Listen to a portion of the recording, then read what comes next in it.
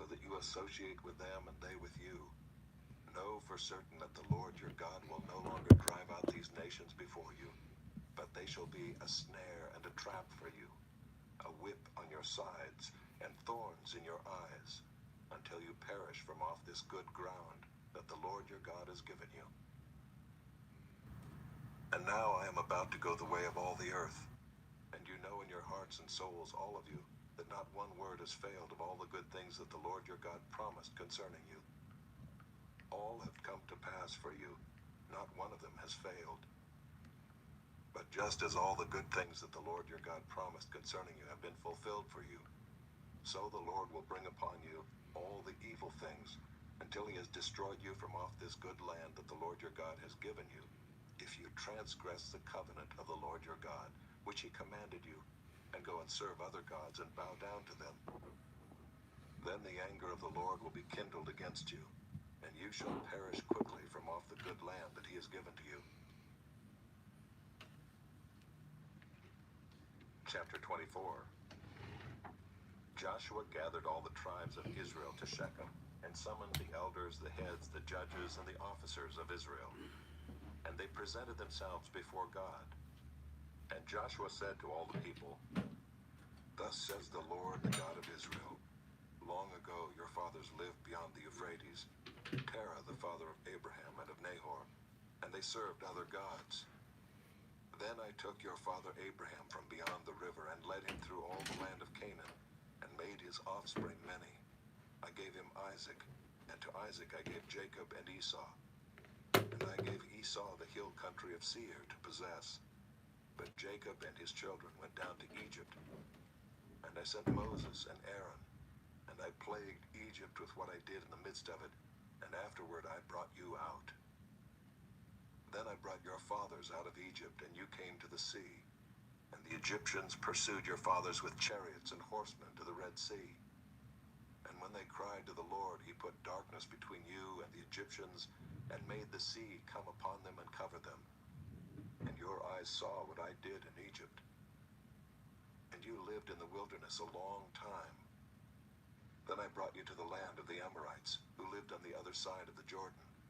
They fought with you, and I gave them into your hand, and you took possession of their land, and I destroyed them before you. Then Balak the son of Zippor, king of Moab, arose and fought against Israel. And he sent and invited Balaam the son of Beor to curse you. But I would not listen to Balaam. Indeed, he blessed you. So I delivered you out of his hand. And you went over the Jordan and came to Jericho. And the leaders of Jericho fought against you, and also the Amorites, the Perizzites, the Canaanites, the Hittites, the Girgashites, the Hivites, and the Jebusites. And I gave them into your hand. And I sent the hornet before you, which drove them out before you, the two kings of the Amorites. It was not by your sword or by your bow. I gave you a land on which you had not labored, and cities that you had not built, and you dwell in them. You eat the fruit of vineyards and olive orchards that you did not plant. Now therefore fear the Lord and serve him in sincerity and in faithfulness.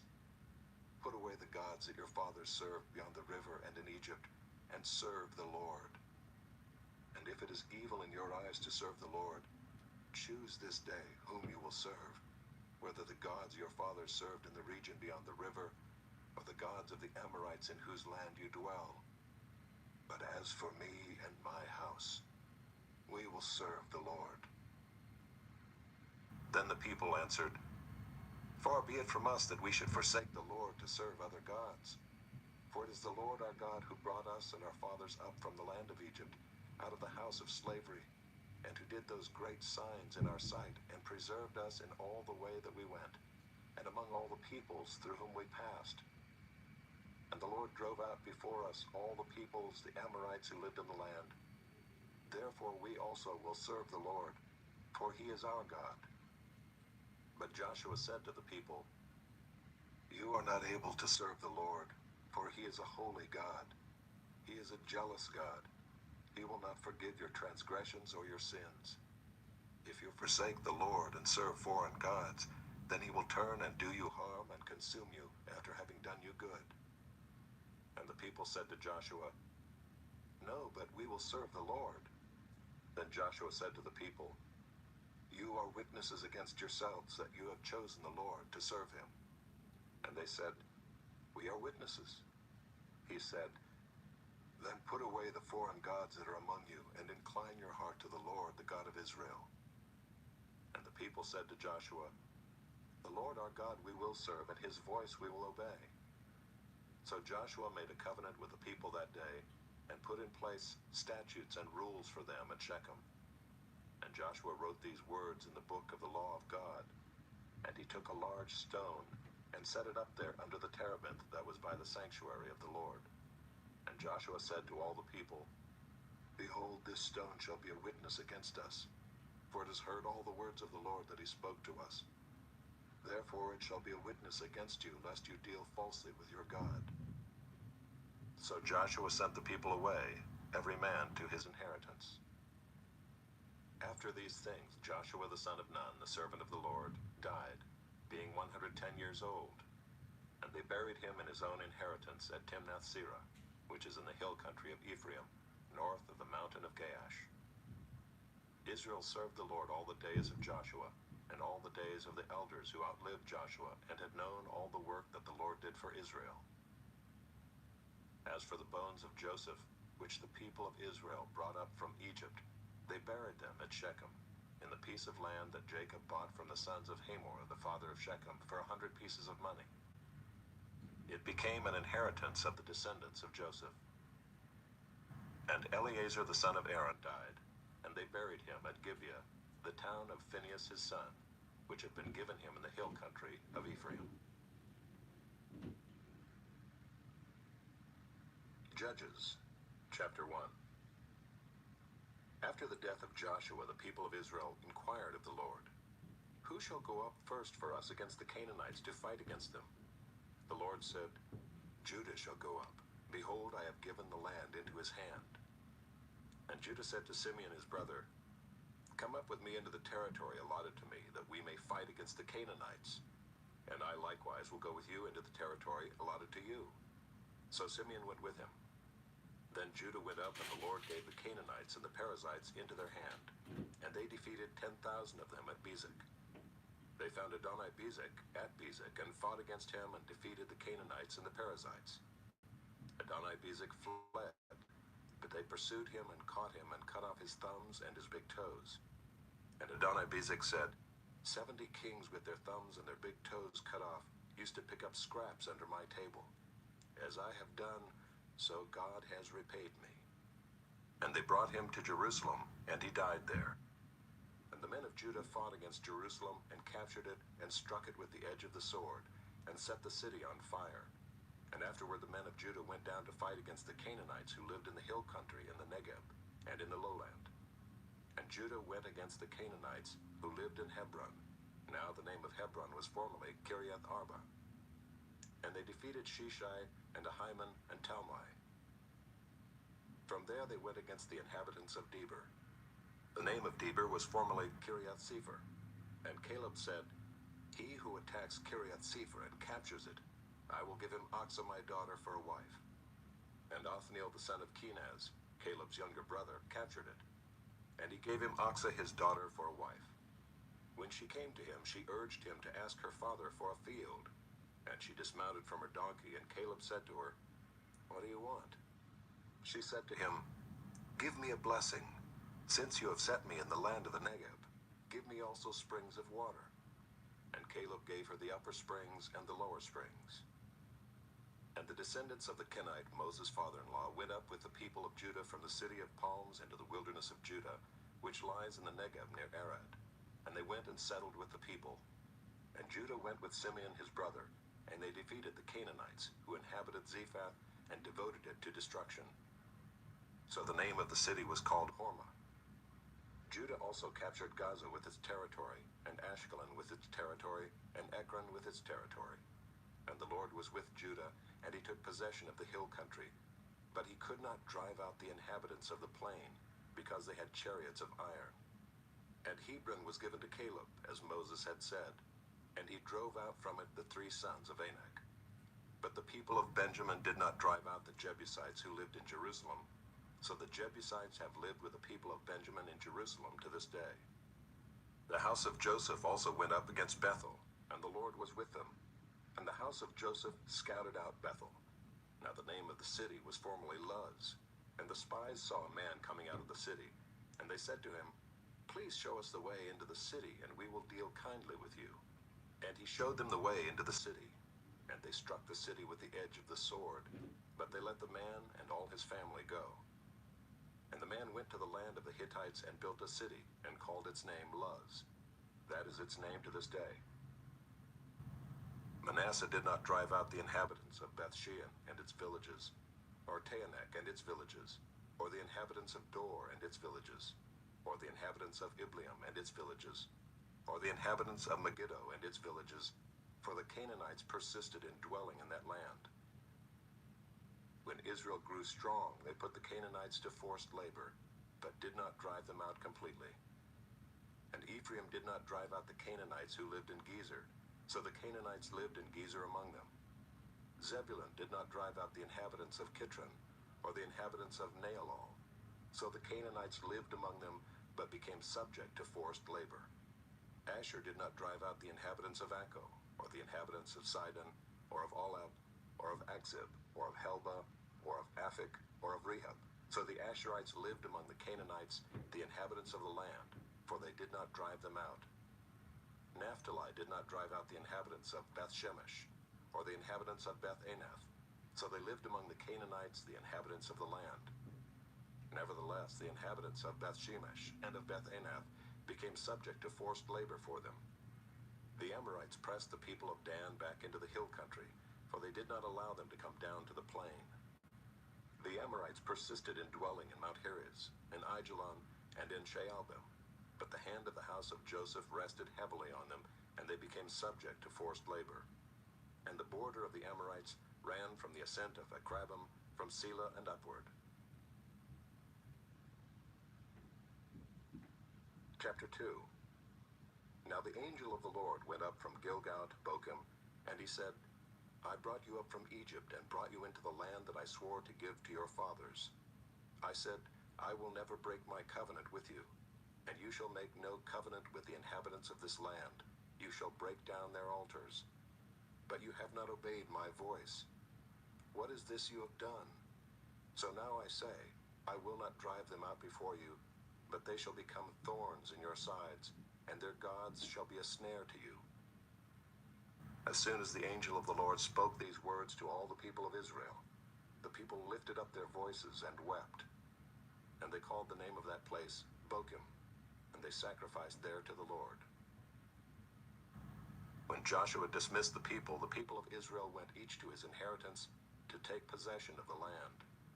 And the people served the Lord all the days of Joshua, and all the days of the elders who outlived Joshua, who had seen all the great work that the Lord had done for Israel. And Joshua the son of Nun, the servant of the Lord, died at the age of 110 years. And they buried him within the boundaries of his inheritance, in Timnath-Heres, in the hill country of Ephraim, north of the mountain of Gaash. And all that generation also were gathered to their fathers. And there arose another generation after them, who did not know the Lord or the work that he had done for Israel. And the people of Israel did what was evil in the sight of the Lord, and served the Baals. And they abandoned the Lord, the God of their fathers, who had brought them out of the land of Egypt. They went after other gods from among the gods of the peoples who were around them, and bowed down to them. And they provoked the Lord to anger. They abandoned the Lord, and served the Baals and the Ashtaroth. So the anger of the Lord was kindled against Israel, and he gave them over to plunderers, who plundered them. And he sold them into the hand of their surrounding enemies, so that they could no longer withstand their enemies. Whenever they marched out, the hand of the Lord was against them for harm, as the Lord had warned, and as the Lord had sworn to them, and they were in terrible distress. Then the Lord raised up judges, who saved them out of the hand of those who plundered them. Yet they did not listen to their judges, for they whored after other gods and bowed down to them. They soon turned aside from the way in which their fathers had walked, who had obeyed the commandments of the Lord, and they did not do so. Whenever the Lord raised up judges for them, The Lord was with the judge, and he saved them from the hand of their enemies all the days of the judge. For the Lord was moved to pity by their groaning because of those who afflicted and oppressed them. But whenever the judge died, they turned back and were more corrupt than their fathers, going after other gods, serving them and bowing down to them. They did not drop any of their practices or their stubborn ways. So the anger of the Lord was kindled against Israel, and he said, "Because this people have transgressed my covenant that I commanded their fathers, and have not obeyed my voice, I will no longer drive out before them any of the nations that Joshua left when he died, in order to test Israel by them, whether they will take care to walk in the way of the Lord as their fathers did, or not." So the Lord left those nations, not driving them out quickly, and he did not give them into the hand of Joshua. Chapter 3. Now these are the nations that the Lord left, to test Israel by them. That is, all in Israel who had not experienced all the wars in Canaan.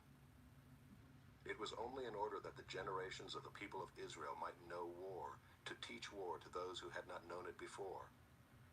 These are the nations, the 5 lords of the Philistines, and all the Canaanites, and the Sidonians, and the Hivites who lived on Mount Lebanon, from Mount Baal Hermon as far as Lebo-Hamath.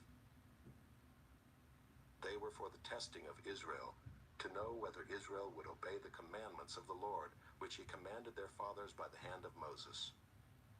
So the people of Israel lived among the Canaanites, the Hittites, the Amorites, the Perizzites, the Hivites, and the Jebusites. And their daughters they took to themselves for wives, and their own daughters they gave to their sons, and they served their gods. And the people of Israel did what was evil in the sight of the Lord. They forgot the Lord their God, and served the Baals and the Ashereth. Therefore the anger of the Lord was kindled against Israel, and he sold them into the hand of Cushan-Rishathaim, king of Mesopotamia. And the people of Israel served Cushan-Rishathaim 8 years. But when the people of Israel cried out to the Lord raised up a deliverer for the people of Israel, who saved them, Othniel the son of Kenaz, Caleb's younger brother. The Spirit of the Lord was upon him, and he judged Israel. He went out to war, and the Lord gave Cushan-Rishathaim, king of Mesopotamia, into his hand. And his hand prevailed over Cushan-Rishathaim. So the land had rest 40 years. Then Othniel the son of Kenaz died. And the people of Israel again did what was evil in the sight of the Lord, and the Lord strengthened Eglon the king of Moab against Israel, because they had done what was evil in the sight of the Lord. He gathered to himself the Ammonites and the Amalekites, and went and defeated Israel, and they took possession of the city of palms. And the people of Israel served Eglon the king of Moab 18 years. Then the people of Israel cried out to the Lord, and the Lord raised up for them a deliverer, Ehud the son of Gera, the Benjamite, a left-handed man. The people of Israel sent tribute by him to Eglon the king of Moab. And Ehud made for himself a sword with 2 edges, a cubit in length, and he bound it on his right thigh under his clothes. And he presented the tribute to Eglon king of Moab. Now Eglon was a very fat man. And when Ehud had finished presenting the tribute, he sent away the people who carried the tribute. But he himself turned back at the idols near Gilgal and said, "I have a secret message for you, O king." And he commanded, "Silence." And all his attendants went out from his presence. And Ehud came to him as he was sitting alone in his cool roof chamber. And Ehud said, "I have a message from God for you." And he arose from his seat. And Ehud reached with his left hand, took the sword from his right thigh, and thrust it into his belly. And the hilt also went in after the blade, and the fat closed over the blade, for he did not pull the sword out of his belly, and the dung came out. Then Ehud went out into the porch and closed the doors of the roof chamber behind him, and locked them.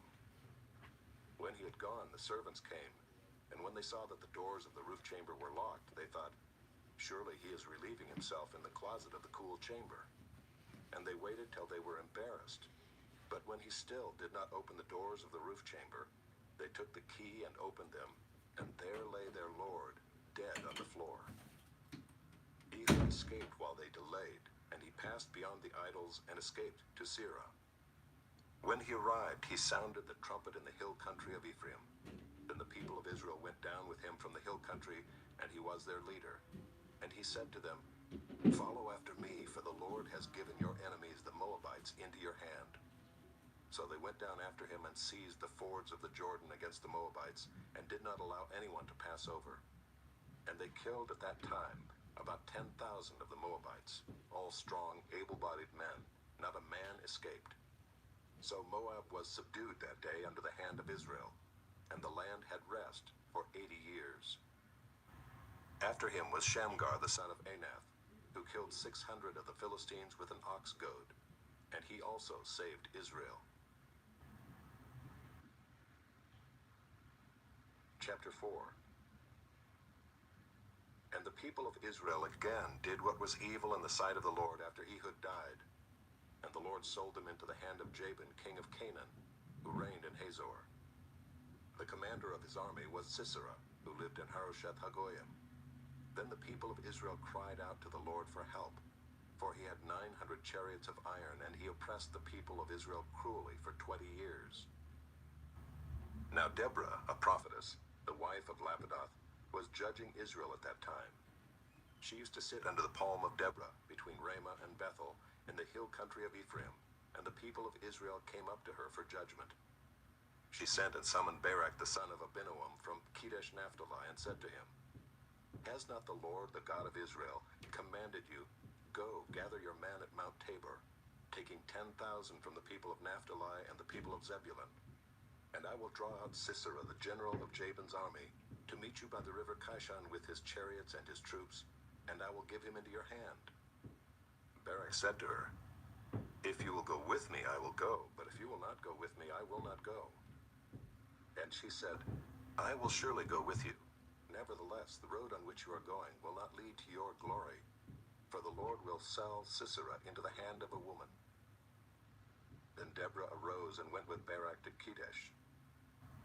And Barak called out Zebulun and Naphtali to Kedesh, and 10,000 men went up at his heels, and Deborah went up with him. Now Heber the Kenite had separated from the Kenites, the descendants of Hobab the father-in-law of Moses, and had pitched his tent as far away as the oak in Zaanannim, which is near Kedesh. When Sisera was told that Barak the son of Abinoam had gone up to Mount Tabor, Sisera called out all his chariots, 900 chariots of iron, and all the men who were with him, from Harosheth Hagoyim to the river Kishon. And Deborah said to Barak, "Up, for this is the day in which the Lord has given Sisera into your hand. Does not the Lord go out before you?"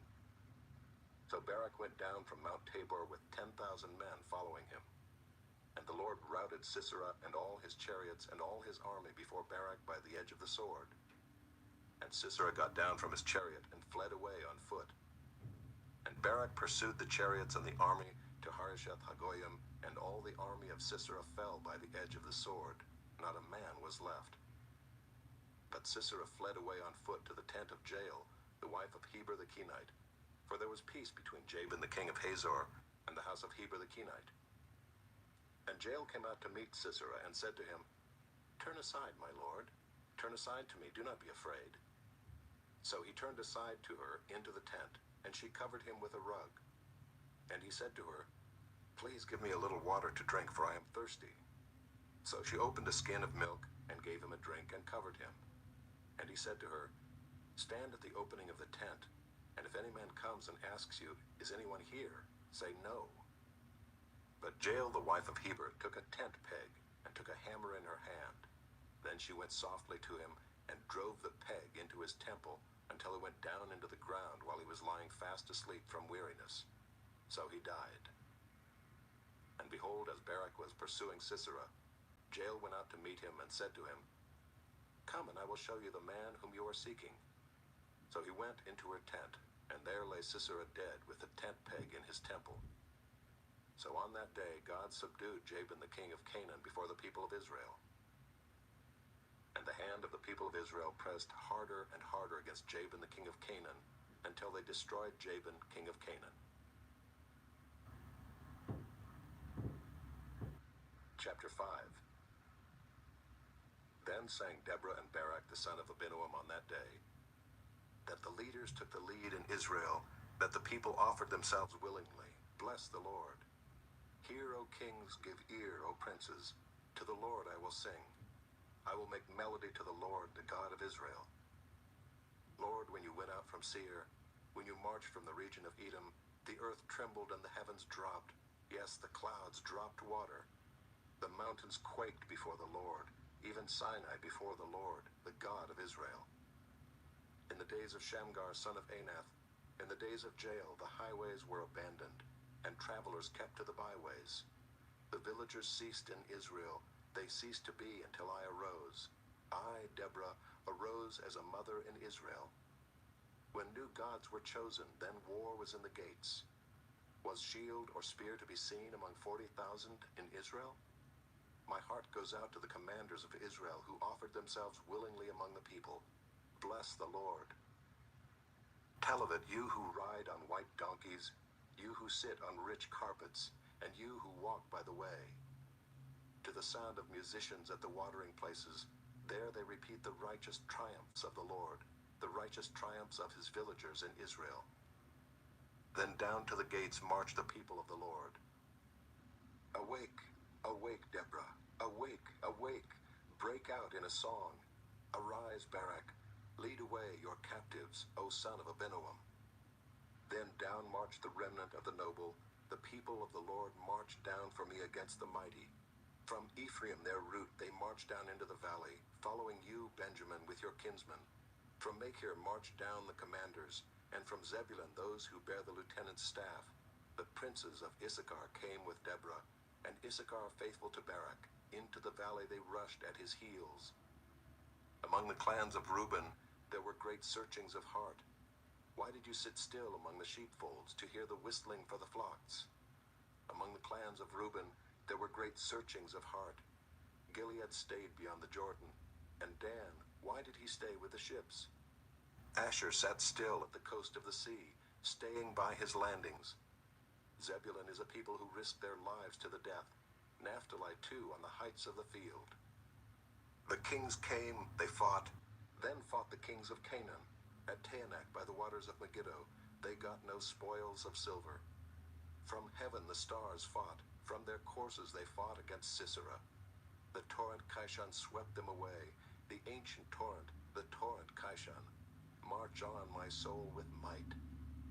Then loud beat the horses' hooves with the galloping, galloping of his steeds. Curse Meroz, says the angel of the Lord. Curse its inhabitants thoroughly, because they did not come to the help of the Lord, to the help of the Lord against the mighty. Most blessed of women be Jael, the wife of Heber the Kenite, of tent-dwelling women most blessed. He asked for water, and she gave him milk. She brought him curds in a noble's bowl. She sent her hand to the tent peg, and her right hand to the workman's mallet. She struck Sisera, she crushed his head. She shattered and pierced his temple. Between her feet he sank, he fell, he lay still. Between her feet he sank, he fell. Where he sank, there he fell, dead. Out of the window she peered, the mother of Sisera wailed through the lattice. Why is his chariot so long in coming? Why tarry the hoofbeats of his chariots? Her wisest princesses answer. Indeed, she answers herself.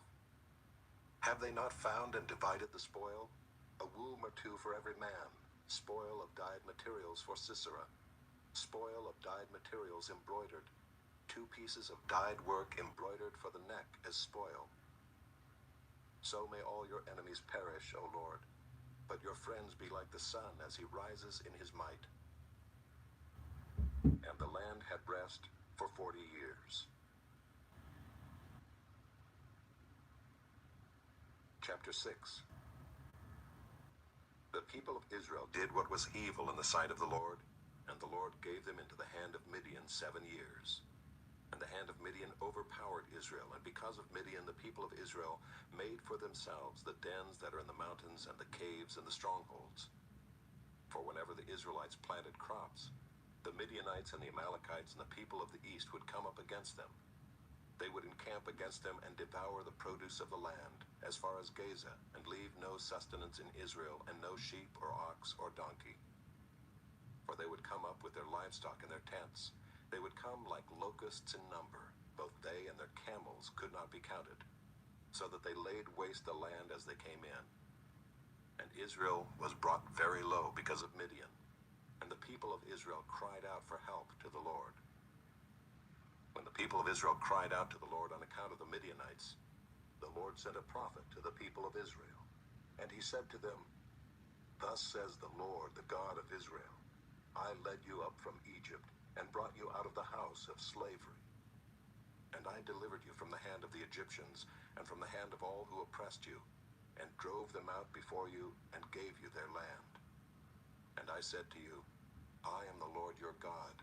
You shall not fear the gods of the Amorites in whose land you dwell. But you have not obeyed my voice." Now the angel of the Lord came and sat under the terebinth at Ophrah, which belonged to Joash the Abiezrite, while his son Gideon was beating out wheat in the winepress to hide it from the Midianites. And the angel of the Lord appeared to him and said to him, "The Lord is with you, O mighty man of valor." And Gideon said to him, "Please, sir, if the Lord is with us, why then has all this happened to us? And where are all his wonderful deeds that our fathers recounted to us, saying, Did not the Lord bring us up from Egypt? But now the Lord has forsaken us and given us into the hand of Midian." And the Lord turned to him and said, "Go in this might of yours and save Israel from the hand of Midian. Do not I send you?" Then he said to him, "Please, Lord, how can I save Israel? Behold, my clan is the weakest in Manasseh, and I am the least in my father's house." And the Lord said to him, "But I will be with you, and you shall strike the Midianites as one man." And he said to him, "If now I have found favor in your eyes, then show me a sign that it is you who speak with me. Please do not depart from here until I come to you and bring out my present and set it before you." And he said, "I will stay till you return." So Gideon went into his house and prepared a young goat and unleavened cakes from an ephah of flour. The meat he put in a basket, and the broth he put in a pot, and brought them to him under the terebinth, and presented them. And the angel of God said to him, "Take the meat and the unleavened cakes, and put them on this rock, and pour the broth over them." And he did so. Then the angel of the Lord reached out the tip of the staff that was in his hand, and touched the meat and the unleavened cakes. And fire sprang up from the rock, and consumed the meat and the unleavened cakes. And the angel of the Lord vanished from his sight. Then Gideon perceived that he was the angel of the Lord. And Gideon said, "Alas, O Lord God, for now I have seen the angel of the Lord face to face." But the Lord said to him, "Peace be to you. Do not fear, you shall not die." Then Gideon built an altar there to the Lord and called it, "The Lord is Peace." To this day it still stands at Ophrah, which belongs to the Abiezrites. That night the Lord said to him, "Take your father's bull and the second bull 7 years old, and pull down the altar of Baal that your father has, and cut down the Asherah that is beside it, and build an altar to the Lord your God on the top of the stronghold here, with stones laid in due order. Then take the second bull and offer it as a burnt offering with the wood of the Asherah that you shall cut down." So Gideon took 10 men of his servants and did as the Lord had told him. But because he was too afraid of his family and the men of the town to do it by day, he did it by night. When the men of the town rose early in the morning, behold, the altar of Baal was broken down, and the Asherah beside it was cut down, and the second bull was offered on the altar that had been built. And they said to one another, "Who has done this thing?" And after they had searched and inquired, they said, "Gideon the son of Joash has done this thing." Then the men of the town said to Joash, "Bring out your son, that he may die, for he has broken down the altar of Baal and cut down the Asherah beside it." But Joash said to all who stood against him, "Will you contend for Baal, or will you save him? Whoever contends for him shall be put to death by morning.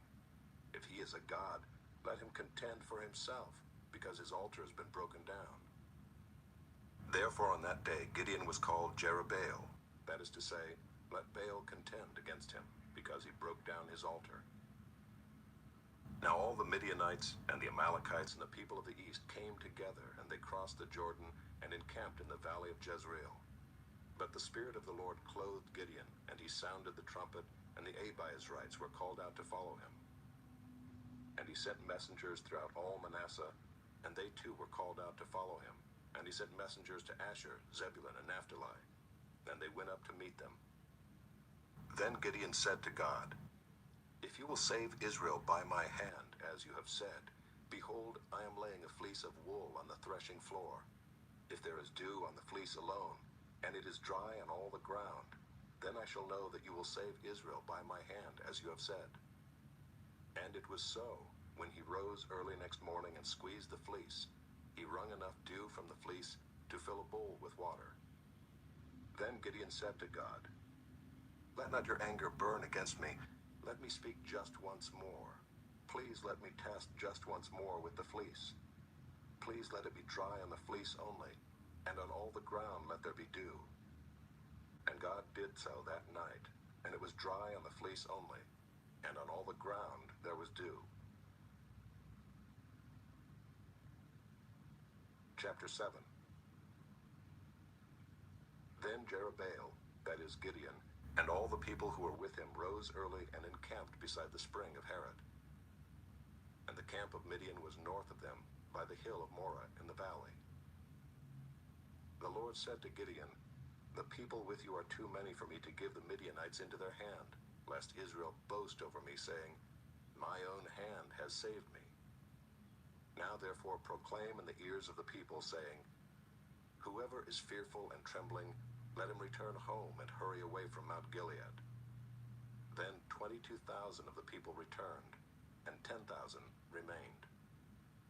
And the Lord said to Gideon, 'The people are still too many.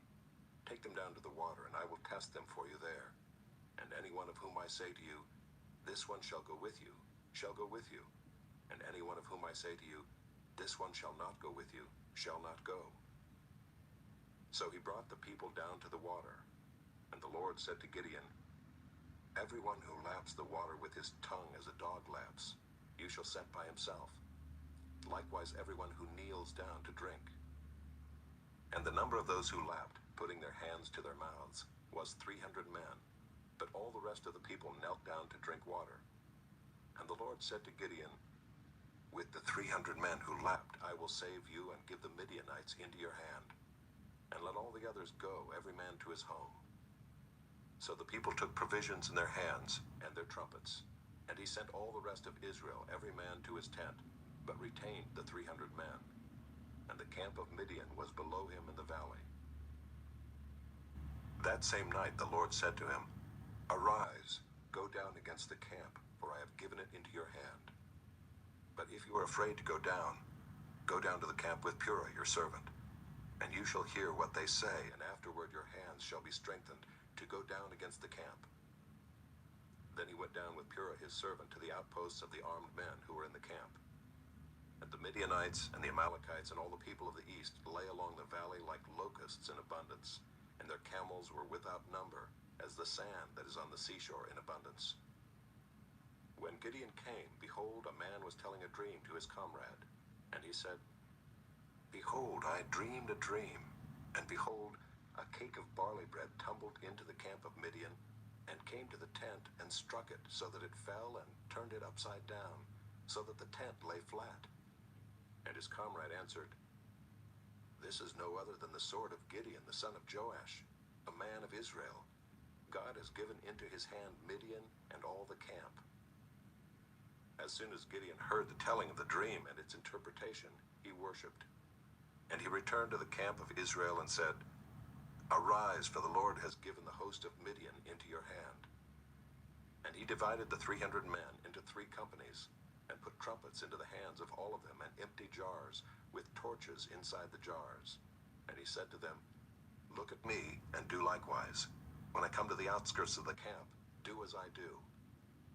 When I blow the trumpet, I and all who are with me, then blow the trumpets also on every side of all the camp, and shout, For the Lord, and for Gideon.' So Gideon and the 100 men who were with him came to the outskirts of the camp at the beginning of the middle watch, when they had just set the watch. And they blew the trumpets and smashed the jars that were in their hands. Then the 3 companies blew the trumpets and broke the jars. They held in their left hands the torches, and in their right hands the trumpets to blow. And they cried out, "A sword for the Lord and for Gideon." Every man stood in his place around the camp, and all the army ran. They cried out and fled. When they blew the 300 trumpets, the Lord set every man's sword against his comrade and against all the army. And the army fled as far as Bethshittah toward Zererah, as far as the border of Abel-Maholah by Tabbath. And the men of Israel were called out from Naphtali and from Asher and from all Manasseh, and they pursued after Midian. Gideon sent messengers throughout all the hill country of Ephraim, saying, "Come down against the Midianites and capture the waters against them as far as Beth-barah and also the Jordan." So all the men of Ephraim were called out, and they captured the waters as far as Beth-barah and also the Jordan. And they captured the 2 princes of Midian, Oreb and Zeeb. They killed Oreb at the rock of Oreb, and Zeeb they killed at the winepress of Zeeb.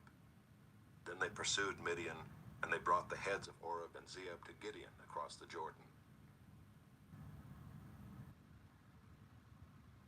Chapter 8. Then the men of Ephraim said to him, "What is this you have done to us, not to call us when you went to fight against Midian?" And they accused him fiercely. And he said to them, "What have I done now in comparison with you? Is not the gleaning of the grapes of Ephraim better than the grape harvest of Abiezer? God has given into your hands the princes of Midian, Oreb and Zeeb. What have I been able to do in comparison with you?" Then their anger against him subsided when he said this. And Gideon came to the Jordan and crossed over, he and the 300 men who were with him, exhausted yet pursuing. So he said to the men of Succoth, "Please give loaves of bread to the people who follow me, for they are exhausted, and I am pursuing after Zebah and Zalmunna, the kings of Midian." And the officials of Succoth said, "Are the hands of Zebah and Zalmunna already in your hand, that we should give bread to your army?" So Gideon said, "Well then, when the Lord has given Zebah and Zalmunna into my hand, I will flail your flesh with the thorns of the wilderness and with briars." And from there he went up to Penuel, and spoke to them in the same way. And the men of Penuel answered him as the men of Succoth had answered. And he said to the men of Penuel, "When I come again in peace, I will break down this tower." Now Zebah and Zalmunna were in Karkor with their army, about 15,000 men, all who were left of all the army of the people of the east, for there had fallen 120,000 men who drew the sword. And Gideon went up by the way of the tent dwellers east of Nobah and Jogbehah, and attacked the army, for the army felt secure. And Zebah and Zalmunna fled, and he pursued them and captured the 2 kings of Midian, Zebah and Zalmunna, and he threw all the army into a panic. Then Gideon the son of Joash returned from the battle by the ascent of Heres. And he captured a young man of Succoth and questioned him. And he wrote down for him the officials and elders of Succoth, 77 men. And he came to the men of Succoth and said, "Behold Zebah and Zalmunna, about whom you taunted me, saying, 'Are the hands of Zebah and Zalmunna already in your hand, that we should give bread to your men who were exhausted?' And he took the elders of the city, and he took thorns of the wilderness and briars, and with them taught the men of Succoth a lesson. And he broke down the tower of Penuel, and killed the men of the city. Then he said to Zebah and Zalmunna, 'Where are the men whom you killed at Tabor?' They answered, 'As you are, so were they. Every one of them resembled the son of a king.' And he said, 'They were my brothers, the sons of my mother. As the Lord lives, if you had saved them alive, I would not kill you.' So he said to Jether his firstborn, 'Rise and kill them.' But the young man did not draw his sword, for he was afraid, because he was still a young man. Then Zebah and Zalmunna said, 'Rise yourself and fall upon us, for as the man is, so is his strength.' And Gideon arose and killed Zebah and Zalmunna, and he took the crescent ornaments that were on the necks of their camels. Then the men of Israel said to Gideon, 'Rule over us, you and your son and your grandson also, for you have saved us from the hand of Midian.' Gideon said to them, I will not rule over you, and my son will not rule over you. The Lord will rule over you." And Gideon said to them, "Let me make a request of you. Every one of you give me the earrings from his spoil." For they had golden earrings because they were Ishmaelites. And they answered, "We will willingly give them." And they spread a cloak, and every man threw in it the earrings of his spoil.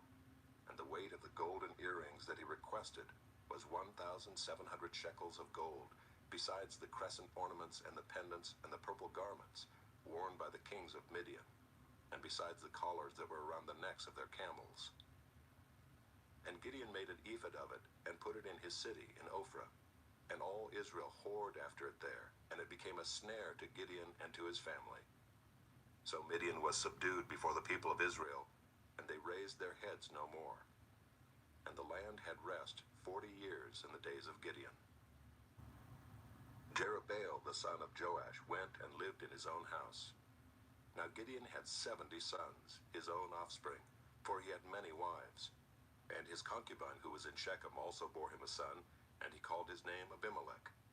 And Gideon the son of Joash died in a good old age, and was buried in the tomb of Joash his father, at Ophrah of the Abiezrites.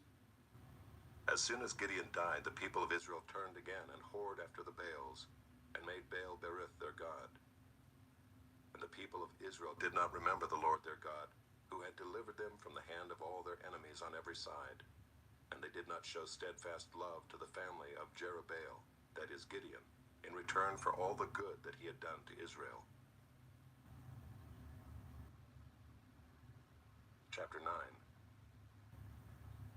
Now Abimelech the son of Jerubbaal went to Shechem to his mother's relatives, and said to them and to the whole clan of his mother's family, "Say in the ears of all the leaders of Shechem, which is better for you, that all 70 of the sons of Jerubbaal rule over you, or that one rule over you? Remember also that I am your bone and your flesh." And his mother's relatives spoke all these words on his behalf in the ears of all the leaders of Shechem. And their hearts inclined to follow Abimelech, for they said, "He is our brother." And they gave him 70 pieces of silver out of the house of Baal Berith, with which Abimelech hired worthless and reckless fellows who followed him. And he went to his father's house at Ophrah, and killed his brothers the sons of Jerubbaal, 70 men on one stone. But Jotham the youngest son of Jerubbaal was left, for he hid himself. And all the leaders of Shechem came together, and all Beth Millo, and they went and made Abimelech king by the oak of the pillar at Shechem. When it was told to Jotham, he went and stood on top of Mount Gerizim, and cried aloud and said to them, "Listen to me, you leaders of Shechem, that God may listen to you. The trees once went out to anoint a king over them, and they said to the olive tree, 'Reign over us.' But the olive tree said to them, 'Shall I leave my abundance by which gods and men are honored, and go hold sway over the trees?' And the trees said to the fig tree, 'You come and reign over us.' But the fig tree said to them, 'Shall I leave my sweetness and my good fruit, and go hold sway over the trees?' And the trees said to the vine, 'You come and reign over us.' But the vine said to them, 'Shall I leave my wine that cheers God and men, and go hold sway over the trees?' Then all the trees said to the bramble, 'You come and reign over us.' And the bramble said to the trees, 'If in good faith you are anointing me king over you, then come and take refuge in my shade. But if not, let fire come out of the bramble and devour the cedars of Lebanon.' Now therefore, if you acted in good faith and integrity when you made Abimelech king, and if you have dealt well with Jerubbaal and his house, and have done to him as his deeds deserved, for my father fought for you and risked his life, and delivered you from the hand of Midian, and you have risen up against my father's house this day, and have killed his sons, 70 men on one stone, and have made Abimelech the son of his female servant king over the leaders of Shechem, because he is your relative. If you then have acted in good faith and integrity with Jerubbaal and with his house this day, then rejoice in Abimelech, and let him also rejoice in you. But if not, let fire come out from Abimelech and devour the leaders of Shechem and Beth Millo, and let fire come out from the leaders of Shechem and from Beth Millo and devour Abimelech."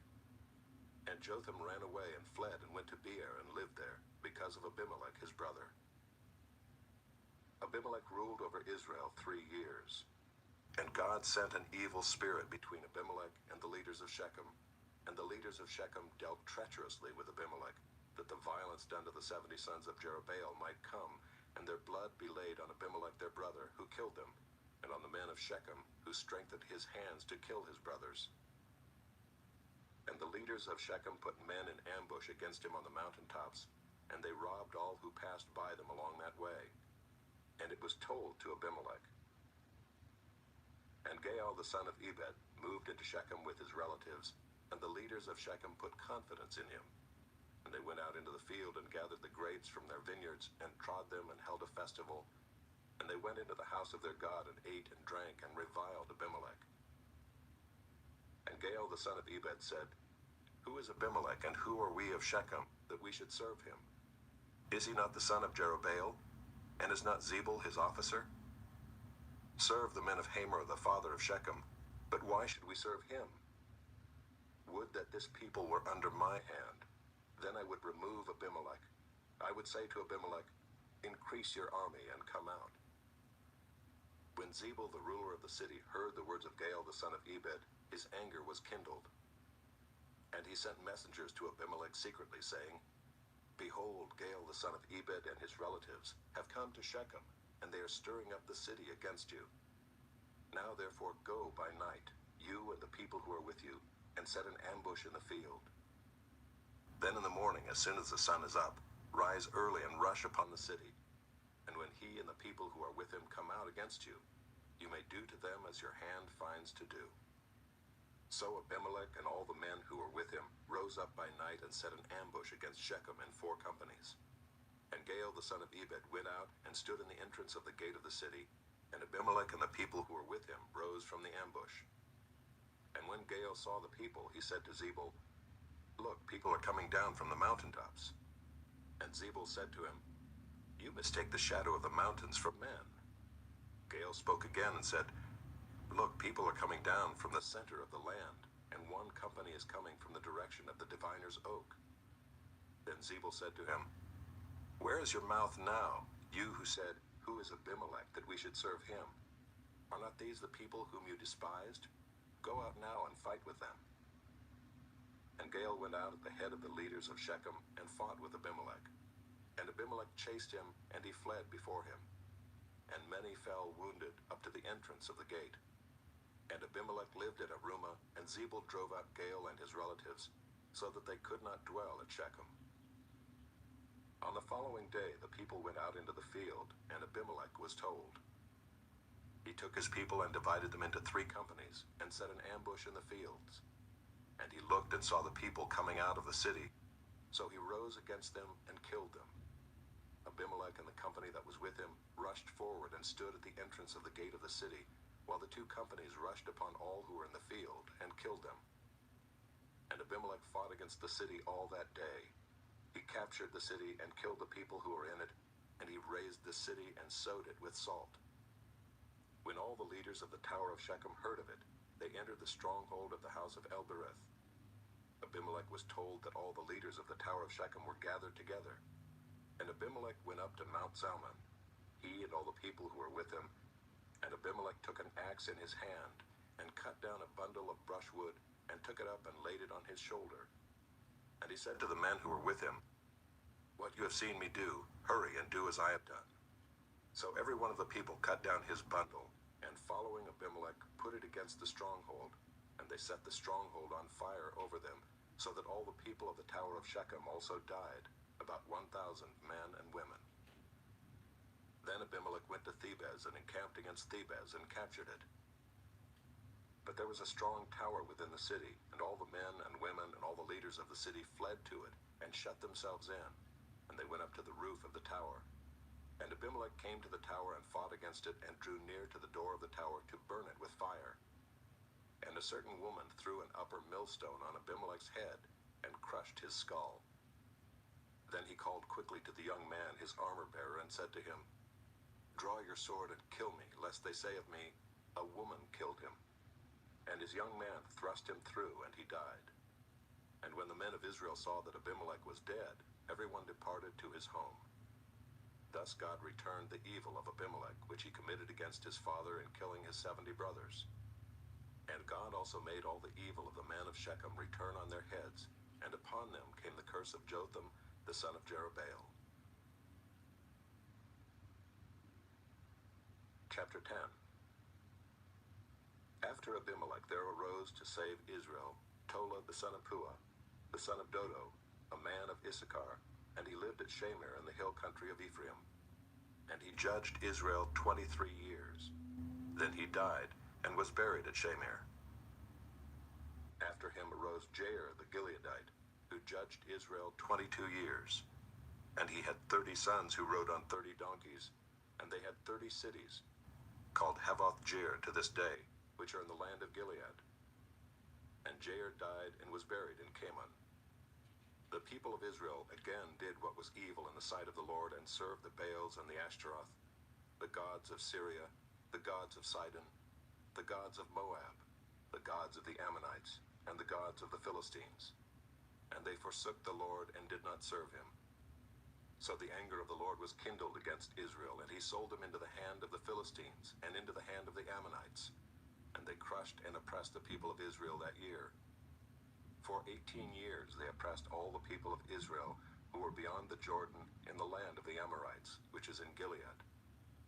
And the Ammonites crossed the Jordan to fight also against Judah, and against Benjamin, and against the house of Ephraim, so that Israel was severely distressed. And the people of Israel cried out to the Lord, saying, We have sinned against you, because we have forsaken our God, and have served the Baals. And the Lord said to the people of Israel, Did I not save you from the Egyptians, and from the Amorites, from the Ammonites, and from the Philistines? The Sidonians also, and the Amalekites, and the Maonites oppressed you, and you cried out to me, and I saved you out of their hand. Yet you have forsaken me and served other gods. Therefore I will save you no more. Go and cry out to the gods whom you have chosen. Let them save you in the time of your distress. And the people of Israel said to the Lord, We have sinned. Do to us whatever seems good to you. Only please deliver us this day. So they put away the foreign gods from among them and served the Lord. And he became impatient over the misery of Israel. Then the Ammonites were called to arms, and they encamped in Gilead. And the people of Israel came together, and they encamped at Mizpah. And the people, the leaders of Gilead, said one to another, Who is the man who will begin to fight against the Ammonites? He shall be head over all the inhabitants of Gilead.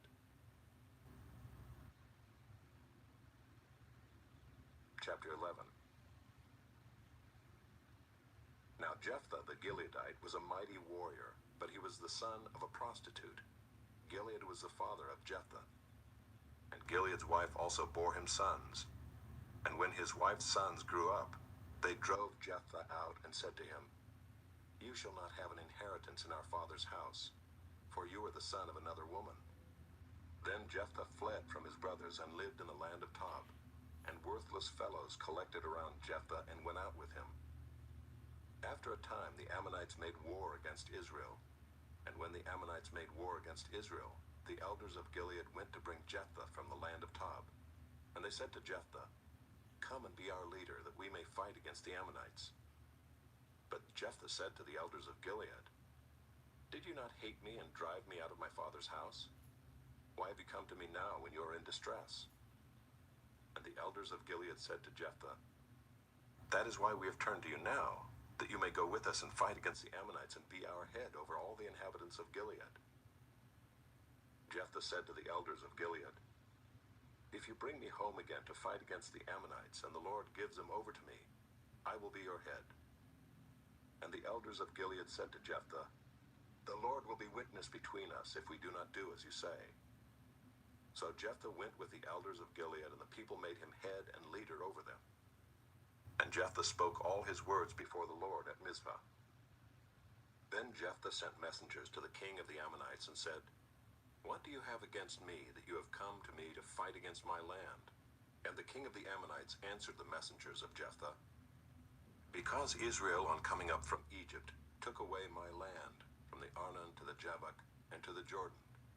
Now therefore restore it peaceably, Jephthah again sent messengers to the king of the Ammonites and said to him, "Thus says Jephthah, Israel did not take away the land of Moab or the land of the Ammonites, but when they came up from Egypt, Israel went through the wilderness to the Red Sea and came to Kadesh. Israel then sent messengers to the king of Edom, saying, 'Please let us pass through your land.' But the king of Edom would not listen. And they sent also to the king of Moab, but he would not consent. So Israel remained at Kadesh. Then they journeyed through the wilderness and went around the land of Edom and the land of Moab, and arrived on the east side of the land of Moab, and camped on the other side of the Arnon. But they did not enter the territory of Moab, for the Arnon was the boundary of Moab. Israel then sent messengers to Sihon, king of the Amorites, king of Heshbon. And Israel said to him, 'Please let us pass through your land to our country.' But Sihon did not trust Israel to pass through his territory. So Sihon gathered all his people together and encamped at Jahaz and fought with Israel. And the Lord, the God of Israel, gave Sihon and all his people into the hand of Israel, and they defeated them. So Israel took possession of all the land of the Amorites who inhabited that country, and they took possession of all the territory of the Amorites from the Arnon to the Jabbok, and from the wilderness to the Jordan. So then the Lord, the God of Israel, dispossessed the Amorites from before his people Israel. And are you to take possession of them? Will you not possess what Chemosh your God gives you to possess? And all that the Lord our God has dispossessed before us, we will possess. Now are you any better than Balak the son of Zippor, king of Moab? Did he ever contend against Israel, or did he ever go to war with them? While Israel lived in Heshbon and its villages, and in Aroer and its villages, and in all the cities that are on the banks of the Arnon, 300 years, why did you not deliver them within that time? I therefore have not sinned against you, and you do me wrong by making war on me. The Lord, the judge, decide this day between the people of Israel and the people of Ammon." But the king of the Ammonites did not listen to the words of Jephthah that he sent to him. Then the Spirit of the Lord was upon Jephthah, and he passed through Gilead and Manasseh, and passed on to Mizpah of Gilead, and from Mizpah of Gilead he passed on to the Ammonites. And Jephthah made a vow to the Lord and said, "If you will give the Ammonites into my hand, then whatever comes out from the doors of my house to meet me when I return in peace from the Ammonites shall be the Lord's, and I will offer it up for a burnt offering." So Jephthah crossed over to the Ammonites to fight against them, and the Lord gave them into his hand. And he struck them from Aroer to the neighborhood of Minnith, 20 cities, and as far as Abel-keramim, with a great blow. So the Ammonites were subdued before the people of Israel. Then Jephthah came to his home at Mizpah, and behold, his daughter came out to meet him with tambourines and with dances. She was his only child. Besides her, he had neither son nor daughter. And as soon as he saw her, he tore his clothes and said, "Alas, my daughter, you have brought me very low, and you have become the cause of great trouble to me. For I have opened my mouth to the Lord, and I cannot take back my vow." And she said to him, "My father, you have opened your mouth to the Lord. Do to me according to what has gone out of your mouth, now that the Lord has avenged you on your enemies, on the Ammonites." So she said to her father, "Let this thing be done for me.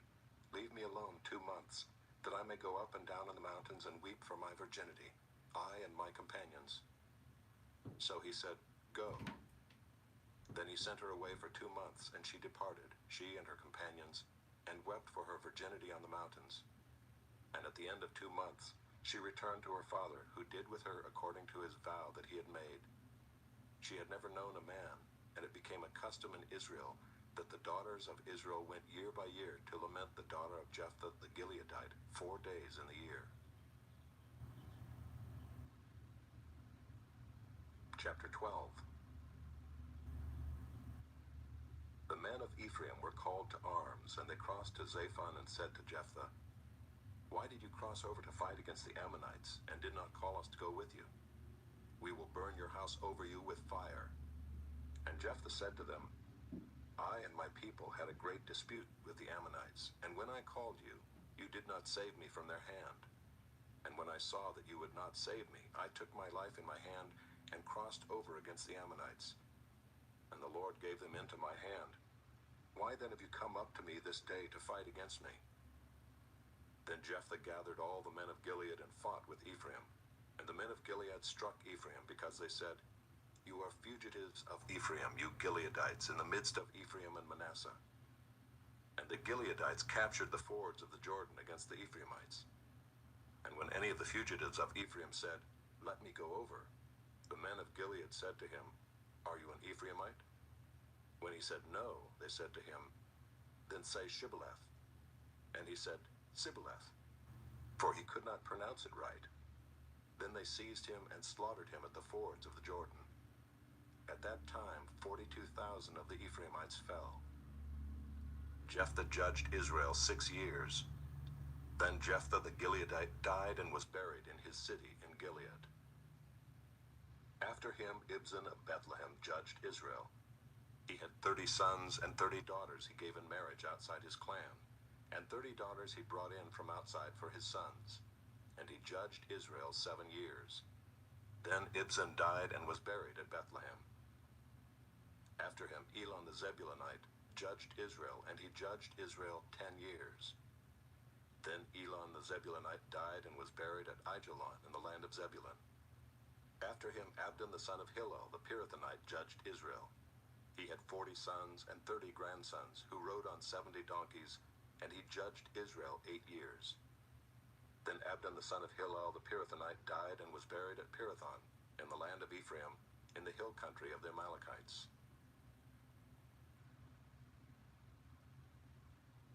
Chapter 13. And the people of Israel again did what was evil in the sight of the Lord. So the Lord gave them into the hand of the Philistines for 40 years. There was a certain man of Zorah, of the tribe of the Danites, whose name was Manoah. And his wife was barren and had no children. And the angel of the Lord appeared to the woman and said to her, "Behold, you are barren and have not borne children, but you shall conceive and bear a son. Therefore be careful and drink no wine or strong drink, and eat nothing unclean. For behold, you shall conceive and bear a son. No razor shall come upon his head, for the child shall be a Nazirite to God from the womb, and he shall begin to save Israel from the hand of the Philistines." Then the woman came and told her husband, "A man of God came to me, and his appearance was like the appearance of the angel of God, very awesome. I did not ask him where he was from, and he did not tell me his name. But he said to me, 'Behold, you shall conceive and bear a son. So then drink no wine or strong drink, and eat nothing unclean, for the child shall be a Nazirite to God from the womb to the day of his death.'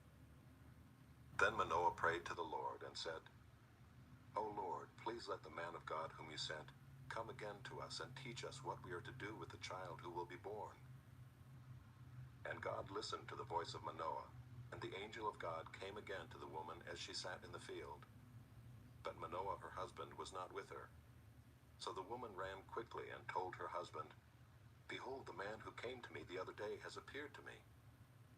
And Manoah arose and went after his wife and came to the man and said to him, 'Are you the man who spoke to this woman?' And he said, 'I am.'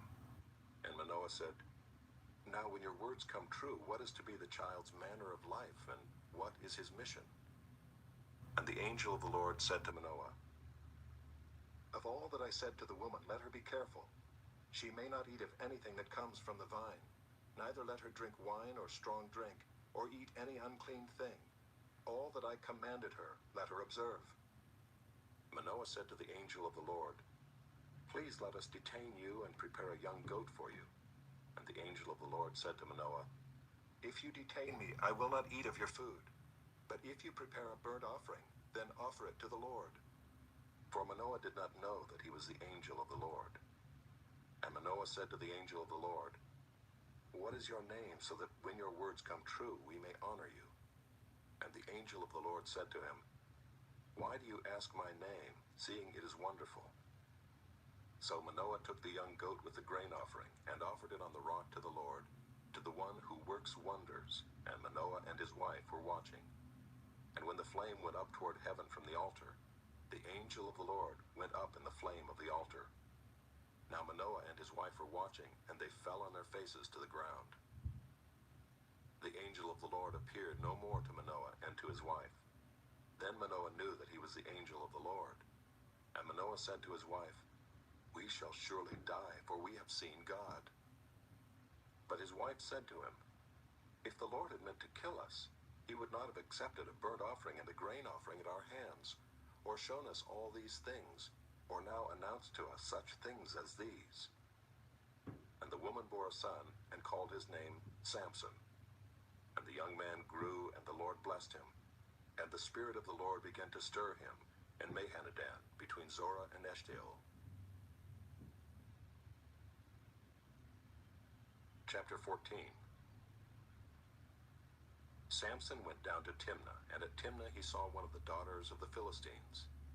Then he came up and told his father and mother, "I saw one of the daughters of the Philistines at Timnah. Now get her for me as my wife." But his father and mother said to him, "Is there not a woman among the daughters of your relatives, or among all our people, that you must go to take a wife from the uncircumcised Philistines?" But Samson said to his father, "Get her for me, for she is right in my eyes." His father and mother did not know that it was from the Lord, for he was seeking an opportunity against the Philistines. At that time the Philistines ruled over Israel. Then Samson went down with his father and mother to Timnah, and they came to the vineyards of Timnah. And behold, a young lion came toward him, roaring. Then the Spirit of the Lord rushed upon him, and although he had nothing in his hand, he tore the lion in pieces as one tears a young goat. But he did not tell his father or his mother what he had done. Then he went down and talked with the woman, and she was right in Samson's eyes. After some days he returned to take her, and he turned aside to see the carcass of the lion, and behold, there was a swarm of bees in the body of the lion, and honey. He scraped it out into his hands and went on, eating as he went. And he came to his father and mother and gave some to them, and they ate. But he did not tell them that he had scraped the honey from the carcass of the lion. His father went down to the woman, and Samson prepared a feast there, for so the young men used to do. As soon as the people saw him, they brought 30 companions to be with him. And Samson said to them, "Let me now put a riddle to you. If you can tell me what it is within the 7 days of the feast and find it out, then I will give you 30 linen garments and 30 changes of clothes. But if you cannot tell me what it is, then you shall give me 30 linen garments and 30 changes of clothes." And they said to him, "Put your riddle that we may hear it." And he said to them, "Out of the eater came something to eat. Out of the strong came something sweet. And in 3 days they could not solve the riddle. On the 4th day they said to Samson's wife, 'Entice your husband to tell us what the riddle is, lest we burn you and your father's house with fire. Have you invited us here to impoverish us?' And Samson's wife wept over him and said, 'You only hate me, you do not love me. You have put a riddle to my people, and you have not told me what it is.' And he said to her, 'Behold, I have not told my father nor my mother, and shall I tell you?' She wept before him the 7 days that their feast lasted, and on the 7th day he told her, because she pressed him hard. Then she told the riddle to her people. And the men of the city said to him on the 7th day, before the sun went down, 'What is sweeter than honey? What is stronger than a lion?' And he said to them, 'If you had not plowed with my heifer, you would not have found out my riddle.' And the Spirit of the Lord rushed upon him, and he went down to Ashkelon, and struck down 30 men of the town, and took their spoil, and gave the garments to those who had told the riddle. In hot anger he went back to his father's house. And Samson's wife was given to his companion, who had been his best man. Chapter 15. After some days, at the time of wheat harvest, Samson went to visit his wife with a young goat, and he said, 'I will go into my wife in the chamber.' But her father would not allow him to go in. And her father said, 'I really thought that you utterly hated her, so I gave her to your companion. Is not her younger sister more beautiful than she? Please take her instead.' And Samson said to them, 'This time I shall be innocent in regard to the Philistines when I do them harm.' So Samson went and caught 300 foxes and took torches. And he turned them tail to tail, and put a torch between each pair of tails. And when he had set fire to the torches, he let the foxes go into the standing grain of the Philistines, and set fire to the stacked grain and the standing grain, as well as the olive orchards. Then the Philistines said, "Who has done this?" And they said, "Samson, the son-in-law of the Timnite, because he has taken his wife and given her to his companion." And the Philistines came up and burned her and her father with fire. And Samson said to them, "If this is what you do, I swear I will be avenged on you, and after that I will quit." And he struck them hip and thigh with a great blow, and he went down and stayed in the cleft of the rock of Edom. Then the Philistines came up and encamped in Judah and made a raid on Lehi. And the men of Judah said, "Why have you come up against us?" They said, "We have come up to bind Samson, to do to him as he did to us." Then 3,000 men of Judah went down to the cleft of the rock of Edom and said to Samson, "Do you not know that the Philistines are rulers over us? What then is this that you have done to us?" And he said to them, "As they did to me, so have I done to them." And they said to him, "We have come down to bind you, that we may give you into the hands of the Philistines." And Samson said to them, "Swear to me that you will not attack me yourselves." They said to him, "No, we will only bind you and give you into their hands. We will surely not kill you." So they bound him with 2 new ropes and brought him up from the rock. When he came to Lehi, the Philistines came shouting to meet him. Then the Spirit of the Lord rushed upon him, and the ropes that were on his arms became as flax that has caught fire, and his bonds melted off his hands. And he found a fresh jawbone of a donkey, and put out his hand and took it, and with it he struck 1,000 men. And Samson said, "With the jawbone of a donkey, heaps upon heaps. With the jawbone of a donkey have I struck down 1,000 men."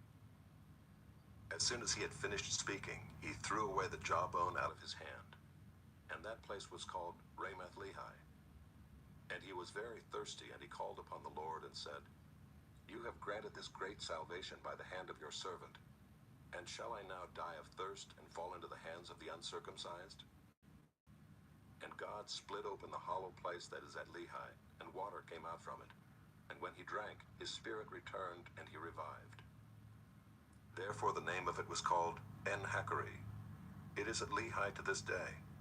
And he judged Israel in the days of the Philistines 20 years. Chapter 16. Samson went to Gaza, and there he saw a prostitute, and he went into her. The Gazites were told, "Samson has come here." And they surrounded the place and set an ambush for him all night at the gate of the city. They kept quiet all night, saying, "Let us wait till the light of the morning, then we will kill him." But Samson lay till midnight, and at midnight he arose and took hold of the doors of the gate of the city and the 2 posts, and pulled them up, bar and all, and put them on his shoulders and carried them to the top of the hill that is in front of Hebron. After this he loved a woman in the valley of Sorek, whose name was Delilah. And the lords of the Philistines came up to her and said to her, "Seduce him and see where his great strength lies, and by what means we may overpower him, that we may bind him to humble him. And we will each give you 1,100 pieces of silver." So Delilah said to Samson, "Please tell me where your great strength lies, and how you might be bound, that one could subdue you."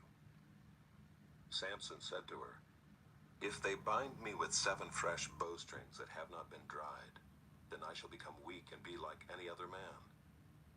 Then the lords of the Philistines brought up to her 7 fresh bowstrings that had not been dried, and she bound him with them. Now she had men lying in ambush in an inner chamber, and she said to him, "The Philistines are upon you, Samson." But he snapped the bowstrings as a thread of flax snaps when it touches the fire. So the secret of his strength was not known. Then Delilah said to Samson, "Behold, you have mocked me and told me lies. Please tell me how you might be bound." And he said to her, "If they bind me with new ropes that have not been used, then I shall become weak and be like any other man." So Delilah took new ropes and bound him with them and said to him, "The Philistines are upon you, Samson." And the men lying in ambush were in an inner chamber, but he snapped the ropes off his arms like a thread. Then Delilah said to Samson, "Until now you have mocked me and told me lies. Tell me how you might be bound." And he said to her, "If you weave the 7 locks of my head with the web and fasten it tight with a pin, then I shall become weak and be like any other man." So while he slept, Delilah took the 7 locks of his head and wove them into the web. And she made them tight with a pin and said to him, "The Philistines are upon you, Samson." But he awoke from his sleep and pulled away the pin, the loom, and the web. And she said to him, "How can you say, 'I love you,' when your heart is not with me? You have mocked me these 3 times, and you have not told me where your great strength lies." And when she pressed him hard with her words day after day and urged him, his soul was vexed to death. And he told her all his heart and said to her, "A razor has never come upon my head, for I have been a Nazirite to God from my mother's womb. If my head is shaved, then my strength will leave me, and I shall become weak and be like any other man." When Delilah saw that he had told her all his heart, she sent and called the lords of the Philistines, saying, "Come up again, for he has told me all his heart." Then the lords of the Philistines came up to her and brought the money in their hands. She made him sleep on her knees, and she called a man and had him shave off the 7 locks of his head. Then she began to torment him, and his strength left him. And she said, "The Philistines are upon you, Samson." And he awoke from his sleep and said, "I will go out as at other times and shake myself free." But he did not know that the Lord had left him. And the Philistines seized him and gouged out his eyes, and brought him down to Gaza and bound him with bronze shackles. And he ground at the mill in the prison. But the hair of his head began to grow again after it had been shaved. Now the lords of the Philistines gathered to offer a great sacrifice to Dagon their god, and to rejoice. And they said, "Our God has given Samson our enemy into our hand." And when the people saw him, they praised their God, for they said, "Our God has given our enemy into our hand, the ravager of our country, who has killed many of us." And when their hearts were merry, they said, "Call Samson that he may entertain us." So they called Samson out of the prison, and he entertained them. They made him stand between the pillars. And Samson said to the young man who held him by the hand, "Let me feel the pillars on which the house rests, that I may lean against them." Now the house was full of men and women. All the lords of the Philistines were there, and on the roof there were about 3,000 men and women who looked on while Samson entertained. Then Samson called to the Lord and said, "O Lord God, please remember me and please strengthen me only this once, O God, that I may be avenged on the Philistines for my 2 eyes." And Samson grasped the 2 middle pillars on which the house rested, and he leaned his weight against them, his right hand on the one and his left hand on the other. And Samson said, "Let me die with the Philistines." Then he bowed with all his strength, and the house fell upon the lords and upon all the people who were in it. So the dead whom he killed at his death were more than those whom he had killed during his life. Then his brothers and all his family came down and took him and brought him up and buried him between Zorah and Eshtaol in the tomb of Manoah his father. He had judged Israel 20 years. Chapter 17. There was a man of the hill country of Ephraim, whose name was Micah. And he said to his mother, "The 1,100 pieces of silver that were taken from you, about which you uttered a curse and also spoke it in my ears, behold, the silver is with me. I took it." And his mother said, "Blessed be my son by the Lord." And he restored the 1,100 pieces of silver to his mother. And his mother said, "I dedicate the silver to the Lord from my hand for my son, to make a carved image and a metal image. Now therefore I will restore it to you." So when he restored the money to his mother took 200 pieces of silver and gave it to the silversmith. who made it into a carved image and a metal image. And it was in the house of Micah. And the man Micah had a shrine, and he made an ephod and household gods, and ordained one of his sons who became his priest. In those days there was no king in Israel. Everyone did what was right in his own eyes. Now there was a young man of Bethlehem in Judah, of the family of Judah, who was a Levite, and he sojourned there. And the man departed from the town of Bethlehem in Judah to sojourn where he could find a place. And as he journeyed, he came to the hill country of Ephraim, to the house of Micah. And Micah said to him, "Where do you come from?" And he said to him, "I am a Levite of Bethlehem in Judah, and I am going to sojourn where I may find a place." And Micah said to him, "Stay with me and be to me a father and a priest, and I will give you 10 pieces of silver a year, and a suit of clothes in your living." And the Levite went in, and the Levite was content to dwell with the man, and the young man became to him like one of his sons. And Micah ordained the Levite, and the young man became his priest and was in the house of Micah. Then Micah said, "Now I know that the Lord will prosper me, because I have a Levite as priest." Chapter 18. In those days there was no king in Israel, and in those days the tribe of the people of Dan was seeking for itself an inheritance to dwell in. For until then no inheritance among the tribes of Israel had fallen to them. So the people of Dan sent 5 able men from the whole number of their tribe, from Zorah and from Eshtaol, to spy out the land and to explore it. And they said to them, "Go and explore the land." And they came to the hill country of Ephraim, to the house of Micah, and lodged there. When they were by the house of Micah, they recognized the voice of the young Levite. And they turned aside and said to him, "Who brought you here? What are you doing in this place? What is your business here?" And he said to them, "This is how Micah dealt with me. He has hired me, and I have become his priest." And they said to him, "Inquire of God, please, that we may know whether the journey on which we are setting out will succeed." And the priest said to them, "Go in peace. The journey on which you go is under the eye of the Lord."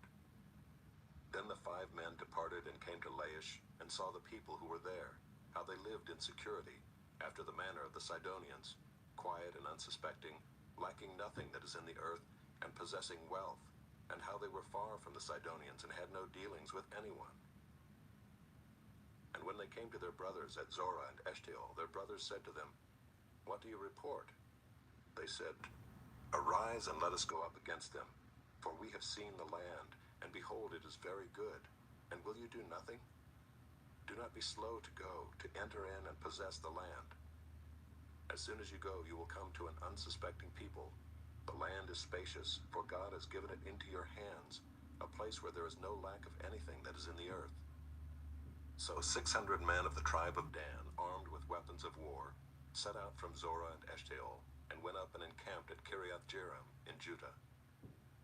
On this account that place is called Mahaneh-dan to this day. Behold, it is west of Kiriath-Jearim.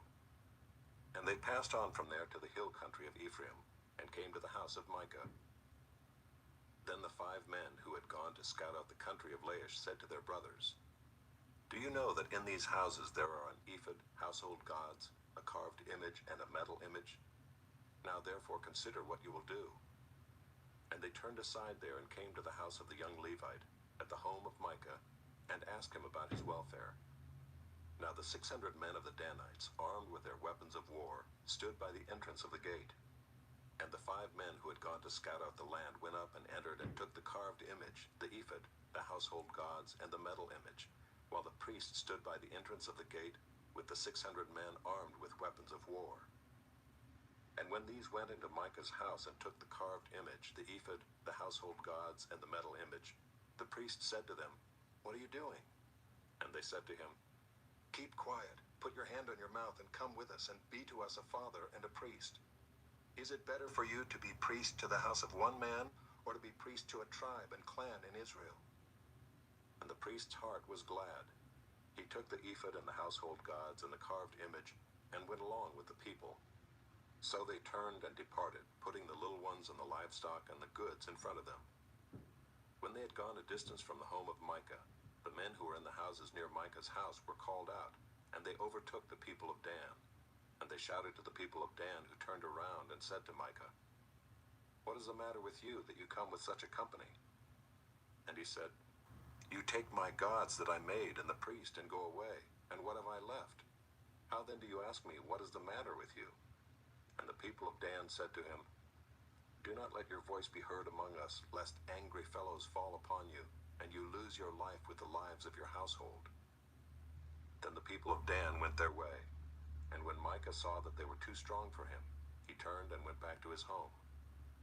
But the people of Dan took what Micah had made and the priest who belonged to him, and they came to Laish, to a people quiet and unsuspecting, and struck them with the edge of the sword and burned the city with fire.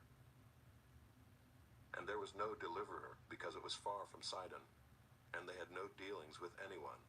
It was in the valley that belongs to Beth-rehob. Then they rebuilt the city and lived in it, and they named the city Dan, after the name of Dan their ancestor, who was born to Israel. But the name of the city was Laish at the first. And the people of Dan set up the carved image for themselves, and Jonathan the son of Gershom, son of Moses, and his sons were priests to the tribe of the Danites until the day of the captivity of the land. So they set up Micah's carved image that he made, as long as the house of God was at Shiloh. Chapter 19. In those days, when there was no king in Israel, a certain Levite was sojourning in the remote parts of the hill country of Ephraim, who took to himself a concubine from Bethlehem in Judah. And his concubine was unfaithful to him, and she went away from him to her father's house at Bethlehem in Judah, and was there some 4 months. Then her husband arose and went after her to speak kindly to her and bring her back. He had with him his servant and a couple of donkeys, and she brought him into her father's house. And when the girl's father saw him, he came with joy to meet him. And his father-in-law, the girl's father, made him stay, and he remained with him 3 days. So they ate and drank and spent the night there. And on the 4th day they arose early in the morning, and he prepared to go. But the girl's father said to his son-in-law, "Strengthen your heart with a morsel of bread, and after that you may go." So the two of them sat and ate and drank together. And the girl's father said to the man, "Be pleased to spend the night, and let your heart be merry." And when the man rose up to go, his father-in-law pressed him, till he spent the night there again. And on the 5th day he arose early in the morning to depart. And the girl's father said, "Strengthen your heart and wait until the day declines." So they ate, both of them. And when the man and his concubine and his servant rose up to depart, his father-in-law, the girl's father, said to him, "Behold, now the day is waned toward evening. Please spend the night. Behold, the day draws to its close. Lodge here and let your heart be merry, and tomorrow you shall arise early in the morning for your journey and go home." But the man would not spend the night. He rose up and departed, and arrived opposite Jebus, that is, Jerusalem. He had with him a couple of saddled donkeys, and his concubine was with him.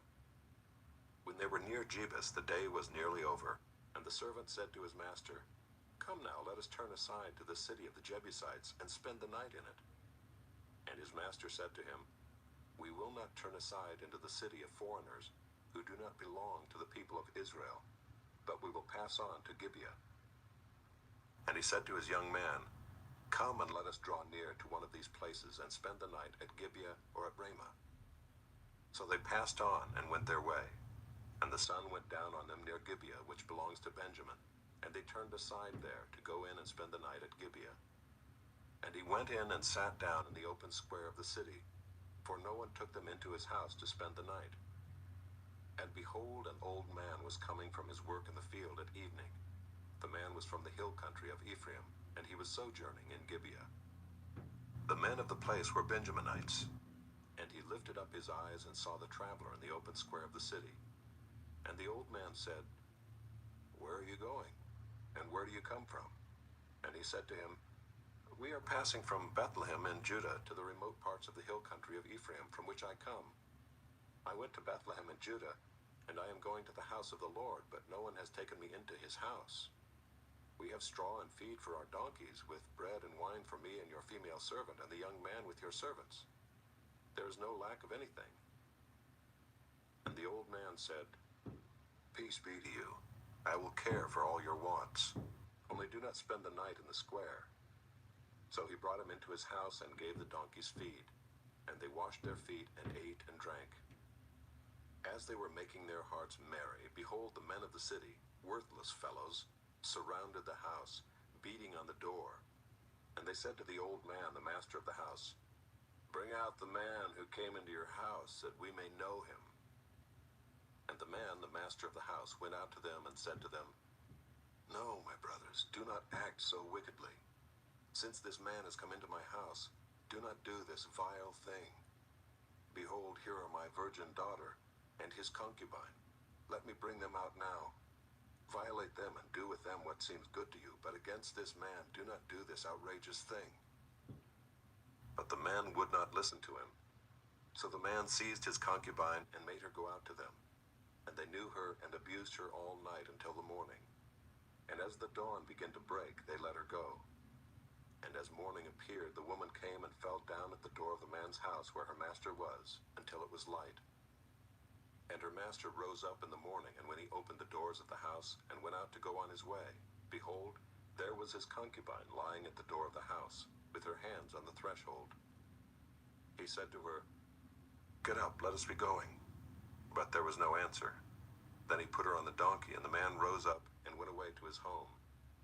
And when he entered his house, he took a knife, and taking hold of his concubine, he divided her limb by limb into 12 pieces, and sent her throughout all the territory of Israel. And all who saw it said, "Such a thing has never happened or been seen from the day that the people of Israel came up out of the land of Egypt until this day. Consider it, take counsel, and speak." Chapter 20. Then all the people of Israel came out from Dan to Beersheba, including the land of Gilead, and the congregation assembled as one man to the Lord at Mizpah. And the chiefs of all the people, of all the tribes of Israel, presented themselves in the assembly of the people of God, 400,000 men on foot that drew the sword. Now the people of Benjamin heard that the people of Israel had gone up to Mizpah. And the people of Israel said, "Tell us, how did this evil happen?" And the Levite, the husband of the woman who was murdered, answered and said, "I came to Gibeah that belongs to Benjamin, I and my concubine, to spend the night. And the leaders of Gibeah rose against me and surrounded the house against me by night. They meant to kill me, and they violated my concubine, and she is dead. So I took hold of my concubine and cut her in pieces, and sent her throughout all the country of the inheritance of Israel, for they have committed abomination and outrage in Israel. Behold, you people of Israel, all of you, give your advice and counsel here." And all the people arose as one man, saying, "None of us will go to his tent, and none of us will return to his house. But now this is what we will do to Gibeah. We will go up against it by lot, and we will take 10 men of 100 throughout all the tribes of Israel, and 100 of 1,000, and 1,000 of 10,000, to bring provisions for the people, that when they come they may repay Gibeah of Benjamin for all the outrage that they have committed in Israel." So all the men of Israel gathered against the city, united as one man. And the tribes of Israel sent men through all the tribe of Benjamin, saying, "What evil is this that has taken place among you? Now therefore give up the men, the worthless fellows in Gibeah, that we may put them to death and purge evil from Israel." But the Benjaminites would not listen to the voice of their brothers, the people of Israel. Then the people of Benjamin came together out of the cities to Gibeah to go out to battle against the people of Israel. And the people of Benjamin mustered out of their cities on that day 26,000 men who drew the sword, besides the inhabitants of Gibeah, who mustered 700 chosen men. Among all these were 700 chosen men who were left-handed. Everyone could sling a stone at a hair and not miss. And the men of Israel, apart from Benjamin, mustered 400,000 men who drew the sword. All these were men of war. The people of Israel arose and went up to Bethel and inquired of God. "Who shall go up first for us to fight against the people of Benjamin?" And the Lord said, "Judah shall go up first." Then the people of Israel rose in the morning and encamped against Gibeah. And the men of Israel went out to fight against Benjamin, and the men of Israel drew up the battle line against them at Gibeah. The people of Benjamin came out of Gibeah and destroyed on that day 22,000 men of the Israelites. But the people, the men of Israel, took courage and again formed the battle line in the same place where they had formed it on the first day. And the people of Israel went up and wept before the Lord until the evening. And they inquired of the Lord, "Shall we again draw near to fight against our brothers, the people of Benjamin?" And the Lord said, "Go up against them." So the people of Israel came near against the people of Benjamin the second day. And Benjamin went against them out of Gibeah the second day, and destroyed 18,000 men of the people of Israel. All these were men who drew the sword. Then all the people of Israel, the whole army, went up and came to Bethel and wept. They sat there before the Lord and fasted that day until evening, and offered burnt offerings and peace offerings before the Lord. And the people of Israel inquired of the Lord, for the ark of the covenant of God was there in those days, and Phinehas the son of Eleazar, son of Aaron, ministered before it in those days, saying, "Shall we go out once more to battle against our brothers, the people of Benjamin, or shall we cease?" And the Lord said, "Go up, for tomorrow I will give them into your hand." So Israel set men in ambush around Gibeah, and the people of Israel went up against the people of Benjamin on the third day, and set themselves in array against Gibeah as at other times. And the people of Benjamin went out against the people and were drawn away from the city. And as at other times they began to strike and kill some of the people in the highways, one of which goes up to Bethel and the other to Gibeah, and in the open country about 30 men of Israel. And the people of Benjamin said, "They are routed before us, as at the first."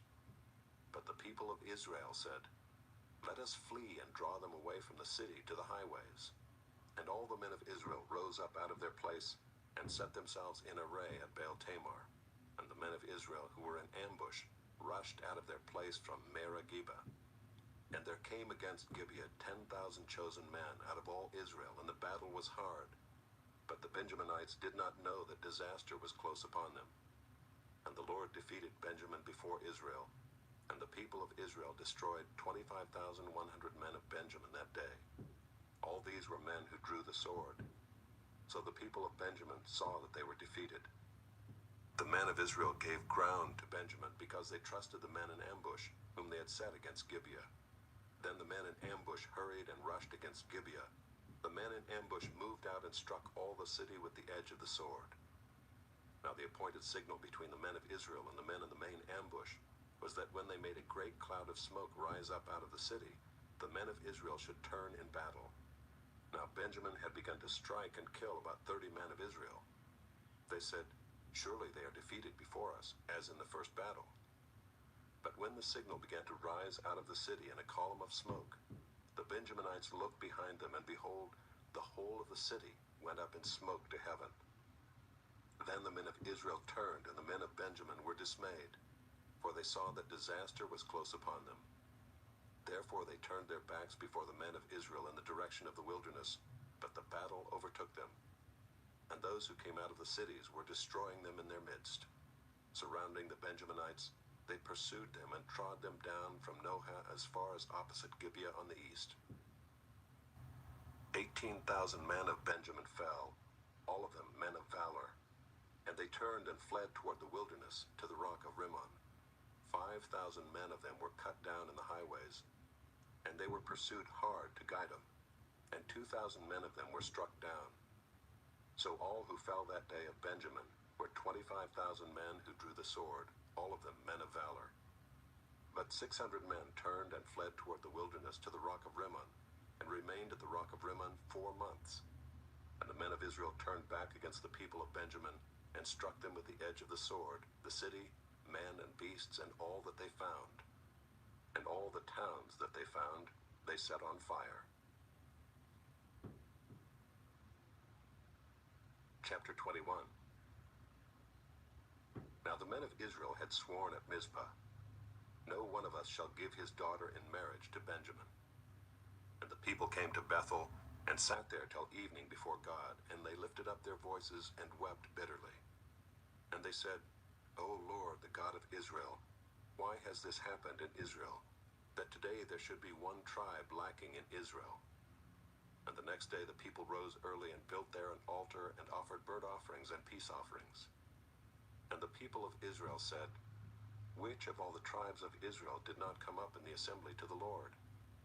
For they had taken a great oath concerning him who did not come up to the Lord to Mizpah, saying, He shall surely be put to death.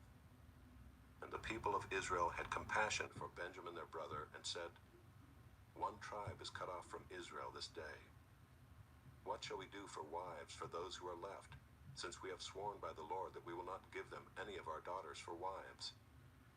And they said, What one is there of the tribes of Israel that did not come up to the Lord to Mizpah? And behold, no one had come to the camp from Jabesh Gilead to the assembly. For when the people were mustered, behold, not one of the inhabitants of Jabesh Gilead was there.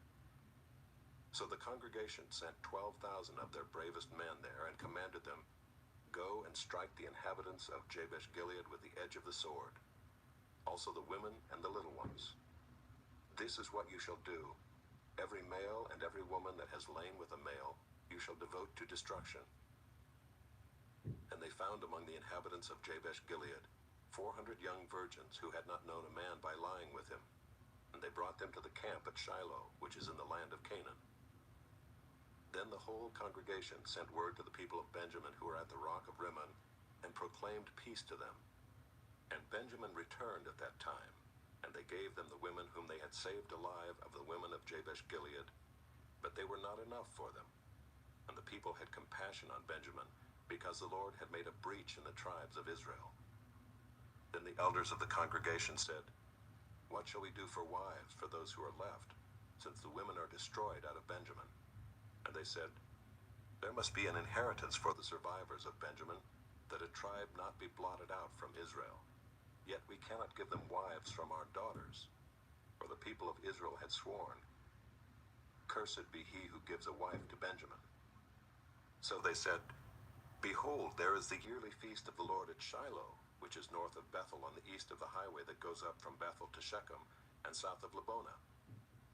And they commanded the people of Benjamin, saying, Go and lie in ambush in the vineyards and watch. If the daughters of Shiloh come out to dance in the dances, then come out of the vineyards and snatch each man his wife from the daughters of Shiloh, and go to the land of Benjamin. And when their fathers or their brothers come to complain to us, we will say to them, Grant them graciously to us, because we did not take for each man of them his wife in battle, neither did you give them to them, else you would now be guilty.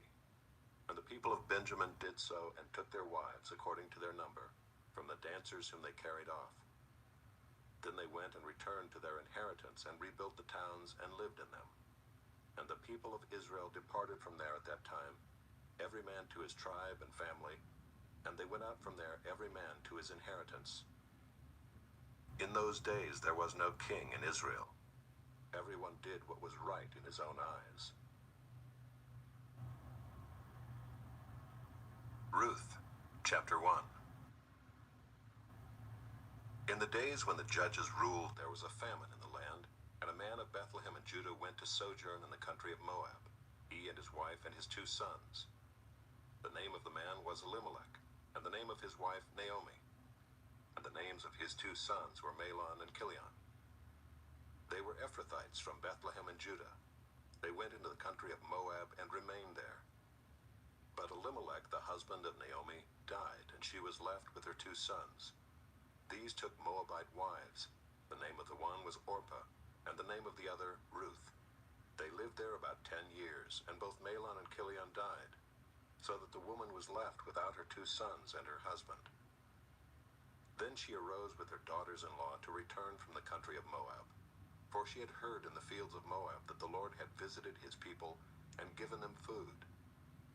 So she set out from the place where she was with her 2 daughters-in-law, and they went on the way to return to the land of Judah. But Naomi said to her 2 daughters-in-law, Go, return each of you to her mother's house.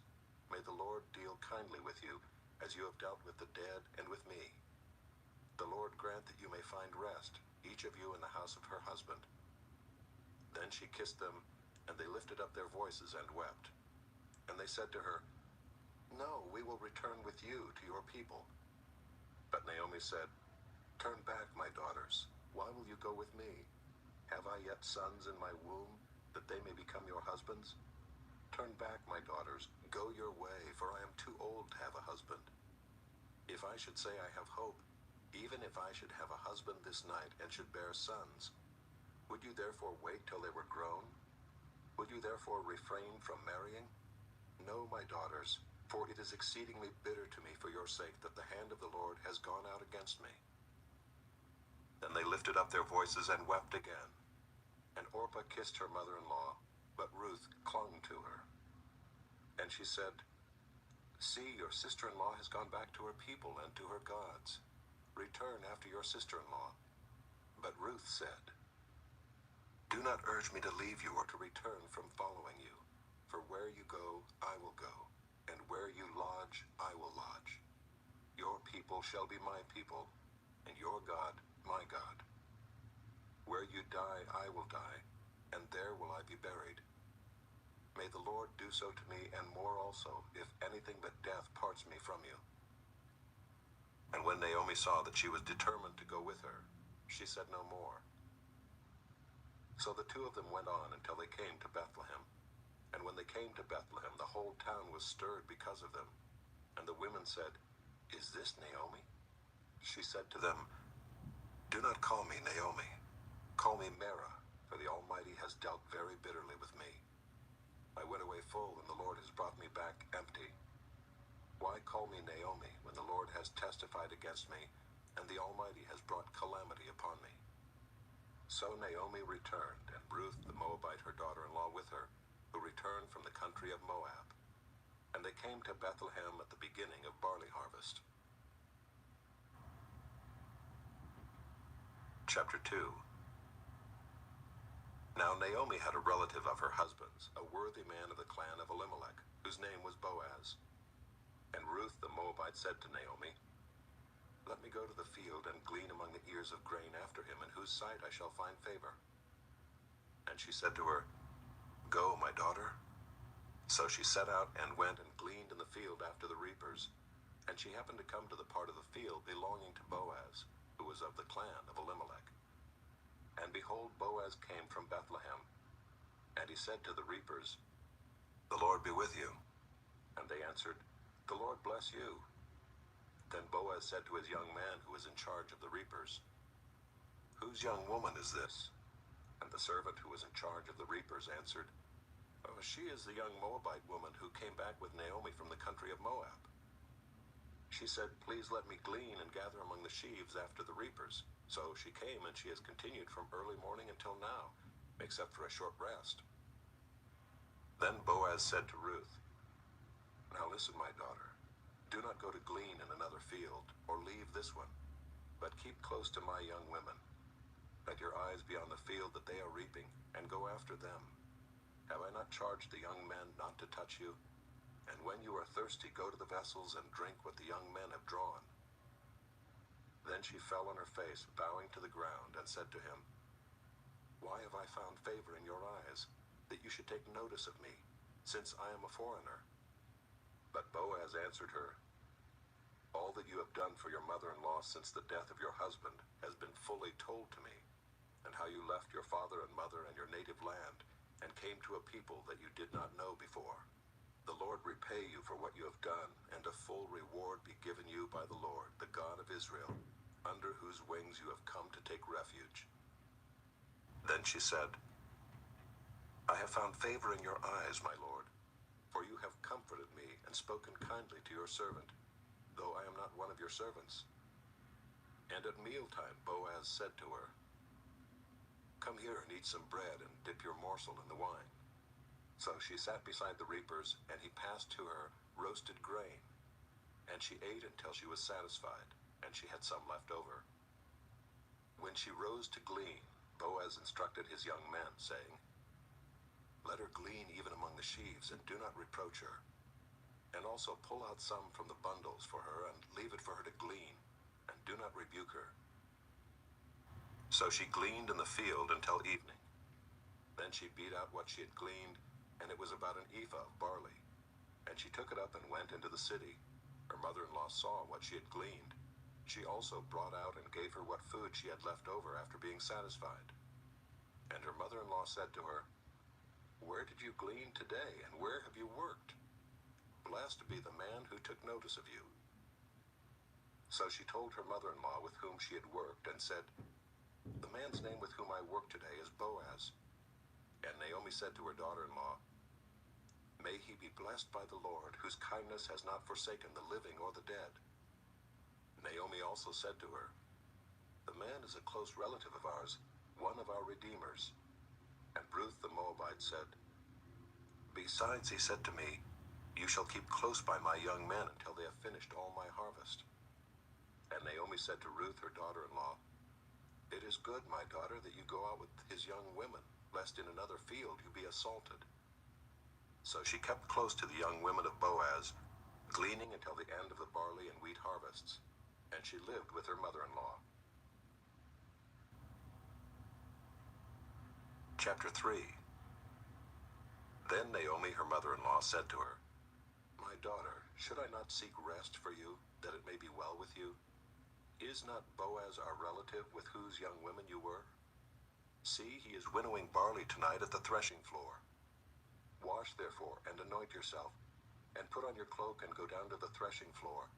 But do not make yourself known to the man until he has finished eating and drinking. But when he lies down, observe the place where he lies. Then go and uncover his feet and lie down, and he will tell you what to do." And she replied, "All that you say I will do." So she went down to the threshing floor and did just as her mother-in-law had commanded her.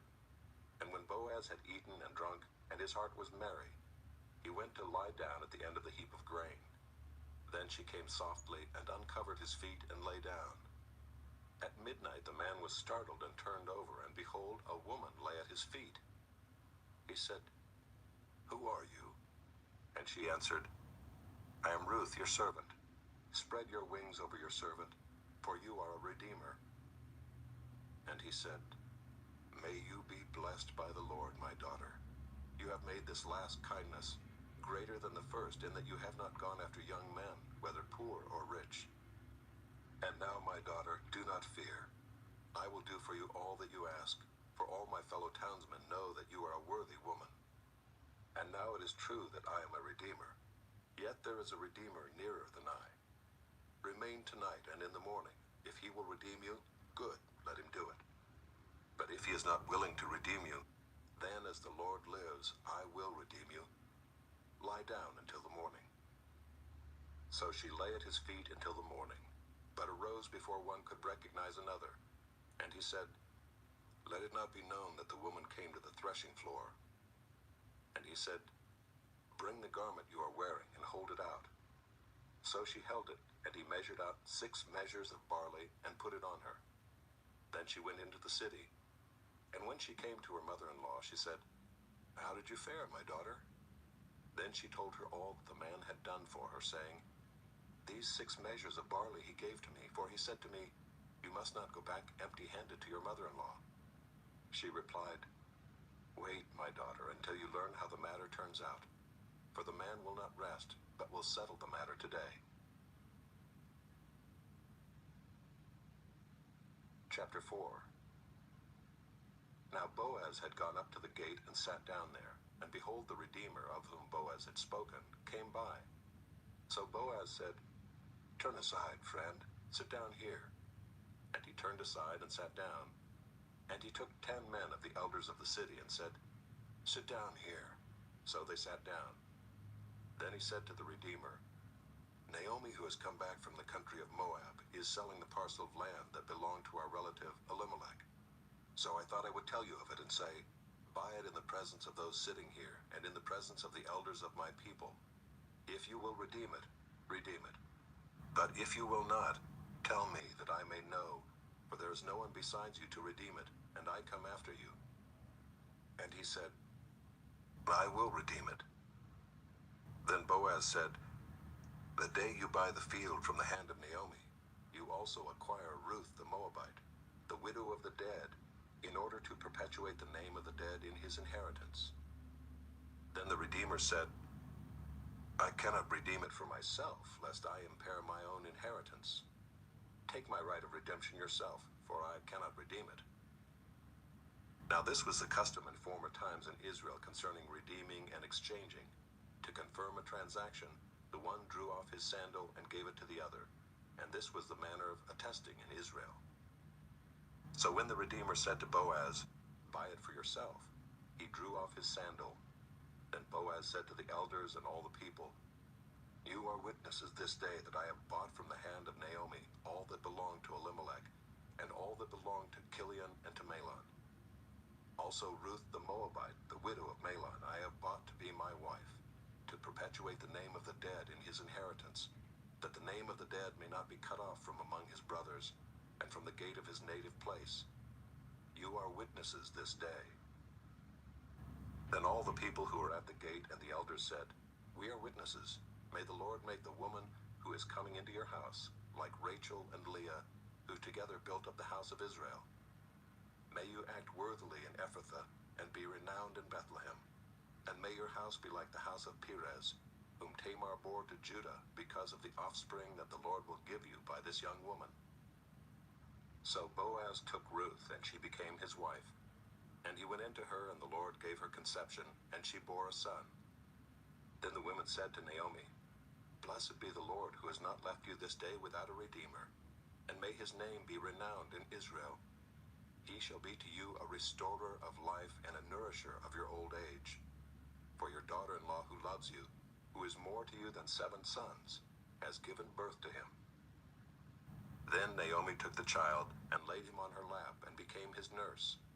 And the women of the neighborhood gave him a name, saying, A son has been born to Naomi. They named him Obed. He was the father of Jesse, the father of David. Now these are the generations of Perez. Perez fathered Hezron. Hezron fathered Ram. Ram fathered Amminadab. Amminadab fathered Nahshon. Nahshon fathered Salmon. Salmon fathered Boaz. Boaz fathered Obed. Obed fathered Jesse, and Jesse fathered David.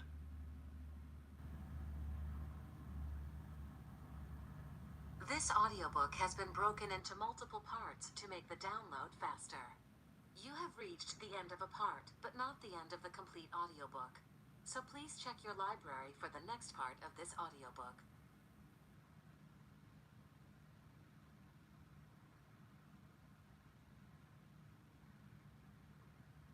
You are listening to the ESV Hear the Word audio Bible, read by David Cochran Heath, produced in 2008 by Crossway Bibles. 1 Samuel, chapter 1. There was a certain man of Ramathaim Zophim of the hill country of Ephraim, whose name was Elkanah, the son of Jeroham, son of Elihu, son of Tohu, son of Zoph, an Ephrathite. He had 2 wives. The name of the one was Hannah, and the name of the other Peninnah. And Peninnah had children, but Hannah had no children. Now this man used to go up year by year from his city to worship and to sacrifice to the Lord of hosts at Shiloh, where the 2 sons of Eli, Hophni and Phinehas, were priests of the Lord. On the day when Elkanah sacrificed, he would give portions to Peninnah his wife, and to all her sons and daughters. But to Hannah he gave a double portion, because he loved her, though the Lord had closed her womb. And her rival used to provoke her grievously to irritate her, because the Lord had closed her womb. So it went on year by year. As often as she went up to the house of the Lord, she used to provoke her. Therefore Hannah wept and would not eat. And Elkanah her husband said to her, Hannah, why do you weep? And why do you not eat? And why is your heart sad? Am I not more to you than 10 sons? After they had eaten and drunk in Shiloh, Hannah rose. Now Eli the priest was sitting on the seat beside the doorpost of the temple of the Lord. She was deeply distressed and prayed to the Lord and wept bitterly. And she vowed a vow and said, O Lord of hosts, if you will indeed look on the affliction of your servant and remember me and not forget your servant, but will give to your servant a son, then I will give him to the Lord all the days of his life, and no razor shall touch his head. As she continued praying before the Lord, Eli observed her mouth. Hannah was speaking in her heart, Only her lips moved and her voice was not heard. Therefore Eli took her to be a drunken woman. And Eli said to her, "How long will you go on being drunk? Put your wine away from you." But Hannah answered, "No, my lord, I am a woman troubled in spirit. I have drunk neither wine nor strong drink, but I have been pouring out my soul before the Lord. Do not regard your servant as a worthless woman, for all along I have been speaking out of my great anxiety and vexation." Then Eli answered, "Go in peace, and the God of Israel grant your petition that you have made to him." And she said, "Let your servant find favor in your eyes." Then the woman went her way and ate, and her face was no longer sad.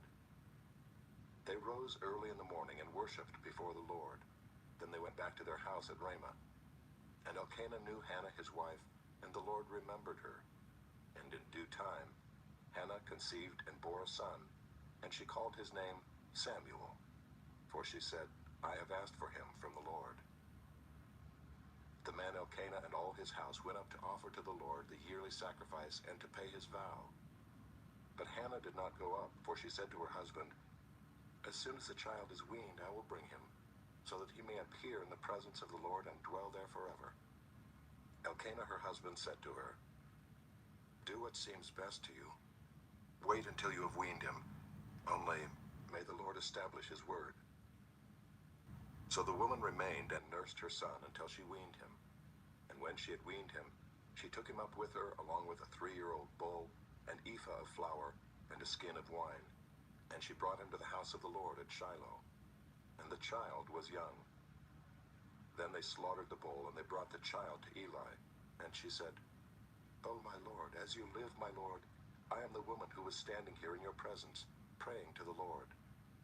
For this child I prayed, and the Lord has granted me my petition that I made to him. Therefore I have lent him to the Lord.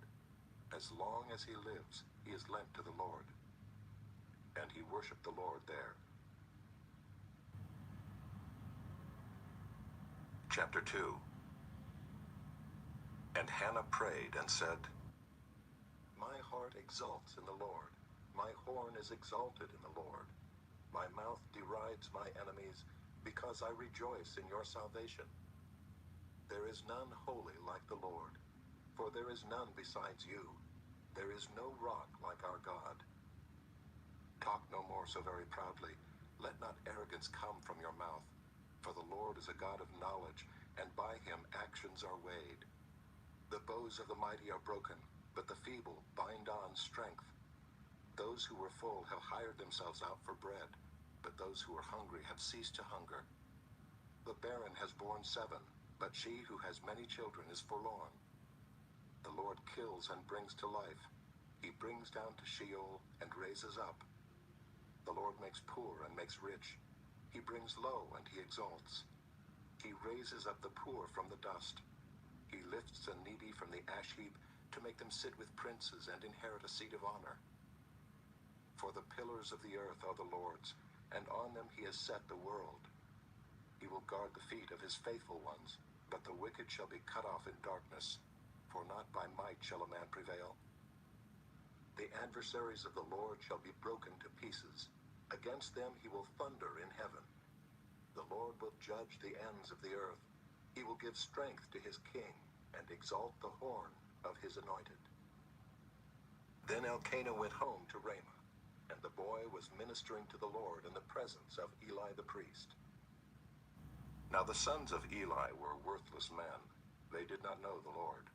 The custom of the priests with the people was that when any man offered sacrifice, the priest's servant would come while the meat was boiling, with a 3-pronged fork in his hand, and he would thrust it into the pan or kettle or cauldron or pot.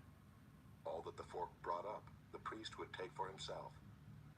This is what they did at Shiloh to all the Israelites who came there. Moreover, before the fat was burned, the priest's servant would come and say to the man who was sacrificing, "Give meat for the priest to roast, for he will not accept boiled meat from you, but only raw." And if the man said to him, "Let them burn the fat first, and then take as much as you wish," he would say, "No, you must give it now, and if not, I will take it by force." Thus the sin of the young men was very great in the sight of the Lord, for the man treated the offering of the Lord with contempt. Samuel was ministering before the Lord, a boy clothed with a linen ephod. And his mother used to make for him a little robe and take it to him each year when she went up with her husband to offer the yearly sacrifice. Then Eli would bless Elkanah and his wife and say, "May the Lord give you children by this woman for the petition she asked of the Lord." So then they would return to their home. Indeed, the Lord visited Hannah, and she conceived and bore 3 sons and 2 daughters. And the boy Samuel grew in the presence of the Lord. Now Eli was very old, and he kept hearing all that his sons were doing to all Israel, and how they lay with the women who were serving at the entrance to the tent of meeting. And he said to them, "Why do you do such things? For I hear of your evil dealings from all these people. No, my sons, it is no good report that I hear the people of the Lord spreading abroad. If someone sins against a man, God will mediate for him.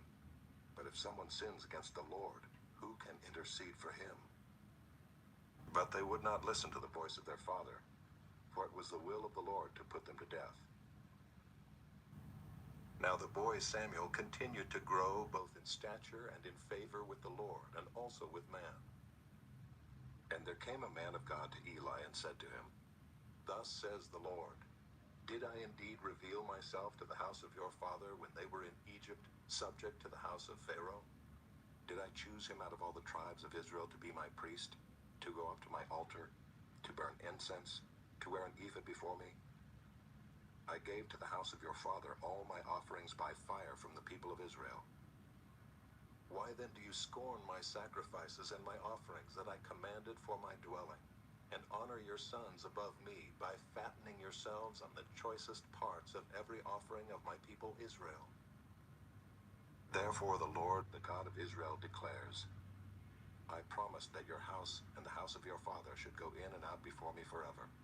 But now the Lord declares, far be it from me, for those who honor me I will honor, and those who despise me shall be lightly esteemed. Behold, the days are coming when I will cut off your strength and the strength of your father's house, so that there will not be an old man in your house. Then in distress you will look with envious eye on all the prosperity that shall be bestowed on Israel, and there shall not be an old man in your house forever. The only one of you whom I shall not cut off from my altar shall be spared to weep his eyes out, to grieve his heart, and all the descendants of your house shall die by the sword of men. And this that shall come upon your 2 sons, Hophni and Phinehas, shall be the sign to you. Both of them shall die on the same day. And I will raise up for myself a faithful priest, who shall do according to what is in my heart and in my mind. And I will build him a sure house, and he shall go in and out before my anointed forever. And everyone who is left in your house shall come to implore him for a piece of silver or a loaf of bread, and shall say, please put me in one of the priest's places, that I may eat a morsel of bread. Chapter 3. Now the boy Samuel was ministering to the Lord in the presence of Eli, and the word of the Lord was rare in those days.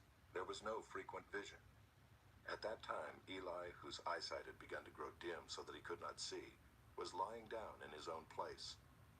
The lamp of God had not yet gone out, and Samuel was lying down in the temple of the Lord where the ark of God was. Then the Lord called Samuel, and he said, Here I am, and ran to Eli and said, Here I am, for you called me. But he said, I did not call. Lie down again. So he went and lay down. And the Lord called again, Samuel. And Samuel arose and went to Eli and said, Here I am, for you called me. But he said, I did not call, my son. Lie down again. Now Samuel did not yet know the Lord, and the word of the Lord had not yet been revealed to him. And the Lord called Samuel again the 3rd time. And he arose and went to Eli and said, Here I am, for you called me. Then Eli perceived that the Lord was calling the boy. Therefore Eli said to Samuel, Go, lie down, and if he calls you, you shall say, Speak, Lord, for your servant hears. So Samuel went and lay down in his place. And the Lord came and stood, calling as at other times, Samuel, Samuel.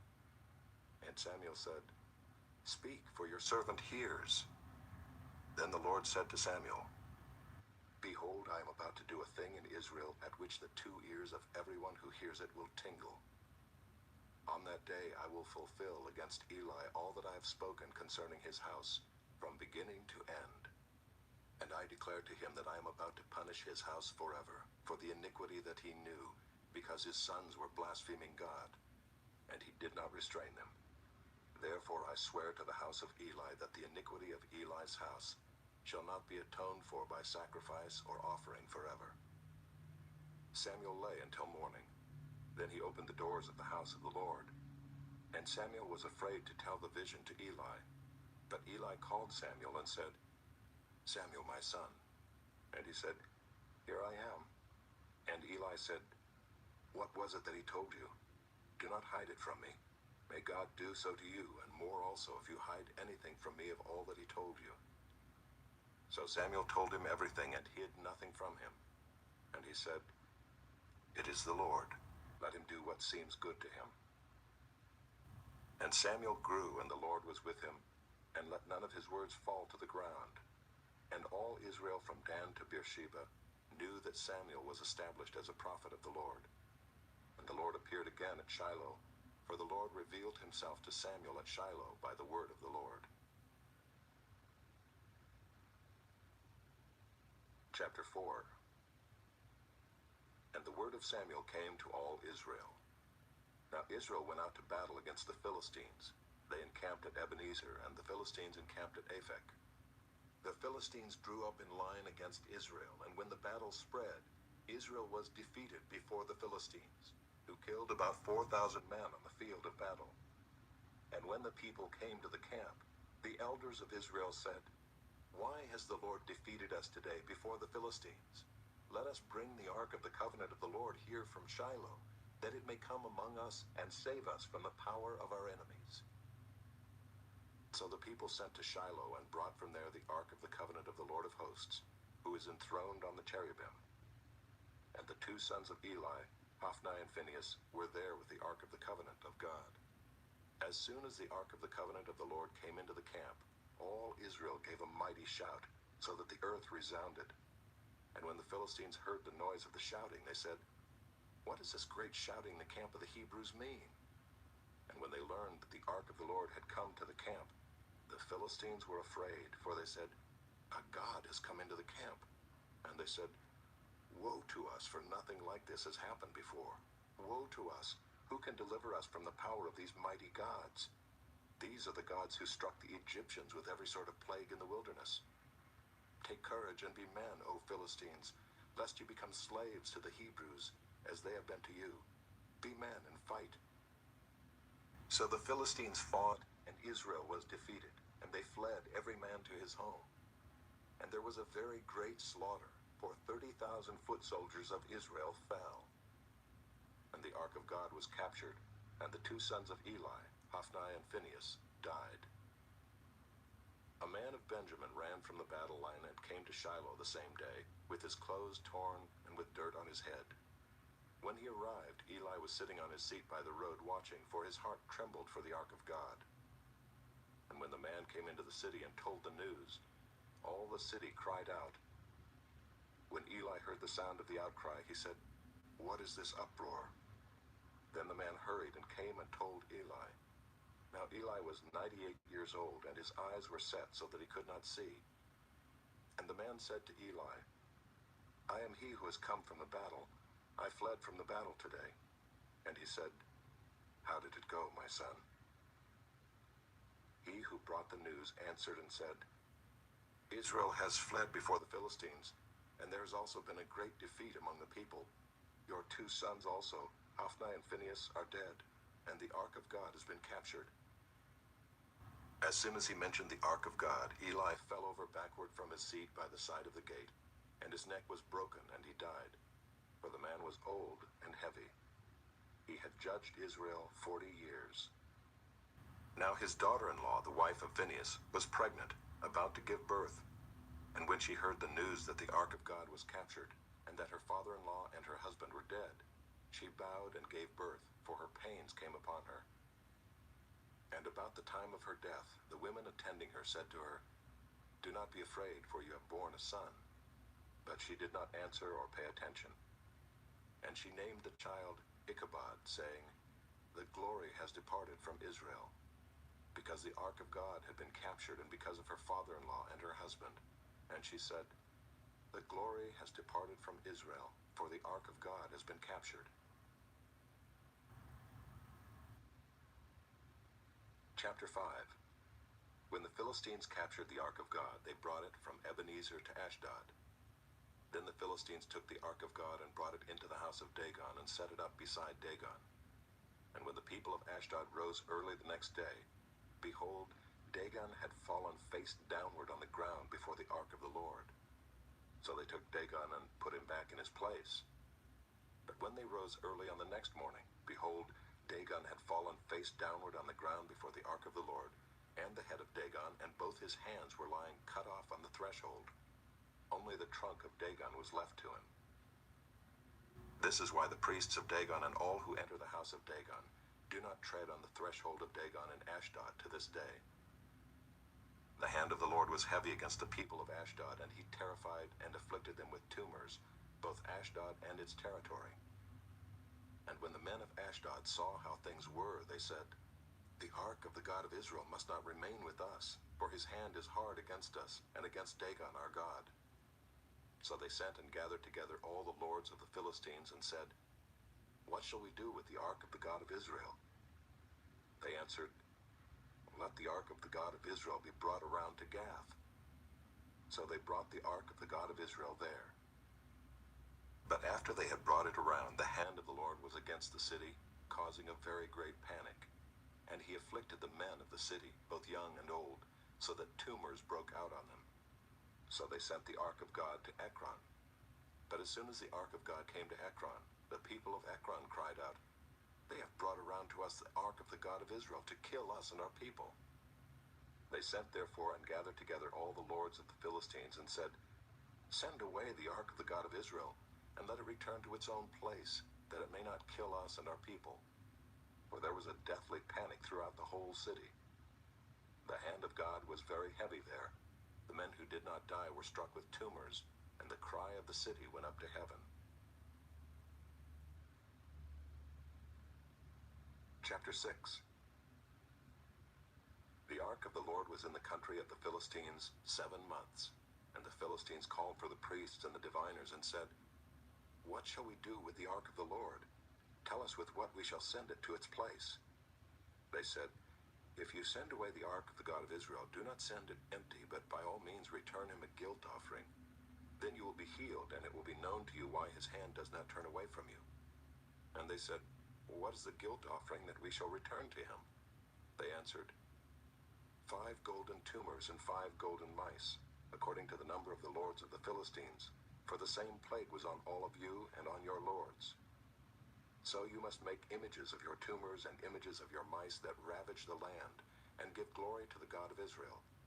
Perhaps he will lighten his hand from off of you and your gods and your land. Why should you harden your hearts as the Egyptians and Pharaoh hardened their hearts? After he had dealt severely with them, did they not send the people away, and they departed? Now then, take and prepare a new cart and 2 milk cows on which there has never come a yoke, and yoke the cows to the cart, but take their calves home away from them. And take the ark of the Lord and place it on the cart, and put in a box at its side the figures of gold, which you are returning to him as a guilt offering. Then send it off, and let it go its way, and watch. If it goes up on the way to its own land, to Bethshemesh, then it is he who has done us this great harm. But if not, then we shall know that it is not his hand that struck us. It happened to us by coincidence." The men did so, and took 2 milk cows, and yoked them to the cart, and shut up their calves at home. And they put the ark of the Lord on the cart, and the box with the golden mice and the images of their tumors. And the cows went straight in the direction of Bethshemesh along one highway, lowing as they went. They turned neither to the right nor to the left, and the lords of the Philistines went after them as far as the border of Bethshemesh. Now the people of Bethshemesh were reaping their wheat harvest in the valley. And when they lifted up their eyes and saw the ark, they rejoiced to see it. The cart came into the field of Joshua of Bethshemesh and stopped there. A great stone was there, and they split up the wood of the cart and offered the cows as a burnt offering to the Lord. And the Levites took down the ark of the Lord and the box that was beside it, in which were the golden figures, and set them upon the great stone. And the men of Bethshemesh offered burnt offerings and sacrificed sacrifices on that day to the Lord. And when the 5 lords of the Philistines saw it, they returned that day to Ekron. These are the golden tumors that the Philistines returned as a guilt offering to the Lord. 1 for Ashdod, 1 for Gaza, 1 for Ashkelon, 1 for Gath, 1 for Ekron, and the golden mice according to the number of all the cities of the Philistines belonging to the 5 lords, both fortified cities and unwalled villages. The great stone beside which they set down the ark of the Lord is a witness to this day in the field of Joshua of Bethshemesh. And he struck some of the men of Bethshemesh because they looked upon the ark of the Lord. He struck 70 men of them, and the people mourned because the Lord had struck the people with a great blow. Then the men of Bethshemesh said, "Who is able to stand before the Lord, this holy God? And to whom shall he go up away from us?" So they sent messengers to the inhabitants of Kiriath-Jearim, saying, "The Philistines have returned the ark of the Lord. Come down and take it up to you." Chapter 7. And the men of Kiriath-Jearim came and took up the ark of the Lord and brought it to the house of Abinadab on the hill. And they consecrated his son Eleazar to have charge of the ark of the Lord. From the day that the ark was lodged at Kiriath-Jearim, a long time passed, some 20 years, and all the house of Israel lamented after the Lord. And Samuel said to all the house of Israel, "If you are returning to the Lord with all your heart, then put away the foreign gods and the Ashtaroth from among you, and direct your heart to the Lord, and serve him only, and he will deliver you out of the hand of the Philistines." So the people of Israel put away the Baals and the Ashtaroth, and they served the Lord only. Then Samuel said, "Gather all Israel at Mizpah, and I will pray to the Lord for you." So they gathered at Mizpah and drew water and poured it out before the Lord, and fasted on that day, and said there, "We have sinned against the Lord." And Samuel judged the people of Israel at Mizpah. Now when the Philistines heard that the people of Israel had gathered at Mizpah, the lords of the Philistines went up against Israel. And when the people of Israel heard of it, they were afraid of the Philistines. And the people of Israel said to Samuel, "Do not cease to cry out to the Lord our God for us, that he may save us from the hand of the Philistines." So Samuel took a nursing lamb and offered it as a whole burnt offering to the Lord. And Samuel cried out to the Lord for Israel, and the Lord answered him. As Samuel was offering up the burnt offering, the Philistines drew near to attack Israel. But the Lord thundered with a mighty sound that day against the Philistines, and threw them into confusion, and they were defeated before Israel. And the men of Israel went out from Mizpah and pursued the Philistines, and struck them as far as below Beth-kar. Then Samuel took a stone and set it up between Mizpah and Shen, and called its name Ebenezer, for he said, "Till now the Lord has helped us." So the Philistines were subdued, and did not again enter the territory of Israel. And the hand of the Lord was against the Philistines all the days of Samuel. The cities that the Philistines had taken from Israel were restored to Israel, from Ekron to Gath, and Israel delivered their territory from the hand of the Philistines. There was peace also between Israel and the Amorites. Samuel judged Israel all the days of his life, and he went on a circuit year by year to Bethel, Gilgal, and Mizpah, and he judged Israel in all these places. Then he would return to Ramah, for his home was there, and there also he judged Israel, and he built there an altar to the Lord. Chapter 8. When Samuel became old, he made his sons judges over Israel. The name of his firstborn son was Joel, and the name of his second, Abijah. They were judges in Beersheba. Yet his sons did not walk in his ways, but turned aside after gain. They took bribes and perverted justice. Then all the elders of Israel gathered together and came to Samuel at Ramah and said to him, "Behold, you are old, and your sons do not walk in your ways. Now appoint for us a king to judge us like all the nations." But the thing displeased Samuel when they said, "Give us a king to judge us." And Samuel prayed to the Lord, And the Lord said to Samuel, "Obey the voice of the people in all that they say to you, for they have not rejected you, but they have rejected me from being king over them. According to all the deeds that they have done from the day I brought them up out of Egypt even to this day, forsaking me and serving other gods, so they are also doing to you. Now then, obey their voice. Only you shall solemnly warn them, and show them the ways of the king who shall reign over them." So Samuel told all the words of the Lord to the people who are asking for a king from him. He said, "These will be the ways of the king who will reign over you. He will take your sons and appoint them to his chariots, and to be his horsemen, and to run before his chariots. And he will appoint for himself commanders of thousands and commanders of 50s, and some to plow his ground and to reap his harvest, and to make his implements of war and the equipment of his chariots. He will take your daughters to be perfumers and cooks and bakers. He will take the best of your fields and vineyards and olive orchards and give them to his servants. He will take the tenth of your grain and of your vineyards and give it to his officers and to his servants. He will take your male servants and female servants and the best of your young men and your donkeys and put them to his work. He will take the tenth of your flocks, and you shall be his slaves. And in that day you will cry out because of your king whom you have chosen for yourselves, but the Lord will not answer you in that day." But the people refused to obey the voice of Samuel, and they said, "No, but there shall be a king over us, that we also may be like all the nations, and that our king may judge us and go out before us and fight our battles." And when Samuel had heard all the words of the people, he repeated them in the ears of the Lord. And the Lord said to Samuel, "Obey their voice and make them a king." Samuel then said to the men of Israel, "Go every man to his city." Chapter 9.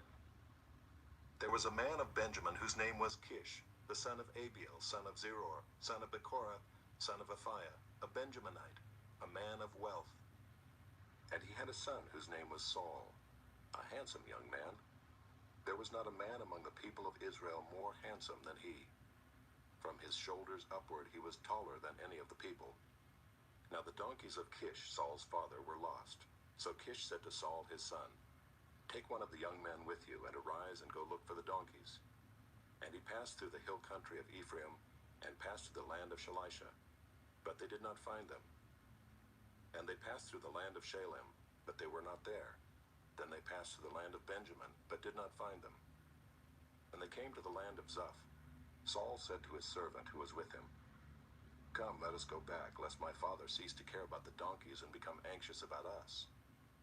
But he said to him, "Behold, there is a man of God in this city, and he is a man who is held in honor. All that he says comes true. So now let us go there. Perhaps he can tell us the way we should go." Then Saul said to his servant, "But if we go, what can we bring the man?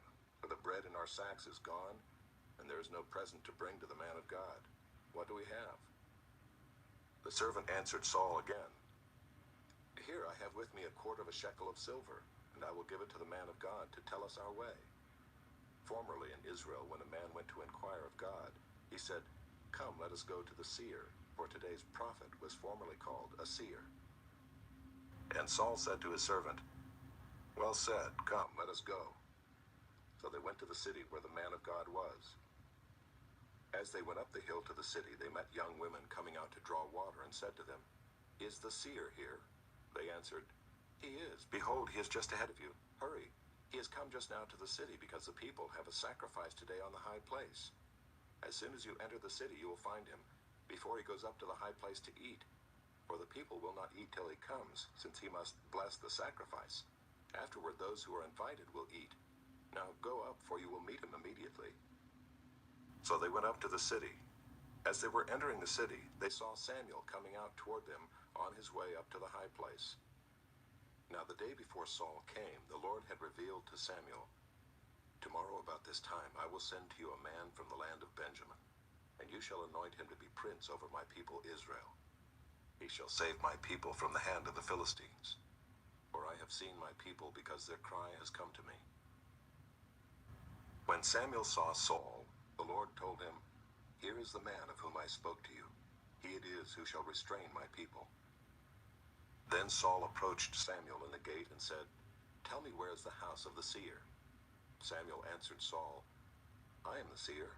Go up before me to the high place, for today you shall eat with me, and in the morning I will let you go and will tell you all that is on your mind. As for your donkeys that were lost 3 days ago, do not set your mind on them, for they have been found. And for whom is all that is desirable in Israel? Is it not for you and for all your father's house?" Saul answered, "Am I not a Benjamite from the least of the tribes of Israel? And is not my clan the humblest of all the clans of the tribe of Benjamin? Why then have you spoken to me in this way?" Then Samuel took Saul and his young man, and brought them into the hall, and gave them a place at the head of those who had been invited, who were about 30 persons. And Samuel said to the cook, "Bring the portion I gave you, of which I said to you, put it aside." So the cook took up the leg and what was on it, and set them before Saul. And Samuel said, "See, what was kept is set before you. Eat, because it was kept for you until the hour appointed, that you might eat with the guests." So Saul ate with Samuel that day, and when they came down from the high place into the city, a bed was spread for Saul on the roof, and he lay down to sleep. Then at the break of dawn, Samuel called to Saul on the roof, "Up, that I may send you on your way." So Saul arose, and both he and Samuel went out into the street. As they were going down to the outskirts of the city, Samuel said to Saul, "Tell the servant to pass on before us, and when he has passed on, stop here yourself for a while, that I may make known to you the word of God."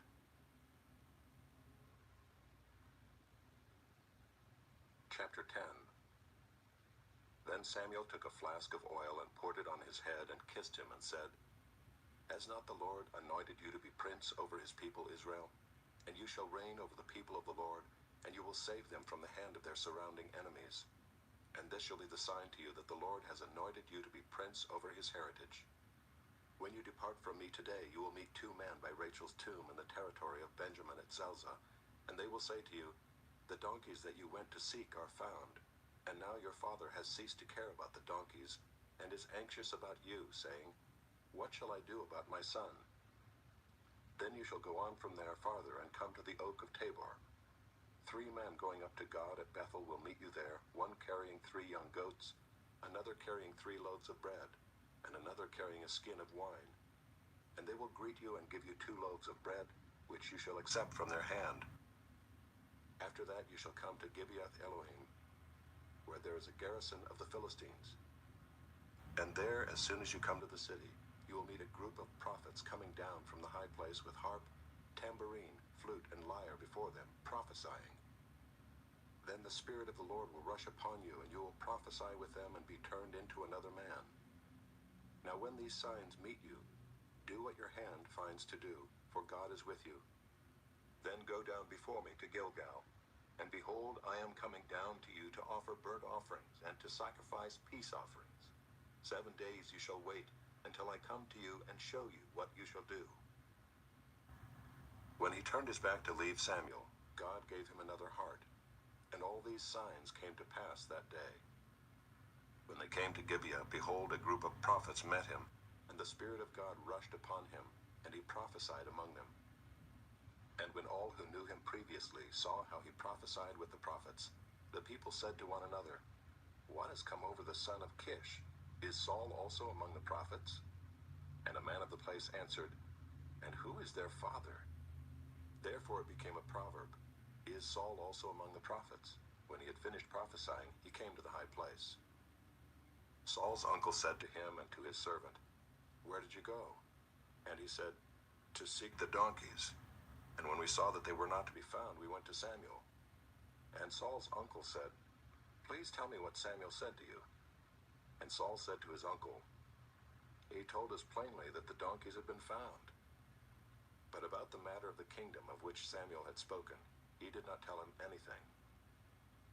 Now Samuel called the people together to the Lord at Mizpah, and he said to the people of Israel, "Thus says the Lord, the God of Israel, I brought up Israel out of Egypt, and I delivered you from the hand of the Egyptians, and from the hand of all the kingdoms that were oppressing you. But today you have rejected your God, who saves you from all your calamities and your distresses, And you have said to him, set a king over us. Now therefore, present yourselves before the Lord by your tribes and by your thousands. Then Samuel brought all the tribes of Israel near, and the tribe of Benjamin was taken by Lot. He brought the tribe of Benjamin near by its clans, and the clan of the Matrites was taken by Lot. And Saul the son of Kish was taken by Lot. But when they sought him, he could not be found. So they inquired again of the Lord, is there a man still to come? And the Lord said, behold, he has hidden himself among the baggage. Then they ran and took him from there. And when he stood among the people, he was taller than any of the people from his shoulders upward. And Samuel said to all the people, do you see him whom the Lord has chosen? There is none like him among all the people. And all the people shouted, long live the king! Then Samuel told the people the rights and duties of the kingship, and he wrote them in a book and laid it up before the Lord. Then Samuel sent all the people away, each one to his home. Saul also went to his home at Gibeah, and with him went men of valor, whose hearts God had touched. But some worthless fellows said, how can this man save us? And they despised him and brought him no present. But he held his peace. Chapter 11. Then Nahash the Ammonite went up and besieged Jabesh Gilead, and all the men of Jabesh said to Nahash, make a treaty with us, and we will serve you. But Nahash the Ammonite said to them, on this condition I will make a treaty with you, that I gouge out all your right eyes, and thus bring disgrace on all Israel. The elders of Jabesh said to him, give us 7 days respite, that we may send messengers through all the territory of Israel. Then if there is no one to save us, we will give ourselves up to you. When the messengers came to Gibeah of Saul, they reported the matter in the ears of the people, and all the people wept aloud. Now behold, Saul was coming from the field behind the oxen, and Saul said, what is wrong with the people that they are weeping? So they told him the news of the men of Jabesh, and the Spirit of God rushed upon Saul when he heard these words, and his anger was greatly kindled. He took a yoke of oxen and cut them in pieces, and sent them throughout all the territory of Israel by the hand of the messengers, saying, whoever does not come out after Saul and Samuel, so shall it be done to his oxen. Then the dread of the Lord fell upon the people, and they came out as one man. When he mustered them at Bezek, the people of Israel were 300,000, and the men of Judah 30,000. And they said to the messengers who had come, thus shall you say to the man of Jabesh Gilead, tomorrow by the time the sun is hot, you shall have salvation. When the messengers came and told the men of Jabesh, they were glad. Therefore the men of Jabesh said, tomorrow we will give ourselves up to you, and you may do to us whatever seems good to you. And the next day Saul put the people in 3 companies, and they came into the midst of the camp in the morning watch, and struck down the Ammonites until the heat of the day. And those who survived were scattered, so that no 2 of them were left together. Then the people said to Samuel, who is it that said, shall Saul reign over us? Bring the men, that we may put them to death. But Saul said, not a man shall be put to death this day, for today the Lord has worked salvation in Israel. Then Samuel said to the people, come, let us go to Gilgal, and there renew the kingdom. So all the people went to Gilgal, and there they made Saul king before the Lord in Gilgal. There they sacrificed peace offerings before the Lord, and there Saul and all the men of Israel rejoiced greatly. Chapter 12. And Samuel said to all Israel, behold, I have obeyed your voice in all that you have said to me, and have made a king over you. And now behold, the king walks before you, and I am old and gray, and behold, my sons are with you. I have walked before you from my youth until this day. Here I am. Testify against me before the Lord and before his anointed. Whose ox have I taken? Or whose donkey have I taken? Or whom have I defrauded? Whom have I oppressed? Or from whose hand have I taken a bribe to blind my eyes with it? Testify against me, and I will restore it to you. They said, you have not defrauded us, or oppressed us, or taken anything from any man's hand.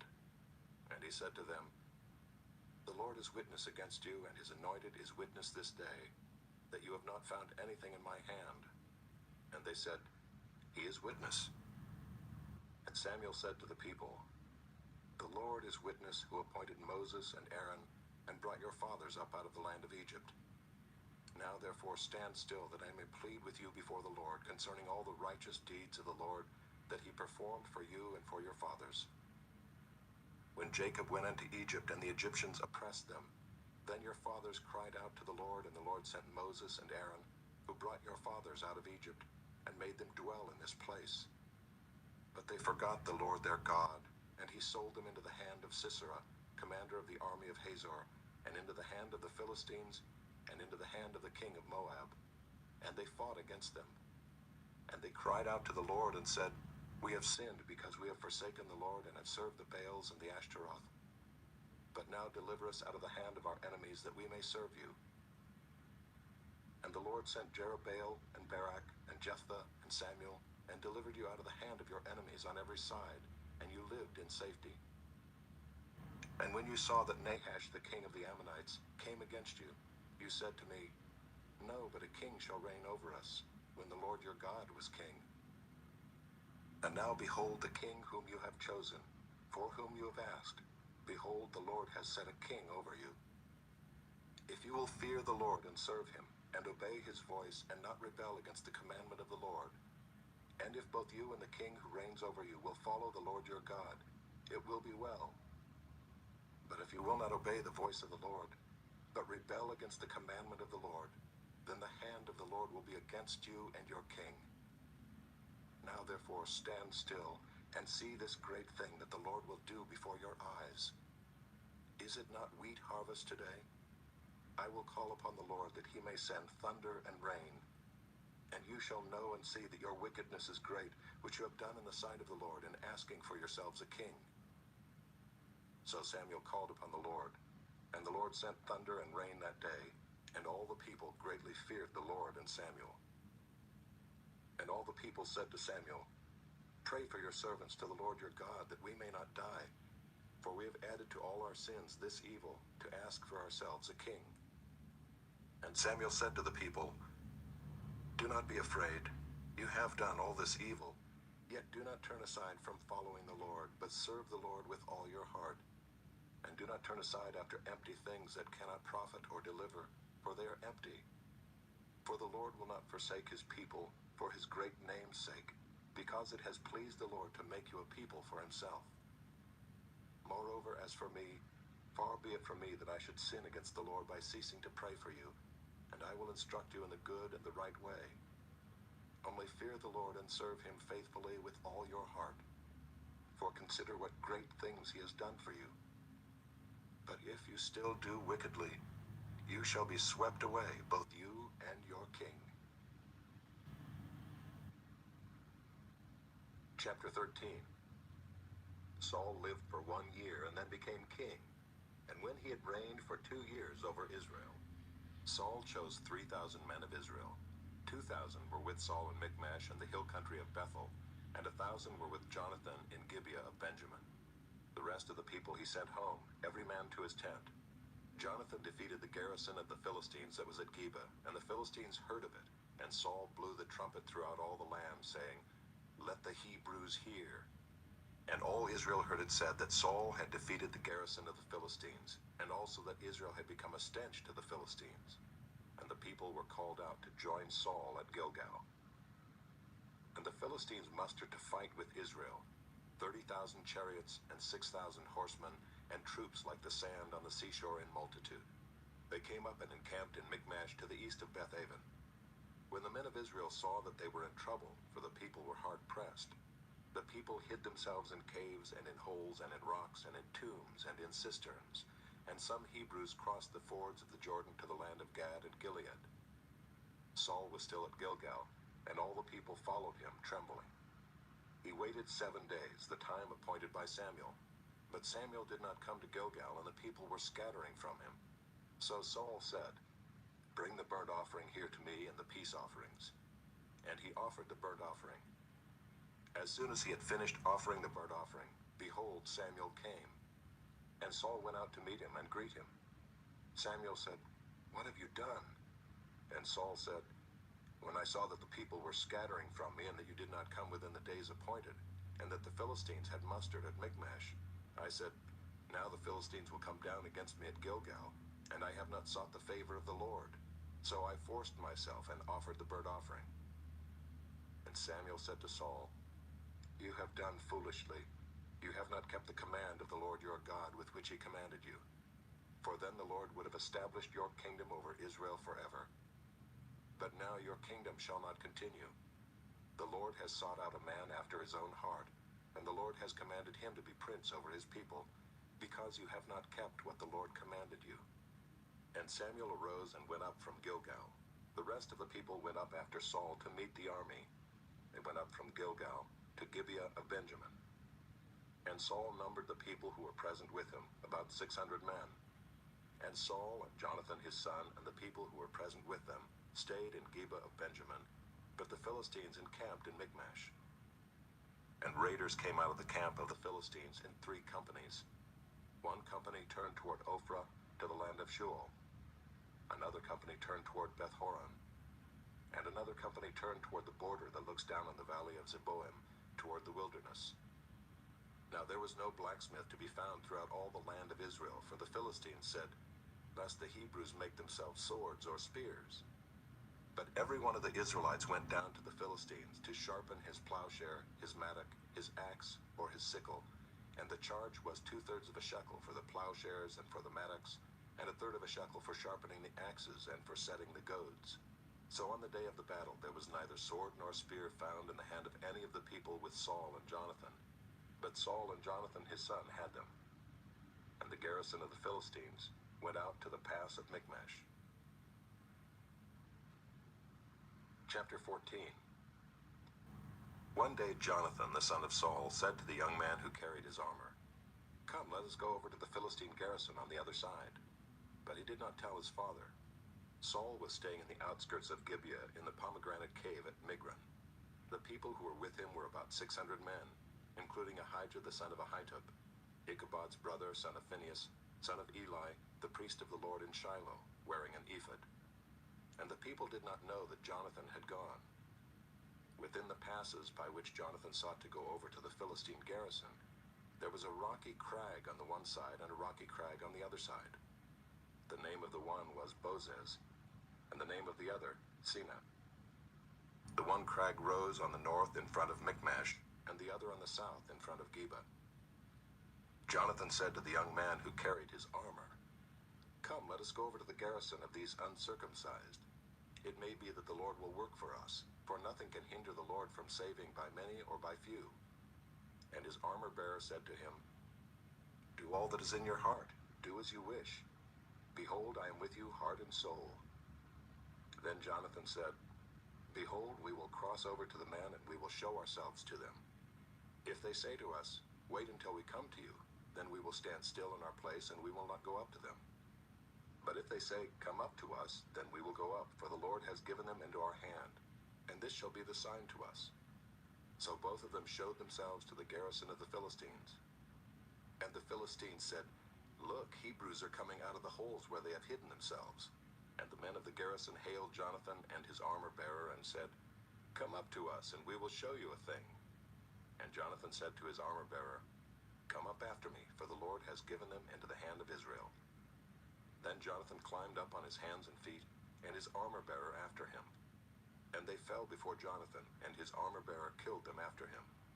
And that first strike which Jonathan and his armor-bearer made killed about 20 men, within, as it were, half a furrow's length in an acre of land.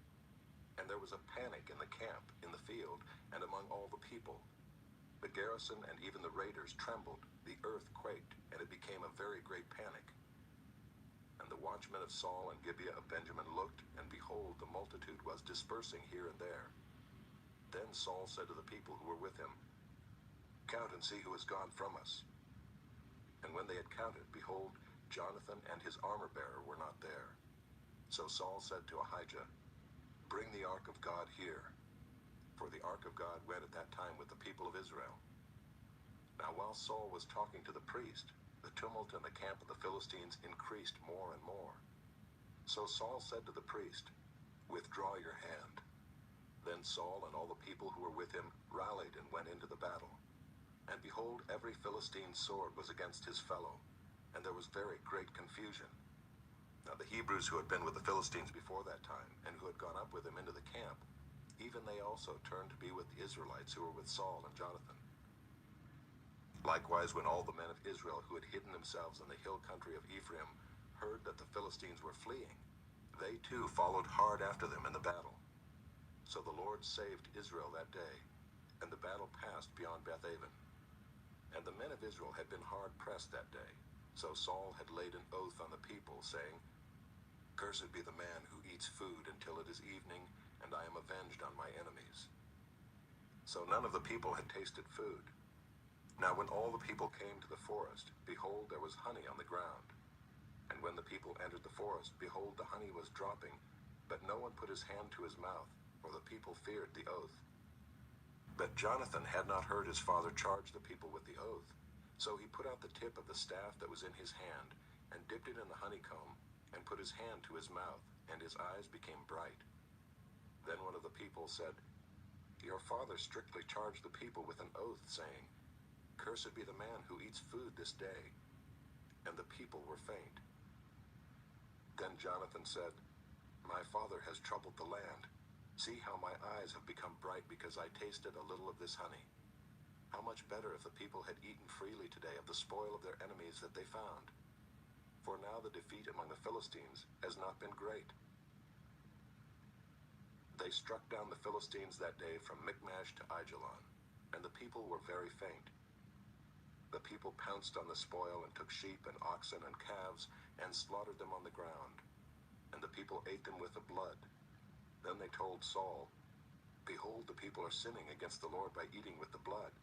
And he said, "You have dealt treacherously. Roll a great stone to me here." And Saul said, "Disperse yourselves among the people and say to them, 'Let every man bring his ox or his sheep and slaughter them here and eat, and do not sin against the Lord by eating with the blood.'" So every one of the people brought his ox with him that night, and they slaughtered them there. And Saul built an altar to the Lord. It was the first altar that he built to the Lord. Then Saul said, "Let us go down after the Philistines by night and plunder them until the morning light. Let us not leave a man of them." And they said, "Do whatever seems good to you." But the priest said, "Let us draw near to God here." And Saul inquired of God, "Shall I go down after the Philistines? Will you give them into the hand of Israel?" But he did not answer him that day. And Saul said, "Come here, all you leaders of the people, and know and see how this sin has arisen today. For as the Lord lives who saves Israel, though it be in Jonathan my son, he shall surely die." But there was not a man among all the people who answered him. Then he said to all Israel, "You shall be on one side, and I and Jonathan my son will be on the other side." And the people said to Saul, "Do what seems good to you." Therefore Saul said, "O Lord God of Israel, why have you not answered your servant this day? If this guilt is in me or in Jonathan my son, O Lord God of Israel, give Urim. But if this guilt is in your people Israel, give Thummim." And Jonathan and Saul were taken, but the people escaped. Then Saul said, "Cast the lot between me and my son Jonathan." And Jonathan was taken. Then Saul said to Jonathan, "Tell me what you have done." And Jonathan told him, "I tasted a little honey with the tip of the staff that was in my hand. Here I am, I will die." And Saul said, "God do so to me and more also. You shall surely die, Jonathan." Then the people said to Saul, "Shall Jonathan die who has worked this great salvation in Israel? Far from it. As the Lord lives, there shall not one hair of his head fall to the ground, for he has worked with God this day." So the people ransomed Jonathan so that he did not die. Then Saul went up from pursuing the Philistines, and the Philistines went to their own place. When Saul had taken the kingship over Israel, he fought against all his enemies on every side, against Moab, against the Ammonites, against Edom, against the kings of Zobah, and against the Philistines. Wherever he turned, he routed them. And he did valiantly and struck the Amalekites and delivered Israel out of the hands of those who plundered them. Now the sons of Saul were Jonathan, Ishvi, and Malchishua, and the names of his 2 daughters were these. The name of the firstborn was Merab, and the name of the younger, Michal. And the name of Saul's wife was Ahinoam, the daughter of Ahimaaz. And the name of the commander of his army was Abner the son of Ner, Saul's uncle. Kish was the father of Saul, and Ner the father of Abner was the son of Abiel. There was hard fighting against the Philistines all the days of Saul. And when Saul saw any strong man or any valiant man, he attached him to himself. Chapter 15. And Samuel said to Saul, "The Lord sent me to anoint you king over his people Israel. Now therefore listen to the words of the Lord. Thus says the Lord of hosts, I have noted what Amalek did to Israel in opposing them on the way when they came up out of Egypt. Now go and strike Amalek, and devote to destruction all that they have. Do not spare them, but kill both man and woman, child and infant, ox and sheep, camel and donkey." So Saul summoned the people and numbered them in Telaim, 200,000 men on foot, and 10,000 men of Judah. And Saul came to the city of Amalek and lay in wait in the valley. Then Saul said to the Kenites, "Go, depart, go down from among the Amalekites, lest I destroy you with them. For you showed kindness to all the people of Israel when they came up out of Egypt." So the Kenites departed from among the Amalekites. And Saul defeated the Amalekites from Havilah as far as Shur, which is east of Egypt. And he took Agag the king of the Amalekites alive, and devoted to destruction all the people with the edge of the sword. But Saul and the people spared Agag and the best of the sheep, and of the oxen, and of the fattened calves, and the lambs, and all that was good, and would not utterly destroy them. All that was despised and worthless they devoted to destruction. The word of the Lord came to Samuel. "I regret that I have made Saul king, for he has turned back from following me and has not performed my commandments." And Samuel was angry, and he cried to the Lord all night. And Samuel rose early to meet Saul in the morning. And it was told Samuel, "Saul came to Carmel, and behold, he set up a monument for himself, and turned and passed on and went down to Gilgal." And Samuel came to Saul, and Saul said to him, "Blessed be you to the Lord. I have performed the commandment of the Lord." And Samuel said, "What then is this bleating of the sheep in my ears, and the lowing of the oxen that I hear?" Saul said, "They have brought them from the Amalekites, for the people spared the best of the sheep and of the oxen to sacrifice to the Lord your God, and the rest we have devoted to destruction." Then Samuel said to Saul, "Stop, I will tell you what the Lord said to me this night." And he said to him, "Speak." And Samuel said, "Though you are little in your own eyes, are you not the head of the tribes of Israel? The Lord anointed you king over Israel. And the Lord sent you on a mission and said, 'Go, devote to destruction the sinners, the Amalekites, and fight against them until they are consumed.' Why then did you not obey the voice of the Lord? Why did you pounce on the spoil and do what was evil in the sight of the Lord?" And Saul said to Samuel, "I have obeyed the voice of the Lord. I have gone on the mission on which the Lord sent me. I have brought Agag the king of Amalek, and I have devoted the Amalekites to destruction. But the people took of the spoil, sheep and oxen, the best of the things devoted to destruction, to sacrifice to the Lord your God in Gilgal." And Samuel said, "Has the Lord as great delight in burnt offerings and sacrifices as in obeying the voice of the Lord? Behold, to obey is better than sacrifice, and to listen than the fat of rams. For rebellion is as the sin of divination, and presumption is as iniquity and idolatry. Because you have rejected the word of the Lord, he has also rejected you from being king." Saul said to Samuel, "I have sinned, for I have transgressed the commandment of the Lord in your words, because I feared the people and obeyed their voice. Now therefore, please pardon my sin, and return with me, that I may bow before the Lord." And Samuel said to Saul, "I will not return with you, for you have rejected the word of the Lord, and the Lord has rejected you from being king over Israel." As Samuel turned to go away, Saul seized the skirt of his robe, and it tore. And Samuel said to him, "The Lord has torn the kingdom of Israel from you this day, and has given it to a neighbor of yours, who is better than you. And also the glory of Israel will not lie or have regret, for he is not a man that he should have regret." Then he said, "I have sinned, yet honor me now before the elders of my people and before Israel, and return with me, that I may bow before the Lord your God." So Samuel turned back after Saul, and Saul bowed before the Lord. Then Samuel said, "Bring here to me Agag the king of the Amalekites." And Agag came to him cheerfully. Agag said, "Surely the bitterness of death is past." And Samuel said, "As your sword has made women childless, so shall your mother be childless among women." And Samuel hacked Agag to pieces before the Lord in Gilgal. Then Samuel went to Ramah, and Saul went up to his house in Gibeah of Saul. And Samuel did not see Saul again until the day of his death. But Samuel grieved over Saul, and the Lord regretted that he had made Saul king over Israel. Chapter 16. The Lord said to Samuel, "How long will you grieve over Saul, since I have rejected him from being king over Israel? Fill your horn with oil, and go. I will send you to Jesse the Bethlehemite, for I have provided for myself a king among his sons." And Samuel said, "How can I go? If Saul hears it, he will kill me." And the Lord said, "Take a heifer with you, and say, 'I have come to sacrifice to the Lord.'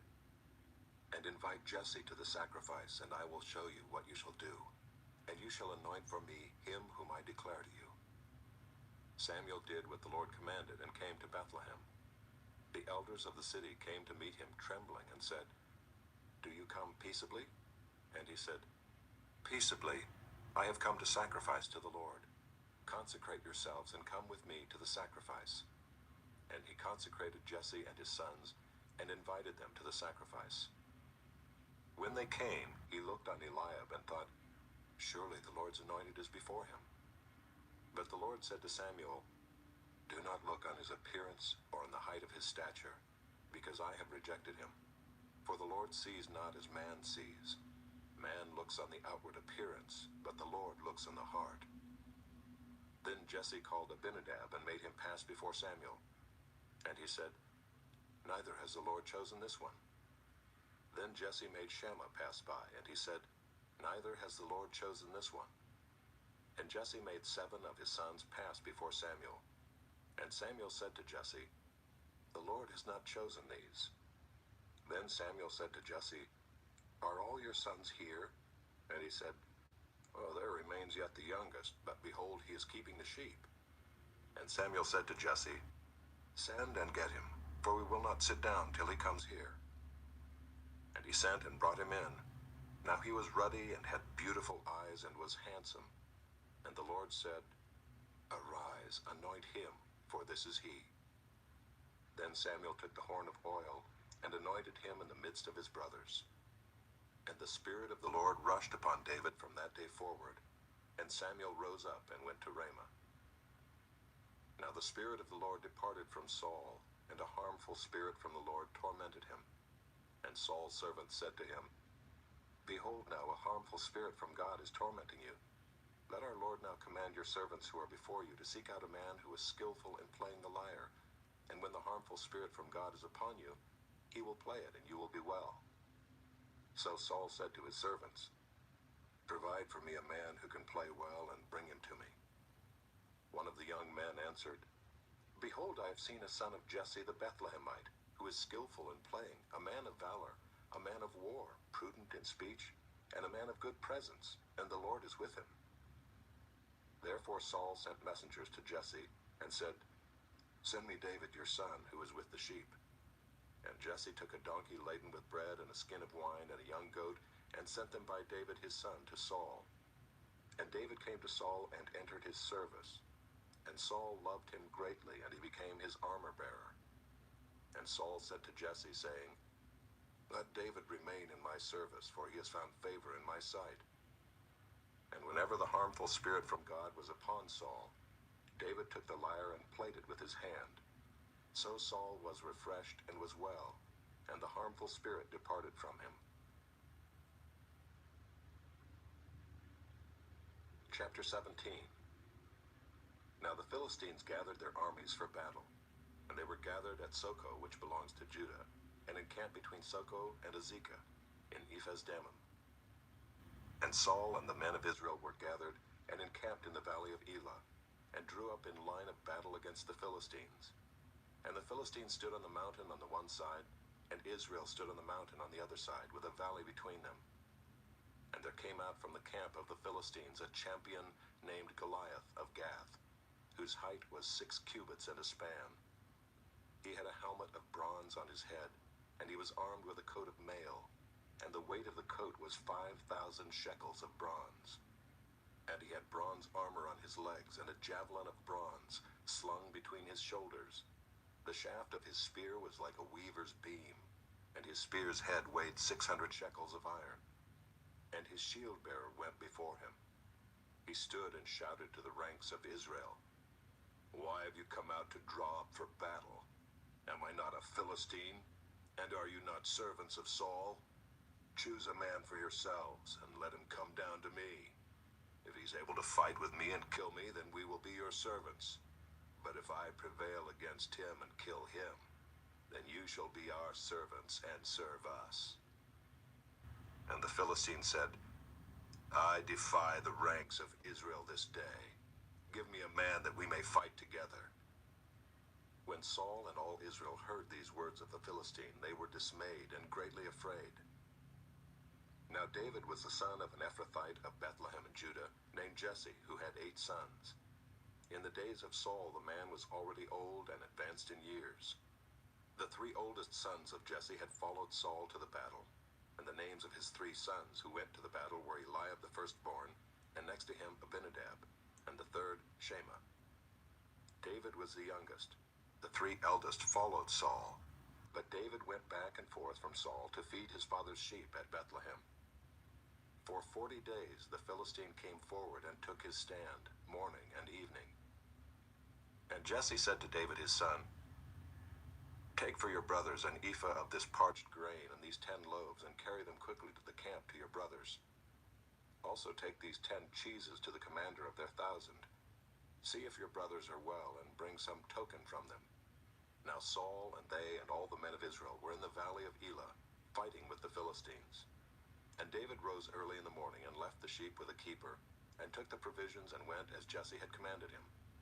And he came to the encampment as the host was going out to the battle line, shouting the war cry. And Israel and the Philistines drew up for battle, army against army. And David left the things in charge of the keeper of the baggage, and ran to the ranks, and went and greeted his brothers. As he talked with them, behold, the champion, the Philistine of Gath, Goliath by name, came up out of the ranks of the Philistines, and spoke the same words as before. And David heard him. All the men of Israel, when they saw the man, fled from him and were much afraid. And the men of Israel said, "Have you seen this man who has come up? Surely he has come up to defy Israel. And the king will enrich the man who kills him with great riches, and will give him his daughter, and make his father's house free in Israel."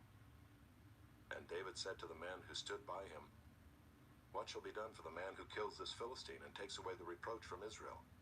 For who is this uncircumcised Philistine, that he should defy the armies of the living God?" And the people answered him in the same way, "So shall it be done to the man who kills him." Now Eliab his eldest brother heard when he spoke to the men. And Eliab's anger was kindled against David, and he said, "Why have you come down? And with whom have you left those few sheep in the wilderness? I know your presumption and the evil of your heart, for you have come down to see the battle." And David said, "What have I done now? Was it not but a word?" And he turned away from him toward another, and spoke in the same way, and the people answered him again as before. When the words that David spoke were heard, they repeated them before Saul, and he sent for him. And David said to Saul, "Let no man's heart fail because of him. Your servant will go and fight with this Philistine." And Saul said to David, "You are not able to go against this Philistine to fight with him, for you are but a youth, and he has been a man of war from his youth. But David said to Saul, "Your servant used to keep sheep for his father, and when there came a lion or a bear and took a lamb from the flock, I went after him and struck him and delivered it out of his mouth. And if he arose against me, I caught him by his beard and struck him and killed him. Your servant has struck down both lions and bears, and this uncircumcised Philistine shall be like one of them, for he has defied the armies of the living God." And David said, "The Lord who delivered me from the paw of the lion and from the paw of the bear will deliver me from the hand of this Philistine." And Saul said to David, "Go, and the Lord be with you." Then Saul clothed David with his armor. He put a helmet of bronze on his head and clothed him with a coat of mail, and David strapped his sword over his armor. And he tried in vain to go, for he had not tested them. Then David said to Saul, "I cannot go with these, for I have not tested them." So David put them off. Then he took his staff in his hand and chose 5 smooth stones from the brook and put them in his shepherd's pouch. His sling was in his hand, and he approached the Philistine. And the Philistine moved forward and came near to David with his shield-bearer in front of him. And when the Philistine looked and saw David, he disdained him, for he was but a youth, ruddy and handsome in appearance. And the Philistine said to David, "Am I a dog that you come to me with sticks?" And the Philistine cursed David by his gods. The Philistine said to David, "Come to me, and I will give your flesh to the birds of the air and to the beasts of the field." Then David said to the Philistine, "You come to me with a sword and with a spear and with a javelin. But I come to you in the name of the Lord of hosts, the God of the armies of Israel, whom you have defied. This day the Lord will deliver you into my hand, and I will strike you down and cut off your head. And I will give the dead bodies of the host of the Philistines this day to the birds of the air and to the wild beasts of the earth, that all the earth may know that there is a God in Israel, and that all this assembly may know that the Lord saves not with sword and spear. For the battle is the Lord's, and he will give you into our hand."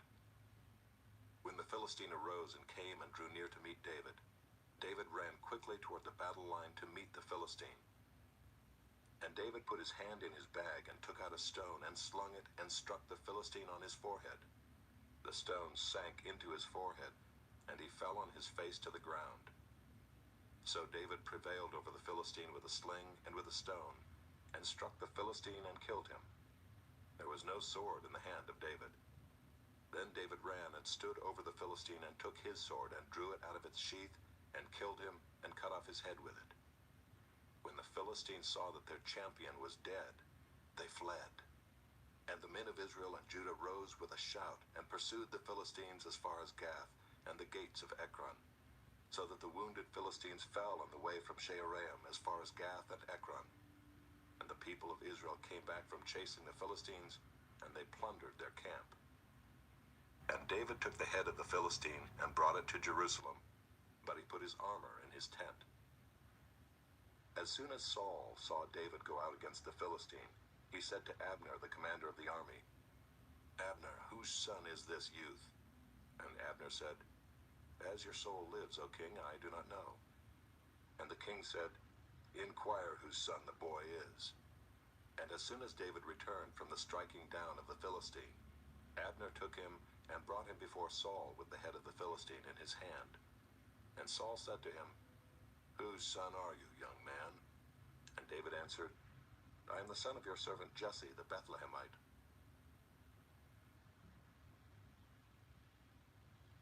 Chapter 18.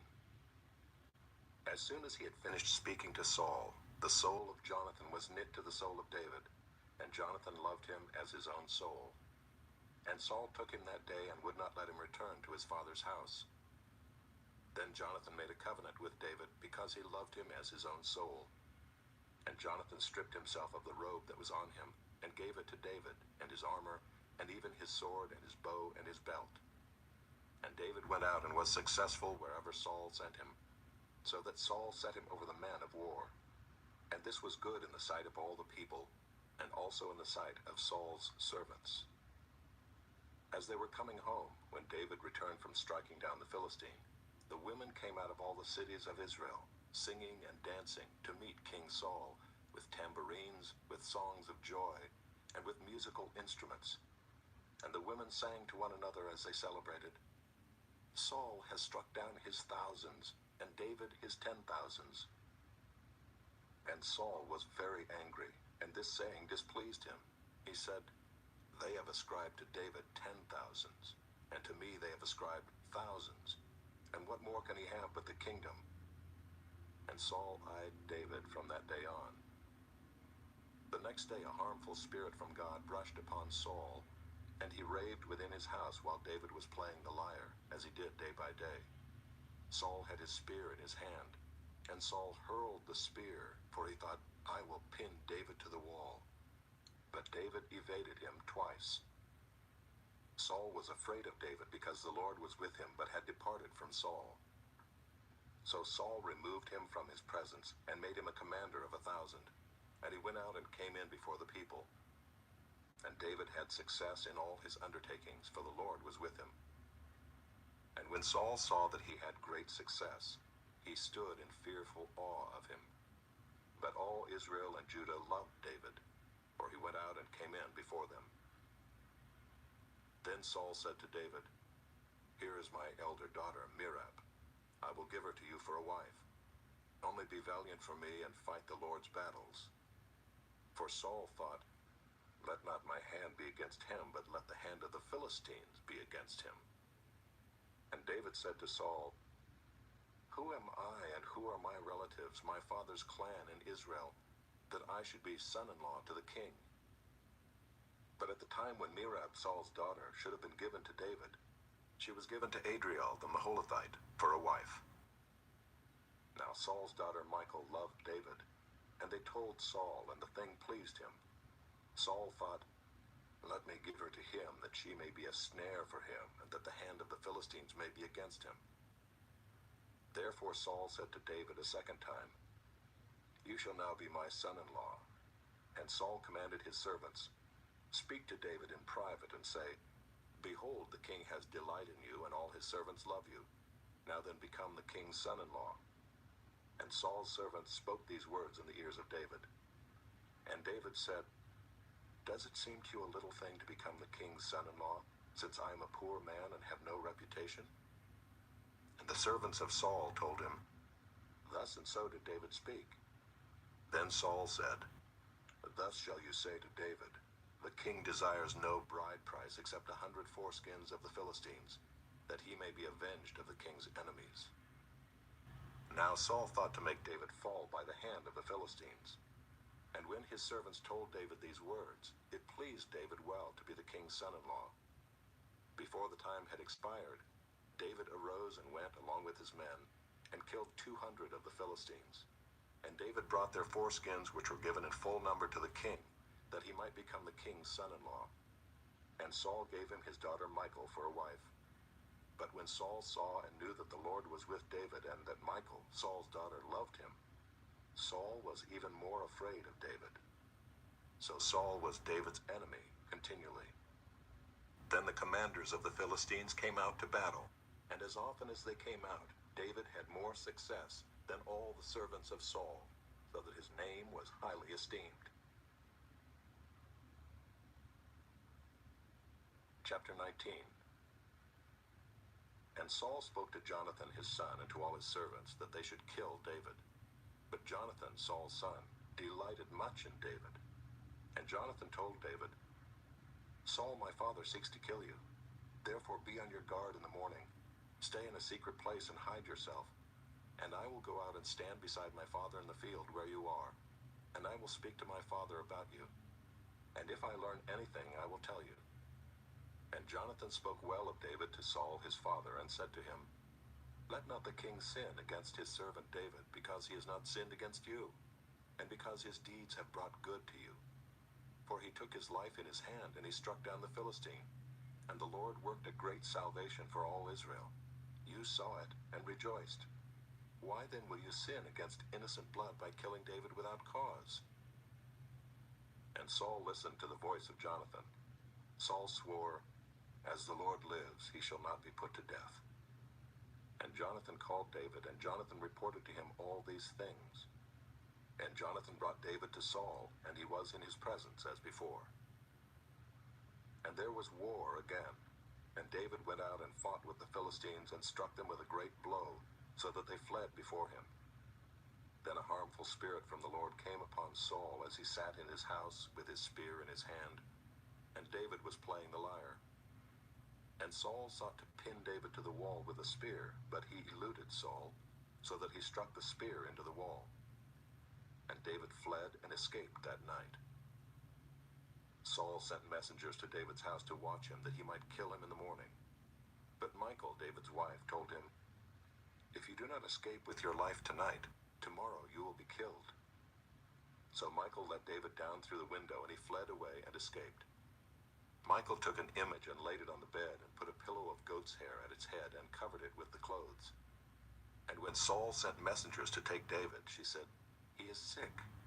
Then Saul sent the messengers to see David, saying, "Bring him up to me in the bed, that I may kill him." And when the messengers came in, behold, the image was in the bed, with the pillow of goat's hair at its head. Saul said to Michal, "Why have you deceived me thus, and let my enemy go, so that he has escaped?" And Michal answered Saul, "He said to me, 'Let me go. Why should I kill you?'" Now David fled and escaped, and he came to Samuel at Ramah, and told him all that Saul had done to him. And he and Samuel went and lived at Naioth. And it was told Saul, "Behold, David is at Naioth in Ramah." Then Saul sent messengers to take David, and when they saw the company of the prophets prophesying, and Samuel standing as head over them, the Spirit of God came upon the messengers of Saul, and they also prophesied. When it was told Saul, he sent other messengers, and they also prophesied. And Saul sent messengers again the third time, and they also prophesied. Then he himself went to Ramah, and came to the great well that is in Seku. And he asked, "Where are Samuel and David?" And one said, "Behold, they are at Naioth and Ramah." And he went there to Naioth and Ramah, and the Spirit of God came upon him also. And as he went, he prophesied until he came to Naioth and Ramah. And he too stripped off his clothes, and he too prophesied before Samuel, and lay naked all that day and all that night. Thus it is said, "Is Saul also among the prophets?" Chapter 20. Then David fled from Naioth and Ramah, and came and said before Jonathan, "What have I done? What is my guilt? And what is my sin before your father, that he seeks my life?" And he said to him, "Far from it, you shall not die. Behold, my father does nothing, either great or small, without disclosing it to me. And why should my father hide this from me? It is not so." But David vowed again, saying, "Your father knows well that I have found favor in your eyes, and he thinks, 'Do not let Jonathan know this, lest he be grieved.' But truly, as the Lord lives, and as your soul lives, there is but a step between me and death." Then Jonathan said to David, "Whatever you say, I will do for you." David said to Jonathan, "Behold, tomorrow is the new moon, and I should not fail to sit at table with the king. But let me go, that I may hide myself in the field till the third day at evening. If your father misses me at all, then say, 'David earnestly asked leave of me to run to Bethlehem his city, for there is a yearly sacrifice there for all the clan.' If he says, 'Good,' it will be well with your servant. But if he is angry, then know that harm is determined by him. Therefore deal kindly with your servant, for you have brought your servant into a covenant of the Lord with you. But if there is guilt in me, kill me yourself, for why should you bring me to your father?" And Jonathan said, "Far be it from you. If I knew that it was determined by my father that harm should come to you, would I not tell you?" Then David said to Jonathan, "Who will tell me if your father answers you roughly?" And Jonathan said to David, "Come, let us go out into the field." So they both went out into the field. And Jonathan said to David, "The Lord God of Israel be witness, when I have sounded out my father about this time tomorrow or the third day, behold, if he is well disposed toward David, shall I not then send and disclose it to you? But should it please my father to do you harm, the Lord do so to Jonathan, and more also, if I do not disclose it to you and send you away, that you may go in safety. May the Lord be with you, as he has been with my father. If I am still alive, show me the steadfast love of the Lord, that I may not die. And do not cut off your steadfast love from my house forever, when the Lord cuts off every one of the enemies of David from the face of the earth. And Jonathan made a covenant with the house of David, saying, May the Lord take vengeance on David's enemies. And Jonathan made David swear again by his love for him, for he loved him as he loved his own soul. Then Jonathan said to him, Tomorrow is the new moon, and you will be missed, because your seat will be empty. On the third day, go down quickly to the place where you hid yourself when the matter was in hand, and remain beside the stone heap. And I will shoot 3 arrows to the side of it, as though I shot at a mark. And behold, I will send the boy, saying, Go, find the arrows. If I say to the boy, Look, the arrows are on this side of you, take them. Then you are to come, for as the Lord lives, it is safe for you, and there is no danger. But if I say to the youth, Look, the arrows are beyond you, then go, for the Lord has sent you away. And as for the matter of which you and I have spoken, behold, the Lord is between you and me forever. So David hid himself in the field, and when the new moon came, the king sat down to eat food. The king sat on his seat, as at other times, on the seat by the wall. Jonathan sat opposite, and Abner sat by Saul's side, but David's place was empty. Yet Saul did not say anything that day, for he thought, Something has happened to him. He is not clean, surely he is not clean. But on the second day, the day after the new moon, David's place was empty. And Saul said to Jonathan his son, Why has not the son of Jesse come to the meal, either yesterday or today?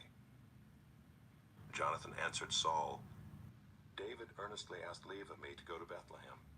He said, Let me go, for our clan holds a sacrifice in the city, and my brother has commanded me to be there. So now if I have found favor in your eyes, let me get away and see my brothers. For this reason he has not come to the king's table. Then Saul's anger was kindled against Jonathan, and he said to him, You son of a perverse, rebellious woman, do I not know that you have chosen the son of Jesse to your own shame, and to the shame of your mother's nakedness? For as long as the son of Jesse lives on the earth, neither you nor your kingdom shall be established. Therefore send and bring him to me, for he shall surely die. Then Jonathan answered Saul, his father, Why should he be put to death? What has he done? But Saul hurled his spear at him to strike him. So Jonathan knew that his father was determined to put David to death. And Jonathan rose from the table in fierce anger and ate no food the second day of the month, for he was grieved for David, because his father had disgraced him. In the morning, Jonathan went out into the field to the appointment with David, and with him a little boy. And he said to his boy, Run and find the arrows that I shoot. As the boy ran, he shot an arrow beyond him. And when the boy came to the place of the arrow that Jonathan had shot, Jonathan called after the boy and said, Is not the arrow beyond you? And Jonathan called after the boy, Hurry, be quick, do not stay. So Jonathan's boy gathered up the arrows and came to his master. But the boy knew nothing, only Jonathan and David knew the matter. And Jonathan gave his weapons to his boy and said to him, Go and carry them to the city. And as soon as the boy had gone, David rose from beside the stone heap and fell on his face to the ground and bowed 3 times. And they kissed one another and wept with one another, David weeping the most. Then Jonathan said to David, Go in peace, because we have sworn both of us in the name of the Lord, saying, The Lord shall be between me and you, and between my offspring and your offspring forever. And he rose and departed, and Jonathan went into the city. Chapter 21. Then David came to Nob to Ahimelech the priest, and Ahimelech came to David trembling and said to him, Why are you alone and no one with you? And David said to Ahimelech the priest, The king has charged me with a matter and said to me, Let no one know anything of the matter about which I send you, and with which I have charged you. I have made an appointment with the young men for such and such a place. Now then, what do you have on hand? Give me 5 loaves of bread, or whatever is here. And the priest answered David, I have no common bread on hand, but there is holy bread. If the young men have kept themselves from women?" And David answered the priest, "Truly, women have been kept from us as always when I go on an expedition. The vessels of the young men are holy even when it is an ordinary journey. How much more today will their vessels be holy?" So the priest gave him the holy bread, for there was no bread there but the bread of the presence, which is removed from before the Lord, to be replaced by hot bread on the day it is taken away. Now a certain man of the servants of Saul was there that day, detained before the Lord. His name was Doeg the Edomite, the chief of Saul's herdsmen. Then David said to Ahimelech, "Then have you not here a spear or a sword at hand? For I have brought neither my sword nor my weapons with me, because the king's business required haste." And the priest said, "The sword of Goliath the Philistine, whom you struck down in the valley of Elah, behold, it is here wrapped in a cloth behind the ephod. If you will take that, take it, for there is none but that here." And David said, "There is none like that. Give it to me." And David rose and fled that day from Saul, and went to Achish the king of Gath. And the servants of Achish said to him, "Is not this David the king of the land? Did they not sing to one another of him in dances? Saul has struck down his thousands, and David his 10,000s." And David took these words to heart, and was much afraid of Achish the king of Gath. So he changed his behavior before them, and pretended to be insane in their hands, and made marks on the doors of the gate, and let his spittle run down his beard. Then Achish said to his servants, "Behold, you see the man is mad. Why then have you brought him to me? Do I lack madmen that you have brought this fellow to behave as a madman in my presence? Shall this fellow come into my house?" Chapter 22. David departed from there and escaped to the cave of Adullam. And when his brothers and all his father's house heard it, they went down there to him. And everyone who was in distress, and everyone who was in debt, and everyone who was bitter in soul, gathered to him. And he became commander over them. And there were with him about 400 men. And David went from there to Mizpah of Moab. And he said to the king of Moab, "Please let my father and my mother stay with you, till I know what God will do for me." And he left them with the king of Moab, and they stayed with him all the time that David was in the stronghold. Then the prophet Gad said to David, "Do not remain in the stronghold. Depart and go into the land of Judah." So David departed and went into the forest of Hereth. Now Saul heard that David was discovered, and the men who were with him.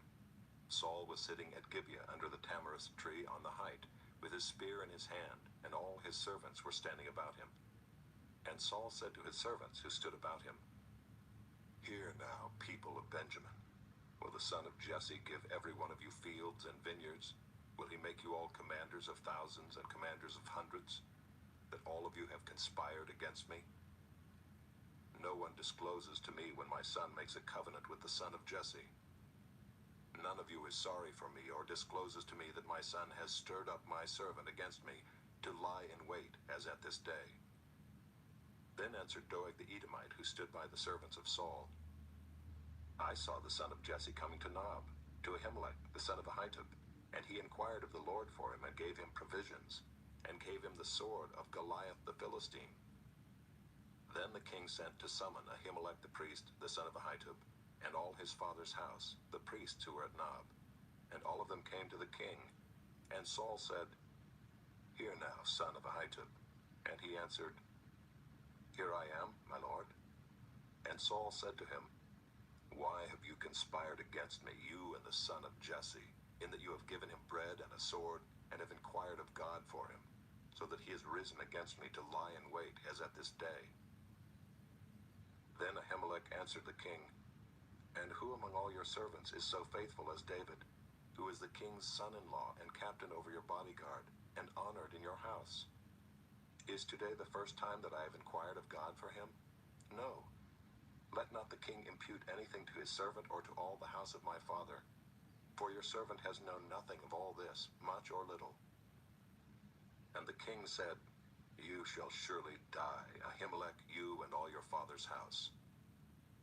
And the king said to the guard who stood about him, "Turn and kill the priests of the Lord, because their hand also is with David, and they knew that he fled and did not disclose it to me. But the servants of the king would not put out their hand to strike the priests of the Lord. Then the king said to Doeg, "You turn and strike the priests." And Doeg the Edomite turned and struck down the priests, and he killed on that day 85 persons who wore the linen ephod. And Nob, the city of the priests, he put to the sword, both man and woman, child and infant, ox, donkey, and sheep, he put to the sword. But one of the sons of Ahimelech, the son of Ahitub, named Abiathar, escaped and fled after David. And Abiathar told David that Saul had killed the priests of the Lord. And David said to Abiathar, "I knew on that day when Doeg the Edomite was there, that he would surely tell Saul, 'I have occasioned the death of all the persons of your father's house. Stay with me, do not be afraid, for he who seeks my life seeks your life. With me you shall be in safekeeping.'" Chapter 23. Now they told David, "Behold, the Philistines are fighting against Keilah and are robbing the threshing floors." Therefore David inquired of the Lord, "Shall I go and attack these Philistines?" And the Lord said to David, "Go and attack the Philistines and save Keilah." But David's men said to him, "Behold, we are afraid here in Judah. How much more then if we go to Keilah against the armies of the Philistines?" Then David inquired of the Lord again, and the Lord answered him, "Arise, go down to Keilah, for I will give the Philistines into your hand." And David and his men went to Keilah and fought with the Philistines, and brought away their livestock, and struck them with a great blow. So David saved the inhabitants of Keilah. When Abiathar the son of Ahimelech had fled to David to Keilah, he had come down with an ephod in his hand. Now it was told Saul that David had come to Keilah. And Saul said, "God has given him into my hand, for he has shut himself in by entering a town that has gates and bars." And Saul summoned all the people to war, to go down to Keilah to besiege David and his men. David knew that Saul was plotting harm against him, and he said to Abiathar the priest, "Bring the ephod here." Then David said, "O Lord, the God of Israel, your servant has surely heard that Saul seeks to come to Keilah, to destroy the city on my account. Will the men of Keilah surrender me into his hand? Will Saul come down, as your servant has heard? O Lord, the God of Israel, please tell your servant." And the Lord said, "He will come down." Then David said, "Will the men of Keilah surrender me and my men into the hand of Saul?" And the Lord said, "They will surrender you." Then David and his men, who were about 600, arose and departed from Keilah, and went wherever they could go. When Saul was told that David had escaped from Keilah, he gave up the expedition. And David remained in the strongholds in the wilderness, in the hill country of the wilderness of Ziph. And Saul sought him every day, but God did not give him into his hand. David saw that Saul had come out to seek his life. David was in the wilderness of Ziph at Horesh. And Jonathan, Saul's son, rose and went to David at Horesh, and strengthened his hand in God. And he said to him, "Do not fear, for the hand of Saul my father shall not find you. You shall be king over Israel, and I shall be next to you. Saul my father also knows this." And the two of them made a covenant before the Lord. David remained at Horesh, and Jonathan went home. Then the Ziphites went up to Saul at Gibeah, saying, "Is not David hiding among us in the strongholds at Horesh, on the hill of Hachilah, which is south of Jeshimon? Now come down, O king, according to all your heart's desire to come down, and our part shall be to surrender him into the king's hand." And Saul said, "May you be blessed by the Lord, for you have had compassion on me. Go, make yet more sure. Know and see the place where his foot is, and who has seen him there, for it is told me that he is very cunning. See therefore and take note of all the lurking places where he hides, and come back to me with sure information. Then I will go with you. And if he is in the land, I will search him out among all the thousands of Judah." And they arose and went to Ziph ahead of Saul. Now David and his men were in the wilderness of Maon, in the Arabah to the south of Jeshimon. And Saul and his men went to seek him. And David was told, so he went down to the rock and lived in the wilderness of Maon. And when Saul heard that, he pursued after David in the wilderness of Maon. Saul went on one side of the mountain, and David and his men on the other side of the mountain. And David was hurrying to get away from Saul. As Saul and his men were closing in on David and his men to capture them, a messenger came to Saul, saying, "Hurry and come, for the Philistines have made a raid against the land." So Saul returned from pursuing after David, and went against the Philistines. Therefore that place was called the Rock of Escape. And David went up from there and lived in the strongholds of En-gedi. Chapter 24. When Saul returned from following the Philistines, he was told, "Behold, David is in the wilderness of En-gedi." Then Saul took 3,000 chosen men out of all Israel, and went to seek David and his men in front of the Wild Goats Rocks.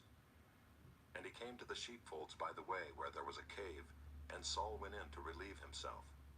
Now David and his men were sitting in the innermost parts of the cave. And the men of David said to him, "Here is the day of which the Lord said to you, Behold, I will give your enemy into your hand, and you shall do to him as it shall seem good to you." Then David arose and stealthily cut off a corner of Saul's robe.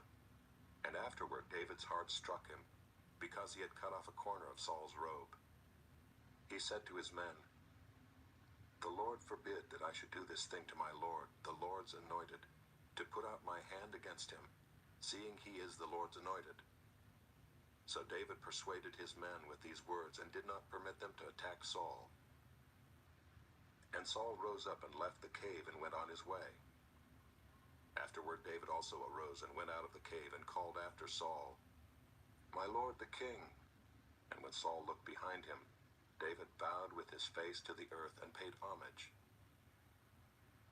And David said to Saul, "Why do you listen to the words of men who say, Behold, David seeks your harm? Behold, this day your eyes have seen how the Lord gave you today into my hand in the cave. And some told me to kill you, but I spared you. I said, I will not put out my hand against my Lord, for he is the Lord's anointed. See, my father, see the corner of your robe in my hand. For by the fact that I cut off the corner of your robe and did not kill you, you may know and see that there is no wrong or treason in my hands. I have not sinned against you, though you hunt my life to take it. May the Lord judge between me and you. May the Lord avenge me against you, but my hand shall not be against you. As the proverb of the ancients says, out of the wicked comes wickedness, but my hand shall not be against you. After whom has the king of Israel come out? After whom do you pursue? After a dead dog, after a flea. May the Lord therefore be judge and give sentence between me and you, and see to it and plead my cause and deliver me from your hand." As soon as David had finished speaking these words to Saul, Saul said, "Is this your voice, my son David?" And Saul lifted up his voice and wept. He said to David, "You are more righteous than I, for you have repaid me good, whereas I have repaid you evil. And you have declared this day how you have dealt well with me, in that you did not kill me when the Lord put me into your hands. For if a man finds his enemy, will he let him go away safe? So may the Lord reward you with good for what you have done to me this day. And now, behold, I know that you shall surely be king, and that the kingdom of Israel shall be established in your hand. Swear to me, therefore, by the Lord, that you will not cut off my offspring after me, and that you will not destroy my name out of my father's house." And David swore this to Saul. Then Saul went home, but David and his men went up to the stronghold. Chapter 25. Now Samuel died, and all Israel assembled and mourned for him, and they buried him in his house at Ramah. Then David rose and went down to the wilderness of Paran. And there was a man in Maon whose business was in Carmel. The man was very rich. He had 3,000 sheep and 1,000 goats. He was shearing his sheep in Carmel. Now the name of the man was Nabal, and the name of his wife Abigail. The woman was discerning and beautiful, but the man was harsh and badly behaved. He was a Calebite. David heard in the wilderness that Nabal was shearing his sheep. So David sent 10 young men. And David said to the young men, "Go up to Carmel and go to Nabal and greet him in my name. And thus you shall greet him. Peace be to you, and peace be to your house, and peace be to all that you have. I hear that you have shearers. Now your shepherds have been with us, and we did them no harm, and they missed nothing all the time they were in Carmel. Ask your young men, and they will tell you. Therefore let my young men find favor in your eyes, for we come on a feast day. Please give whatever you have at hand to your servants and to your son David." When David's young men came, they said all this to Nabal in the name of David, and then they waited. And Nabal answered David's servants, "Who is David? Who is the son of Jesse? There are many servants these days who are breaking away from their masters. Shall I take my bread and my water and my meat that I have killed for my shearers and give it to men who come from I do not know where?" So David's young men turned away and came back and told him all this. And David said to his men, "Every man strap on his sword." And every man of them strapped on his sword. David also strapped on his sword. And about 400 men went up after David, while 200 remained with the baggage. But one of the young men told Abigail, Nabal's wife, "Behold, David sent messengers out of the wilderness to greet our master, and he railed at them. Yet the men were very good to us, and we suffered no harm. And we did not miss anything when we were in the fields, as long as we went with them. They were a wall to us both by night and by day, all the while we were with them keeping the sheep. Now therefore know this and consider what you should do, for harm is determined against our master and against all his house, and he is such a worthless man that one cannot speak to him." Then Abigail made haste and took 200 loaves and 2 skins of wine and 5 sheep already prepared and 5 seahs of parched grain and 100 clusters of raisins and 200 cakes of figs, and laid them on donkeys. And she said to her young men, "Go on before me. Behold, I come after you." But she did not tell her husband Nabal. And as she rode on the donkey and came down under cover of the mountain, behold, David and his men came down toward her, and she met them. Now David had said, "Surely in vain have I guarded all that this fellow has in the wilderness, so that nothing was missed of all that belonged to him, and he has returned me evil for good. God do so to the enemies of David and more also, if by morning I leave so much as one male of all who belong to him." When Abigail saw David, she hurried and got down from the donkey and fell before David on her face and bowed to the ground. She fell at his feet and said, "On me alone, my lord, be the guilt. Please let your servant speak in your ears and hear the words of your servant. Let not my lord regard this worthless fellow, Nabal, for as his name is, so is he. Nabal is his name, and folly is with him. But I, your servant, did not see the young men of my lord, whom you sent. Now then, my lord, as the Lord lives and as your soul lives, because the Lord has restrained you from blood guilt and from saving with your own hand, now then let your enemies and those who seek to do evil to my lord be as Nabal. And now let this present that your servant has brought to my lord be given to the young men who follow my lord. Please forgive the trespass of your servant, for the Lord will certainly make my lord a sure house, because my lord is fighting the battles of the Lord, and evil shall not be found in you so long as you live. If men rise up to pursue you and to seek your life, the life of my lord shall be bound in the bundle of the living in the care of the Lord your God. And the lives of your enemies he shall sling out as from the hollow of a sling. And when the Lord has done to my lord according to all the good that he has spoken concerning you, and has appointed you prince over Israel, my lord shall have no cause of grief or pangs of conscience for having shed blood without cause, or for my lord working salvation himself. And when the Lord has dealt well with my lord, then remember your servant." And David said to Abigail, "Blessed be the Lord, the God of Israel, who sent you this day to meet me. Blessed be your discretion, and blessed be you, who have kept me this day from blood guilt and from working salvation with my own hand. For as surely as the Lord, the God of Israel, lives, who has restrained me from hurting you. Unless you had hurried and come to meet me, truly by morning there had not been left to Nabal so much as one male."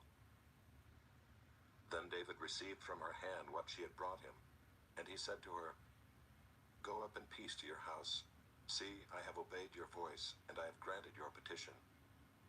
And Abigail came to Nabal, and behold, he was holding a feast in his house, like the feast of a king. And Nabal's heart was merry within him, for he was very drunk. So she told him nothing at all until the morning light. In the morning, when the wine had gone out of Nabal, his wife told him these things, and his heart died within him, and he became as a stone. And about 10 days later, the Lord struck Nabal, and he died. When David heard that Nabal was dead, he said, "Blessed be the Lord who has avenged the insult I received at the hand of Nabal, and has kept back his servant from wrongdoing. The Lord has returned the evil of Nabal on his own head." Then David sent and spoke to Abigail to take her as his wife. When the servants of David came to Abigail at Carmel, they said to her, "David has sent us to you to take you to him as his wife." And she rose and bowed with her face to the ground and said, "Behold, your handmaid is a servant to wash the feet of the servants of my lord." And Abigail hurried and rose and mounted a donkey, and her 5 young women attended her. She followed the messengers of David and became his wife. David also took Ahinoam of Jezreel, and both of them became his wives. Saul had given Michal his daughter, David's wife, to Palti the son of Laish, who was of Gallim. Chapter 26. Then the Ziphites came to Saul at Gibeah, saying, "Is not David hiding himself on the hill of Hachilah, which is on the east of Jeshimon?" So Saul arose and went down to the wilderness of Ziph with 3,000 chosen men of Israel to seek David in the wilderness of Ziph. And Saul encamped on the hill of Hachilah, which is beside the road on the east of Jeshimon. But David remained in the wilderness. When he saw that Saul came after him into the wilderness, David sent out spies and learned that Saul had indeed come. Then David rose and came to the place where Saul had encamped. And David saw the place where Saul lay, with Abner the son of Ner, the commander of his army. Saul was lying within the encampment, while the army was encamped around him. Then David said to Ahimelech the Hittite, and to Joab's brother Abishai the son of Zeruiah, "Who will go down with me into the camp to Saul?" And Abishai said, "I will go down with you." So David and Abishai went to the army by night. And there lay Saul, sleeping within the encampment, with his spear stuck in the ground at his head, and Abner and the army lay around him. Then Abishai said to David, "God has given your enemy into your hand this day. Now please let me pin him to the earth with one stroke of the spear, and I will not strike him twice." But David said to Abishai, "Do not destroy him, for who can put out his hand against the Lord's anointed and be guiltless?" And David said, "As the Lord lives, the Lord will strike him, or his day will come to die, or he will go down into battle and perish. The Lord forbid that I should put out my hand against the Lord's anointed.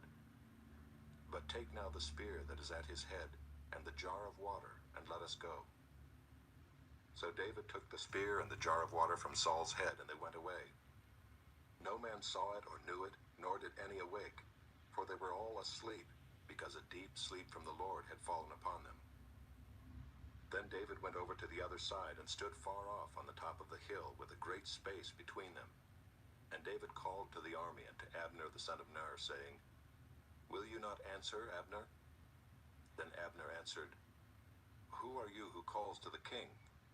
And David said to Abner, "Are you not a man? Who is like you in Israel? Why then have you not kept watch over your lord the king? For one of the people came in to destroy the king your lord. This thing that you have done is not good. As the Lord lives, you deserve to die, because you have not kept watch over your lord, the Lord's anointed. And now see where the king's spear is, and the jar of water that was at his head." Saul recognized David's voice and said, "Is this your voice, my son David?" And David said, "It is my voice, my lord, O king." And he said, "Why does my lord pursue after his servant? For what have I done? What evil is on my hands?" Now therefore let my lord the king hear the words of his servant. If it is the Lord who has stirred you up against me, may he accept an offering. But if it is men, may they be cursed before the Lord. For they have driven me out this day that I should have no share in the heritage of the Lord, saying, Go, serve other gods. Now therefore let not my blood fall to the earth away from the presence of the Lord. For the king of Israel has come out to seek a single flea like one who hunts a partridge in the mountains. Then Saul said, I have sinned. Return, my son David, for I will no more do you harm, because my life was precious in your eyes this day. Behold, I have acted foolishly, and have made a great mistake. And David answered and said, Here is the spear, O king. Let one of the young men come over and take it. The Lord rewards every man for his righteousness and his faithfulness. For the Lord gave you into my hand today, and I would not put out my hand against the Lord's anointed. Behold, as your life was precious this day in my sight, so may my life be precious in the sight of the Lord, and may he deliver me out of all tribulation. Then Saul said to David, Blessed be you, my son David. You will do many things and will succeed in them. So David went his way, and Saul returned to his place.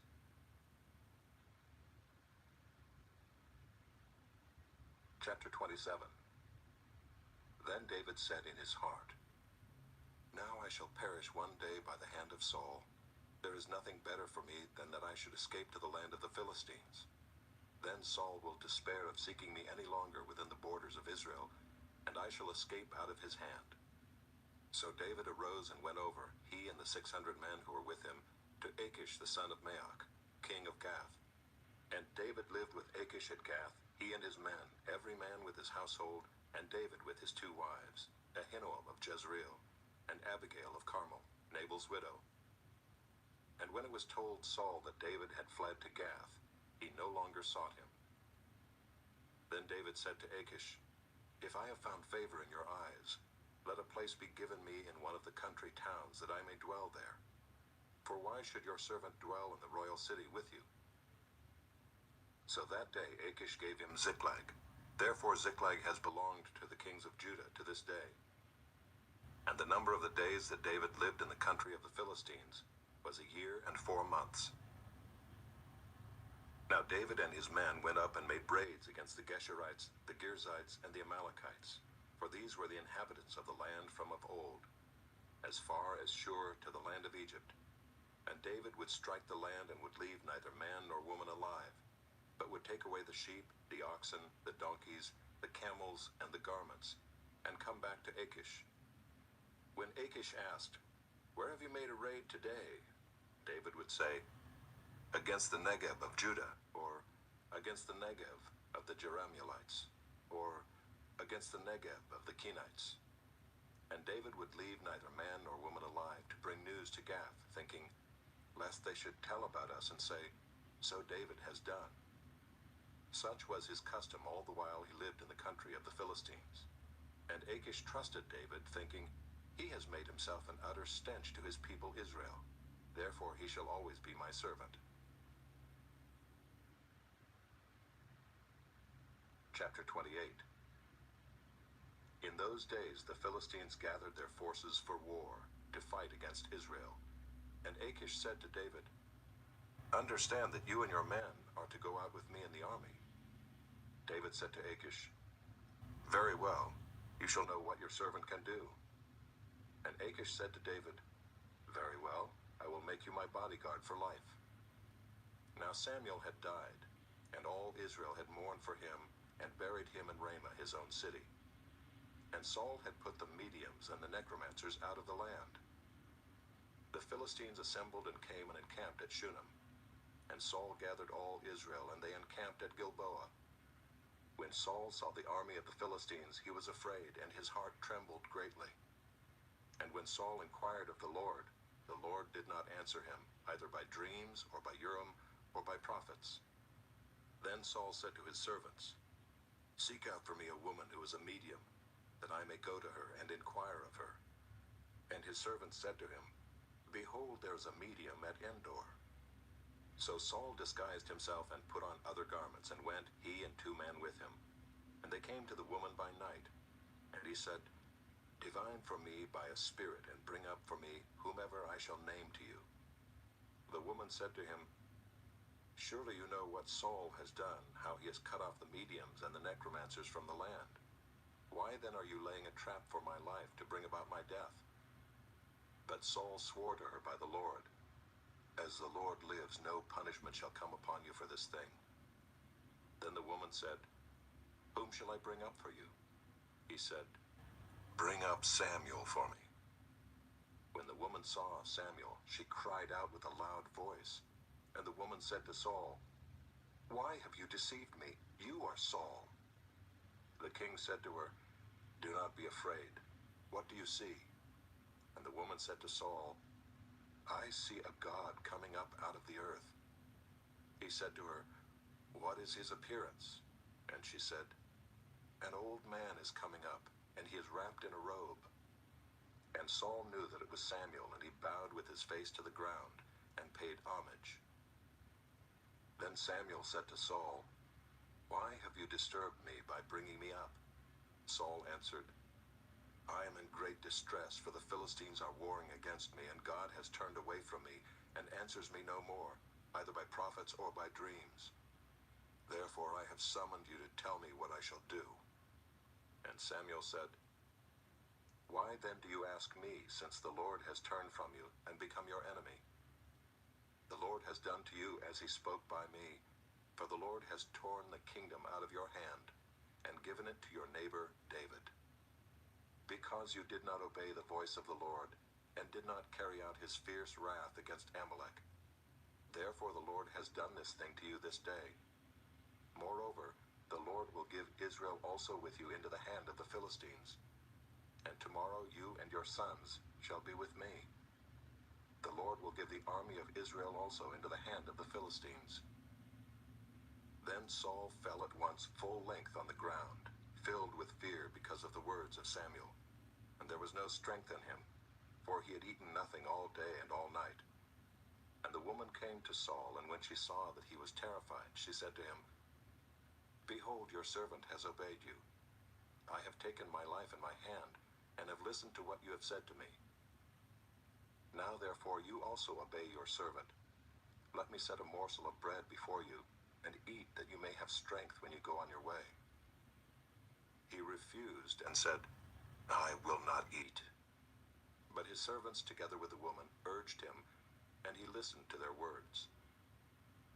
So he arose from the earth and sat on the bed.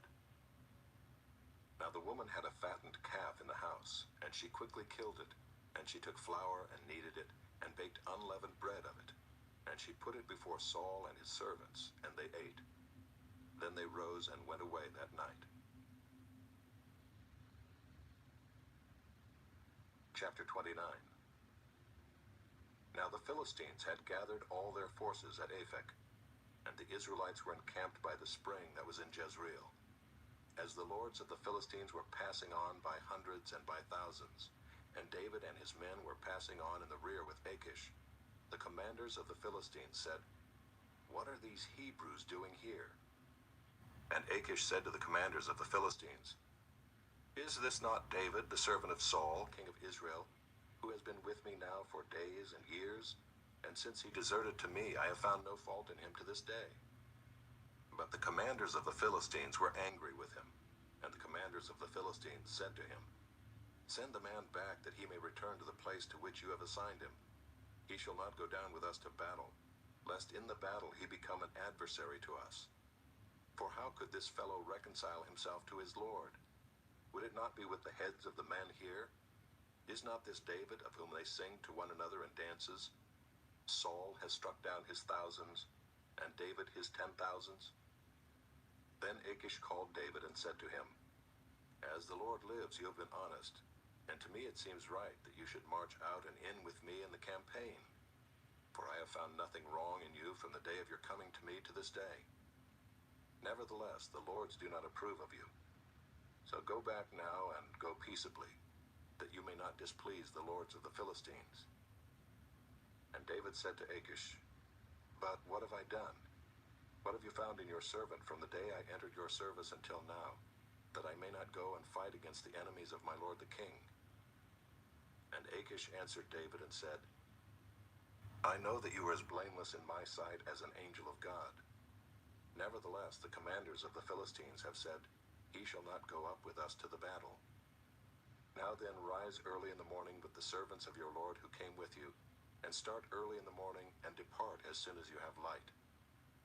So David set out with his men early in the morning to return to the land of the Philistines. But the Philistines went up to Jezreel. Chapter 30.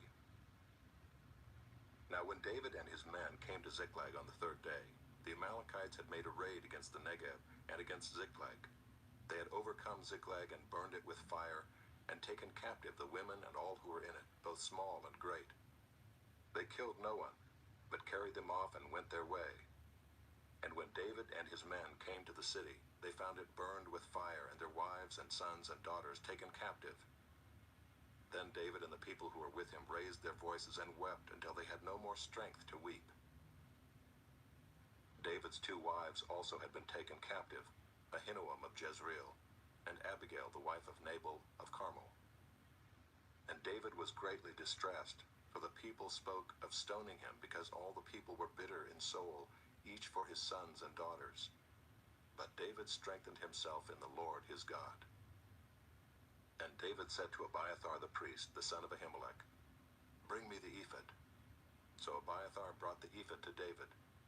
And David inquired of the Lord, "Shall I pursue after this band? Shall I overtake them?" He answered him, "Pursue, for you shall surely overtake, and shall surely rescue." So David set out, and the 600 men who were with him, and they came to the brook Besor, where those who were left behind stayed. But David pursued, he and 400 men.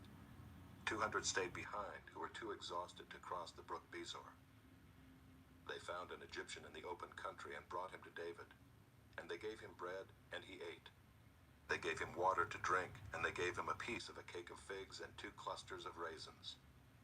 And when he had eaten, his spirit revived, for he had not eaten bread or drunk water for 3 days and 3 nights. And David said to him, "To whom do you belong, and where are you from?" He said, "I am a young man of Egypt, servant to an Amalekite, and my master left me behind because I fell sick 3 days ago. We had made a raid against the Negev of the Kerethites, and against that which belongs to Judah, and against the Negev of Caleb, and we burned Ziklag with fire." And David said to him, "Will you take me down to this band?" And he said, "Swear to me by God that you will not kill me or deliver me into the hands of my master, and I will take you down to this band." And when he had taken him down, behold, they were spread abroad over all the land, eating and drinking and dancing, because of all the great spoil they had taken from the land of the Philistines and from the land of Judah. And David struck them down from twilight until the evening of the next day, and not a man of them escaped, except 400 young men, who mounted camels and fled. David recovered all that the Amalekites had taken, and David rescued his 2 wives. Nothing was missing, whether small or great, sons or daughters, spoil or anything that had been taken. David brought back all. David also captured all the flocks and herds, and the people drove the livestock before him, and said, "This is David's spoil." Then David came to the 200 men who had been too exhausted to follow David, and who had been left at the brook Besor. And they went out to meet David and to meet the people who were with him. And when David came near to the people, he greeted them. Then all the wicked and worthless fellows among the men who had gone with David said, "Because they did not go with us, we will not give them any of the spoil that we have recovered, except that each man may lead away his wife and children and depart." But David said, "You shall not do so, my brothers. With what the Lord has given us, he has preserved us and given into our hand the band that came against us. Who would listen to you in this matter? For as his share is who goes down into the battle, so shall his share be who stays by the baggage. They shall share alike." And he made it a statute and a rule for Israel from that day forward to this day. When David came to Ziklag, he sent part of the spoil to his friends, the elders of Judah, saying, "Here is a present for you from the spoil of the enemies of the Lord." It was for those in Bethel, in Ramoth of the Negeb, in Jatir, in Aurora, in Siphmoth, in Eshtemoa, in Rachel, in the cities of the Jerahmeelites, in the cities of the Kenites, in Hormah, in Boration, in Aphek, in Hebron, for all the places where David and his men had roamed. Chapter 31. Now the Philistines were fighting against Israel, and the men of Israel fled before the Philistines and fell slain on Mount Gilboa. And the Philistines overtook Saul and his sons, and the Philistines struck down Jonathan and Abinadab and Malchishua, the sons of Saul. The battle pressed hard against Saul, and the archers found him, and he was badly wounded by the archers. Then Saul said to his armor-bearer, "Draw your sword and thrust me through with it, lest these uncircumcised come and thrust me through and mistreat me." But his armor-bearer would not, for he feared greatly. Therefore Saul took his own sword and fell upon it. And when his armor-bearer saw that Saul was dead, he also fell upon his sword and died with him. Thus Saul died, and his 3 sons, and his armor-bearer, and all his men on the same day together. And when the men of Israel who were on the other side of the valley and those beyond the Jordan saw that the men of Israel had fled, and that Saul and his sons were dead, they abandoned their cities and fled. And the Philistines came and lived in them. The next day, when the Philistines came to strip the slain, they found Saul and his 3 sons fallen on Mount Gilboa. So they cut off his head and stripped off his armor, and sent messengers throughout the land of the Philistines to carry the good news to the house of their idols and to the people. They put his armor in the temple of Ashtaroth, and they fastened his body to the wall of Bethshan. But when the inhabitants of Jabesh Gilead heard what the Philistines had done to Saul, all the valiant men arose and went all night, and took the body of Saul and the bodies of his sons from the wall of Bethshan, and they came to Jabesh and burned them there. And they took their bones and buried them under the tamarisk tree in Jabesh, and fasted 7 days. 2 Samuel, chapter 1. After the death of Saul, when David had returned from striking down the Amalekites, David remained 2 days in Ziklag. And on the 3rd day, behold, a man came from Saul's camp, with his clothes torn and dirt on his head. And when he came to David, he fell to the ground and paid homage. David said to him, "Where do you come from?" And he said to him, "I have escaped from the camp of Israel." And David said to him, "How did it go? Tell me."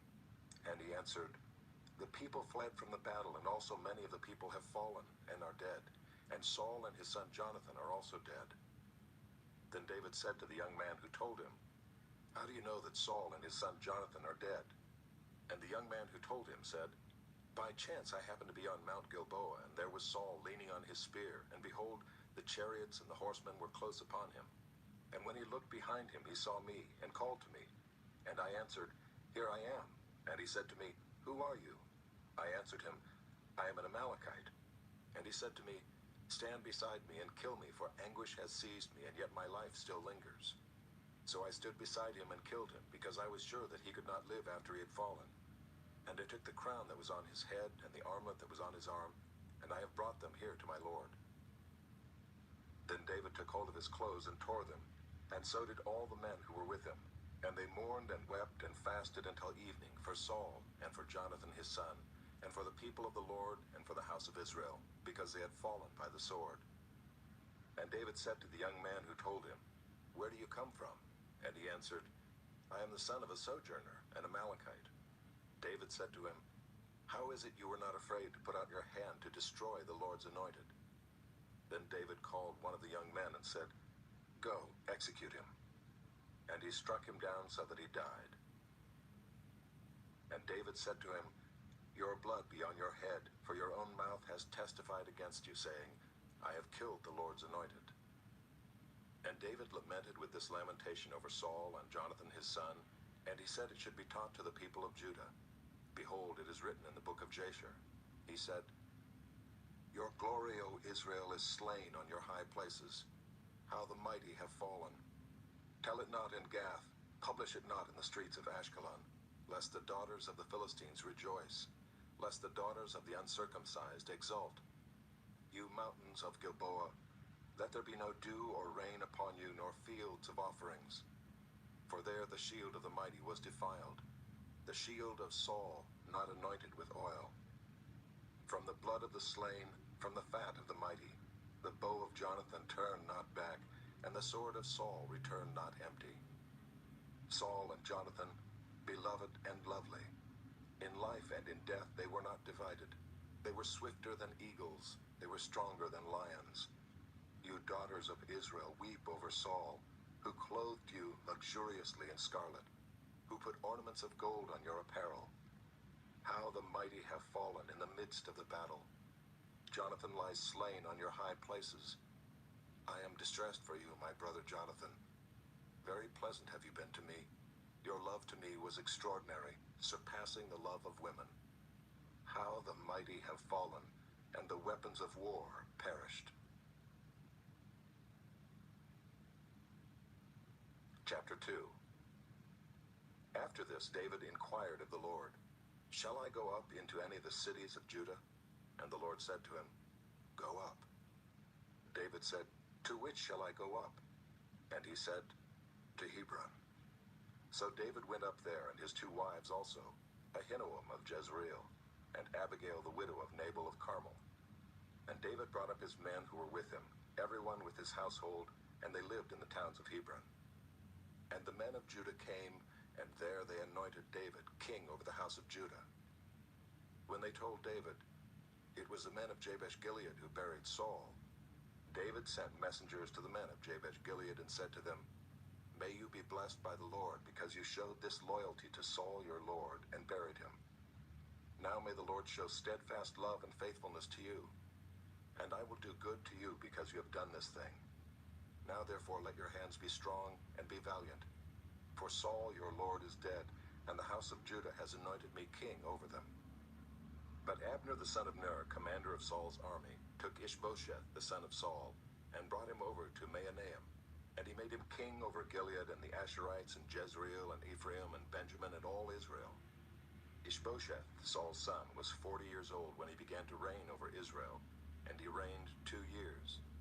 But the house of Judah followed David. And the time that David was king in Hebron over the house of Judah was 7 years and 6 months. Abner the son of Ner and the servants of Ishbosheth the son of Saul went out from Mahanaim to Gibeon.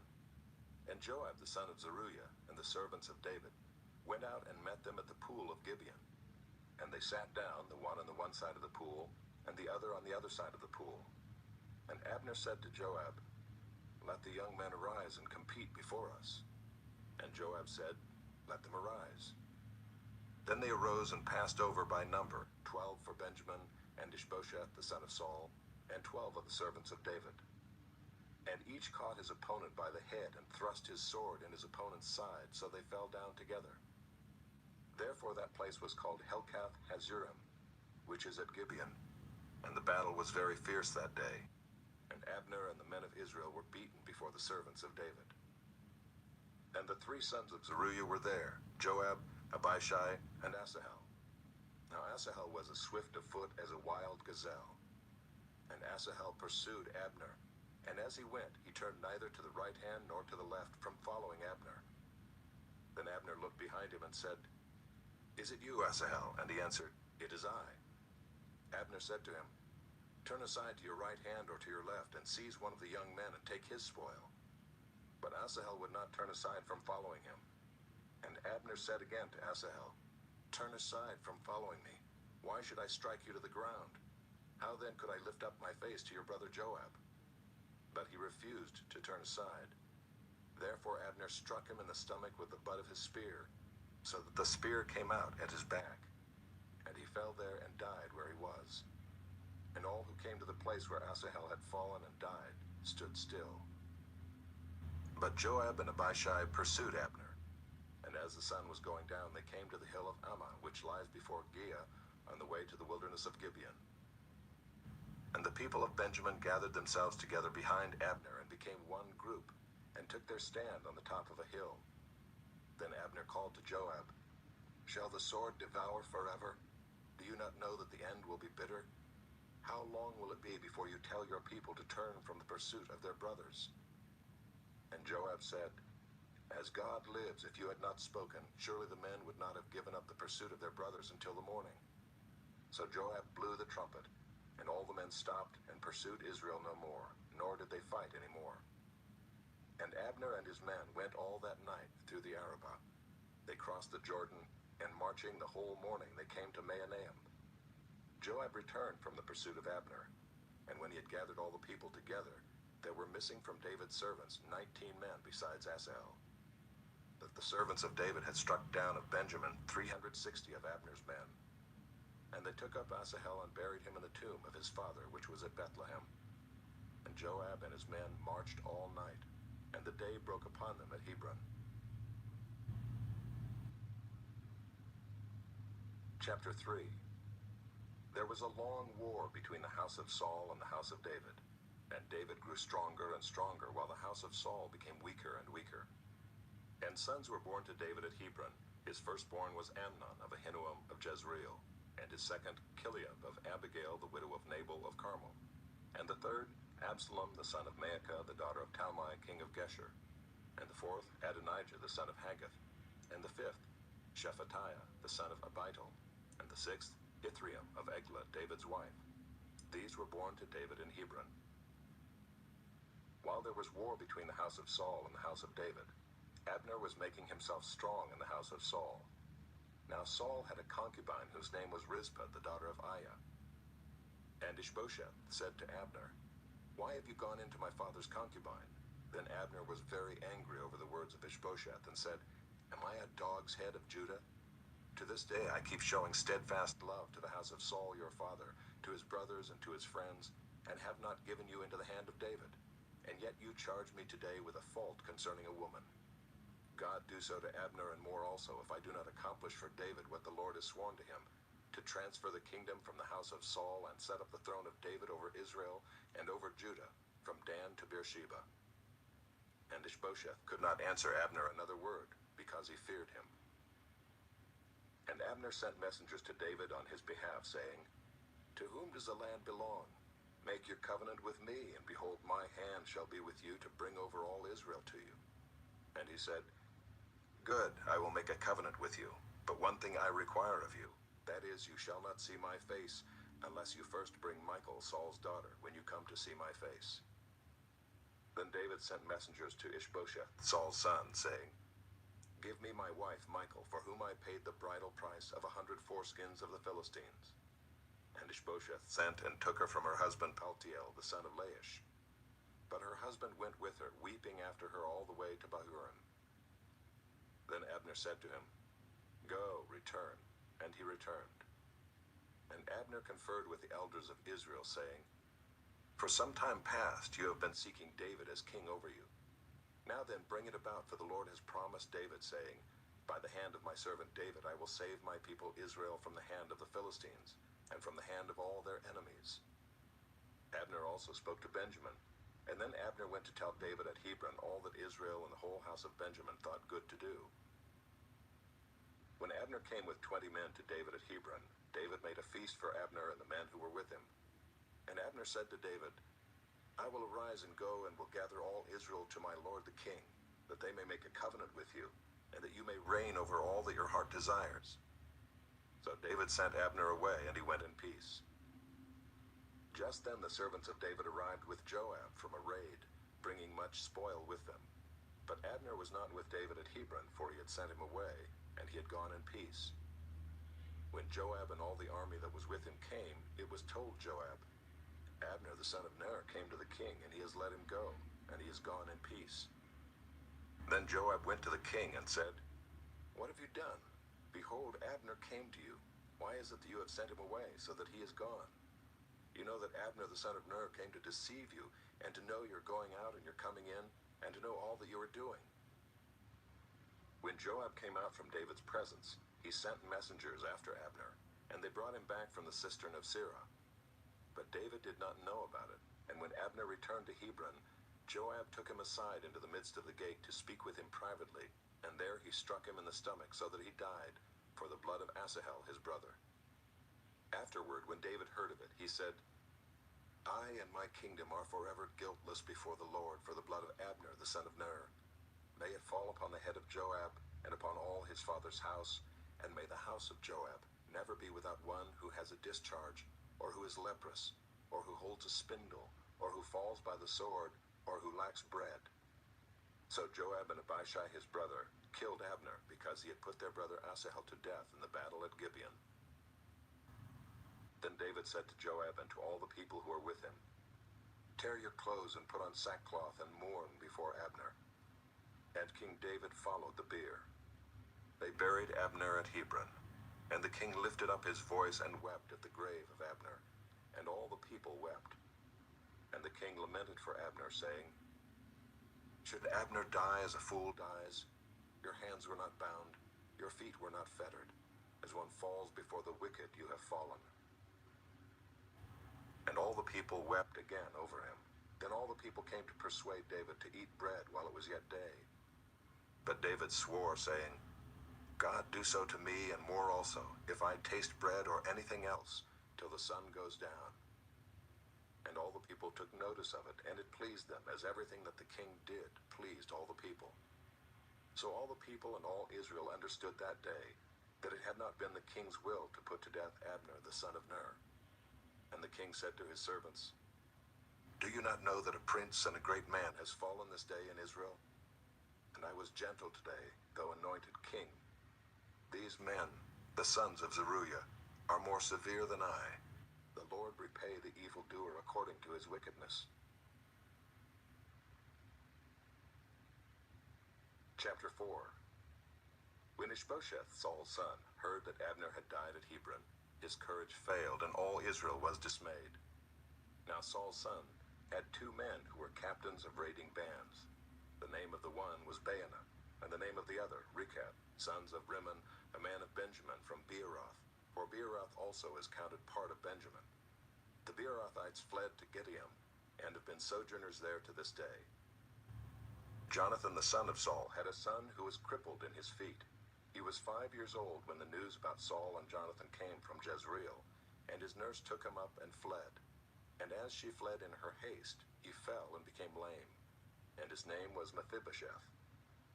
Now the sons of Rimmon the Beerothite, Rechab and Baanah, set out, and about the heat of the day they came to the house of Ishbosheth, as he was taking his noonday rest. And they came into the midst of the house as if to get wheat, and they stabbed him in the stomach. Then Rechab and Baanah his brother escaped. When they came into the house, as he lay on his bed in his bedroom, they struck him and put him to death, and beheaded him. They took his head and went by the way of the Arabah all night, and brought the head of Ishbosheth to David at Hebron. And they said to the king, Here is the head of Ishbosheth, the son of Saul, your enemy, who sought your life. The Lord has avenged my lord the king this day on Saul and on his offspring. But David answered Rechab and Baanah his brother, the sons of Rimmon the Beerothite, As the Lord lives, who has redeemed my life out of every adversity, when one told me, Behold, Saul is dead, and thought he was bringing good news, I seized him and killed him at Ziklag, which was the reward I gave him for his news. How much more, when wicked men have killed a righteous man in his own house on his bed, shall I not now require his blood at your hand, and destroy you from the earth? And David commanded his young men, and they killed them, and cut off their hands and feet, and hanged them beside the pool at Hebron. But they took the head of Ishbosheth, and buried it in the tomb of Abner at Hebron. Chapter 5. Then all the tribes of Israel came to David at Hebron and said, Behold, we are your bone and flesh. In times past, when Saul was king over us, it was you who led out and brought in Israel, and the Lord said to you, You shall be shepherd of my people Israel, and you shall be prince over Israel. So all the elders of Israel came to the king at Hebron, and King David made a covenant with them at Hebron before the Lord. And they anointed David king over Israel. David was 30 years old when he began to reign, and he reigned 40 years. At Hebron he reigned over Judah 7 years and 6 months. And at Jerusalem he reigned over all Israel and Judah 33 years. And the king and his men went to Jerusalem against the Jebusites, the inhabitants of the land, who said to David, "You will not come in here, but the blind and the lame will ward you off," thinking, "David cannot come in here." Nevertheless, David took the stronghold of Zion, that is the city of David. And David said on that day, "Whoever would strike the Jebusites, let him get up the water shaft to attack the lame and the blind, who are hated by David's soul. Therefore it is said, the blind and the lame shall not come into the house." And David lived in the stronghold and called it the city of David. And David built the city all around from the Millo inward. And David became greater and greater, for the Lord, the God of hosts, was with him. And Hiram king of Tyre sent messengers to David, and cedar trees, also carpenters and masons, who built David a house. And David knew that the Lord had established him king over Israel, and that he had exalted his kingdom for the sake of his people Israel. And David took more concubines and wives from Jerusalem after he came from Hebron, and more sons and daughters were born to David. And these are the names of those who were born to him in Jerusalem: Shemuiah, Shobab, Nathan, Solomon, Ibhar, Elishua, Nepheg, Japhiah, Elishama, Eliada, and Eliphalet. When the Philistines heard that David had been anointed king over Israel, all the Philistines went up to search for David. But David heard of it and went down to the stronghold. Now the Philistines had come and spread out in the valley of Rephaim, and David inquired of the Lord, "Shall I go up against the Philistines? Will you give them into my hand?" And the Lord said to David, "Go up, for I will certainly give the Philistines into your hand." And David came to Baal-perazim, and David defeated them there. And he said, "The Lord has broken through my enemies before me like a breaking flood." Therefore the name of that place is called Baal-perazim. And the Philistines left their idols there, and David and his men carried them away. And the Philistines came up yet again and spread out in the valley of Rephaim. And when David inquired of the Lord, he said, "You shall not go up. Go around to their rear and come against them opposite the balsam trees. And when you hear the sound of marching in the tops of the balsam trees, then rouse yourself, for then the Lord has gone out before you to strike down the army of the Philistines." And David did as the Lord commanded him, and struck down the Philistines from Geba to Gezer.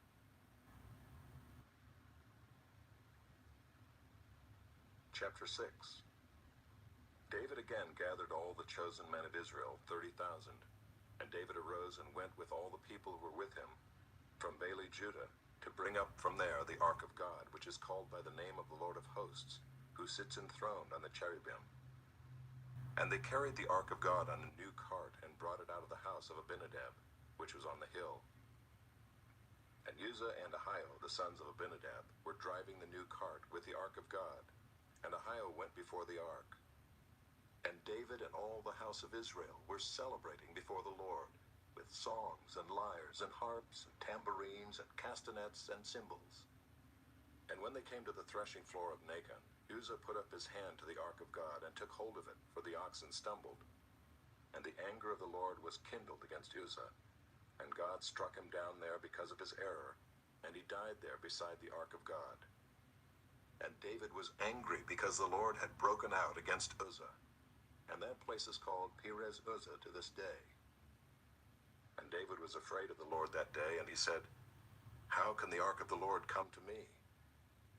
So David was not willing to take the ark of the Lord into the city of David, but David took it aside to the house of Obed-Edom the Gittite.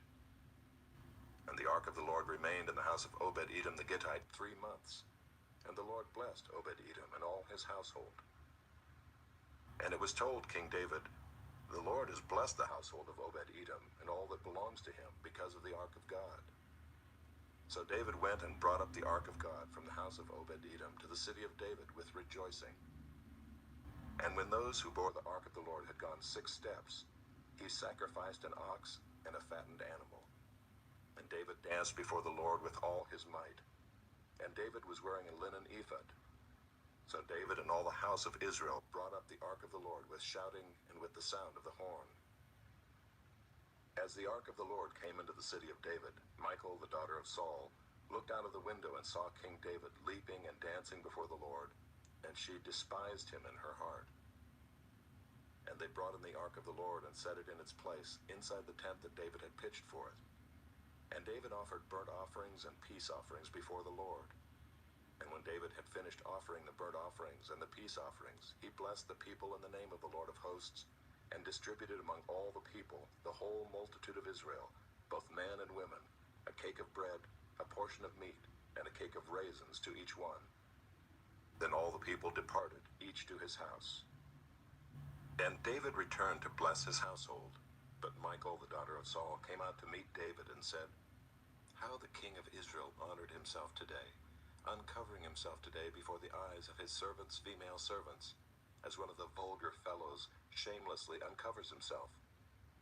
And David said to Michal, "It was before the Lord, who chose me above your father and above all his house, to appoint me as prince over Israel, the people of the Lord, and I will celebrate before the Lord.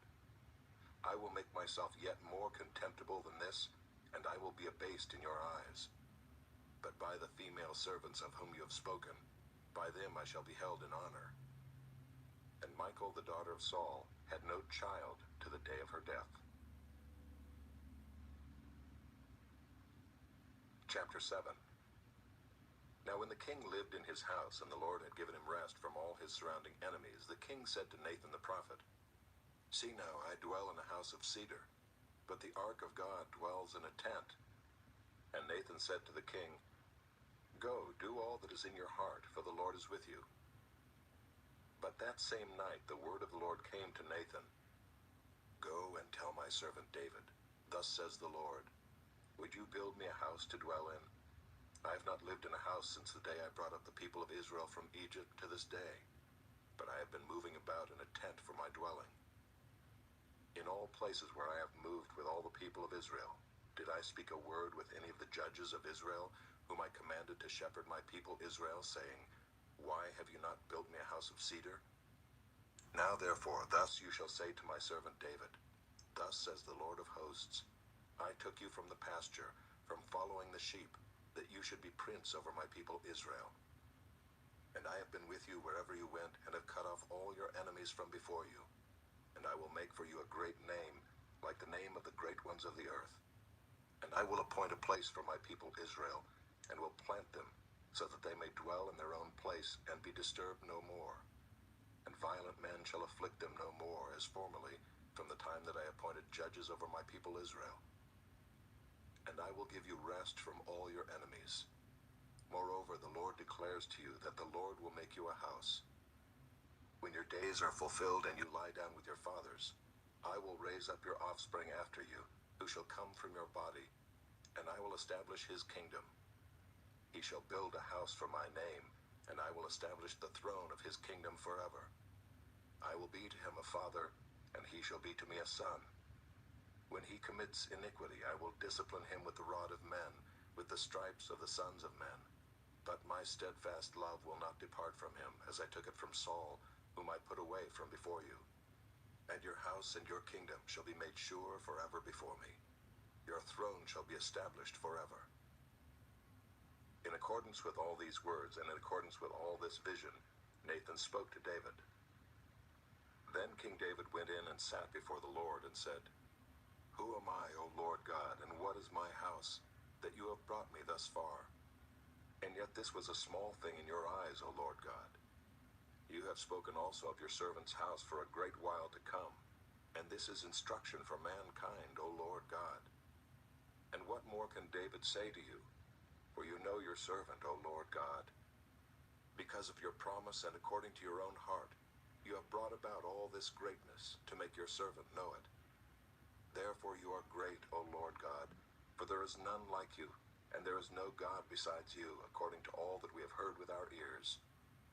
And who is like your people Israel, the one nation on earth whom God went to redeem to be his people, making himself a name and doing for them great and awesome things, by driving out before your people, whom you redeemed for yourself from Egypt, a nation and its gods.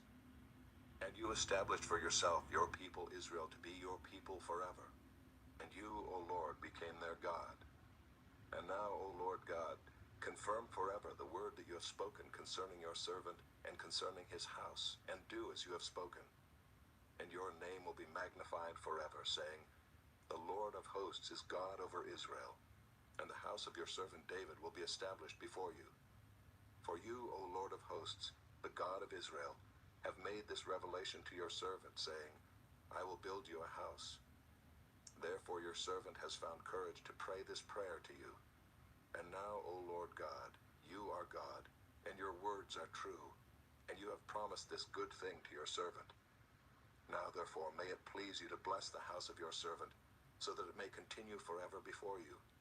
For you, O Lord God, have spoken, and with your blessing shall the house of your servant be blessed forever.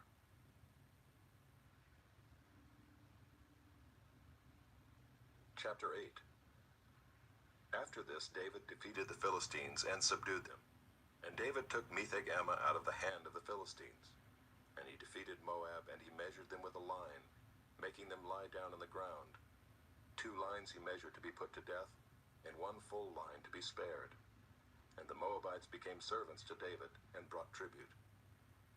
David also defeated Hadadezer, the son of Rehob, king of Zobah, as he went to restore his power at the river Euphrates. And David took from him 1,700 horsemen and 20,000 foot soldiers. And David hamstrung all the chariot horses, but left enough for 100 chariots. And when the Syrians of Damascus came to help Hadadezer, king of Zobah, David struck down 22,000 men of the Syrians. Then David put garrisons in Aram of Damascus, and the Syrians became servants to David and brought tribute. And the Lord gave victory to David wherever he went. And David took the shields of gold that were carried by the servants of Hadadezer, and brought them to Jerusalem. And from Betah and from Berothai, cities of Hadadezer, King David took very much bronze. When Toi, king of Hamath, heard that David had defeated the whole army of Hadadezer, Toi sent his son Joram to King David, to ask about his health and to bless him because he had fought against Hadadezer and defeated him. For Hadadezer had often been at war with Toi. And Joram brought with him articles of silver, of gold, and of bronze. These also King David dedicated to the Lord, together with the silver and gold that he dedicated from all the nations he subdued, from Edom, Moab, the Ammonites, the Philistines, Amalek, and from the spoil of Hadadezer, the son of Rehob, king of Zobah. And David made a name for himself when he returned from striking down 18,000 Edomites in the Valley of Salt. Then he put garrisons in Edom. Throughout all Edom he put garrisons, and all the Edomites became David's servants. And the Lord gave victory to David wherever he went. So David reigned over all Israel, and David administered justice and equity to all his people. Joab the son of Zeruiah was over the army, and Jehoshaphat the son of Ahilud was recorder, and Zadok the son of Ahitub, and Ahimelech the son of Abiathar were priests, and Seraiah was secretary. And Benaiah the son of Jehoiada was over the Kerethites and the Pelethites, and David's sons were priests. Chapter 9. And David said, Is there still anyone left of the house of Saul, that I may show him kindness for Jonathan's sake? Now there was a servant of the house of Saul, whose name was Ziba, and they called him to David. And the king said to him, Are you Ziba? And he said, I am your servant. And the king said, Is there not still someone of the house of Saul, that I may show the kindness of God to him? Ziba said to the king, There is still a son of Jonathan, he is crippled in his feet. The king said to him, Where is he? And Ziba said to the king, He is in the house of Machir, the son of Ammiel, at Lo-debar. Then King David sent and brought him from the house of Machir, the son of Ammiel, at Lo-debar. And Mephibosheth, the son of Jonathan, son of Saul, came to David and fell on his face and paid homage. And David said, Mephibosheth. And he answered, Behold, I am your servant. And David said to him, Do not fear, for I will show you kindness for the sake of your father Jonathan. And I will restore to you all the land of Saul your father, and you shall eat at my table always.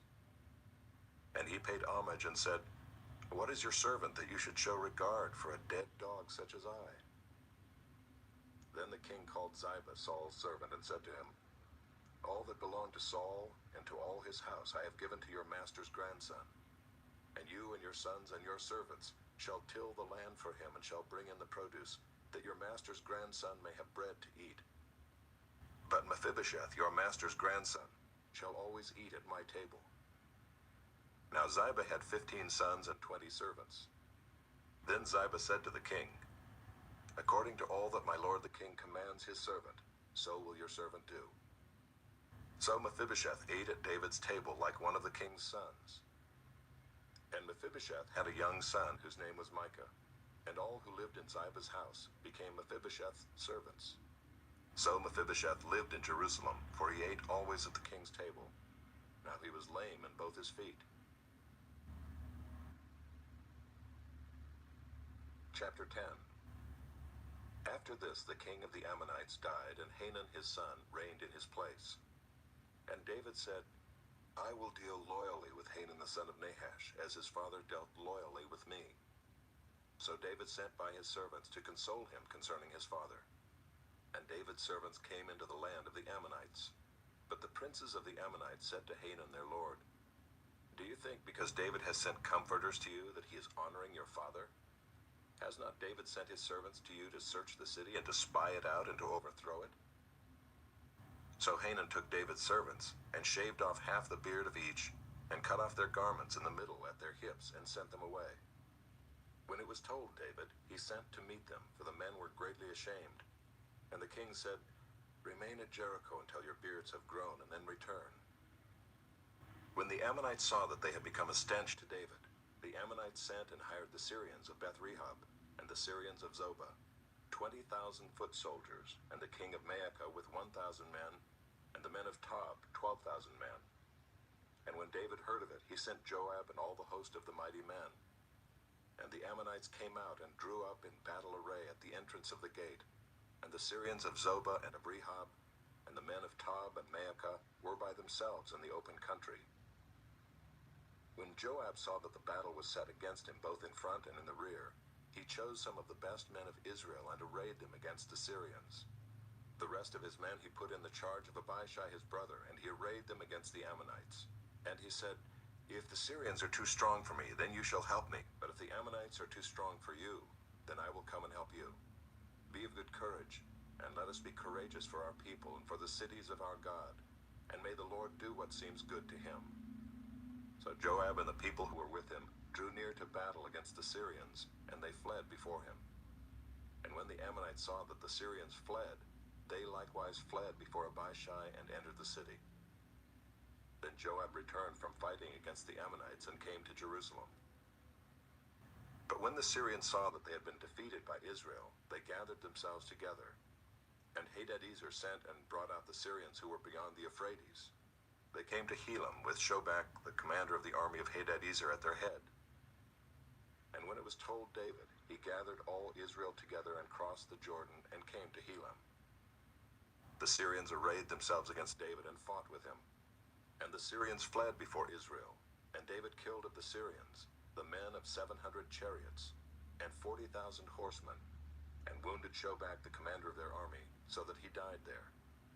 And when all the kings who were servants of Hadadezer saw that they had been defeated by Israel, they made peace with Israel and became subject to them.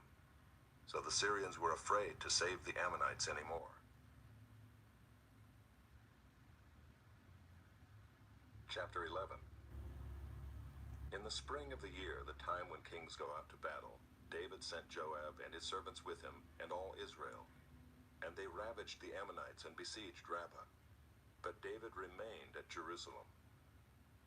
It happened late one afternoon when David arose from his couch and was walking on the roof of the king's house, that he saw from the roof a woman bathing, and the woman was very beautiful. And David sent and inquired about the woman. And one said, "Is not this Bathsheba, the daughter of Eliam, the wife of Uriah the Hittite?" So David sent messengers and took her, and she came to him, and he lay with her. Now she had been purifying herself from her uncleanness.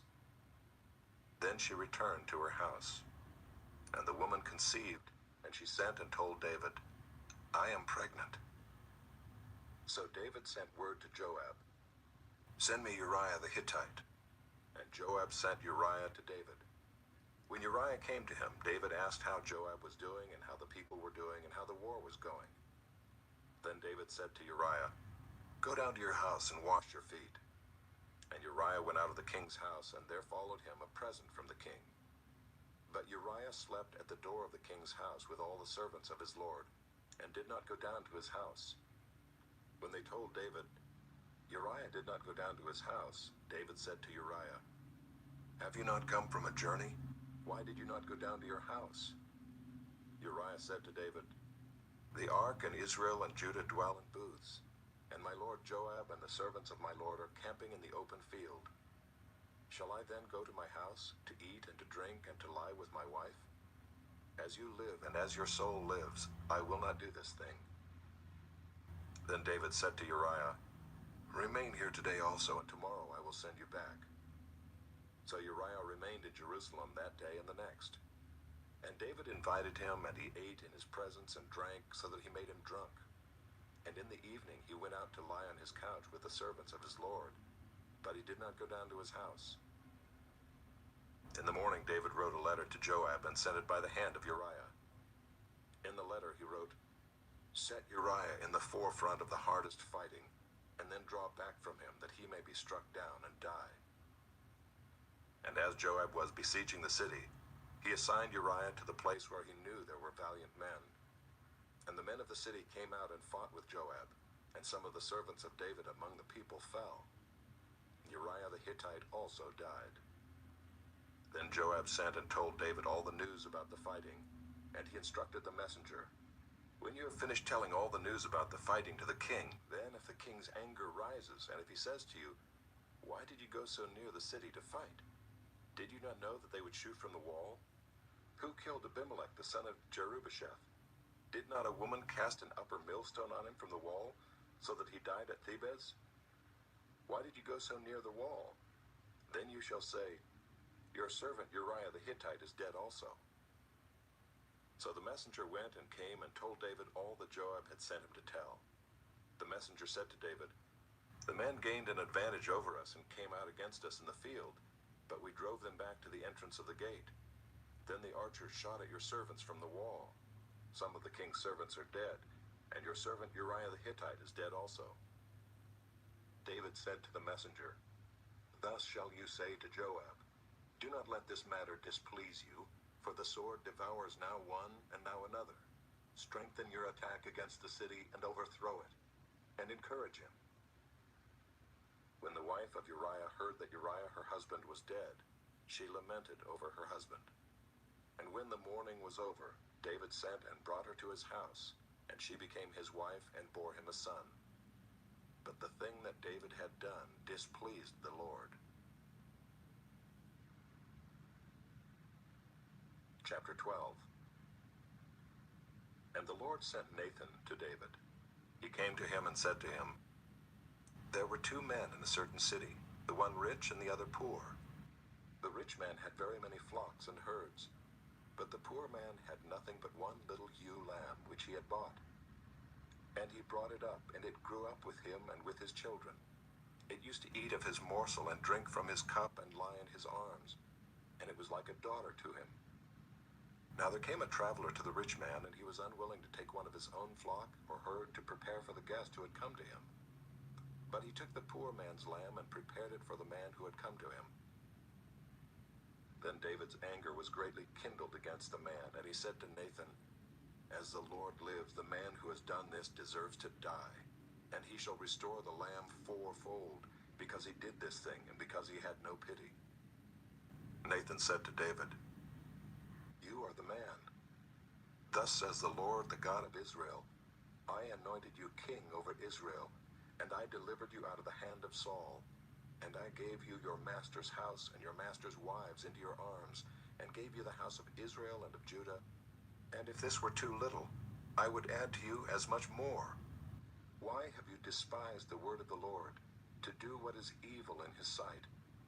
You have struck down Uriah the Hittite with the sword, and have taken his wife to be your wife, and have killed him with the sword of the Ammonites. Now therefore the sword shall never depart from your house, because you have despised me, and have taken the wife of Uriah the Hittite to be your wife. Thus says the Lord, Behold, I will raise up evil against you out of your own house, and I will take your wives before your eyes, and give them to your neighbor, and he shall lie with your wives in the sight of this sun. For you did it secretly, but I will do this thing before all Israel and before the sun. David said to Nathan, I have sinned against the Lord. And Nathan said to David, The Lord also has put away your sin. You shall not die. Nevertheless, because by this deed you have utterly scorned the Lord, the child who is born to you shall die. Then Nathan went to his house. And the Lord afflicted the child that Uriah's wife bore to David, and he became sick. David therefore sought God on behalf of the child, and David fasted, and went in and lay all night on the ground.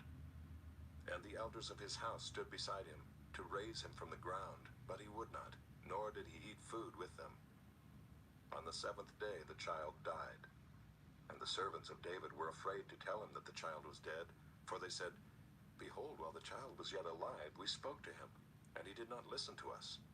How then can we say to him, The child is dead? He may do himself some harm. But when David saw that his servants were whispering together, David understood that the child was dead. And David said to his servants, Is the child dead? They said, He is dead. Then David arose from the earth and washed and anointed himself and changed his clothes. And he went into the house of the Lord and worshipped. He then went to his own house. And when he asked, they set food before him, and he ate. Then his servants said to him, What is this thing that you have done? You fasted and wept for the child while he was alive. But when the child died, you arose and ate food. He said, While the child was still alive, I fasted and wept. For I said, Who knows whether the Lord will be gracious to me, that the child may live? But now he is dead. Why should I fast? Can I bring him back again? I shall go to him, but he will not return to me. Then David comforted his wife Bathsheba, and went into her and lay with her, and she bore a son, and he called his name Solomon. And the Lord loved him and sent a message by Nathan the prophet. So he called his name Jedidiah because of the Lord. Now Joab fought against Rabbah of the Ammonites and took the royal city. And Joab sent messengers to David and said, I have fought against Rabbah, moreover I have taken the city of waters. Now then gather the rest of the people together and encamp against the city and take it, lest I take the city and it be called by my name. So David gathered all the people together and went to Rabbah and fought against it and took it. And he took the crown of their king from his head. The weight of it was a talent of gold, and in it was a precious stone, and it was placed on David's head. And he brought out the spoil of the city, a very great amount. And he brought out the people who were in it, and set them to labor with saws and iron picks and iron axes, and made them toil at the brick kilns. And thus he did to all the cities of the Ammonites. Then David and all the people returned to Jerusalem.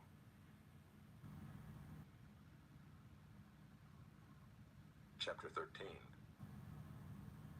Now Absalom, David's son, had a beautiful sister whose name was Tamar. And after a time, Amnon, David's son, loved her. And Amnon was so tormented that he made himself ill because of his sister Tamar, for she was a virgin, and it seemed impossible to Amnon to do anything to her.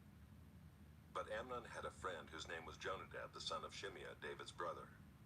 And Jonadab was a very crafty man, and he said to him, O son of the king, why are you so haggard morning after morning? Will you not tell me? Amnon said to him, I love Tamar, my brother Absalom's sister. Jonadab said to him, Lie down on your bed and pretend to be ill. And when your father comes to see you, say to him, Let my sister Tamar come and give me bread to eat, and prepare the food in my sight, that I may see it and eat it from her hand. So Amnon lay down and pretended to be ill.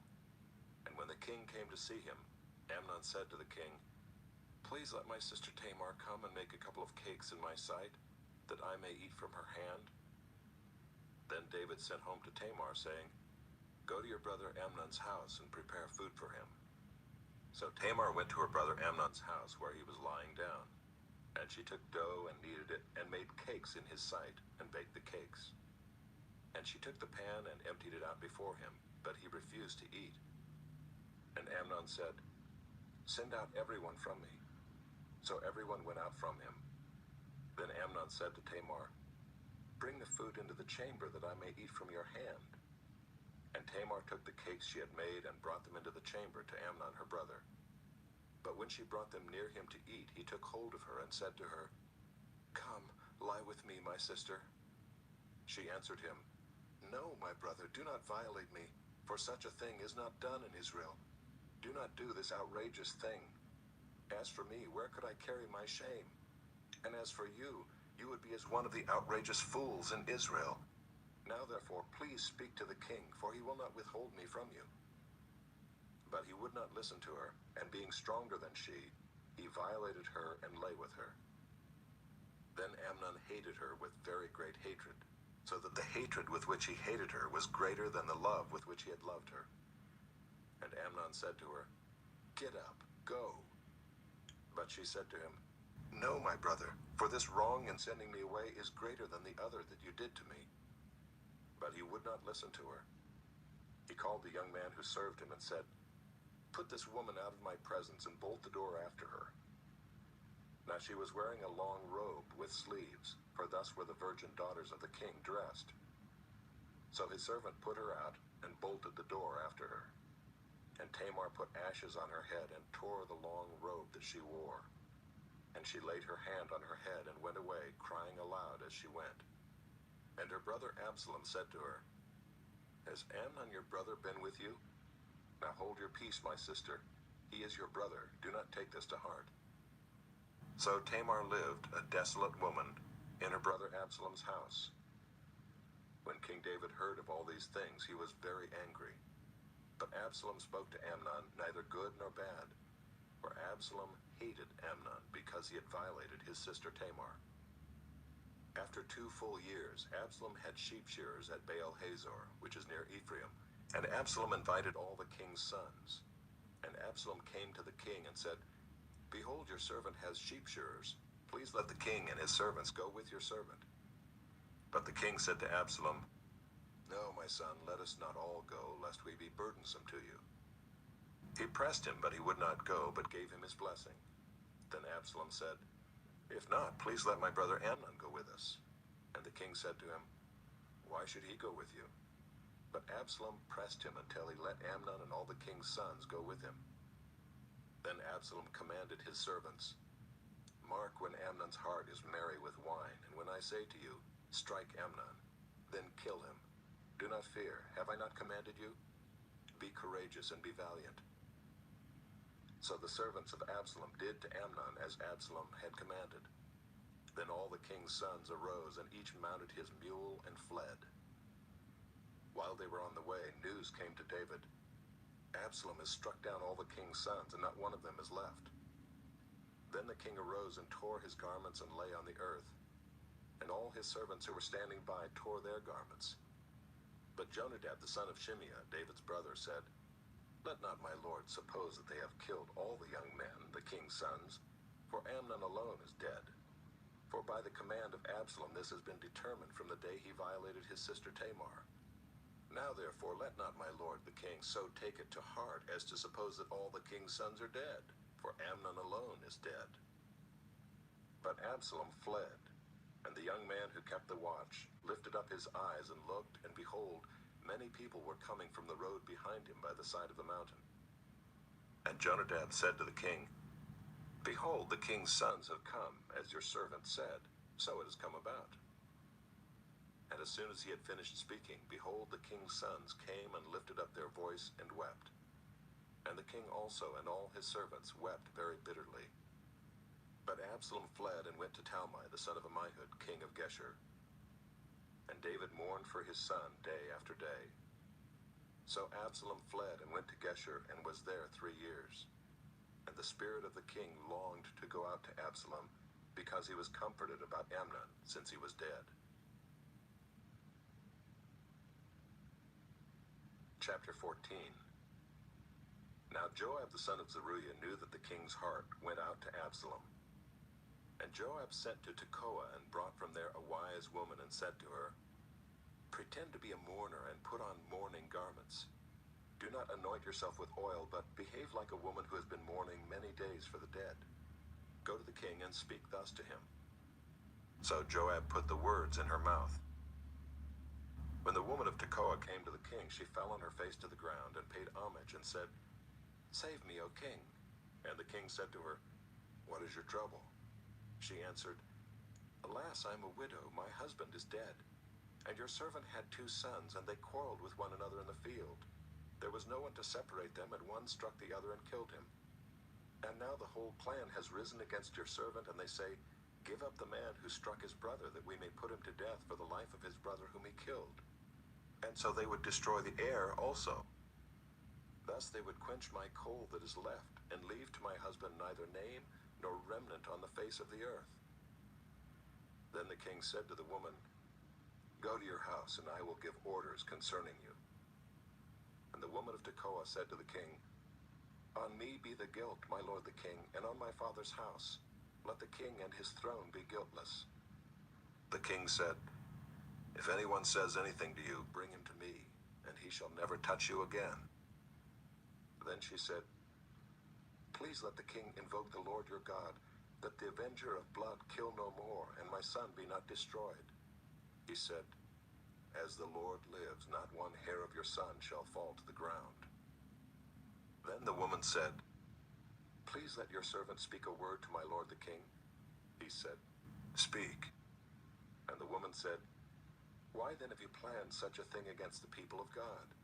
For in giving this decision the king convicts himself, inasmuch as the king does not bring his banished one home again. We must all die. We are like water spilled on the ground, which cannot be gathered up again. But God will not take away life, and he devises means so that the banished one will not remain an outcast. Now I have come to say this to my lord the king, because the people have made me afraid. And your servant thought, I will speak to the king. It may be that the king will perform the request of his servant. For the king will hear and deliver his servant from the hand of the man who would destroy me and my son together from the heritage of God. And your servant thought, the word of my lord the king will set me at rest. For my lord the king is like the angel of God to discern good and evil. The Lord your God be with you." Then the king answered the woman, "Do not hide from me anything I ask you." And the woman said, "Let my lord the king speak." The king said, "Is the hand of Joab with you in all this?"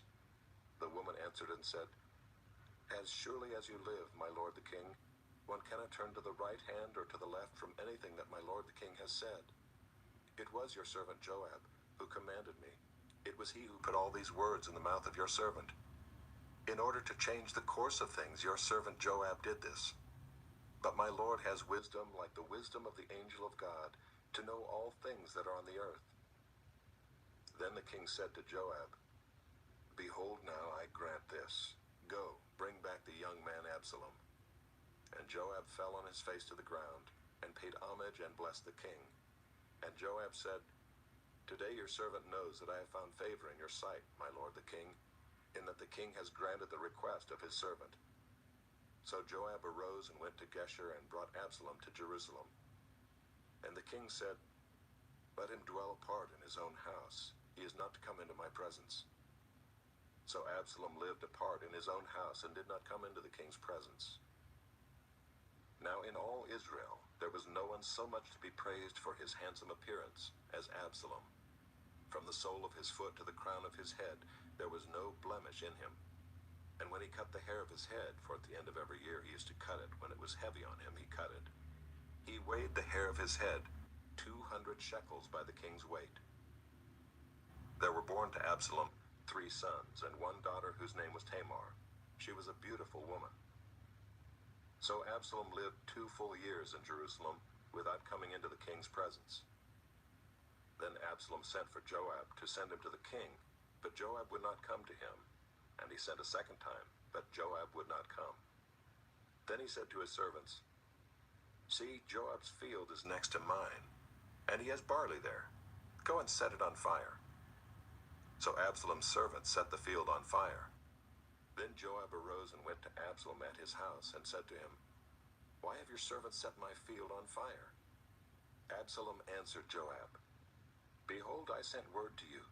Come here that I may send you to the king to ask, Why have I come from Geshur? It would be better for me to be there still. Now therefore let me go into the presence of the king, and if there is guilt in me, let him put me to death." Then Joab went to the king and told him, and he summoned Absalom. So he came to the king and bowed himself on his face to the ground before the king, and the king kissed Absalom. Chapter 15. After this, Absalom got himself a chariot and horses and 50 men to run before him. And Absalom used to rise early and stand beside the way of the gate. And when any man had a dispute to come before the king for judgment, Absalom would call to him and say, "From what city are you?" And when he said, "Your servant is of such and such a tribe in Israel," Absalom would say to him, "See, your claims are good and right, but there is no man designated by the king to hear you." Then Absalom would say, "Oh, that I were judge in the land! Then every man with a dispute or cause might come to me, and I would give him justice." And whenever a man came near to pay homage to him, he would put out his hand and take hold of him and kiss him. Thus Absalom did to all of Israel who came to the king for judgment. So Absalom stole the hearts of the men of Israel. And at the end of 4 years, Absalom said to the king, "Please let me go and pay my vow which I have vowed to the Lord in Hebron. For your servant vowed a vow while I lived at Geshur in Aram, saying, If the Lord will indeed bring me back to Jerusalem, then I will offer worship to the Lord." The king said to him, "Go in peace." So he arose and went to Hebron. But Absalom sent secret messengers throughout all the tribes of Israel, saying, "As soon as you hear the sound of the trumpet, then say, Absalom is king at Hebron." With Absalom went 200 men from Jerusalem who were invited guests, and they went in their innocence and knew nothing. And while Absalom was offering the sacrifices, he sent for Ahithophel the Gilonite, David's counselor, from his city Gilo. And the conspiracy grew strong, and the people with Absalom kept increasing. And a messenger came to David, saying, "The hearts of the men of Israel have gone after Absalom." Then David said to all his servants who were with him at Jerusalem, "Arise and let us flee, or else there will be no escape for us from Absalom. Go quickly, lest he overtake us quickly and bring down ruin on us and strike the city with the edge of the sword." And the king's servants said to the king, "Behold, your servants are ready to do whatever my lord the king decides." So the king went out and all his household after him. And the king left 10 concubines to keep the house. And the king went out and all the people after him, and they halted at the last house. And all his servants passed by him, and all the Kerethites and all the Pelethites, and all the 600 Gittites who had followed him from Gath passed on before the king. Then the king said to Ittai the Gittite, "Why do you also go with us? Go back and stay with the king, for you are a foreigner and also an exile from your home. You came only yesterday, and shall I today make you wander about with us, since I go I know not where? Go back and take your brothers with you, and may the Lord show steadfast love and faithfulness to you." But Ittai answered the king, "As the Lord lives, and as my lord the king lives, wherever my lord the king shall be, whether for death or for life, there also will your servant be." And David said to Ittai, "Go then, pass on." So Ittai the Gittite passed on with all his men, and all the little ones who were with him.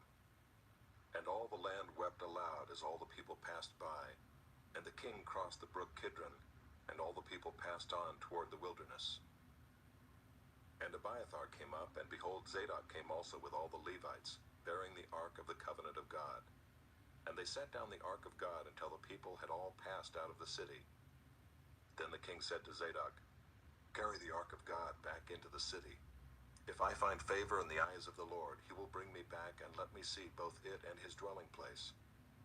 But if he says, 'I have no pleasure in you,' behold, here I am. Let him do to me what seems good to him." The king also said to Zadok the priest, "Are you not a seer? Go back to the city in peace with your 2 sons, Ahimaaz your son and Jonathan the son of Abiathar. See, I will wait at the fords of the wilderness until word comes from you to inform me." So Zadok and Abiathar carried the ark of God back to Jerusalem, and they remained there. But David went up the ascent of the Mount of Olives, weeping as he went, barefoot and with his head covered. And all the people who were with him covered their heads, and they went up, weeping as they went. And it was told David, "Ahithophel is among the conspirators with Absalom." And David said, "O Lord, please turn the counsel of Ahithophel into foolishness." While David was coming to the summit, where God was worshipped, behold, Hushai the Archite came to meet him with his coat torn and dirt on his head. David said to him, "If you go on with me, you will be a burden to me. But if you return to the city and say to Absalom, 'I will be your servant, O king, as I have been your father's servant in time past, so now I will be your servant,' then you will defeat for me the counsel of Ahithophel. Are not Zadok and Abiathar the priests with you there? So whatever you hear from the king's house, tell it to Zadok and Abiathar the priests. Behold, their 2 sons are with them there, Ahimaaz Zadok's son, and Jonathan Abiathar's son. And by them you shall send to me everything you hear." So Hushai, David's friend, came into the city just as Absalom was entering Jerusalem. Chapter 16. When David had passed a little beyond the summit, Ziba, the servant of Mephibosheth, met him, with a couple of donkeys saddled, bearing 200 loaves of bread, 100 bunches of raisins, 100 of summer fruits, and a skin of wine. And the king said to Ziba, "Why have you brought these?" Ziba answered, "The donkeys are for the king's household to ride on, the bread and summer fruit for the young men to eat, and the wine for those who faint in the wilderness to drink." And the king said, "And where is your master's son?" Ziba said to the king, "Behold, he remains in Jerusalem, for he said, 'Today the house of Israel will give me back the kingdom of my father.'" Then the king said to Ziba, "Behold, all that belonged to Mephibosheth is now yours." And Ziba said, "I pay homage. Let me ever find favor in your sight, my lord the king." When King David came to Bahurim, there came out a man of the family of the house of Saul, whose name was Shimei, the son of Gera. And as he came, he cursed continually. And he threw stones at David and at all the servants of King David, and all the people and all the mighty men were on his right hand and on his left. And Shimei said as he cursed, get out, you man of blood, you worthless man. The Lord has avenged on you all the blood of the house of Saul, in whose place you have reigned, and the Lord has given the kingdom into the hand of your son Absalom. See, your evil is on you, for you are a man of blood." Then Abishai the son of Zeruiah said to the king, "Why should this dead dog curse my lord the king? Let me go over and take off his head." But the king said, "What have I to do with you, you sons of Zeruiah? If he is cursing because the Lord has said to him, 'Curse David,' who then shall say, 'Why have you done so?'" And David said to Abishai and to all his servants, "Behold, my own son seeks my life. How much more now may this Benjaminite? Leave him alone and let him curse, for the Lord has told him to. It may be that the Lord will look on the wrong done to me, and that the Lord will repay me with good for his cursing today." So David and his men went on the road, while Shimei went along on the hillside opposite him, and cursed as he went, and threw stones at him and flung dust. And the king and all the people who were with him arrived weary at the Jordan, and there he refreshed himself. Now Absalom and all the people, the men of Israel, came to Jerusalem, and Ahithophel with him. And when Hushai the Archite, David's friend, came to Absalom, Hushai said to Absalom, "Long live the king! Long live the king!" And Absalom said to Hushai, "Is this your loyalty to your friend? Why did you not go with your friend?" And Hushai said to Absalom, "No, for whom the Lord and this people and all the men of Israel have chosen, his I will be, and with him I will remain. And again, whom should I serve? Should it not be his son? As I have served your father, so I will serve you." Then Absalom said to Ahithophel, "Give your counsel. What shall we do?" Ahithophel said to Absalom, "Go into your father's concubines, whom he has left to keep the house, and all Israel will hear that you have made yourself a stench to your father, and the hands of all who are with you will be strengthened. So they pitched a tent for Absalom on the roof, and Absalom went into his father's concubines in the sight of all Israel. Now in those days the counsel that Ahithophel gave was as if one consulted the word of God. So was all the counsel of Ahithophel esteemed, both by David and by Absalom. Chapter 17.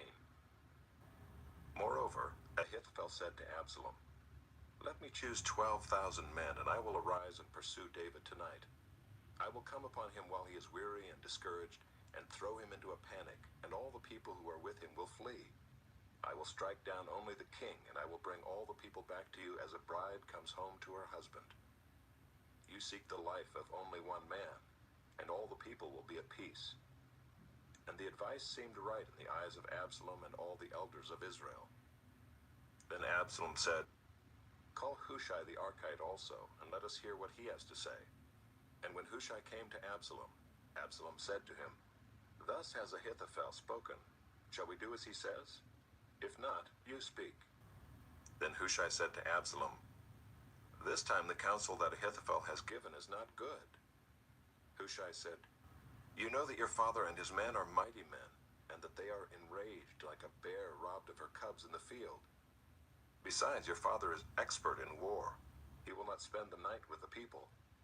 Behold, even now he has hidden himself in one of the pits or in some other place.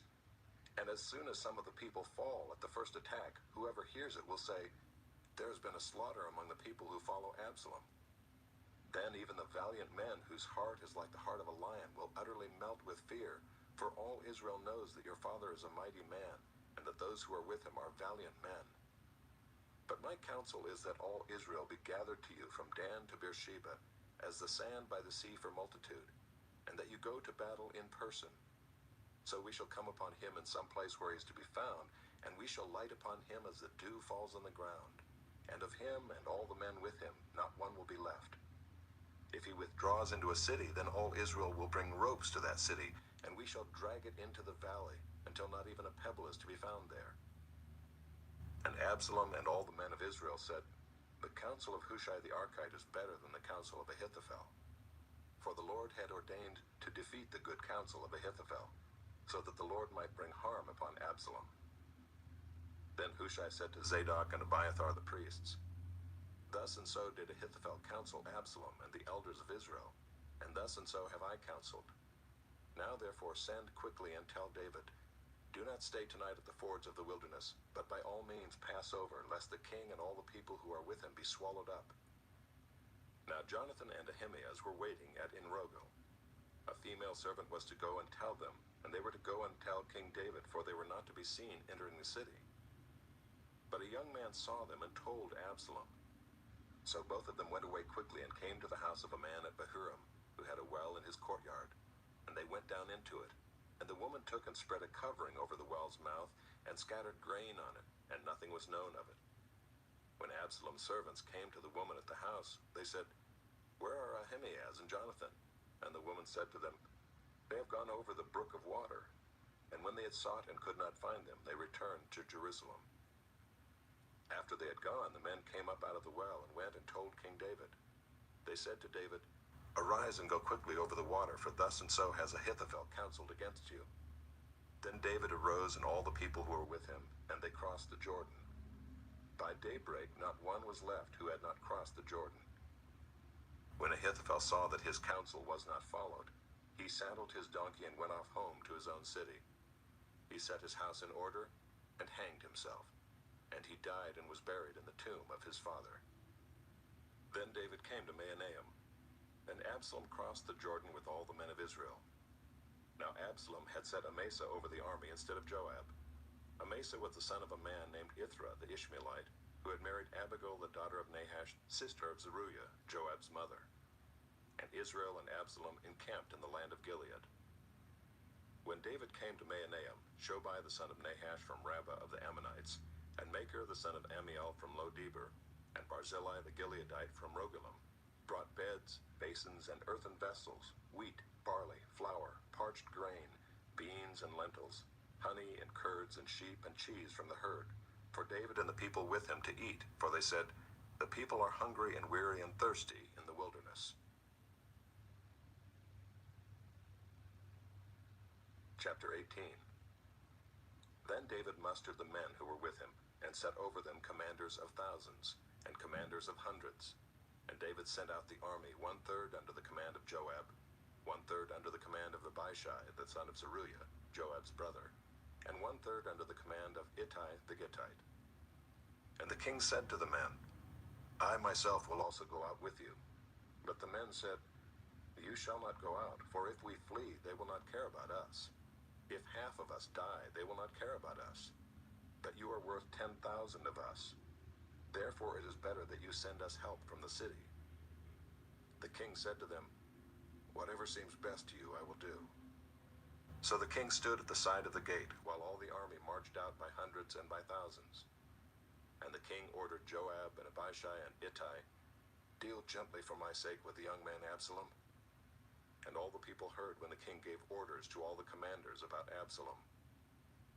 So the army went out into the field against Israel, and the battle was fought in the forest of Ephraim. And the men of Israel were defeated there by the servants of David, and the loss there was great on that day, 20,000 men. The battle spread over the face of all the country, and the forest devoured more people that day than the sword. And Absalom happened to meet the servants of David. Absalom was riding on his mule, and the mule went under the thick branches of a great oak, and his head caught fast in the oak, and he was suspended between heaven and earth, while the mule that was under him went on. And a certain man saw it and told Joab, Behold, I saw Absalom hanging in an oak. Joab said to the man who told him, What, you saw him? Why then did you not strike him there to the ground? I would have been glad to give you 10 pieces of silver and a belt. But the man said to Joab, Even if I felt in my hand the weight of 1,000 pieces of silver, I would not reach out my hand against the king's son. For in our hearing the king commanded you and Abishai and Ittai, For my sake protect the young man Absalom. On the other hand, if I had dealt treacherously against his life, and there's nothing hidden from the king, then you yourself would have stood aloof. Joab said, I will not waste time like this with you. And he took 3 javelins in his hand, and thrust them into the heart of Absalom while he was still alive in the oak. And 10 young men, Joab's armor-bearers, surrounded Absalom and struck him and killed him. Then Joab blew the trumpet, and the troops came back from pursuing Israel, for Joab restrained them. And they took Absalom and threw him into a great pit in the forest, and raised over him a very great heap of stones. And all Israel fled, everyone to his own home. Now Absalom in his lifetime had taken and set up for himself the pillar that is in the king's valley, for he said, I have no son to keep my name in remembrance. He called the pillar after his own name, and it is called Absalom's monument to this day. Then Ahimaaz the son of Zadok said, Let me run and carry news to the king that the Lord has delivered him from the hand of his enemies. And Joab said to him, You are not to carry news today. You may carry news another day, but today you shall carry no news, because the king's son is dead. Then Joab said to the Cushite, Go, tell the king what you have seen. The Cushite bowed before Joab and ran. Then Ahimaaz the son of Zadok said again to Joab, Come what may, let me also run after the Cushite. And Joab said, Why will you run, my son, seeing that you will have no reward for the news? Come what may, he said, I will run. So he said to him, Run. Then Ahimaaz ran by the way of the plain, and outran the Cushite. Now David was sitting between the 2 gates, and the watchman went up to the roof of the gate by the wall, and when he lifted up his eyes and looked, he saw a man running alone. The watchman called out and told the king, and the king said, If he is alone, there is news in his mouth. And he drew nearer and nearer. The watchman saw another man running, and the watchman called to the gate and said, See, another man running alone.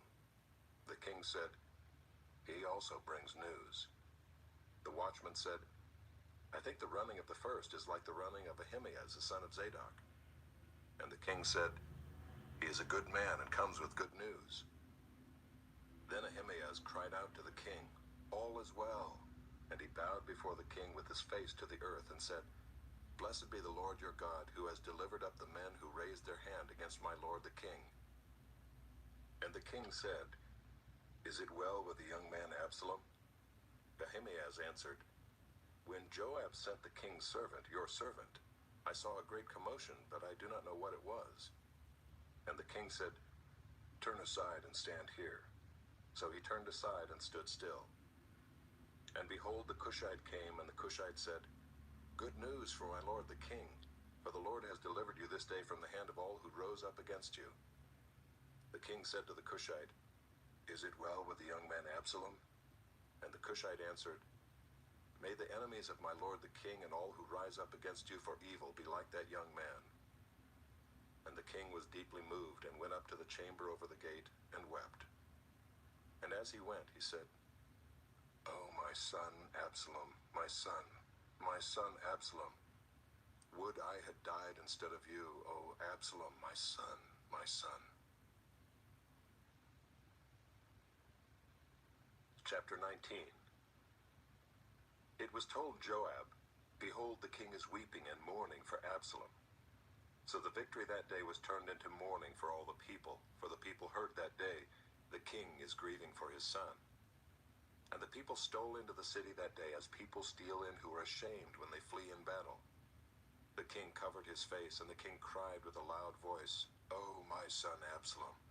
Oh, Absalom, my son, my son!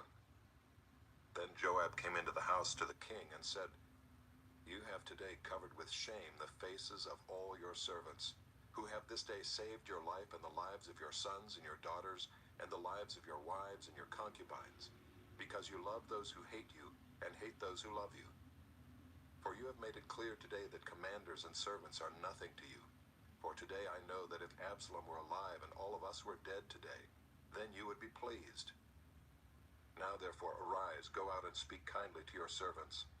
For I swear by the Lord, if you do not go, not a man will stay with you this night, and this will be worse for you than all the evil that has come upon you from your youth until now. Then the king arose and took his seat in the gate, and the people were all told, Behold, the king is sitting in the gate. And all the people came before the king. Now Israel had fled every man to his own home, and all the people were arguing throughout all the tribes of Israel, saying, The king delivered us from the hand of our enemies and saved us from the hand of the Philistines, and now he has fled out of the land from Absalom. But Absalom, whom we anointed over us, is dead in battle.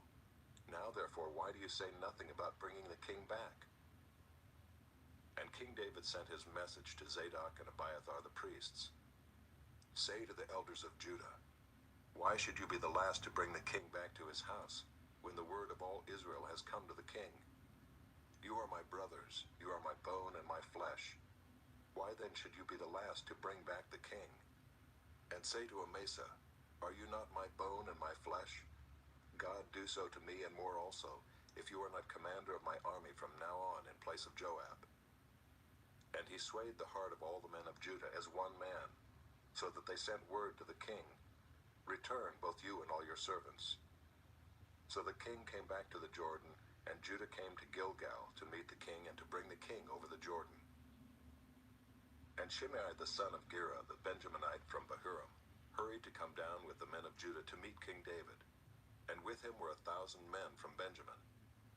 And Ziba the servant of the house of Saul, with his 15 sons and his 20 servants, rushed down to the Jordan before the king, and they crossed the ford to bring over the king's household and to do his pleasure. And Shimei the son of Gera fell down before the king as he was about to cross the Jordan, and said to the king, Let not my lord hold me guilty, or remember how your servant did wrong on the day my lord the king left Jerusalem. Do not let the king take it to heart, for your servant knows that I have sinned. Therefore, behold, I have come this day, the first of all the house of Joseph, to come down to meet my lord the king. Abishai the son of Zeruiah answered, Shall not Shimei be put to death for this, because he cursed the Lord's anointed? But David said, What have I to do with you, you sons of Zeruiah, that you should this day be as an adversary to me? Shall anyone be put to death in Israel this day? For do I not know that I am this day king over Israel? And the king said to Shimei, You shall not die. And the king gave him his oath. And Mephibosheth, the son of Saul, came down to meet the king. He had neither taken care of his feet, nor trimmed his beard, nor washed his clothes, from the day the king departed until the day he came back in safety. And when he came to Jerusalem to meet the king said to him, "Why did you not go with me, Mephibosheth?" He answered, "My lord, O king, my servant deceived me. For your servant said to him, I will saddle a donkey for myself, that I may ride on it and go with the king, for your servant is lame. He has slandered your servant to my lord the king. But my lord the king is like the angel of God. Do therefore what seems good to you. For all my father's house were but men doomed to death before my lord the king. But you set your servant among those who eat at your table. What further right have I then to cry to the king?" And the king said to him, "Why speak any more of your affairs? I have decided. You and Ziba shall divide the land." And Mephibosheth said to the king, "Oh, let him take it all, since my lord the king has come safely home." Now Barzillai the Gileadite had come down from Rogelim, and he went on with the king to the Jordan, to escort him over the Jordan. Barzillai was a very aged man, 80 years old. He had provided the king with food while he stayed at Mahanaim, for he was a very wealthy man. And the king said to Barzillai, "Come over with me, and I will provide for you with me in Jerusalem." But Barzillai said to the king, "How many years have I still to live, that I should go up with the king to Jerusalem? I am this day 80 years old. Can I discern what is pleasant and what is not? Can your servant taste what he eats or what he drinks? Can I still listen to the voice of singing men and singing women? Why then should your servant be an added burden to my lord the king? Your servant will go a little way over the Jordan with the king. Why should the king repay me with such a reward? Please let your servant return, that I may die in my own city, near the grave of my father and my mother. But here is your servant Kimham. Let him go over with my lord the king, and do for him whatever seems good to you." And the king answered, "Kimham shall go over with me, and I will do for him whatever seems good to you, and all that you desire of me I will do for you." Then all the people went over the Jordan, and the king went over. And the king kissed Barzillai and blessed him, and he returned to his own home. The king went on to Gilgal, and Kimham went on with him. All the people of Judah and also half the people of Israel brought the king on his way. Then all the men of Israel came to the king and said to the king, "Why have our brothers the men of Judah stolen you away and brought the king and his household over the Jordan, and all David's men with him?" All the men of Judah answered the men of Israel, "Because the king is our close relative, why then are you angry over this matter? Have we eaten it all at the king's expense?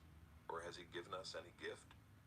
And the men of Israel answered the men of Judah, "We have 10 shares in the king, and in David also we have more than you. Why then did you despise us? Were we not the first to speak of bringing back our king?" But the words of the men of Judah were fiercer than the words of the men of Israel. Chapter 20. Now there happened to be there a worthless man, whose name was Sheba, the son of Bichri, a Benjaminite. And he blew the trumpet and said, "We have no portion in David, and we have no inheritance in the son of Jesse. Every man to his tent, O Israel." So all the men of Israel withdrew from David, and followed Sheba, the son of Bichri. But the men of Judah followed their king steadfastly from the Jordan to Jerusalem. And David came to his house at Jerusalem. And the king took the 10 concubines whom he had left to care for the house, and put them in a house under guard, and provided for them, but did not go into them. So they were shut up until the day of their death, living as if in widowhood. Then the king said to Amasa, "Call the men of Judah together to me within 3 days, and be here yourself." So Amasa went to summon Judah, but he delayed beyond the set time that had been appointed him. And David said to Abishai, "Now Sheba the son of Bichri will do us more harm than Absalom. Take your lord's servants and pursue him, lest he get himself to fortified cities and escape from us." And there went out after him Joab's men, and the Kerethites and the Pelethites, and all the mighty men. They went out from Jerusalem to pursue Sheba the son of Bichri. When they were at the great stone that is in Gibeon, Amasa came to meet them.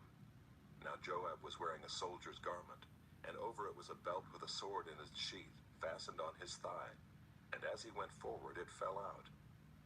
And Joab said to Amasa, "Is it well with you, my brother?" And Joab took Amasa by the beard with his right hand to kiss him. But Amasa did not observe the sword that was in Joab's hand. So Joab struck him with it in the stomach and spilled his entrails to the ground without striking a second blow, and he died. Then Joab and Abishai his brother pursued Sheba the son of Bichri, and one of Joab's young men took his stand by Amasa and said, "Whoever favors Joab, and whoever is for David, let him follow Joab." And Amasa lay wallowing in his blood in the highway, and anyone who came by seeing him stopped. And when the man saw that all the people stopped, he carried Amasa out of the highway into the field and threw a garment over him. When he was taken out of the highway, all the people went on after Joab to pursue Sheba the son of Bichri. And Sheba passed through all the tribes of Israel to Abel of Beth-maachah, and all the Bichrites assembled and followed him in. And all the men who were with Joab came and besieged him in Abel of Beth-maachah. They cast up a mound against the city, and it stood against the rampart, and they were battering the wall to throw it down. Then a wise woman called from the city, "Listen, listen, tell Joab, come here that I may speak to you." And he came near her, and the woman said, "Are you Joab?" He answered, "I am." Then she said to him, "Listen to the words of your servant." And he answered, "I am listening." Then she said, "They used to say in former times, 'Let them but ask counsel at Abel,' and so they settled a matter. I am one of those who are peaceable and faithful in Israel. You seek to destroy a city that is a mother in Israel. Why will you swallow up the heritage of the Lord?" Joab answered, "Far be it from me, far be it that I should swallow up or destroy. That is not true, but a man of the hill country of Ephraim called Sheba the son of Bichri has lifted up his hand against King David. Give up him alone, and I will withdraw from the city." And the woman said to Joab, "Behold, his head shall be thrown to you over the wall." Then the woman went to all the people in her wisdom, and they cut off the head of Sheba the son of Bichri and threw it out to Joab. So he blew the trumpet, and they dispersed from the city, every man to his home. And Joab returned to Jerusalem to the king. Now Joab was in command of all the army of Israel, and Benaiah the son of Jehoiada was in command of the Kerethites and the Pelethites, and Adoram was in charge of the forced labor, and Jehoshaphat the son of Ahilud was the recorder, and Sheva was secretary, and Zadok and Abiathar were priests, and Ira the Jairite was also David's priest. Chapter 21. Now there was a famine in the days of David for 3 years, year after year, and David sought the face of the Lord. And the Lord said, "There is blood guilt on Saul and on his house, because he put the Gibeonites to death." So the king called the Gibeonites and spoke to them. Now the Gibeonites were not of the people of Israel, but of the remnant of the Amorites. Although the people of Israel had sworn to spare them, Saul had sought to strike them down in his zeal for the people of Israel and Judah. And David said to the Gibeonites, "What shall I do for you, and how shall I make atonement, that you may bless the heritage of the Lord?" The Gibeonites said to him, "It is not a matter of silver or gold between us and Saul or his house, neither is it for us to put any man to death in Israel." And he said, "What do you say that I shall do for you?" They said to the king, "The man who consumed us and planned to destroy us so that we should have no place in all the territory of Israel, let 7 of his sons be given to us, so that we may hang them before the Lord at Gibeah of Saul, the chosen of the Lord." And the king said, "I will give them."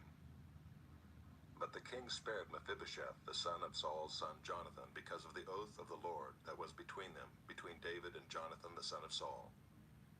The king took the 2 sons of Rizpah, the daughter of Aiah, whom she bore to Saul, Armoni and Mephibosheth, and the 5 sons of Merab, the daughter of Saul, whom she bore to Adriel, the son of Barzillai the Maholathite. And he gave them into the hands of the Gibeonites, and they hanged them on the mountain before the Lord. And the 7 of them perished together. They were put to death in the first days of harvest, at the beginning of barley harvest. Then Rizpah the daughter of Aiah took sackcloth and spread it for herself on the rock, from the beginning of harvest until rain fell upon them from the heavens. And she did not allow the birds of the air to come upon them by day, or the beasts of the field by night. When David was told what Rizpah the daughter of Aiah, the concubine of Saul, had done, David went and took the bones of Saul and the bones of his son Jonathan from the men of Jabesh Gilead, who had stolen them from the public square of Bethshan, where the Philistines had hanged them on the day the Philistines killed Saul on Gilboa. And he brought up from there the bones of Saul and the bones of his son Jonathan, and they gathered the bones of those who were hanged. And they buried the bones of Saul and his son Jonathan in the land of Benjamin in Zelah, in the tomb of Kish his father. And they did all that the king commanded. And after that God responded to the plea for the land. There was war again between the Philistines and Israel, and David went down together with his servants, and they fought against the Philistines. And David grew weary. And Ishbi-Benob, one of the descendants of the giants, whose spear weighed 300 shekels of bronze, and who was armed with a new sword, thought to kill David. But Abishai the son of Zeruiah came to his aid and attacked the Philistine and killed him. Then David's men swore to him, "You shall no longer go out with us to battle, lest you quench the lamp of Israel." After this there was again war with the Philistines at Gob. Then Sibbecai the Hushathite struck down Saph, who was one of the descendants of the giants. And there was again war with the Philistines at Gob. And Elhanan the son of Jaare-Oregim the Bethlehemite struck down Goliath the Gittite, the shaft of whose spear was like a weaver's beam. And there was again war at Gath, where there was a man of great stature who had 6 fingers on each hand, and 6 toes on each foot, 24 in number, and he also was descended from the giants. And when he taunted Israel, Jonathan the son of Shimei, David's brother, struck him down. These 4 were descended from the giants in Gath, and they fell by the hand of David and by the hand of his servants. Chapter 22. And David spoke to the Lord the words of this song in the day when the Lord delivered him from the hand of all his enemies and from the hand of Saul. He said, "The Lord is my rock and my fortress and my deliverer, my God, my rock in whom I take refuge, my shield and the horn of my salvation, my stronghold and my refuge, my Savior, you save me from violence. I call upon the Lord, who is worthy to be praised, and I am saved from my enemies. For the waves of death encompassed me, the torrents of destruction assailed me. The cords of Sheol entangled me, the snares of death confronted me. In my distress I called upon the Lord, to my God I called. From his temple he heard my voice, and my cry came to his ears. Then the earth reeled and rocked. The foundations of the heavens trembled and quaked because he was angry. Smoke went up from his nostrils and devouring fire from his mouth. Glowing coals flamed forth from him. He bowed the heavens and came down. Thick darkness was under his feet. He rode on a cherub and flew. He was seen on the wings of the wind. He made darkness around him, his canopy, thick clouds, a gathering of water. Out of the brightness before him, coals of fire flamed forth. The Lord thundered from heaven, and the Most High uttered his voice. And he sent out arrows and scattered them, lightning and routed them. Then the channels of the sea were seen. The foundations of the world were laid bare, at the rebuke of the Lord, at the blast of the breath of his nostrils. He said from on high, he took me, he drew me out of many waters. He rescued me from my strong enemy, from those who hated me, for they were too mighty for me. They confronted me in the day of my calamity, but the Lord was my support. He brought me out into a broad place. He rescued me because he delighted in me. The Lord dealt with me according to my righteousness. According to the cleanness of my hands he rewarded me. For I have kept the ways of the Lord, and have not wickedly departed from my God. For all his rules were before me, and from his statutes I did not turn aside. I was blameless before him, and I kept myself from guilt. And the Lord has rewarded me according to my righteousness, according to my cleanness in his sight. With the merciful you show yourself merciful. With the blameless man you show yourself blameless. With the purified you deal purely, and with the crooked you make yourself seem tortuous. You save a humble people, but your eyes are on the haughty to bring them down.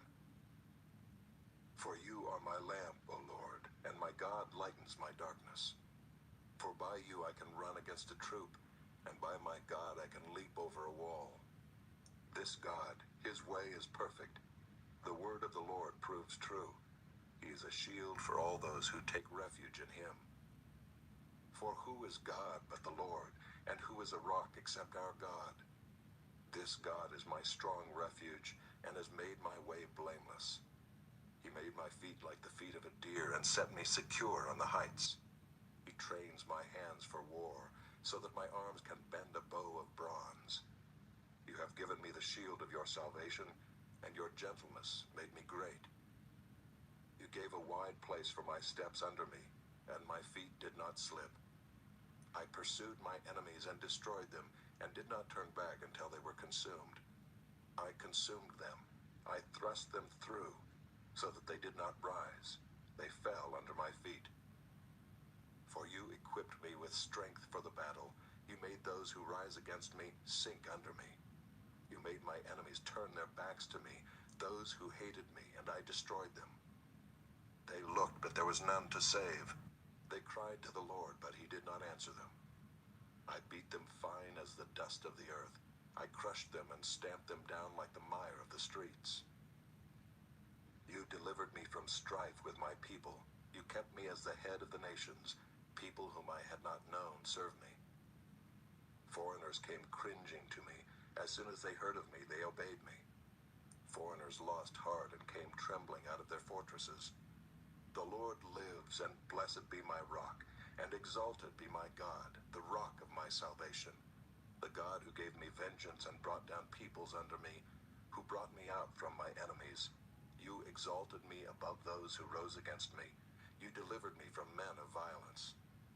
For this I will praise you, O Lord, among the nations, and sing praises to your name. Great salvation he brings to his king, and shows steadfast love to his anointed, to David and his offspring forever. Chapter 23. Now these are the last words of David. The oracle of David the son of Jesse, the oracle of the man who was raised on high, the anointed of the God of Jacob, the sweet psalmist of Israel. The Spirit of the Lord speaks by me. His word is on my tongue. The God of Israel has spoken. The rock of Israel has said to me, when one rules justly over men, ruling in the fear of God, he dawns on them like the morning light, like the sun shining forth on a cloudless morning, like rain that makes grass to sprout from the earth. For does not my house stand so with God? For he has made with me an everlasting covenant, ordered in all things and secure.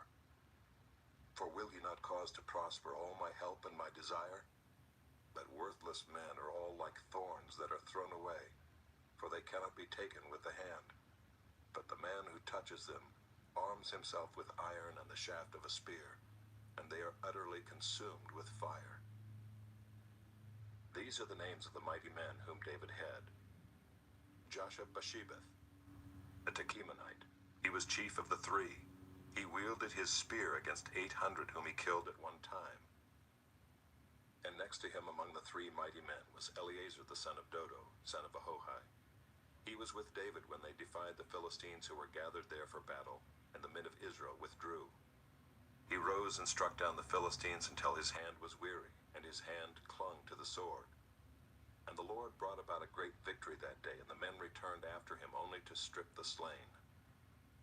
And next to him was Shammah the son of Agi the Hararite. The Philistines gathered together at Lehi, where there was a plot of ground full of lentils, and the men fled from the Philistines. But he took his stand in the midst of the plot, and defended it, and struck down the Philistines, and the Lord worked a great victory.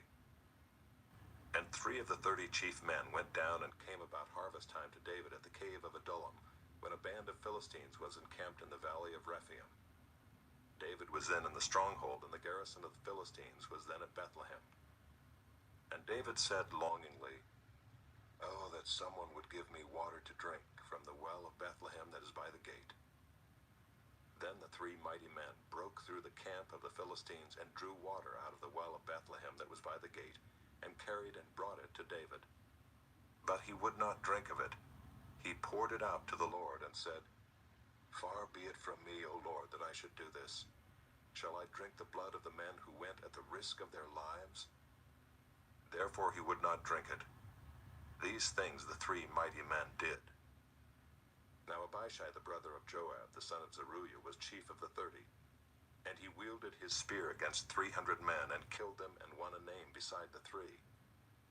He was the most renowned of the 30, and became their commander. But he did not attain to the three. And Benaiah the son of Jehoiada was a valiant man of Kabzeel, a doer of great deeds. He struck down 2 Ariels of Moab. He also went down and struck down a lion in a pit on a day when snow had fallen.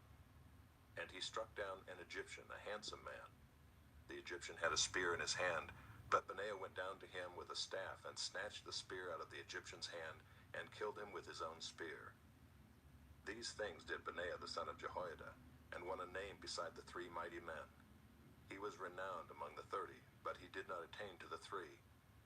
And David set him over his bodyguard. Asahel the brother of Joab was one of the 30.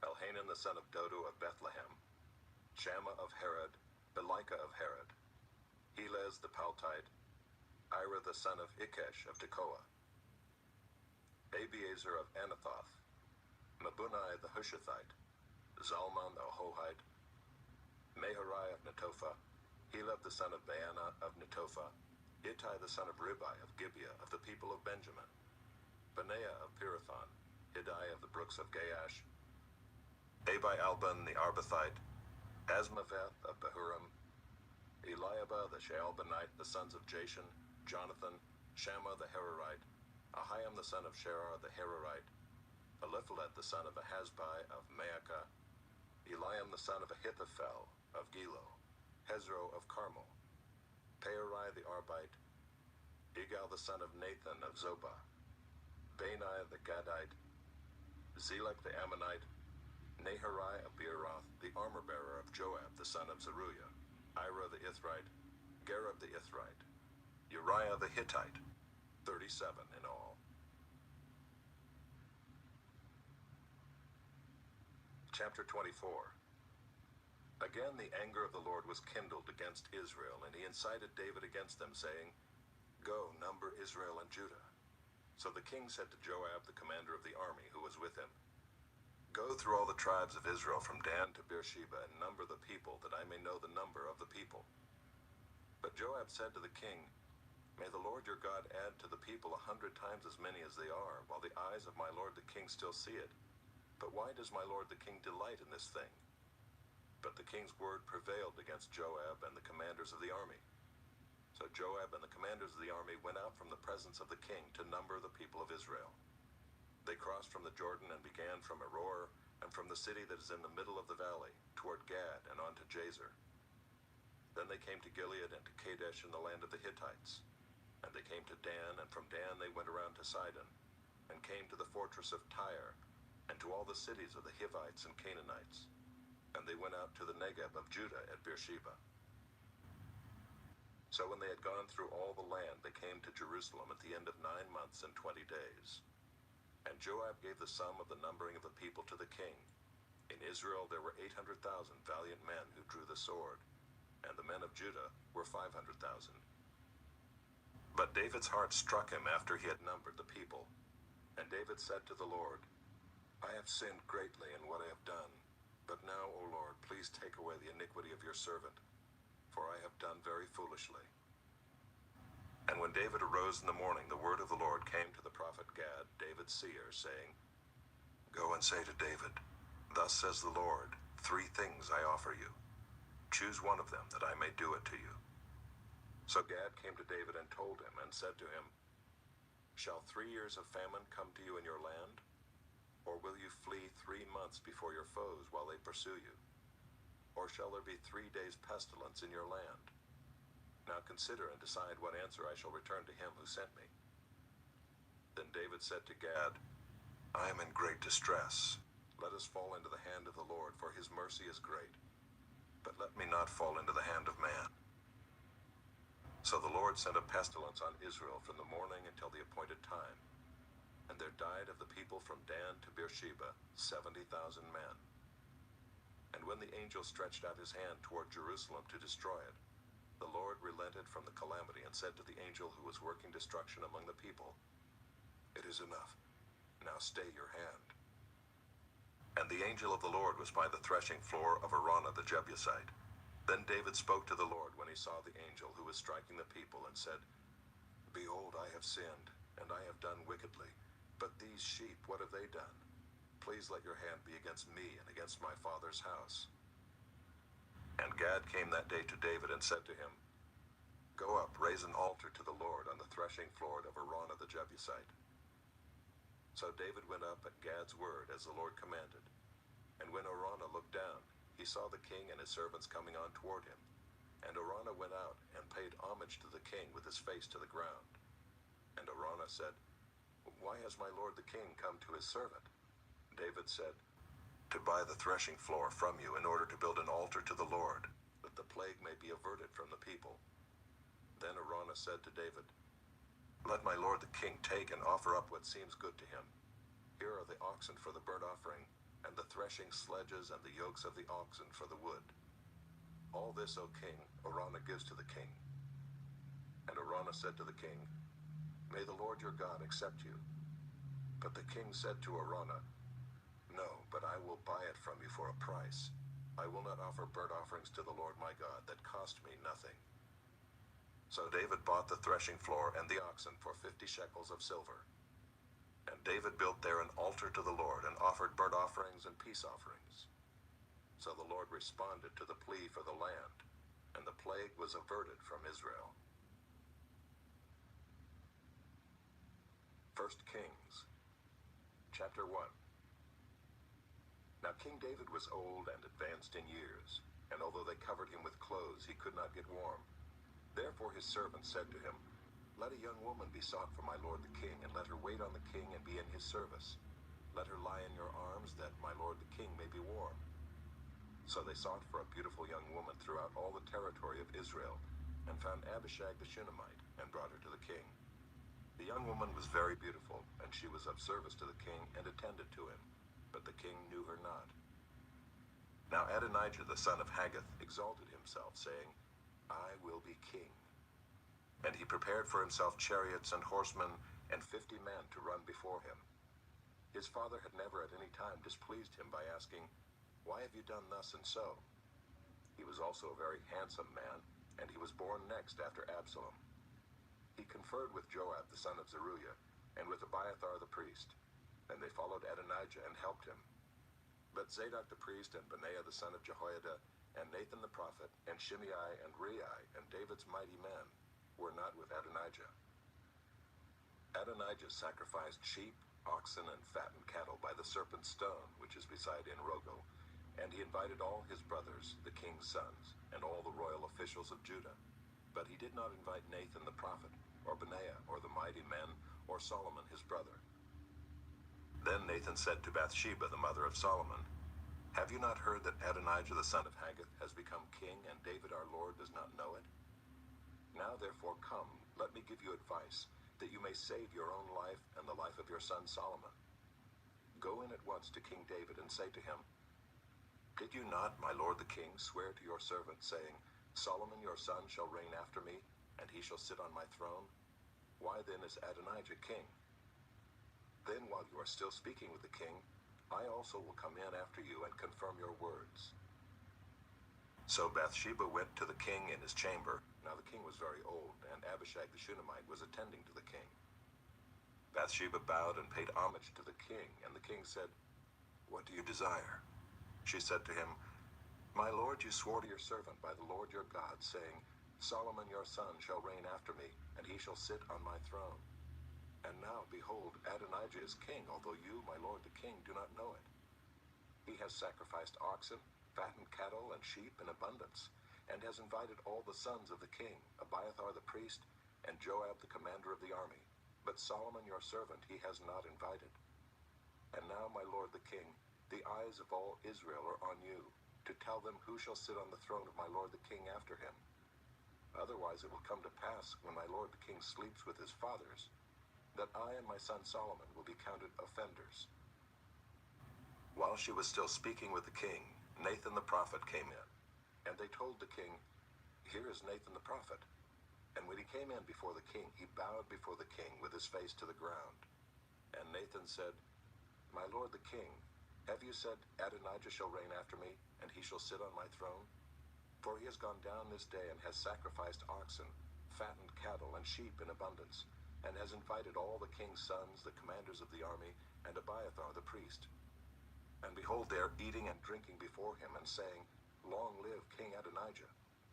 But me, your servant, and Zadok the priest, and Benaiah the son of Jehoiada, and your servant Solomon, he has not invited. Has this thing been brought about by my lord the king, and you have not told your servants who should sit on the throne of my lord the king after him?" Then King David answered, "Call Bathsheba to me." So she came into the king's presence and stood before the king. And the king swore, saying, "As the Lord lives, who has redeemed my soul out of every adversity, as I swore to you by the Lord, the God of Israel, saying, Solomon your son shall reign after me, and he shall sit on my throne in my place. Even so will I do this day." Then Bathsheba bowed with her face to the ground and paid homage to the king and said, "May my lord King David live forever." King David said, "Call to me Zadok the priest, Nathan the prophet, and Benaiah the son of Jehoiada." So they came before the king, and the king said to them, "Take with you the servants of your lord, and have Solomon my son ride on my own mule, and bring him down to Gihon. And let Zadok the priest and Nathan the prophet there anoint him king over Israel. Then blow the trumpet and say, Long live King Solomon. You shall then come up after him, and he shall come and sit on my throne, for he shall be king in my place. And I have appointed him to be ruler over Israel and over Judah." And Benaiah the son of Jehoiada answered the king, "Amen. May the Lord, the God of my lord the king, say so. As the Lord has been with my lord the king, even so may he be with Solomon, and make his throne greater than the throne of my lord King David." So Zadok the priest, Nathan the prophet, and Benaiah the son of Jehoiada, and the Kerethites and the Pelethites went down and had Solomon ride on King David's mule, and brought him to Gihon. There Zadok the priest took the horn of oil from the tent and anointed Solomon. Then they blew the trumpet, and all the people said, "Long live King Solomon." And all the people went up after him, playing on pipes and rejoicing with great joy, so that the earth was split by their noise. Adonijah and all the guests who were with him heard it as they finished feasting. And when Joab heard the sound of the trumpet, he said, "What does this uproar in the city mean?" While he was still speaking, behold, Jonathan the son of Abiathar the priest came.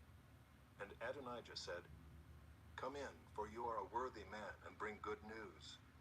Jonathan answered Adonijah, "No, for our lord King David has made Solomon king, and the king has sent with him Zadok the priest, Nathan the prophet, and Benaiah the son of Jehoiada, and the Kerethites and the Pelethites.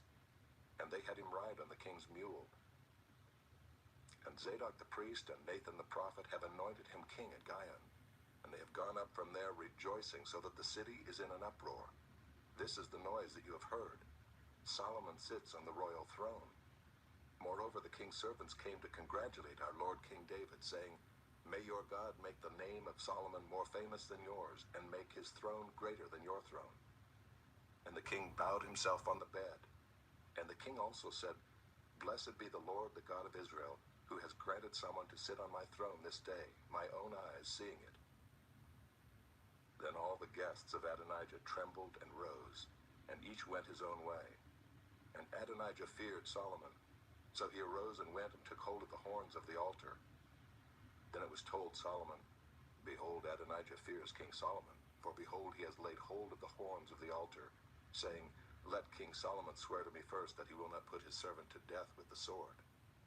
And Solomon said, "If he will show himself a worthy man, not one of his hairs shall fall to the earth. But if wickedness is found in him, he shall die." So King Solomon sent, and they brought him down from the altar. And he came and paid homage to King Solomon. And Solomon said to him, "Go to your house." Chapter 2. When David's time to die drew near, he commanded Solomon his son, saying, "I am about to go the way of all the earth.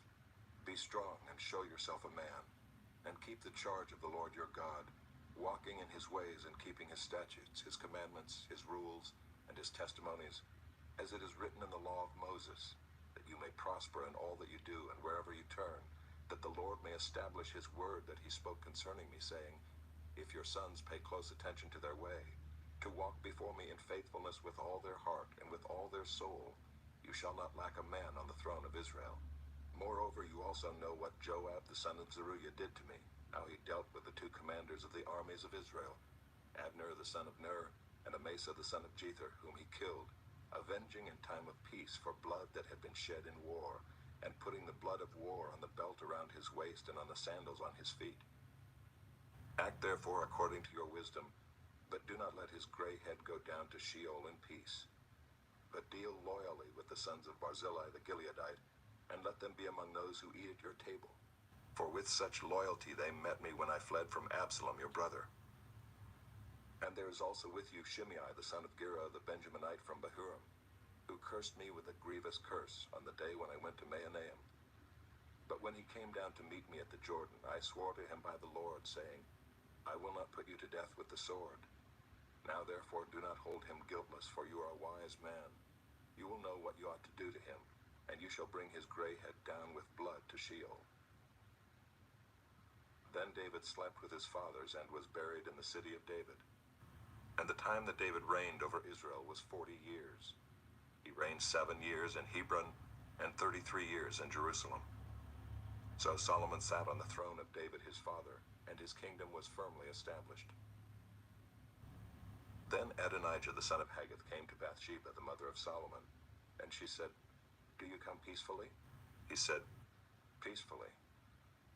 Then he said, I have something to say to you. She said, Speak. He said, You know that the kingdom was mine, and that all Israel fully expected me to reign. However, the kingdom has turned about and become my brother's, for it was his from the Lord. And now I have one request to make of you. Do not refuse me. She said to him, Speak. And he said, Please ask King Solomon, he will not refuse you, to give me Abishag the Shunammite as my wife. Bathsheba said, Very well, I will speak for you to the king. So Bathsheba went to King Solomon to speak to him on behalf of Adonijah. And the king rose to meet her and bowed down to her. Then he sat on his throne and had a seat brought for the king's mother, and she sat on his right. Then she said, I have one small request to make of you. Do not refuse me. And the king said to her, Make your request, my mother, for I will not refuse you. She said, Let Abishag the Shunammite be given to Adonijah your brother as his wife. King Solomon answered his mother, And why do you ask Abishag the Shunammite for Adonijah? Ask for him the kingdom also, for he is my older brother, and on his side are Abiathar the priest, and Joab the son of Zeruiah. Then King Solomon swore by the Lord, saying, God do so to me, and more also, if this word does not cost Adonijah his life. Now therefore, as the Lord lives, who has established me and placed me on the throne of David my father, and who has made me a house as he promised, Adonijah shall be put to death today. So King Solomon sent Benaiah the son of Jehoiada, and he struck him down, and he died. And to Abiathar the priest the king said, Go to Anathoth to your estate, for you deserve death. But I will not at this time put you to death, because you carried the ark of the Lord God before David my father, and because you shared in all my father's affliction. So Solomon expelled Abiathar from being priest to the Lord, thus fulfilling the word of the Lord that he had spoken concerning the house of Eli in Shiloh. When the news came to Joab, for Joab had supported Adonijah, although he had not supported Absalom, Joab fled to the tent of the Lord and caught hold of the horns of the altar. And when it was told King Solomon, Joab has fled to the tent of the Lord, and behold, he is beside the altar, Solomon sent Benaiah the son of Jehoiada, saying, Go, strike him down. So Benaiah came to the tent of the Lord and said to him, The king commands, come out. But he said, No, I will die here. Then Benaiah brought the king word again, saying, Thus said Joab, and thus he answered me. The king replied to him, Do as he has said, strike him down, and bury him, and thus take away from me and from my father's house the guilt for the blood that Joab shed without cause. The Lord will bring back his bloody deeds on his own head. because without the knowledge of my father David, he attacked and killed with the sword 2 men more righteous and better than himself, Abner the son of Ner, commander of the army of Israel, and Amasa the son of Jether, commander of the army of Judah. So shall their blood come back on the head of Joab and on the head of his descendants forever. But for David and for his descendants, and for his house and for his throne, there shall be peace from the Lord forevermore. Then Benaiah the son of Jehoiada went up and struck him down and put him to death, and he was buried in his own house in the wilderness. The king put Benaiah the son of Jehoiada over the army in place of Joab, and the king put Zadok the priest in the place of Abiathar. Then the king sent and summoned Shimei and said to him, Build yourself a house in Jerusalem and dwell there, and do not go out from there to any place whatever. For on the day you go out and cross the brook Kidron, know for certain that you shall die. Your blood shall be on your own head. And Shimei said to the king, What you say is good. As my lord the king has said, so will your servant do. So Shimei lived in Jerusalem many days. But it happened at the end of 3 years that 2 of Shimei's servants ran away to Achish, son of Maacah, king of Gath. And when it was told Shimei, Behold, your servants are in Gath, Shimei arose and saddled a donkey and went to Gath to Achish to seek his servants. Shimei went and brought his servants from Gath. And when Solomon was told that Shimei had gone from Jerusalem to Gath and returned, the king sent and summoned Shimei and said to him, Did I not make you swear by the Lord, and solemnly warn you, saying, Know for certain that on the day you go out and go to any place whatever, you shall die? And you said to me, What you say is good, I will obey. Why then have you not kept your oath to the Lord and the commandment with which I commanded you? The king also said to Shimei, You know in your own heart all the harm that you did to David my father. So the Lord will bring back your harm on your own head.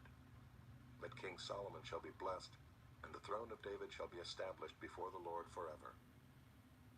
Then the king commanded Benaiah the son of Jehoiada, and he went out and struck him down, and he died. So the kingdom was established in the hand of Solomon. Chapter 3. Solomon made a marriage alliance with Pharaoh, king of Egypt. He took Pharaoh's daughter and brought her into the city of David until he had finished building his own house and the house of the Lord and the wall around Jerusalem. The people were sacrificing at the high places, however, because no house had yet been built for the name of the Lord. Solomon loved the Lord, walking in the statutes of David his father. Only he sacrificed and made offerings at the high places. And the king went to Gibeon to sacrifice there, for that was the great high place. Solomon used to offer 1,000 burnt offerings on that altar. At Gibeon the Lord appeared to Solomon in a dream by night, and God said, Ask what I shall give you.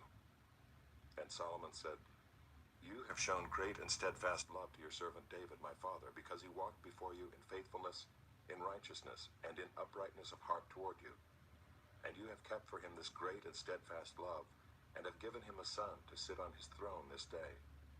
And now, O Lord my God, you have made your servant king in place of David my father, although I am but a little child. I do not know how to go out or come in. And your servant is in the midst of your people whom you have chosen, a great people, too many to be numbered or counted for multitude. Give your servant, therefore, an understanding mind to govern your people, that I may discern between good and evil. For who is able to govern this, your great people? It pleased the Lord that Solomon had asked this. And God said to him, Because you have asked this, and have not asked for yourself long life or riches or the life of your enemies, but have asked for yourself understanding to discern what is right. Behold, I now do according to your word. Behold, I give you a wise and discerning mind, so that none like you has been before you, and none like you shall arise after you. I give you also what you have not asked, both riches and honor, so that no other king shall compare with you all your days. And if you will walk in my ways, keeping my statutes and my commandments, as your father David walked, then I will lengthen your days. And Solomon awoke, and behold, it was a dream. Then he came to Jerusalem and stood before the ark of the covenant of the Lord, and offered up burnt offerings and peace offerings, and made a feast for all his servants. Then 2 prostitutes came to the king and stood before him. The one woman said, Oh, my lord, this woman and I live in the same house, And I gave birth to a child while she was in the house. Then on the third day after I gave birth, this woman also gave birth, and we were alone. There was no one else with us in the house, only we two were in the house. And this woman's son died in the night because she lay on him. And she arose at midnight and took my son from beside me while your servant slept, and laid him at her breast, and laid her dead son at my breast. When I rose in the morning to nurse my child, behold, he was dead. But when I looked at him closely in the morning, behold, he was not the child that I had borne. But the other woman said, No, the living child is mine, and the dead child is yours. The first said, No, the dead child is yours, and the living child is mine. Thus they spoke before the king.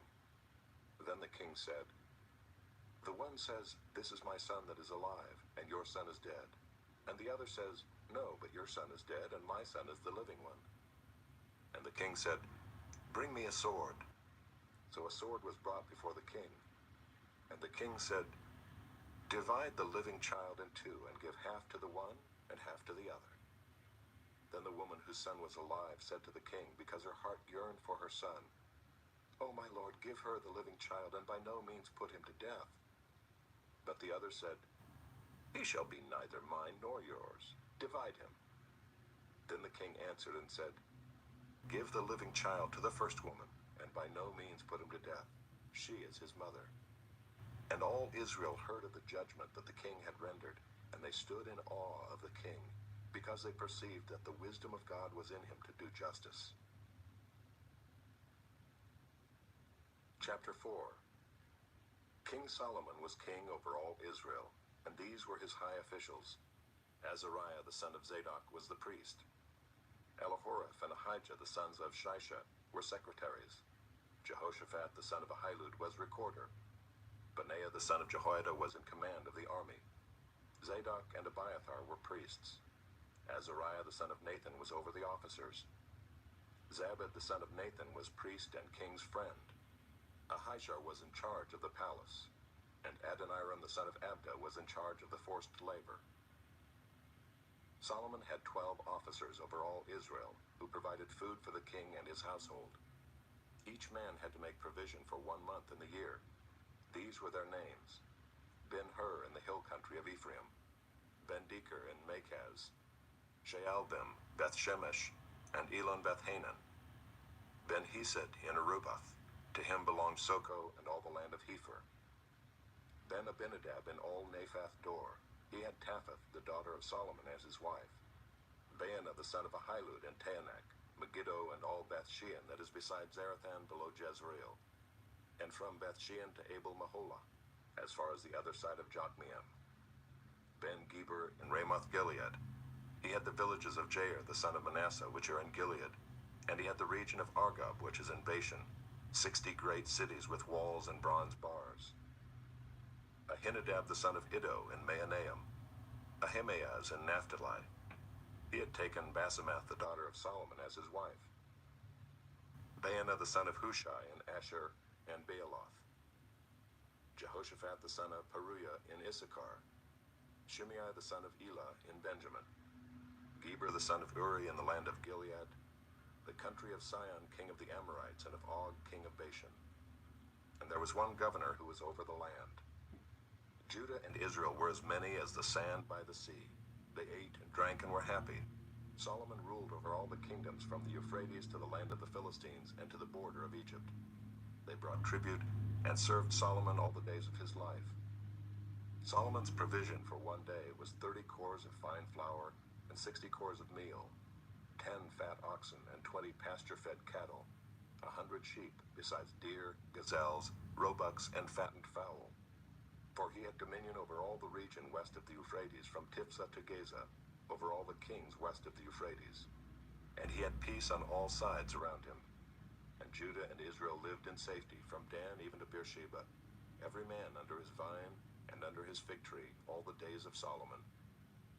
Solomon also had 40,000 stalls of horses for his chariots, and 12,000 horsemen.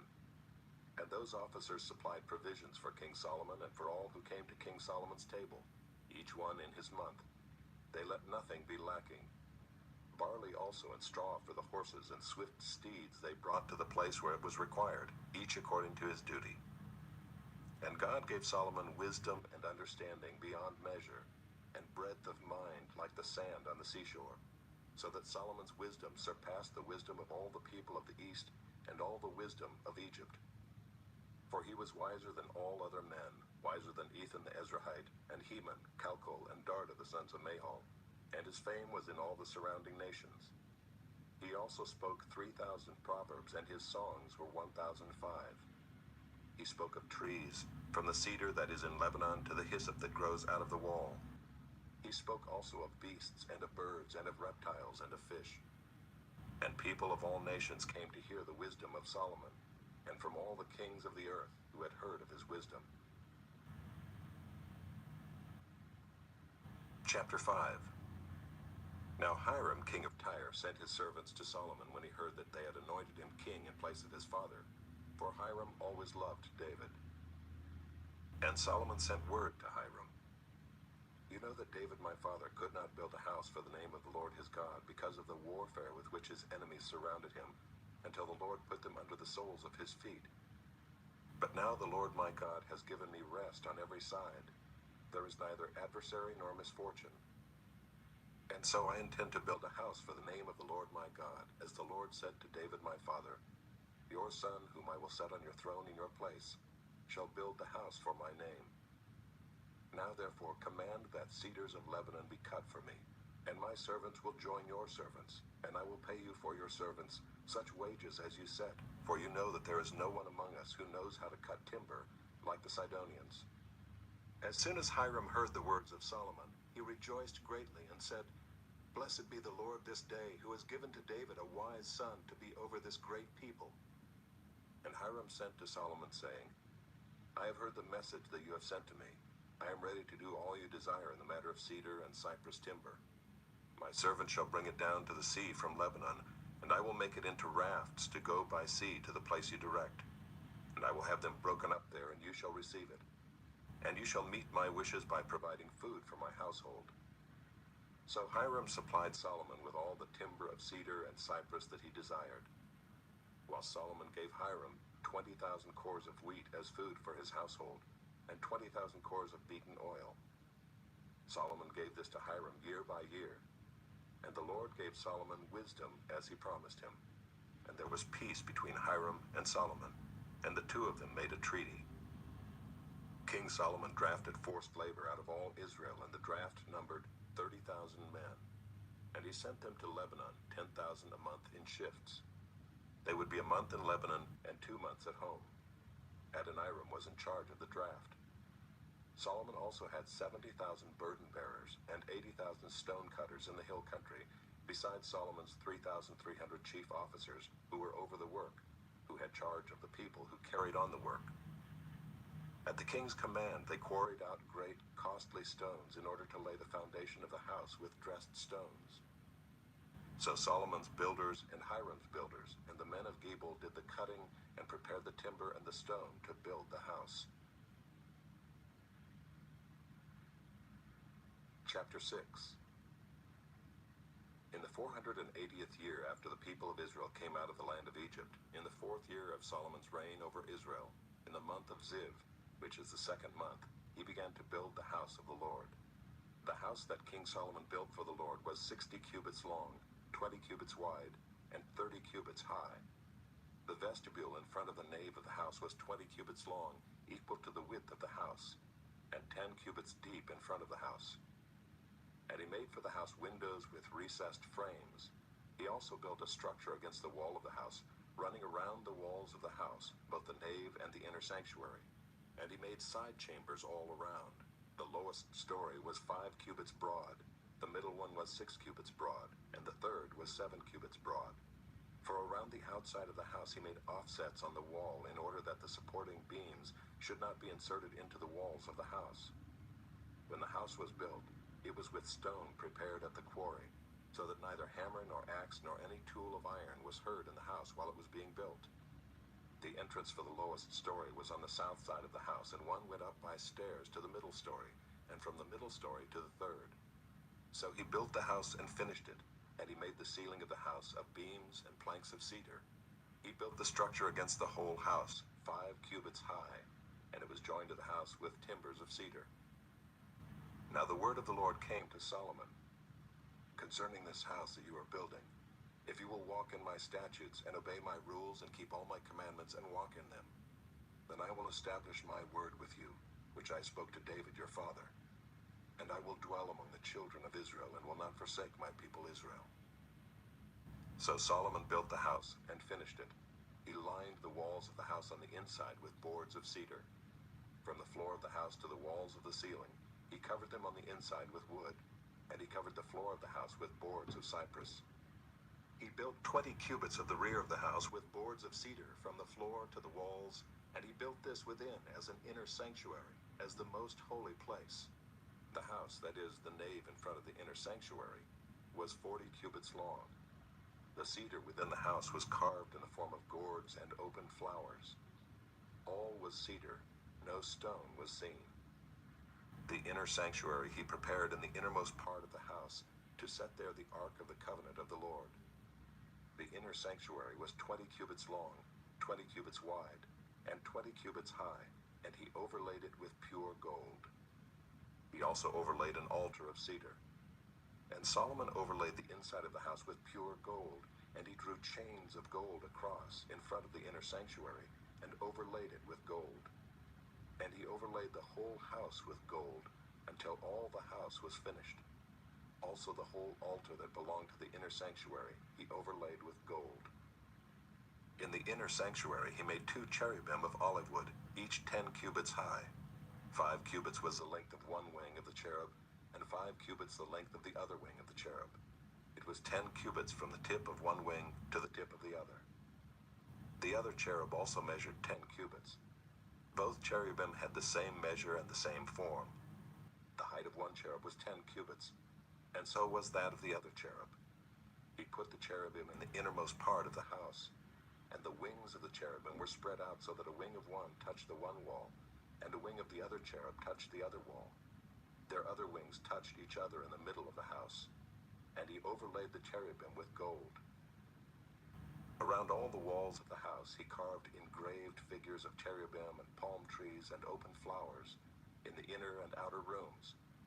The floor of the house he overlaid with gold in the inner and outer rooms. For the entrance to the inner sanctuary he made doors of olive wood. The lintel and the doorpost were 5-sided. He covered the 2 doors of olive wood with carvings of cherubim, palm trees, and open flowers. He overlaid them with gold and spread gold on the cherubim and on the palm trees. So also he made for the entrance to the nave doorposts of olive wood in the form of a square, and 2 doors of cypress wood. The 2 leaves of the one door were folding, and the 2 leaves of the other door were folding. On them he carved cherubim and palm trees and open flowers, and he overlaid them with gold evenly applied on the carved work. He built the inner court with 3 courses of cut stone and 1 course of cedar beams. In the 4th year the foundation of the house of the Lord was laid in the month of Ziv. And in the 11th year, in the month of Bul, which is the 8th month, the house was finished in all its parts, and according to all its specifications. He was 7 years in building it. Chapter 7. Solomon was building his own house 13 years, and he finished his entire house. He built the house of the forest of Lebanon. Its length was 100 cubits, and its breadth 50 cubits, and its height 30 cubits, and it was built on 4 rows of cedar pillars, with cedar beams on the pillars. And it was covered with cedar above the chambers that were on the 45 pillars, 15 in each row. There were window frames in 3 rows, and window opposite window in 3 tiers. All the doorways and windows had square frames, and window was opposite window in 3 tiers. And he made the hall of pillars.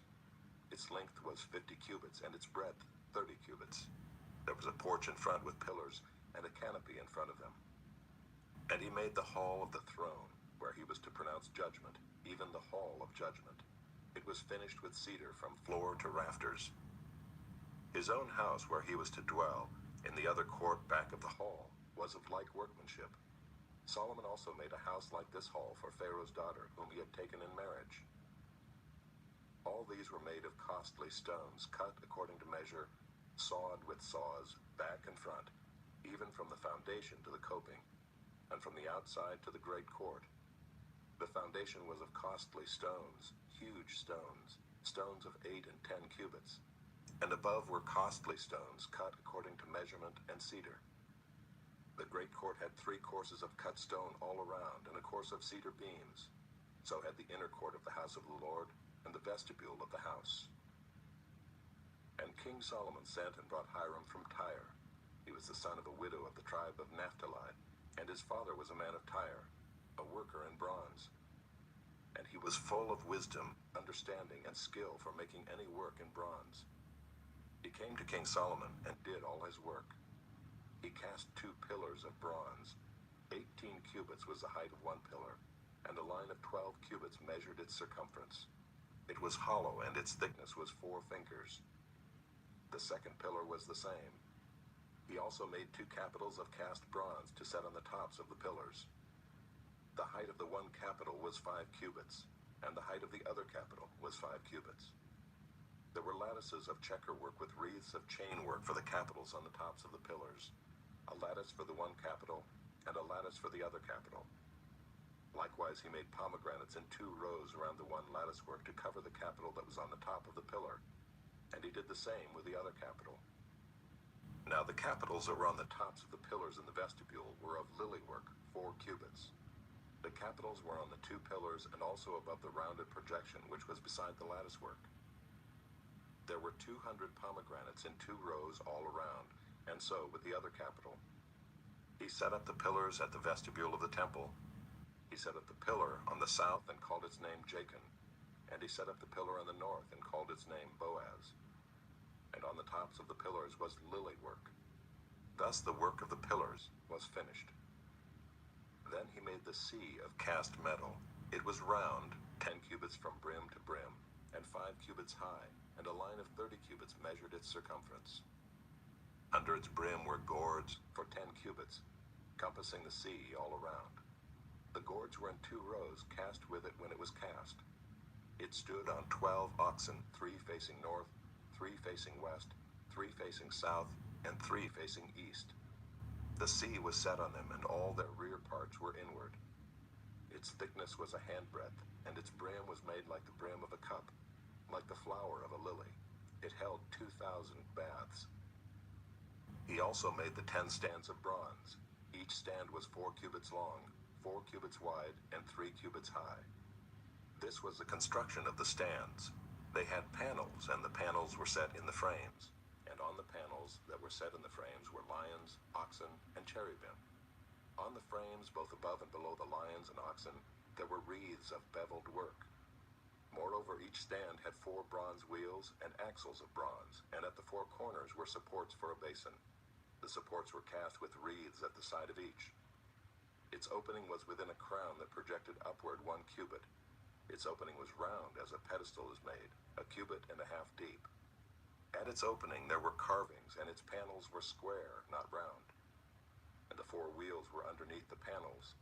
The axles of the wheels were of one piece with the stands, and the height of the wheel was 1.5 cubits.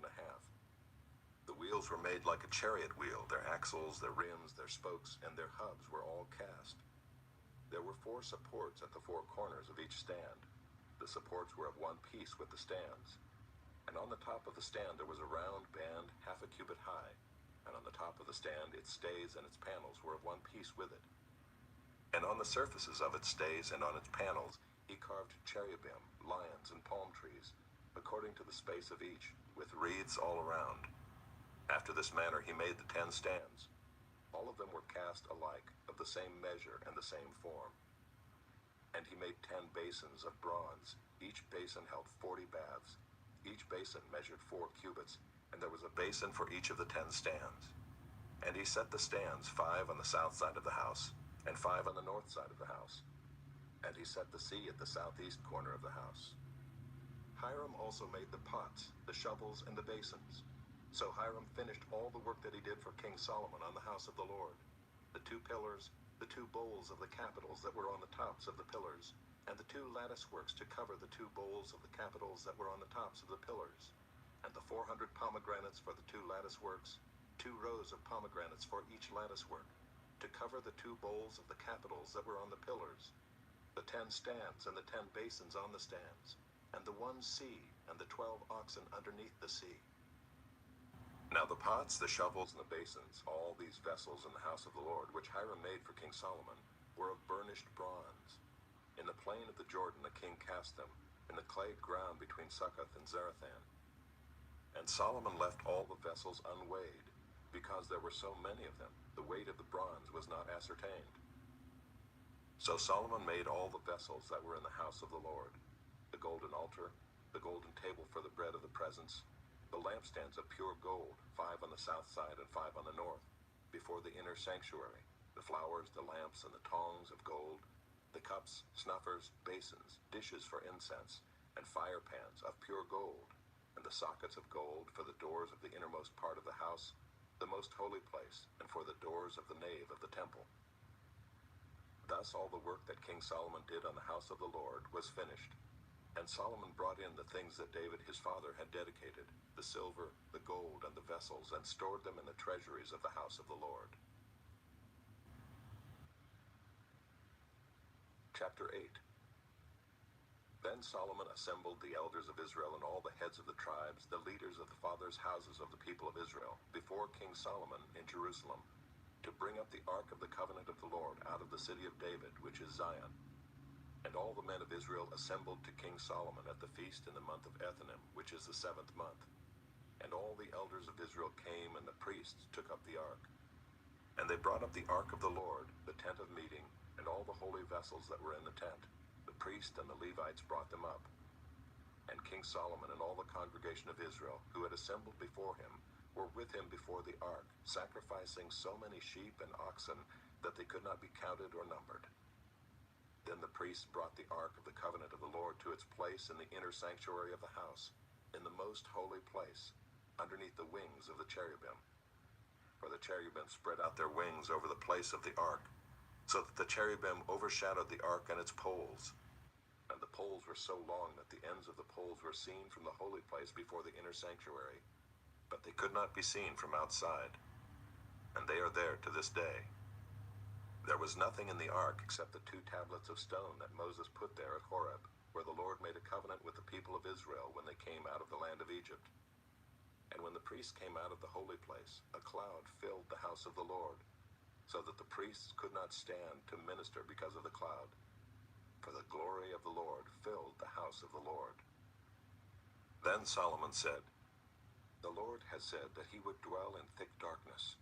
I have indeed built you an exalted house, a place for you to dwell in forever." Then the king turned around and blessed all the assembly of Israel, while all the assembly of Israel stood. And he said, "Blessed be the Lord, the God of Israel, who with his hand has fulfilled what he promised with his mouth to David my father, saying, Since the day that I brought my people Israel out of Egypt, I chose no city out of all the tribes of Israel in which to build a house, that my name might be there. But I chose David to be over my people Israel. Now it was in the heart of David my father to build a house for the name of the Lord, the God of Israel.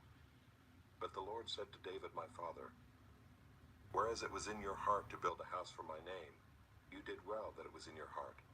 Nevertheless, you shall not build the house, but your son, who shall be born to you, shall build the house for my name. Now the Lord has fulfilled his promise that he made. For I have risen in the place of David my father, and sit on the throne of Israel, as the Lord promised, and have built the house for the name of the Lord, the God of Israel. And there I have provided a place for the ark, in which is the covenant of the Lord that he made with our fathers, when he brought them out of the land of Egypt. Then Solomon stood before the altar of the Lord in the presence of all the assembly of Israel, and spread out his hands toward heaven, and said, O Lord God of Israel, there is no God like you, in heaven above or on earth beneath, keeping covenant and showing steadfast love to your servants who walk before you with all their heart.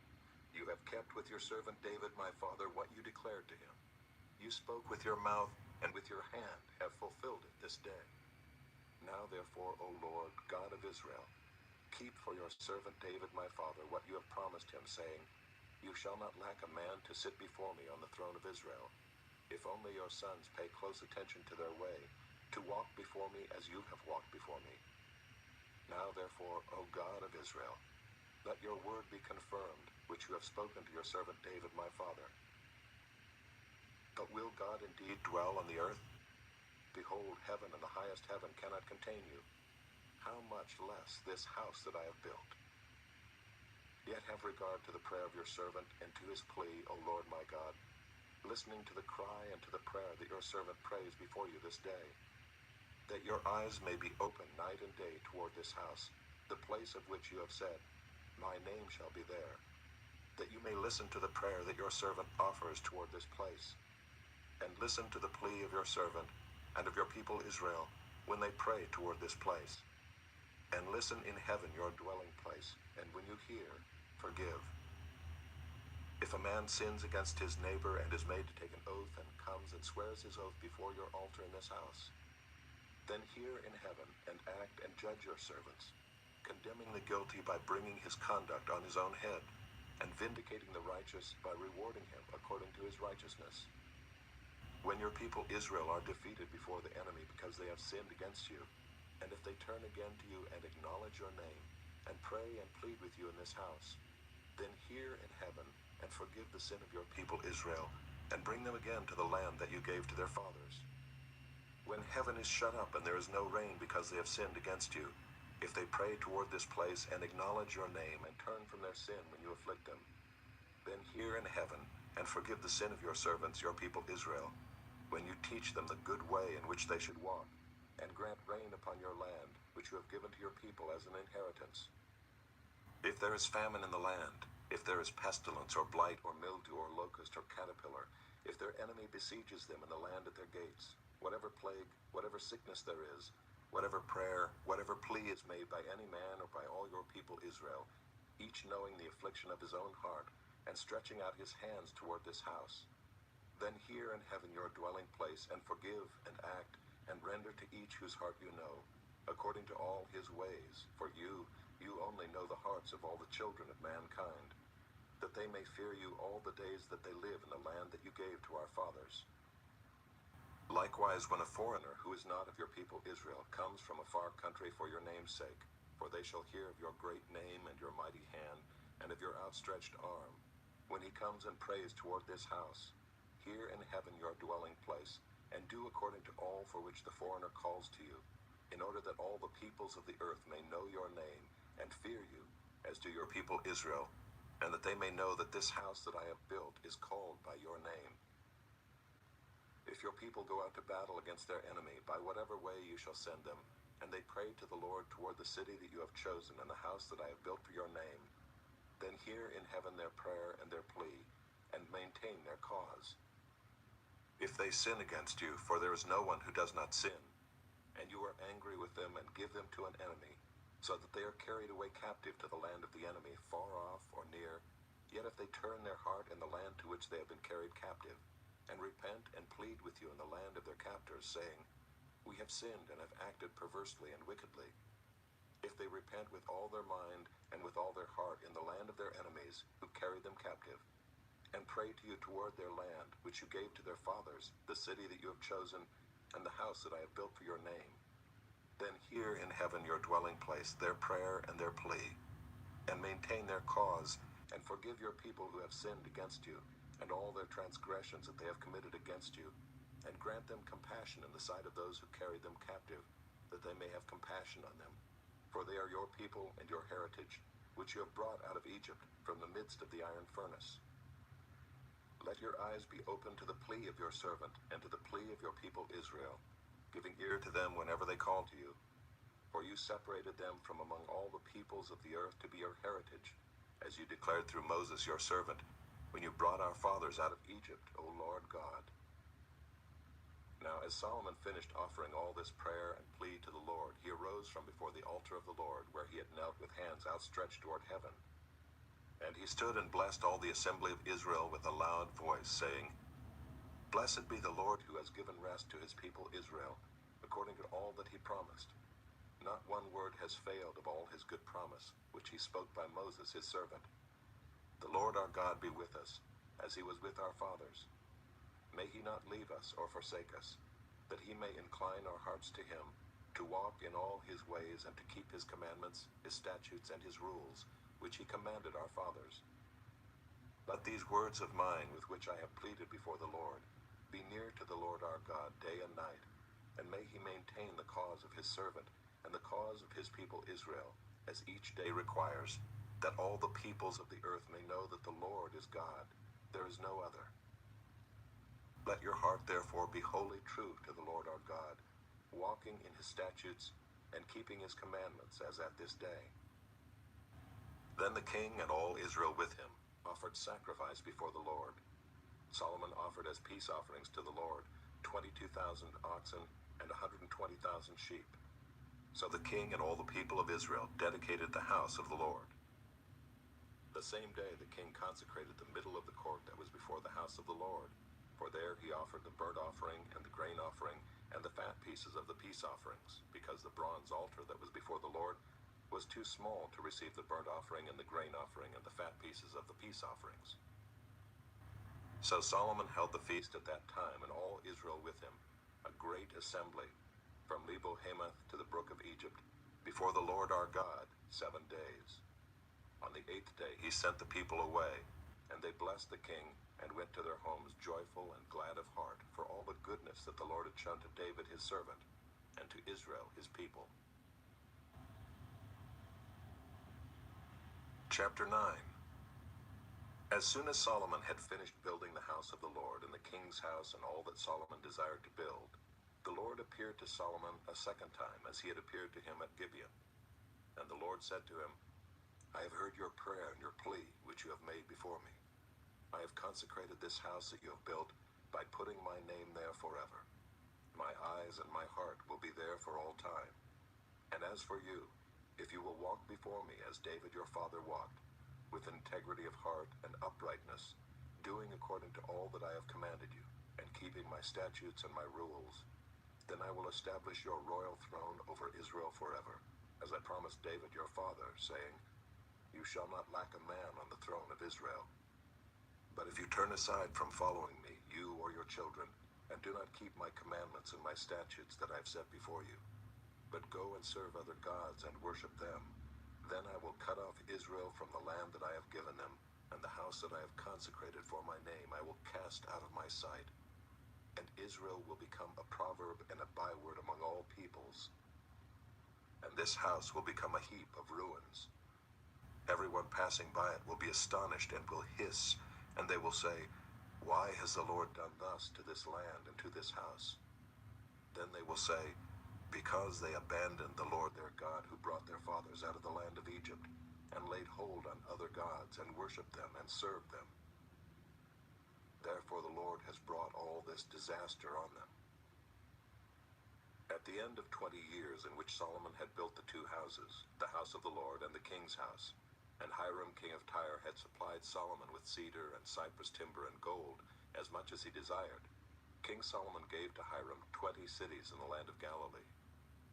But when Hiram came from Tyre to see the cities that Solomon had given him, they did not please him. Therefore he said, What kind of cities are these that you have given me, my brother? So they are called the land of Cabul to this day. Hiram had sent to the king 120 talents of gold.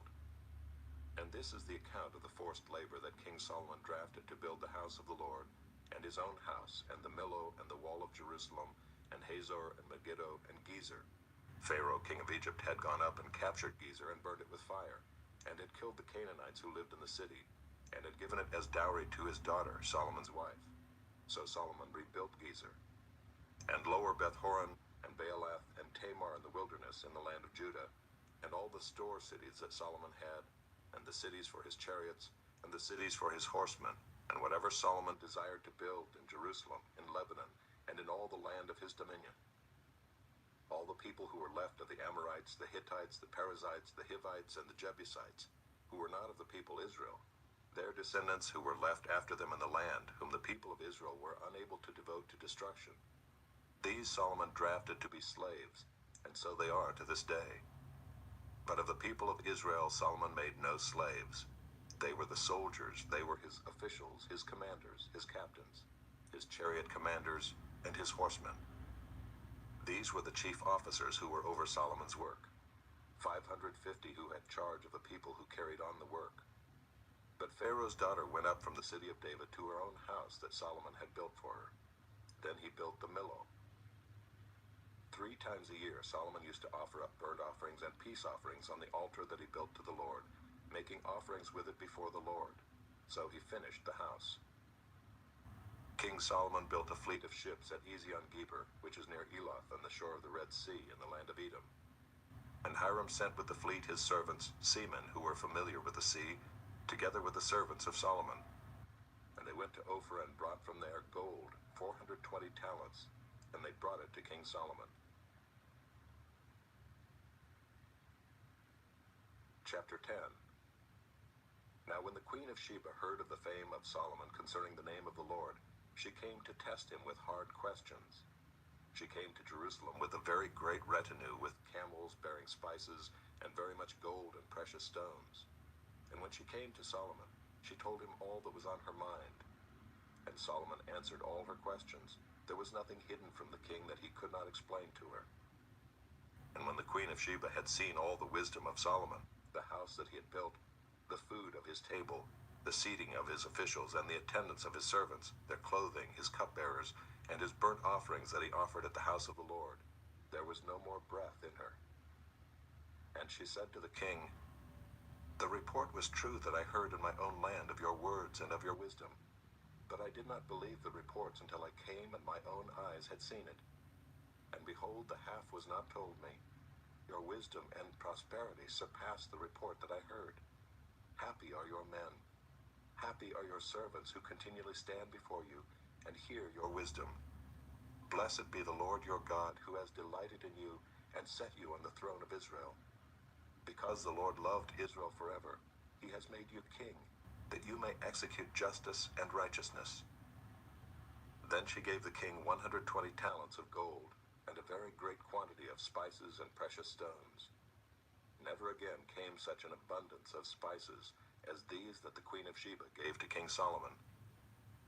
Moreover, the fleet of Hiram, which brought gold from Ophir, brought from Ophir a very great amount of almug wood and precious stones. And the king made of the almug wood supports for the house of the Lord and for the king's house, also lyres and harps for the singers. No such almug wood has come or been seen to this day. And King Solomon gave to the queen of Sheba all that she desired, whatever she asked, besides what was given her by the bounty of King Solomon. So she turned and went back to her own land with her servants. Now the weight of gold that came to Solomon in 1 year was 666 talents of gold, besides that which came from the explorers and from the business of the merchants, and from all the kings of the west and from the governors of the land. King Solomon made 200 large shields of beaten gold. 600 shekels of gold went into each shield. And he made 300 shields of beaten gold. 3 minas of gold went into each shield. And the king put them in the house of the forest of Lebanon. The king also made a great ivory throne and overlaid it with the finest gold. The throne had 6 steps, and the throne had a round top, and on each side of the seat were armrests and 2 lions standing beside the armrests, while 12 lions stood there, one on each end of a step on the 6 steps. The like of it was never made in any kingdom. All King Solomon's drinking vessels were of gold, and all the vessels of the house of the forest of Lebanon were of pure gold. None were of silver. Silver was not considered as anything in the days of Solomon. For the king had a fleet of ships of Tarshish at sea with the fleet of Hiram. Once every 3 years the fleet of ships of Tarshish used to come bringing gold, silver, ivory, apes, and peacocks. Thus King Solomon excelled all the kings of the earth in riches and in wisdom. And the whole earth sought the presence of Solomon to hear his wisdom, which God had put into his mind. Every one of them brought his present, articles of silver and gold, garments, myrrh, spices, horses, and mules, so much year by year. And Solomon gathered together chariots and horsemen. He had 1,400 chariots and 12,000 horsemen, whom he stationed in the chariot cities and with the king in Jerusalem. And the king made silver as common in Jerusalem as stone, and he made cedar as plentiful as the sycamore of the Shephelah. And Solomon's import of horses was from Egypt and Cui, and the king's traders received them from Cui at a price. A chariot could be imported from Egypt for 600 shekels of silver, and a horse for 150. And so through the king's traders they were exported to all the kings of the Hittites and the kings of Syria. Chapter 11. Now King Solomon loved many foreign women, along with the daughter of Pharaoh, Moabite, Ammonite, Edomite, Sidonian, and Hittite women, from the nations concerning which the Lord had said to the people of Israel, "You shall not enter into marriage with them, neither shall they with you, for surely they will turn away your heart after their gods." Solomon clung to these in love. He had 700 wives who were princesses, and 300 concubines, and his wives turned away his heart. For when Solomon was old, his wives turned away his heart after other gods, and his heart was not wholly true to the Lord his God, as was the heart of David his father. For Solomon went after Ashtoreth, the goddess of the Sidonians, and after Milcom, the abomination of the Ammonites. So Solomon did what was evil in the sight of the Lord, and did not wholly follow the Lord as David his father had done. Then Solomon built a high place for Chemosh, the abomination of Moab, and for Moloch, the abomination of the Ammonites, on the mountain east of Jerusalem. And so he did for all his foreign wives, who made offerings and sacrifice to their gods. And the Lord was angry with Solomon, because his heart had turned away from the Lord, the God of Israel, who had appeared to him twice, and had commanded him concerning this thing, that he should not go after other gods. But he did not keep what the Lord commanded. Therefore the Lord said to Solomon, "Since this has been your practice, and you have not kept my covenant and my statutes that I have commanded you, I will surely tear the kingdom from you, and will give it to your servant. Yet for the sake of David your father I will not do it in your days, but I will tear it out of the hand of your son. However, I will not tear away all the kingdom, but I will give one tribe to your son for the sake of David my servant, and for the sake of Jerusalem that I have chosen." And the Lord raised up an adversary against Solomon, Hadad the Edomite. He was of the royal house in Edom. For when David was in Edom, and Joab the commander of the army went up to bury the slain, he struck down every male in Edom. For Joab and all Israel remained there 6 months, until he had cut off every male in Edom. But Hadad fled to Egypt, together with certain Edomites of his father's servants, Hadad still being a little child.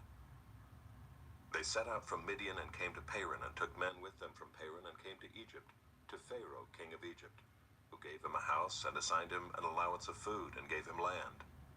And Hadad found great favor in the sight of Pharaoh, so that he gave him in marriage the sister of his own wife, the sister of Tahpenes the queen. And the sister of Tahpenes bore him Genubath his son, whom Tahpenes weaned in Pharaoh's house. And Genubath was in Pharaoh's house among the sons of Pharaoh. But when Hadad heard in Egypt that David slept with his fathers, and that Joab the commander of the army was dead, Hadad said to Pharaoh, "Let me depart, that I may go to my own country." But Pharaoh said to him, "What have you lacked with me, that you are now seeking to go to your own country?" And he said to him, "Only let me depart." God also raised up as an adversary to him Rezin the son of Eliada, who had fled from his master Hadadezer king of Zobah.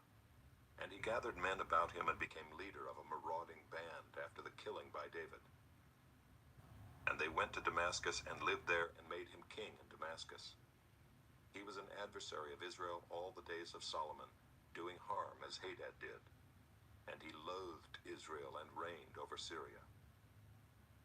Jeroboam the son of Nebat, an Ephraimite of Zeradah, a servant of Solomon, whose mother's name was Zeruiah, a widow, also lifted up his hand against the king. And this was the reason why he lifted up his hand against the king. Solomon built the Millo, and closed up the breach of the city of David his father. The man Jeroboam was very able, and when Solomon saw that the young man was industrious, he gave him charge over all the forced labor of the house of Joseph. And at that time, when Jeroboam went out of Jerusalem, the prophet Ahijah the Shilonite found him on the road. Now Ahijah had dressed himself in a new garment, and the two of them were alone in the open country. Then Ahijah laid hold of the new garment that was on him and tore it into 12 pieces. And he said to Jeroboam, "Take for yourself 10 pieces, for thus says the Lord, the God of Israel, Behold, I am about to tear the kingdom from the hand of Solomon, and will give you 10 tribes. But he shall have 1 tribe, for the sake of my servant David, and for the sake of Jerusalem, the city that I have chosen out of all the tribes of Israel, because they have forsaken me and worshipped Ashtoreth, the goddess of the Sidonians, Chemosh, the god of Moab, and Milcom, the god of the Ammonites. And they have not walked in my ways, doing what is right in my sight, and keeping my statutes and my rules, as David his father did. Nevertheless, I will not take the whole kingdom out of his hand, but I will make him ruler all the days of his life, for the sake of David my servant, whom I chose, who kept my commandments and my statutes. But I will take the kingdom out of his son's hand, and will give it to you, 10 tribes. Yet to his son I will give 1 tribe, that David my servant may always have a lamp before me in Jerusalem, the city where I have chosen to put my name. And I will take you, and you shall reign over all that your soul desires, and you shall be king over Israel. And if you will listen to all that I command you, and will walk in my ways, and do what is right in my eyes by keeping my statutes and my commandments, as David my servant did, I will be with you and will build you a sure house, as I built for David, and I will give Israel to you. And I will afflict the offspring of David because of this, but not forever." Solomon sought therefore to kill Jeroboam. But Jeroboam arose and fled into Egypt, to Shishak king of Egypt, and was in Egypt until the death of Solomon.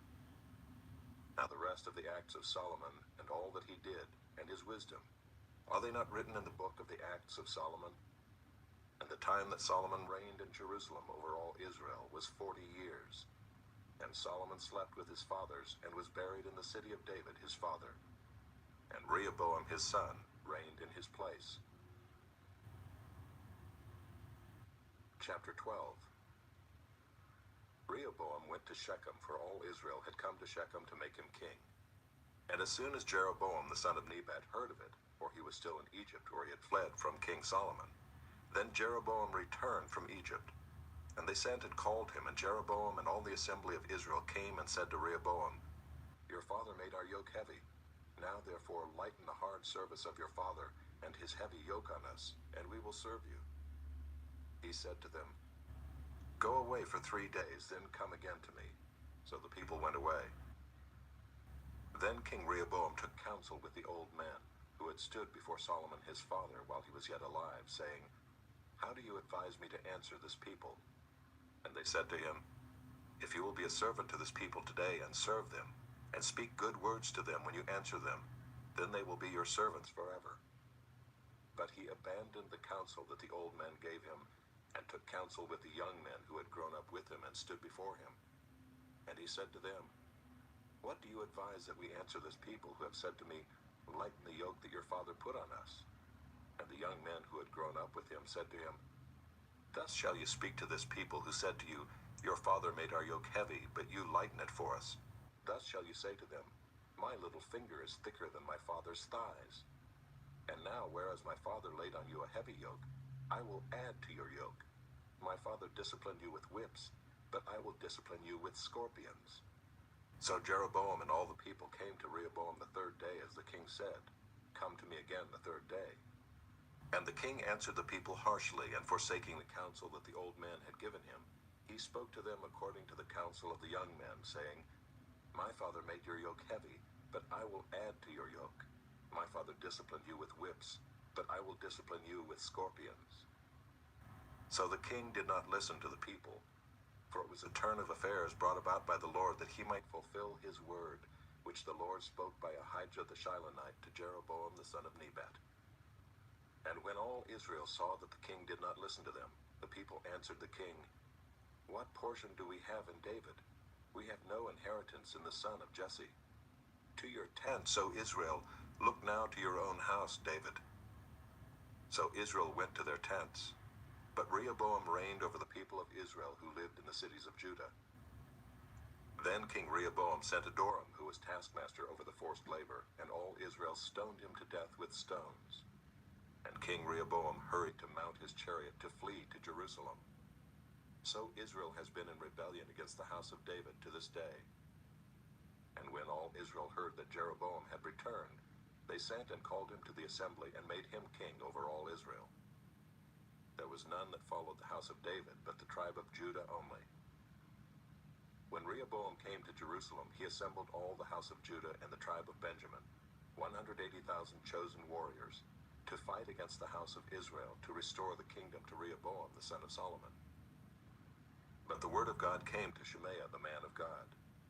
Say to Rehoboam the son of Solomon, king of Judah, and to all the house of Judah and Benjamin, and to the rest of the people, thus says the Lord, you shall not go up or fight against your relatives, the people of Israel. Every man return to his home, for this thing is from me. So they listened to the word of the Lord and went home again, according to the word of the Lord. Then Jeroboam built Shechem in the hill country of Ephraim, and lived there. And he went out from there and built Penuel. And Jeroboam said in his heart, now the kingdom will turn back to the house of David. If this people go up to offer sacrifices in the temple of the Lord at Jerusalem, then the heart of this people will turn again to their Lord, to Rehoboam king of Judah, and they will kill me and return to Rehoboam king of Judah. So the king took counsel and made 2 calves of gold. And he said to the people, you have gone up to Jerusalem long enough. Behold your gods, O Israel, who brought you up out of the land of Egypt. And he set one in Bethel, and the other he put in Dan. Then this thing became a sin, for the people went as far as Dan to be before one. He also made temples on high places, and appointed priests from among all the people, who were not of the Levites. And Jeroboam appointed a feast on the 15th day of the 8th month, like the feast that was in Judah, and he offered sacrifices on the altar. So he did in Bethel, sacrificing to the calves that he made. And he placed in Bethel the priests of the high places that he had made. He went up to the altar that he had made in Bethel on the 15th day in the 8th month, in the month that he had devised from his own heart. And he instituted a feast for the people of Israel, and went up to the altar to make offerings. Chapter 13. And behold, a man of God came out of Judah by the word of the Lord to Bethel. Jeroboam was standing by the altar to make offerings. And the man cried against the altar by the word of the Lord, and said, O altar, altar, thus says the Lord, behold, a son shall be born to the house of David, Josiah by name, and he shall sacrifice on you the priests of the high places who make offerings on you, and human bones shall be burned on you. And he gave a sign the same day, saying, this is the sign that the Lord has spoken. Behold, the altar shall be torn down, and the ashes that are on it shall be poured out. And when the king heard the saying of the man of God, which he cried against the altar at Bethel, Jeroboam stretched out his hand from the altar, saying, seize him. And his hand, which he stretched out against him, dried up, so that he could not draw it back to himself. The altar also was torn down, and the ashes poured out from the altar, according to the sign that the man of God had given by the word of the Lord. And the king said to the man of God, entreat now the favor of the Lord your God, and pray for me, that my hand may be restored to me. And the man of God entreated the Lord, and the king's hand was restored to him, and became as it was before. And the king said to the man of God, come home with me, and refresh yourself, and I will give you a reward. And the man of God said to the king, if you give me half your house, I will not go in with you. And I will not eat bread or drink water in this place. For so it was commanded me by the word of the Lord, saying, you shall neither eat bread nor drink water, nor return by the way that you came. So he went another way, and did not return by the way that he came to Bethel. Now an old prophet lived in Bethel, and his sons came and told him all that the man of God had done that day in Bethel. They also told to their father the words that he had spoken to the king. And their father said to them, which way did he go? And his sons showed him the way that the man of God who came from Judah had gone. And he said to his sons, saddle the donkey for me. So they saddled the donkey for him, and he mounted it. And he went after the man of God, and found him sitting under an oak. And he said to him, are you the man of God who came from Judah? And he said, I am. Then he said to him, come home with me and eat bread. And he said, I may not return with you or go in with you. neither will I eat bread nor drink water with you in this place. For it was said to me by the word of the Lord, you shall neither eat bread nor drink water there, nor return by the way that you came. And he said to him, I also am a prophet as you are. And an angel spoke to me by the word of the Lord, saying, bring him back with you into your house, that he may eat bread and drink water. But he lied to him. So he went back with him and ate bread in his house and drank water. And as they sat at the table, the word of the Lord came to the prophet who had brought him back. And he cried to the man of God who came from Judah, thus says the Lord, because you have disobeyed the word of the Lord, and have not kept the command that the Lord your God commanded you, but have come back and have eaten bread and drunk water in the place of which he said to you, eat no bread and drink no water, your body shall not come to the tomb of your fathers. And after he had eaten bread and drunk, he saddled the donkey for the prophet whom he had brought back.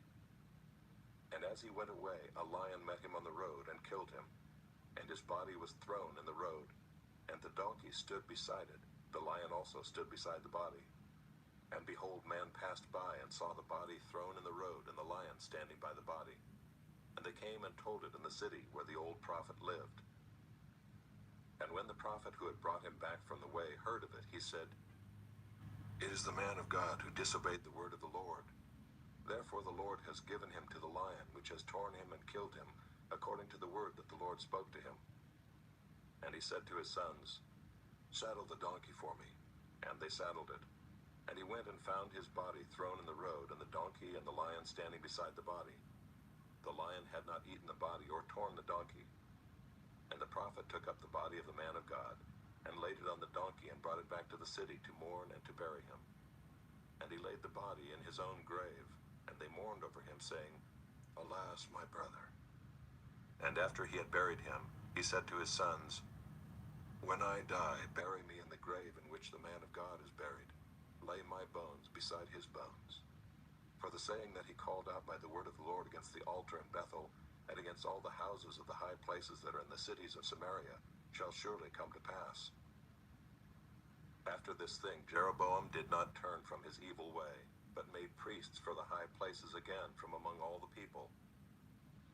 Any who would, he ordained to be priests of the high places. And this thing became sin to the house of Jeroboam, so as to cut it off and to destroy it from the face of the earth. Chapter 14. At that time Abijah the son of Jeroboam fell sick, and Jeroboam said to his wife, arise and disguise yourself, that it not be known that you are the wife of Jeroboam, and go to Shiloh. Behold, Ahijah the prophet is there, who said of me that I should be king over this people. Take with you 10 loaves, some cakes, and a jar of honey, and go to him. He will tell you what shall happen to the child. Jeroboam's wife did so. She arose and went to Shiloh, and came to the house of Ahijah. Now Ahijah could not see, for his eyes were dim because of his age. And the Lord said to Ahijah, behold, the wife of Jeroboam is coming to inquire of you concerning her son, for he is sick. Thus and thus shall you say to her. When she came, she pretended to be another woman. But when Ahijah heard the sound of her feet, as she came in at the door, he said, come in, wife of Jeroboam. Why do you pretend to be another? For I am charged with unbearable news for you. Go, tell Jeroboam, thus says the Lord, the God of Israel, because I exalted you from among the people, and made you leader over my people Israel, and tore the kingdom away from the house of David and gave it to you. And yet you have not been like my servant David, who kept my commandments, and followed me with all his heart, doing only that which was right in my eyes. But you have done evil above all who were before you, and have gone and made for yourself other gods and metal images, provoking me to anger, and have cast me behind your back. Therefore, behold, I will bring harm upon the house of Jeroboam, and will cut off from Jeroboam every male, both bond and free, in Israel, and will burn up the house of Jeroboam as a man burns up dung until it is all gone. Anyone belonging to Jeroboam who dies in the city, the dogs shall eat, and anyone who dies in the open country, the birds of the heavens shall eat, for the Lord has spoken it. Arise, therefore, go to your house. When your feet enter the city, the child shall die, and all Israel shall mourn for him and bury him. For he only of Jeroboam shall come to the grave, because in him there is found something pleasing to the Lord, the God of Israel, in the house of Jeroboam. Moreover, the Lord will raise up for himself a king over Israel, who shall cut off the house of Jeroboam today.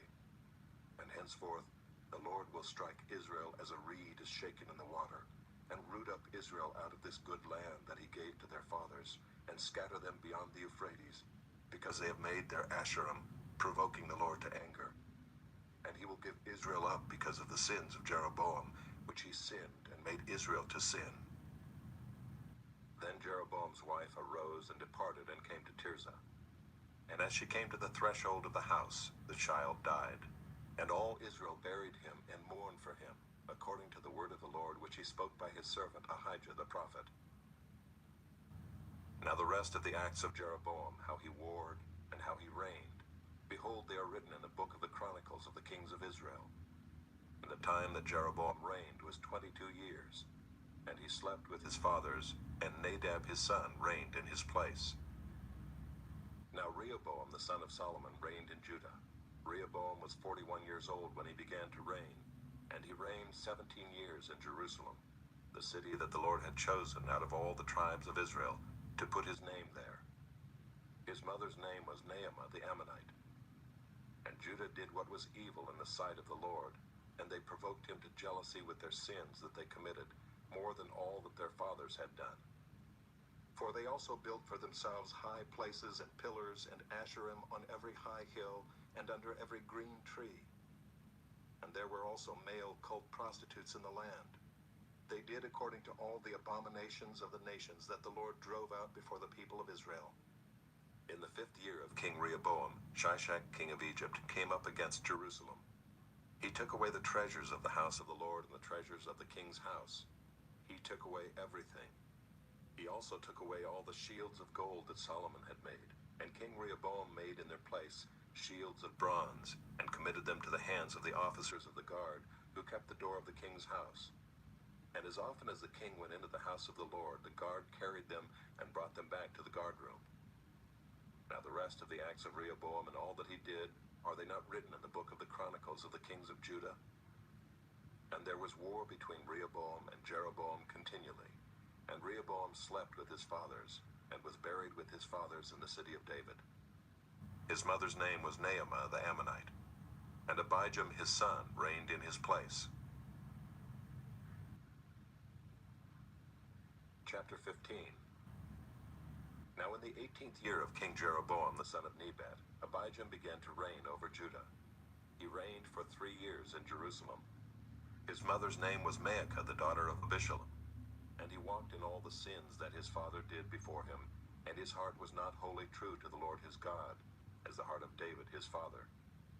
Nevertheless, for David's sake the Lord his God gave him a lamp in Jerusalem, setting up his son after him, and establishing Jerusalem, because David did what was right in the eyes of the Lord, and did not turn aside from anything that he commanded him all the days of his life, except in the matter of Uriah the Hittite. Now there was war between Rehoboam and Jeroboam all the days of his life. The rest of the acts of Abijam and all that he did, are they not written in the book of the Chronicles of the kings of Judah? And there was war between Abijam and Jeroboam. And Abijam slept with his fathers, and they buried him in the city of David. And Asa his son reigned in his place. In the 20th year of Jeroboam king of Israel, Asa began to reign over Judah. And he reigned 41 years in Jerusalem. His mother's name was Maacah the daughter of Abishalom. And Asa did what was right in the eyes of the Lord, as David his father had done. He put away the male cult prostitutes out of the land, and removed all the idols that his fathers had made. He also removed Maacah his mother from being queen mother, because she had made an abominable image for Asherah. And Asa cut down her image and burned it at the brook Kidron. But the high places were not taken away. Nevertheless, the heart of Asa was wholly true to the Lord all his days. And he brought into the house of the Lord the sacred gifts of his father, and his own sacred gifts, silver and gold and vessels. And there was war between Asa and Baasha king of Israel all their days. Baasha king of Israel went up against Judah and built Ramah, that he might permit no one to go out or come in to Asa king of Judah. Then Asa took all the silver and the gold that were left in the treasures of the house of the Lord, and the treasures of the king's house, and gave them into the hands of his servants. And King Asa sent them to Ben-Hadad the son of Tabrimon, the son of Hezion, king of Syria, who lived in Damascus, saying, Let there be a covenant between me and you, as there was between my father and your father. Behold, I am sending to you a present of silver and gold. Go, break your covenant with Baasha, king of Israel, that he may withdraw from me. And Ben-Hadad listened to King Asa, and sent the commanders of his armies against the cities of Israel, and conquered Ijon, Dan, Abel-Beth-Maachah, and all Kinneroth, with all the land of Naphtali. And when Baasha heard of it, he stopped building Ramah, and he lived in Tirzah. Then King Asa made a proclamation to all Judah, none was exempt, and they carried away the stones of Ramah and its timber, with which Baasha had been building, and with them King Asa built Geba, Benjamin, and Mizpah.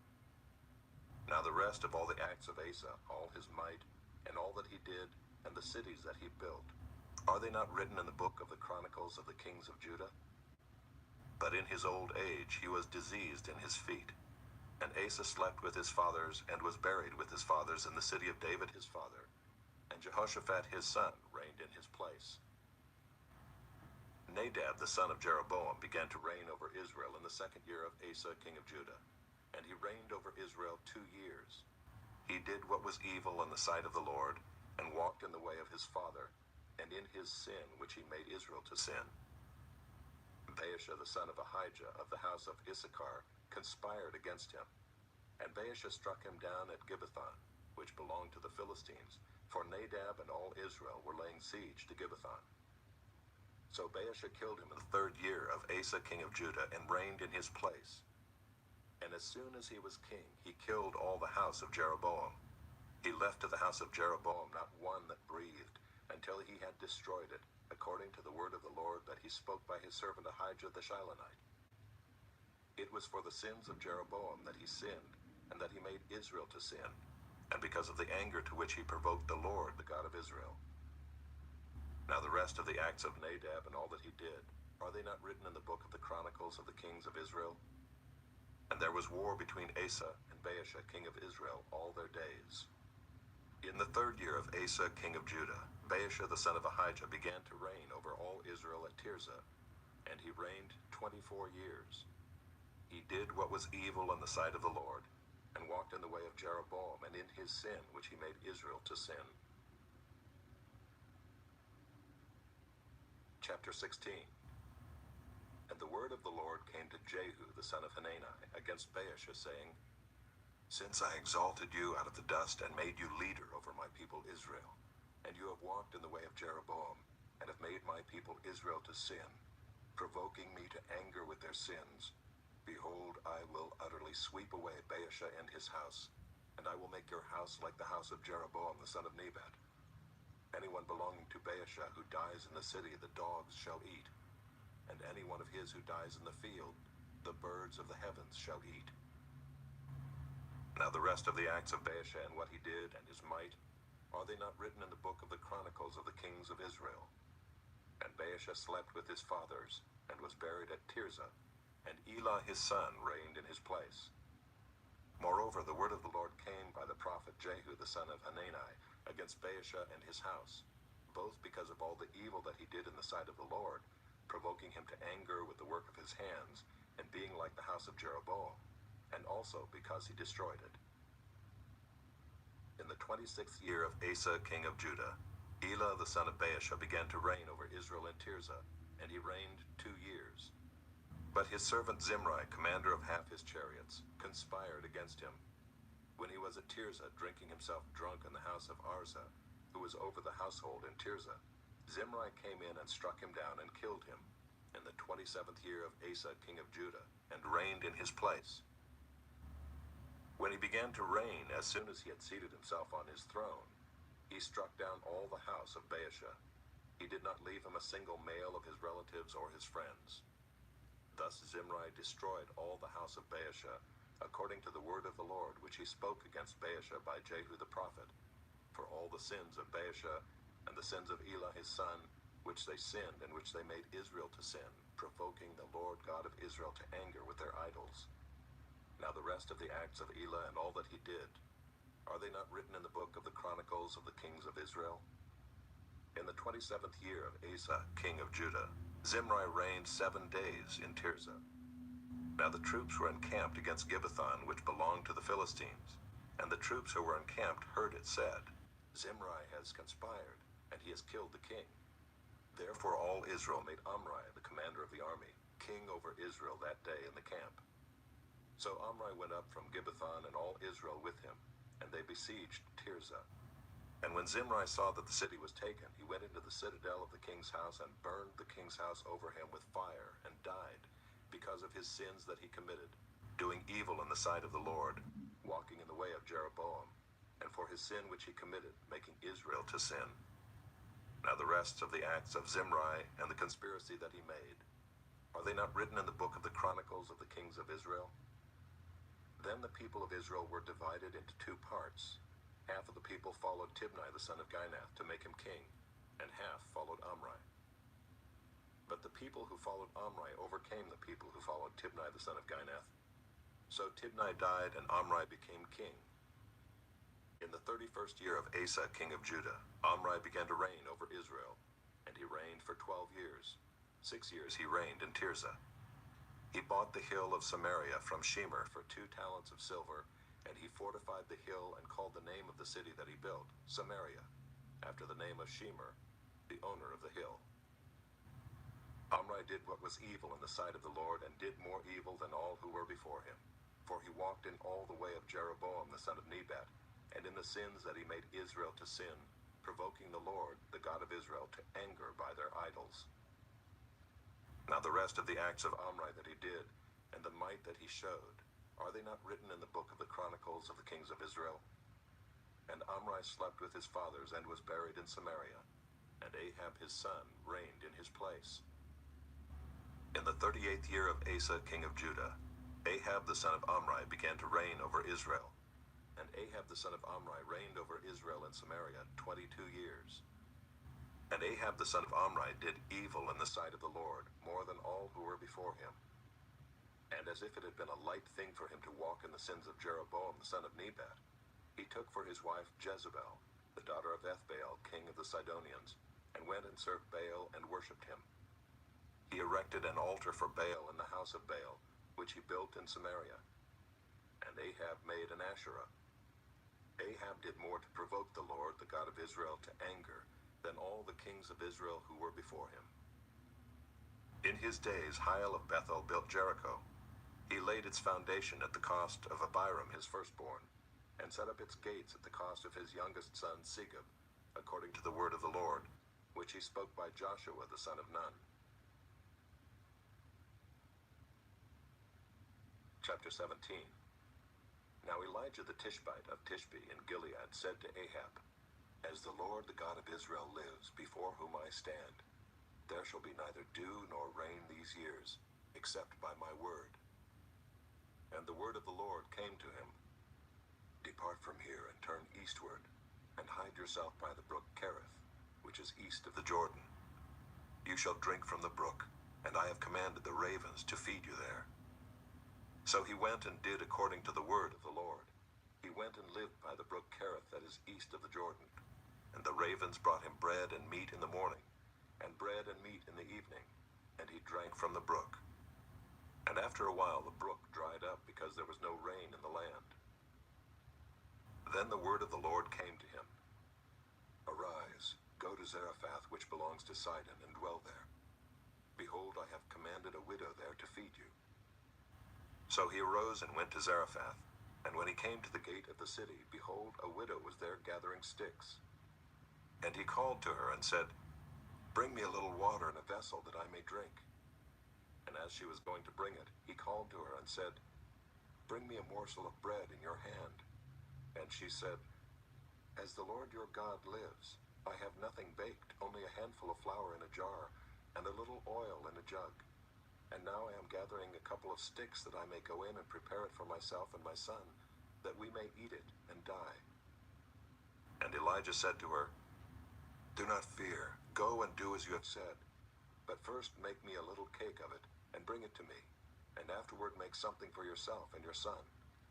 For thus says the Lord, the God of Israel, the jar of flour shall not be spent, and the jug of oil shall not be empty, until the day that the Lord sends rain upon the earth.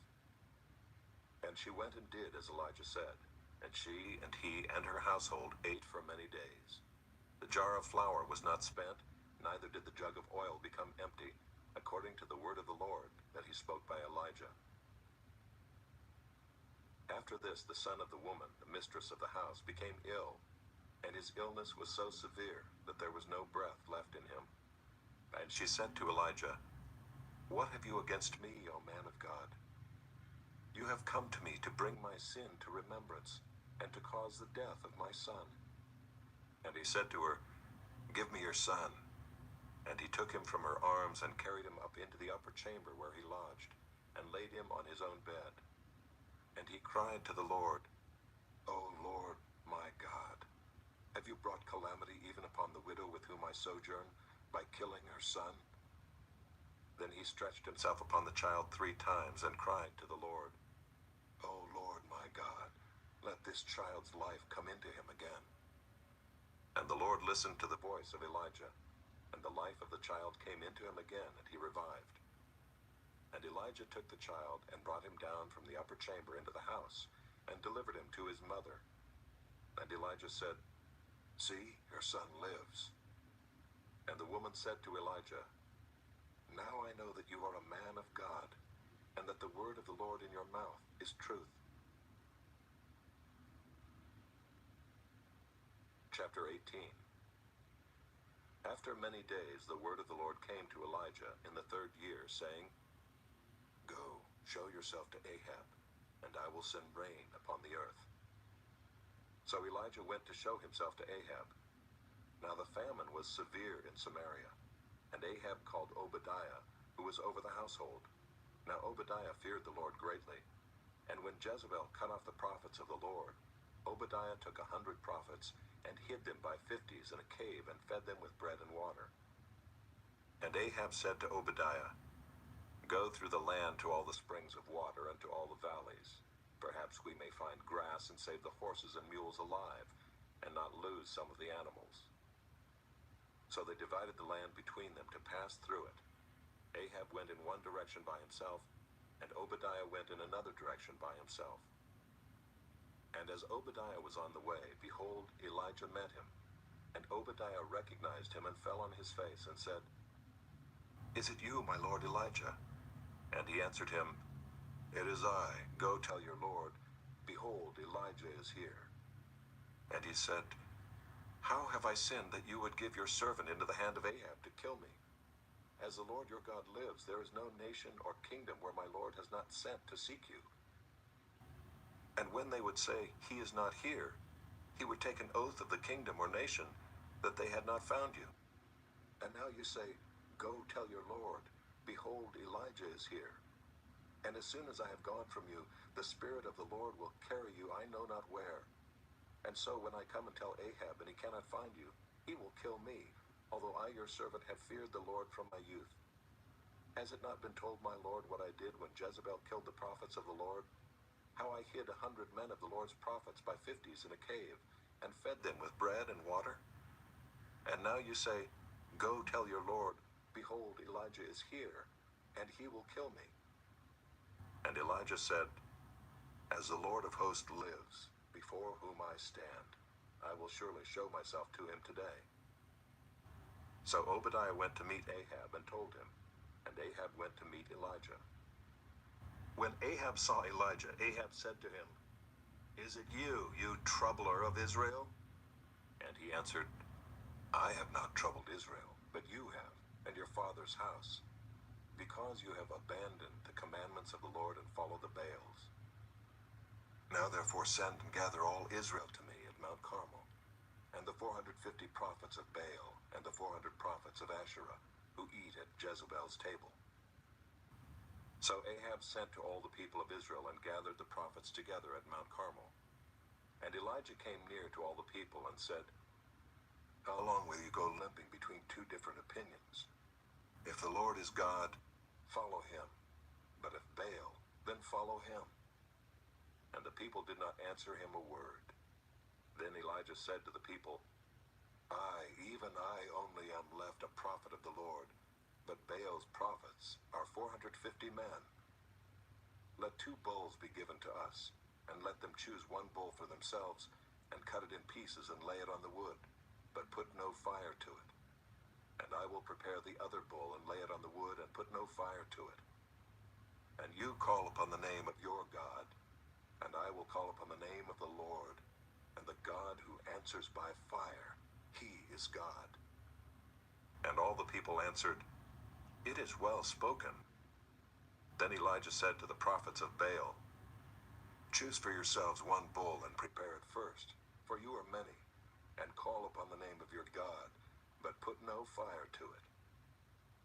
And they took the bull that was given them, and they prepared it and called upon the name of Baal from morning until noon, saying, O Baal, answer us. But there was no voice, and no one answered. And they limped around the altar that they had made. And at noon Elijah mocked them, saying, Cry aloud, for he is a god. Either he is musing, or he is relieving himself, or he is on a journey, or perhaps he is asleep and must be awakened. And they cried aloud and cut themselves after their custom with swords and lances, until the blood gushed out upon them. And as midday passed, they raved on until the time of the offering of the oblation, but there was no voice. No one answered. No one paid attention. Then Elijah said to all the people, Come near to me. And all the people came near to him, and he repaired the altar of the Lord that had been thrown down. Elijah took 12 stones, according to the number of the tribes of the sons of Jacob, to whom the word of the Lord came, saying, Israel shall be your name. And with the stones he built an altar in the name of the Lord.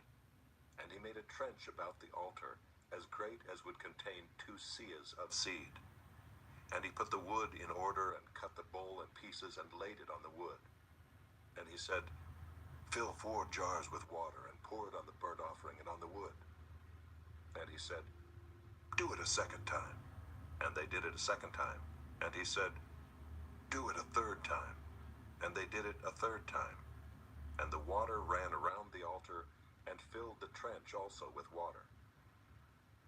And at the time of the offering of the oblation, Elijah the prophet came near and said, O Lord God of Abraham, Isaac, and Israel, let it be known this day that you are God in Israel, and that I am your servant, and that I have done all these things at your word. Answer me, O Lord, answer me, that this people may know that you, O Lord, are God, and that you have turned their hearts back. Then the fire of the Lord fell and consumed the burnt offering, and the wood, and the stones, and the dust, and licked up the water that was in the trench. And when all the people saw it, they fell on their faces and said, The Lord, he is God. The Lord, he is God. And Elijah said to them, Seize the prophets of Baal. Let not one of them escape. And they seized them.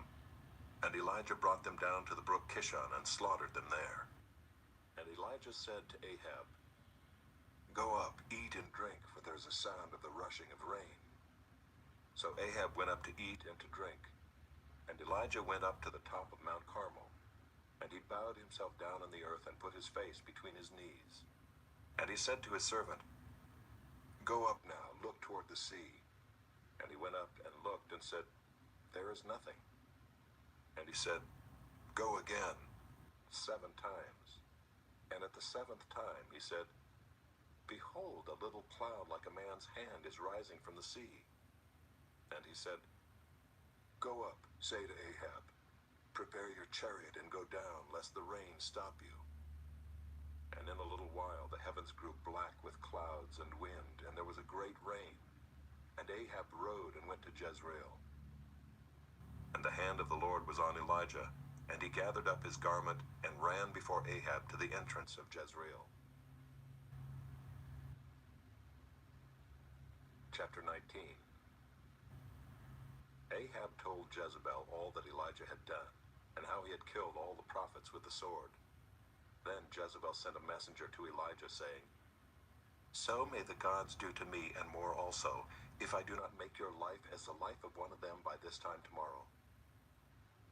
Then he was afraid, and he arose and ran for his life, and came to Beersheba, which belongs to Judah, and left his servant there. But he himself went a day's journey into the wilderness, and came and sat down under a broom tree. And he asked that he might die, saying, It is enough. Now, O Lord, take away my life, for I am no better than my fathers. And he lay down and slept under a broom tree. And behold, an angel touched him and said to him, Arise and eat. And he looked, and behold, there was at his head a cake baked on hot stones and a jar of water. And he ate and drank and lay down again. And the angel of the Lord came again a second time and touched him and said, Arise and eat, for the journey is too great for you. And he arose and ate and drank, and went in the strength of that food 40 days and 40 nights to Horeb, the mount of God. There he came to a cave and lodged in it. And behold, the word of the Lord came to him, and he said to him, What are you doing here, Elijah? He said, I have been very jealous for the Lord, the God of hosts. For the people of Israel have forsaken your covenant, thrown down your altars, and killed your prophets with the sword. And I, even I only, am left, and they seek my life to take it away. And he said, Go out and stand on the mount before the Lord. And behold, the Lord passed by, and a great and strong wind tore the mountains and broke in pieces the rocks before the Lord. But the Lord was not in the wind. And after the wind, an earthquake. But the Lord was not in the earthquake. And after the earthquake, a fire. But the Lord was not in the fire. And after the fire, the sound of a low whisper. And when Elijah heard it, he wrapped his face in his cloak, and went out and stood at the entrance of the cave. And behold, there came a voice to him and said, What are you doing here, Elijah? He said, I have been very jealous for the Lord, the God of hosts. For the people of Israel have forsaken your covenant, thrown down your altars, and killed your prophets with the sword. And I, even I only, am left, and they seek my life to take it away. And the Lord said to him, Go, return on your way to the wilderness of Damascus, and when you arrive, you shall anoint Hazael to be king over Syria. And Jehu the son of Nimshi you shall anoint to be king over Israel. And Elisha the son of Shaphat of Abel-Meholah you shall anoint to be prophet in your place. And the one who escapes from the sword of Hazael shall Jehu put to death. And the one who escapes from the sword of Jehu shall Elisha put to death. Yet I will leave 7,000 in Israel, all the knees that have not bowed to Baal, and every mouth that has not kissed him. So he departed from there and found Elisha the son of Shaphat, who was plowing with 12 yoke of oxen in front of him, and he was with the 12th. Elijah passed by him and cast his cloak upon him. And he left the oxen and ran after Elijah and said, Let me kiss my father and my mother, and then I will follow you. And he said to him, Go back again, for what have I done to you? And he returned from following him, and took the yoke of oxen and sacrificed them, and boiled their flesh with the yokes of the oxen, and gave it to the people, and they ate. Then he arose and went after Elijah, and assisted him. Chapter 20. Ben-Hadad the king of Syria gathered all his army together. 32 kings were with him, and horses and chariots. And he went up and closed in on Samaria, and fought against it. And he sent messengers into the city to Ahab king of Israel, and said to him, Thus says Ben-Hadad, Your silver and your gold are mine, your best wives and children also are mine. And the king of Israel answered, As you say, my lord, O king, I am yours, and all that I have. The messengers came again and said, Thus says Ben-Hadad, I sent to you, saying, Deliver to me your silver and your gold, your wives and your children. Nevertheless, I will send my servants to you tomorrow about this time, and they shall search your house and the houses of your servants, and lay hands on whatever pleases you, and take it away. Then the king of Israel called all the elders of the land, and said, Mark now and see how this man is seeking trouble, for he sent to me for my wives and my children, and for my silver and my gold, and I did not refuse him. And all the elders and all the people said to him, Do not listen or consent. So he said to the messengers of Ben-Hadad, "Tell my lord the king, all that you first demanded of your servant I will do, but this thing I cannot do." And the messengers departed and brought him word again. Ben-Hadad sent to him and said, "The gods do so to me and more also, if the dust of Samaria shall suffice for handfuls for all the people who follow me." And the king of Israel answered, "Tell him, let not him who straps on his armor boast himself as he who takes it off." When Ben-Hadad heard this message as he was drinking with the kings in the booths, he said to his men, "Take your positions." And they took their positions against the city. And behold, a prophet came near to Ahab king of Israel and said, "Thus says the Lord, have you seen all this great multitude? Behold, I will give it into your hand this day, and you shall know that I am the Lord." And Ahab said, "By whom?" He said, "Thus says the Lord, by the servants of the governors of the districts." Then he said, "Who shall begin the battle?" He answered, "You." Then he mustered the servants of the governors of the districts, and they were 232. And after them he mustered all the people of Israel, 7,000. And they went out at noon, while Ben-Hadad was drinking himself drunk in the booths, he and the 32 kings who helped him. The servants of the governors of the districts went out first. And Ben-Hadad sent out scouts, and they reported to him, "Men are coming out from Samaria." He said, "If they have come out for peace, take them alive. Or if they've come out for war, take them alive." So these went out of the city, the servants of the governors of the districts and the army that followed them. And each struck down his man. The Syrians fled, and Israel pursued them. But Ben-Hadad, king of Syria, escaped on a horse with horsemen. And the king of Israel went out and struck the horses and chariots, and struck the Syrians with a great blow. Then the prophet came near to the king of Israel and said to him, "Come, strengthen yourself, and consider well what you have to do. For in the spring the king of Syria will come up against you." And the servants of the king of Syria said to him, "Their gods are gods of the hills, and so they were stronger than we. But let us fight against them in the plain, and surely we shall be stronger than they. And do this, remove the kings each from his post, and put commanders in their places, and muster an army like the army that you have lost, horse for horse, and chariot for chariot. Then we will fight against them in the plain, and surely we shall be stronger than they." And he listened to their voice and did so. In the spring Ben-Hadad mustered the Syrians, and went up to Aphek to fight against Israel. And the people of Israel were mustered and were provisioned, and went against them. The people of Israel encamped before them like two little flocks of goats. But the Syrians filled the country. And a man of God came near and said to the king of Israel, "Thus says the Lord, because the Syrians have said, 'The Lord is a God of the hills, but he is not a God of the valleys,' therefore I will give all this great multitude into your hand, and you shall know that I am the Lord." And they encamped opposite one another 7 days. Then on the 7th day the battle was joined, and the people of Israel struck down of the Syrians 100,000 foot soldiers in one day. And the rest fled into the city of Aphek, and the wall fell upon 27,000 men who were left.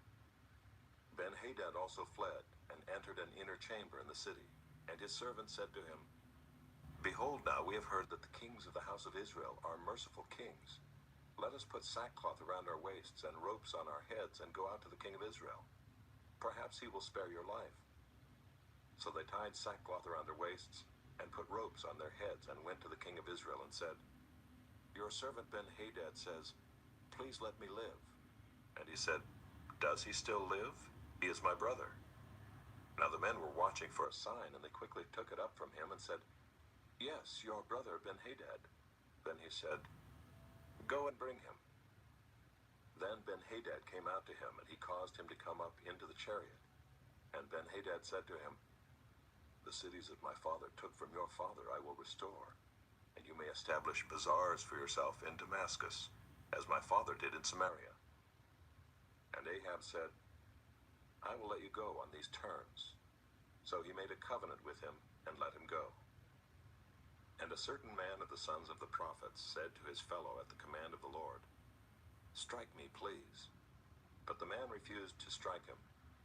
Then he said to him, Because you have not obeyed the voice of the Lord, behold, as soon as you have gone from me, a lion shall strike you down. And as soon as he had departed from him, a lion met him and struck him down. Then he found another man and said, Strike me, please. And the man struck him and wounded him. So the prophet departed and waited for the king by the way, disguising himself with a bandage over his eyes. And as the king passed, he cried to the king and said, Your servant went out into the midst of the battle, and behold, a soldier turned and brought a man to me and said, Guard this man.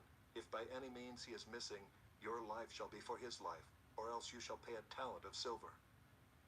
And as your servant was busy here and there, he was gone. The king of Israel said to him, So shall your judgment be. You yourself have decided it. Then he hurried to take the bandage away from his eyes, and the king of Israel recognized him as one of the prophets.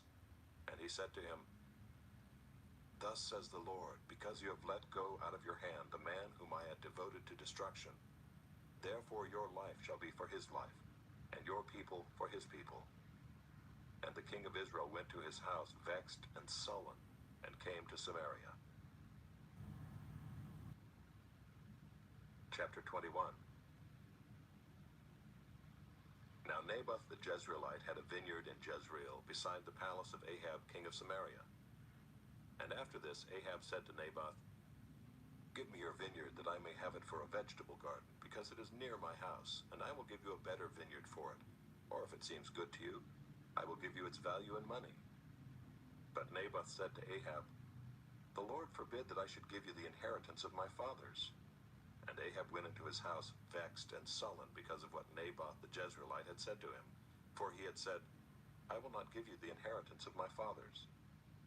And he lay down on his bed and turned away his face and would eat no food. But Jezebel his wife came to him and said to him, Why is your spirit so vexed that you eat no food? And he said to her, Because I spoke to Naboth the Jezreelite and said to him, Give me your vineyard for money, or else, if it please you, I will give you another vineyard for it. And he answered, I will not give you my vineyard. And Jezebel his wife said to him, Do you now govern Israel? Arise and eat bread, and let your heart be cheerful. I will give you the vineyard of Naboth the Jezreelite. So she wrote letters in Ahab's name and sealed them with his seal, and she sent the letters to the elders and the leaders who lived with Naboth in his city.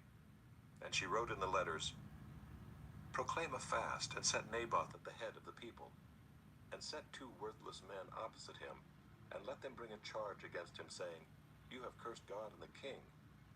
Then take him out and stone him to death. And the men of his city, the elders and the leaders who lived in his city, did as Jezebel had sent word to them.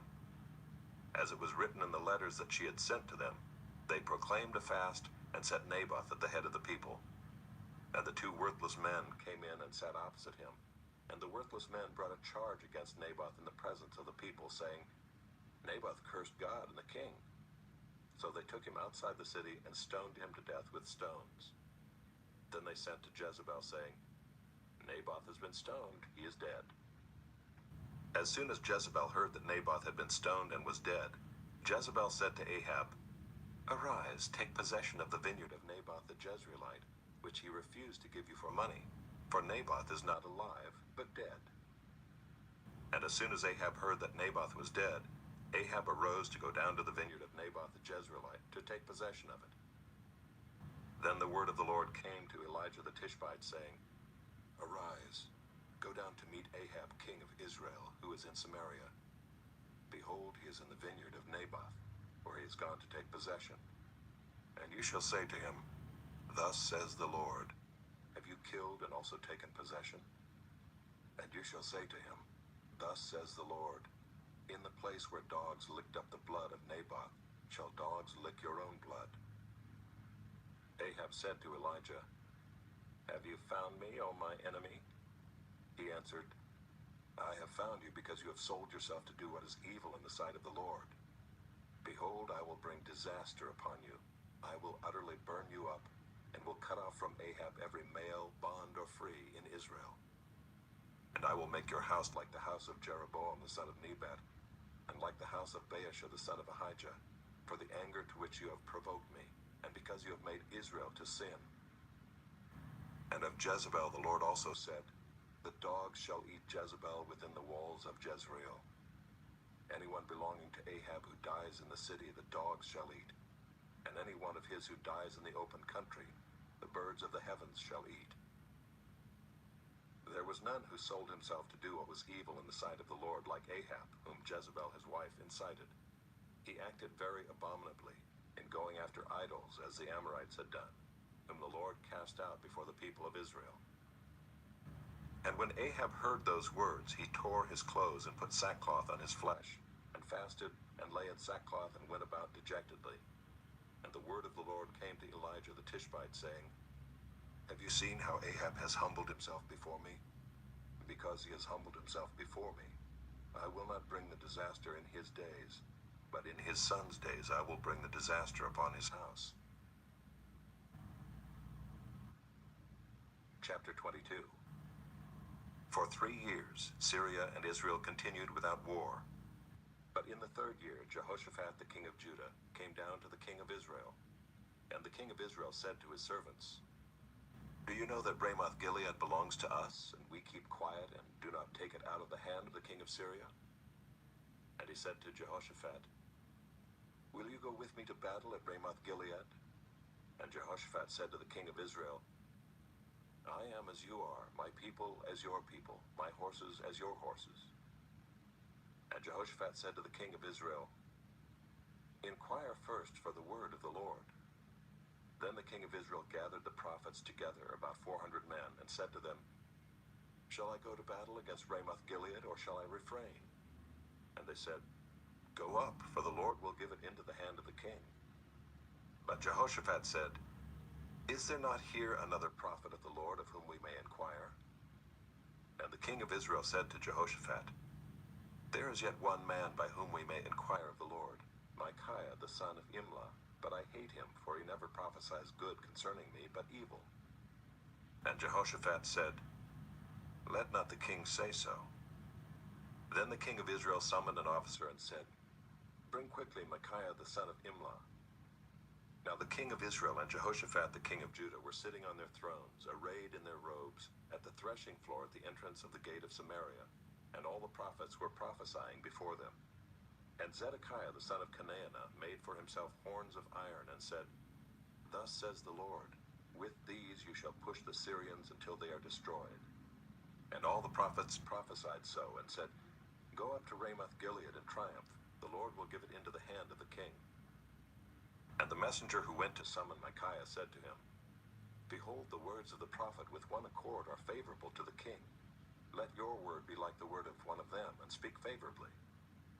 But Micaiah said, as the Lord lives, what the Lord says to me, that I will speak. And when he had come to the king said to him, Micaiah, shall we go to Ramoth-Gilead to battle, or shall we refrain? And he answered him, go up and triumph. The Lord will give it into the hand of the king. But the king said to him, how many times shall I make you swear that you speak to me nothing but the truth in the name of the Lord? And he said, I saw all Israel scattered on the mountains as sheep that have no shepherd. And the Lord said, these have no master, let each return to his home in peace. And the king of Israel said to Jehoshaphat, did I not tell you that he would not prophesy good concerning me, but evil? And Micaiah said, therefore hear the word of the Lord. I saw the Lord sitting on his throne, and all the host of heaven standing beside him on his right hand and on his left. And the Lord said, who will entice Ahab that he may go up and fall at Ramoth-Gilead? And one said one thing, and another said another. Then a spirit came forward and stood before the Lord, saying, I will entice him. And the Lord said to him, by what means? And he said, I will go out and will be a lying spirit in the mouth of all his prophets. And he said, you are to entice him, and you shall succeed. Go out and do so. Now therefore, behold, the Lord has put a lying spirit in the mouth of all these your prophets. The Lord has declared disaster for you. Then Zedekiah the son of Chenaanah came near and struck Micaiah on the cheek and said, how did the Spirit of the Lord go from me to speak to you? And Micaiah said, Behold, you shall see on that day when you go into an inner chamber to hide yourself. And the king of Israel said, Seize Micaiah and take him back to Ammon, the governor of the city, and to Joash the king's son, and say, Thus says the king, put this fellow in prison and feed him meager rations of bread and water until I come in peace. And Micaiah said, If you return in peace, the Lord has not spoken by me. And he said, Hear, all you peoples. So the king of Israel and Jehoshaphat the king of Judah went up to Ramoth Gilead. And the king of Israel said to Jehoshaphat, I will disguise myself and go into battle, but you wear your robes. And the king of Israel disguised himself and went into battle. Now the king of Syria had commanded the 32 captains of his chariots, Fight with neither small nor great, but only with the king of Israel. And when the captains of the chariots saw Jehoshaphat, they said, It is surely the king of Israel. So they turned to fight against him. And Jehoshaphat cried out. And when the captains of the chariots saw that it was not the king of Israel, they turned back from pursuing him. But a certain man drew his bow at random and struck the king of Israel between the scale armor and the breastplate. Therefore he said to the driver of his chariot, Turn around and carry me out of the battle, for I am wounded. And the battle continued that day, and the king was propped up in his chariot, facing the Syrians, until at evening he died. And the blood of the wound flowed into the bottom of the chariot. And about sunset a cry went through the army, Every man to his city, and every man to his country. So the king died and was brought to Samaria. And they buried the king in Samaria. And they washed the chariot by the pool of Samaria, and the dogs licked up his blood.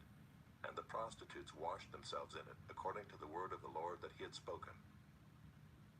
Now the rest of the acts of Ahab and all that he did, and the ivory house that he built, and all the cities that he built, are they not written in the book of the Chronicles of the kings of Israel? So Ahab slept with his fathers, and Ahaziah his son reigned in his place. Jehoshaphat the son of Asa began to reign over Judah in the 4th year of Ahab king of Israel. Jehoshaphat was 35 years old when he began to reign, and he reigned 25 years at Jerusalem. His mother's name was Azubah, the daughter of Shilhi. He walked in all the way of Asa his father. He did not turn aside from it, doing what was right in the sight of the Lord. Yet the high places were not taken away, and the people still sacrificed and made offerings on the high places. Jehoshaphat also made peace with the king of Israel. Now the rest of the acts of Jehoshaphat and his might that he showed, and how he warred, are they not written in the book of the Chronicles of the kings of Judah? And from the land he exterminated the remnant of the male cult prostitutes who remained in the days of his father Asa. There was no king in Edom. A deputy was king. Jehoshaphat made ships of Tarshish to go to Ophir for gold, but they did not go, for the ships were wrecked at Ezion-Geber. Then Ahaziah the son of Ahab said to Jehoshaphat, Let my servants go with your servants in the ships. But Jehoshaphat was not willing. And Jehoshaphat slept with his fathers and was buried with his fathers in the city of David his father, and Jehoram his son reigned in his place. Ahaziah the son of Ahab began to reign over Israel in Samaria in the 17th year of Jehoshaphat king of Judah, and he reigned 2 years over Israel. He did what was evil in the sight of the Lord, and walked in the way of his father and in the way of his mother, and in the way of Jeroboam the son of Nebat, who made Israel to sin. He served Baal and worshipped him, and provoked the Lord, the God of Israel, to anger in every way that his father had done.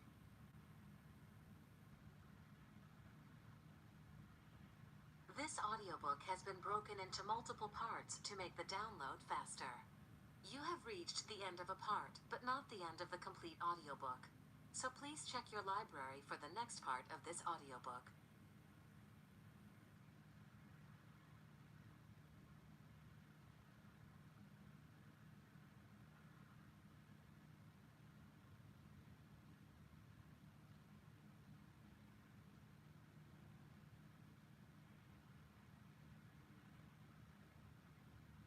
You are listening to the ESV Hear the Word audio Bible, read by David Cochran Heath. Produced in 2008 by Crossway Bibles. 2 Kings, Chapter 1. After the death of Ahab, Moab rebelled against Israel. Now Ahaziah fell through the lattice in his upper chamber in Samaria and lay sick. So he sent messengers telling them, "Go, inquire of Beelzebub, the god of Ekron, whether I shall recover from this sickness." But the angel of the Lord said to Elijah the Tishbite, "Arise, go up to meet the messenger of the king of Samaria, and say to them, Is it because there is no God in Israel that you are going to inquire of Beelzebub, the god of Ekron? Now therefore thus says the Lord, you shall not come down from the bed to which you have gone up, but you shall surely die." So Elijah went. The messengers returned to the king, and he said to them, "Why have you returned?" And they said to him, "There came a man to meet us and said to us, 'Go back to the king who sent you and say to him, Thus says the Lord, is it because there is no God in Israel that you are sending to inquire of Beelzebub, the god of Ekron? Therefore you shall not come down from the bed to which you have gone up, but you shall surely die." He said to them, "What kind of man was he who came to meet you and told you these things?" They answered him, "He wore a garment of hair with a belt of leather about his waist." And he said, "It is Elijah the Tishbite." Then the king sent to him a captain of 50 men with his 50. He went up to Elijah, who was sitting on the top of a hill, and said to him, "O man of God, the king says, 'Come down.'" But Elijah answered the captain of 50, "If I am a man of God, let fire come down from heaven and consume you and your 50. Then fire came down from heaven and consumed him and his 50. Again the king sent to him another captain of 50 men with his 50. And he answered and said to him, "O man of God, this is the king's order. Come down quickly." But Elijah answered them, "If I am a man of God, let fire come down from heaven and consume you and your 50. Then the fire of God came down from heaven and consumed him and his 50. Again the king sent the captain of a third 50 with his 50. And the third captain of 50 went up and came and fell on his knees before Elijah and entreated him, "O man of God, please let my life and the life of these 50 servants of yours be precious in your sight. Behold, fire came down from heaven and consumed the 2 former captains of 50 men with their 50s. But now let my life be precious in your sight." Then the angel of the Lord said to Elijah, "Go down with him. Do not be afraid of him." So he arose and went down with him to the king and said to him, "Thus says the Lord, because you have sent messengers to inquire of Beelzebub, the god of Ekron, is it because there is no God in Israel to inquire of his word? Therefore you shall not come down from the bed to which you have gone up, but you shall surely die." So he died according to the word of the Lord that Elijah had spoken. Jehoram became king in his place in the 2nd year of Jehoram the son of Jehoshaphat, king of Judah, because Ahaziah had no son. Now the rest of the acts of Ahaziah that he did, are they not written in the book of the Chronicles of the Kings of Israel? Chapter 2. Now when the Lord was about to take Elijah up to heaven by a whirlwind, Elijah and Elisha were on their way from Gilgal. And Elijah said to Elisha, "Please stay here, for the Lord has sent me as far as Bethel." But Elisha said, "As the Lord lives and as you yourself live, I will not leave you." So they went down to Bethel. And the sons of the prophets who were in Bethel came out to Elisha and said to him, "Do you know that today the Lord will take away your master from over you?" And he said, "Yes, I know it. Keep quiet." Elijah said to him, "Elisha, please stay here, for the Lord has sent me to Jericho." But he said, "As the Lord lives and as you yourself live, I will not leave you." So they came to Jericho. The sons of the prophets who were at Jericho drew near to Elisha and said to him, "Do you know that today the Lord will take away your master from over you?" And he answered, "Yes, I know it. Keep quiet." Then Elijah said to him, "Please stay here, for the Lord has sent me to the Jordan." But he said, "As the Lord lives and as you yourself live, I will not leave you." So the 2 of them went on. 50 men of the sons of the prophets also went and stood at some distance from them, as they both were standing by the Jordan. Then Elijah took his cloak and rolled it up and struck the water, And the water was parted to the one side and to the other, till the two of them could go over on dry ground. When they had crossed, Elijah said to Elisha, "Ask what I shall do for you before I am taken from you." And Elisha said, "Please let there be a double portion of your spirit on me." And he said, "You have asked a hard thing. Yet if you see me as I am being taken from you, it shall be so for you. But if you do not see me, it shall not be so." And as they still went on and talked, behold, chariots of fire and horses of fire separated the two of them. And Elijah went up by a whirlwind into heaven. And Elisha saw it, and he cried, my father, the chariots of Israel and its horsemen." And he saw him no more. Then he took hold of his own clothes and tore them in two pieces.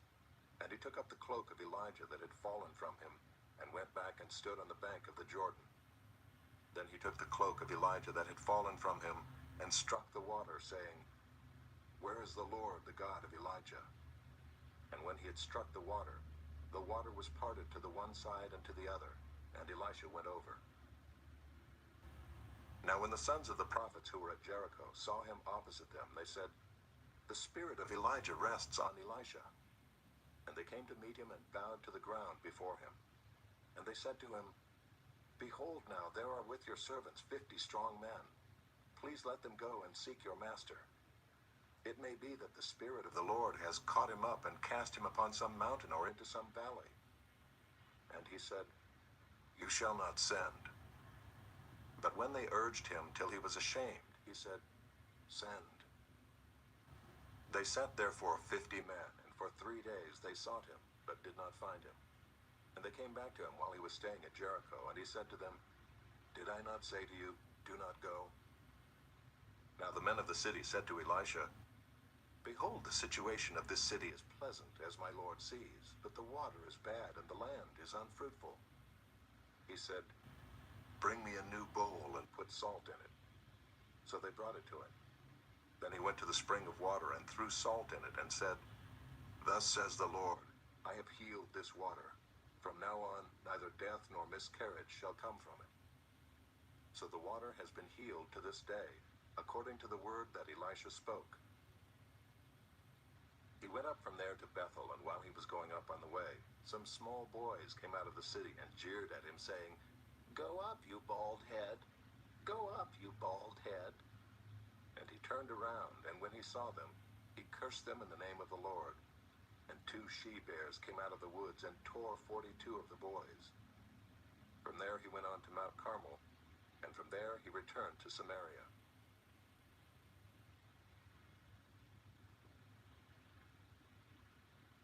Chapter 3. In the 18th year of Jehoshaphat king of Judah, Jehoram the son of Ahab became king over Israel in Samaria, and he reigned 12 years. He did what was evil in the sight of the Lord, though not like his father and mother, for he put away the pillar of Baal that his father had made. Nevertheless he clung to the sin of Jeroboam the son of Nebat, which he made Israel to sin. He did not depart from it. Now Mesha king of Moab was a sheep breeder, and he had to deliver to the king of Israel 100,000 lambs and the wool of 100,000 rams. But when Ahab died, the king of Moab rebelled against the king of Israel. So King Jehoram marched out of Samaria at that time and mustered all Israel. And he went and sent word to Jehoshaphat king of Judah, "The king of Moab has rebelled against me. Will you go with me to battle against Moab?" And he said, "I will go. I am as you are, my people as your people, my horses as your horses." Then he said, "By which way shall we march?" Jehoram answered, "By the way of the wilderness of Edom." So the king of Israel went with the king of Judah and the king of Edom.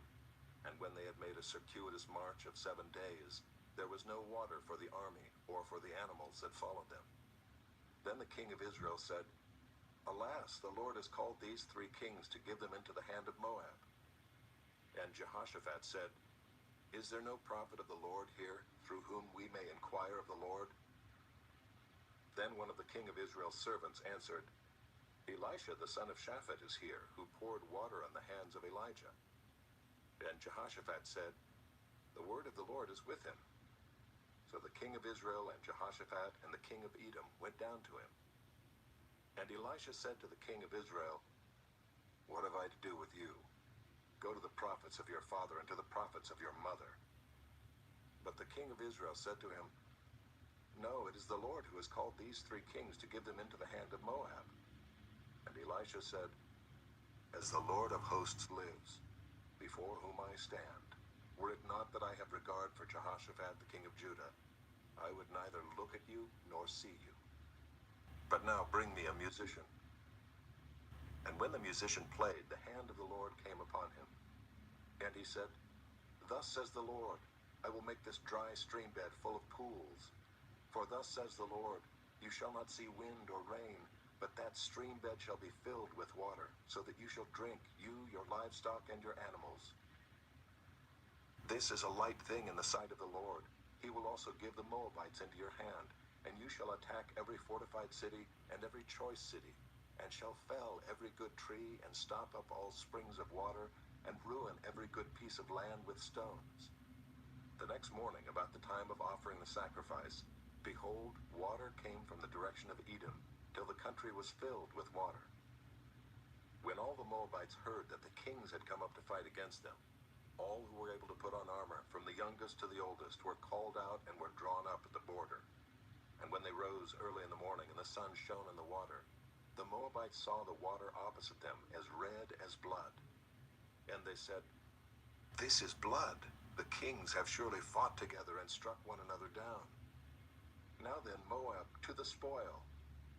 But when they came to the camp of Israel, the Israelites rose and struck the Moabites till they fled before them. And they went forward, striking the Moabites as they went. And they overthrew the cities, and on every good piece of land every man threw a stone until it was covered. They stopped every spring of water and felled all the good trees, till only its stones were left in Kir-Hareseth, and the slingers surrounded and attacked it. When the king of Moab saw that the battle was going against him, he took with him 700 swordsmen to break through opposite the king of Edom, but they could not. Then he took his oldest son, who was to reign in his place, and offered him for a burnt offering on the wall. And there came great wrath against Israel, and they withdrew from him and returned to their own land. Chapter 4.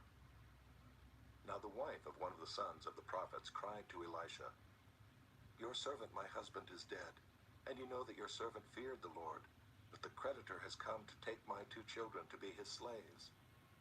And Elisha said to her, "What shall I do for you? Tell me, what have you in the house?" And she said, "Your servant has nothing in the house except a jar of oil."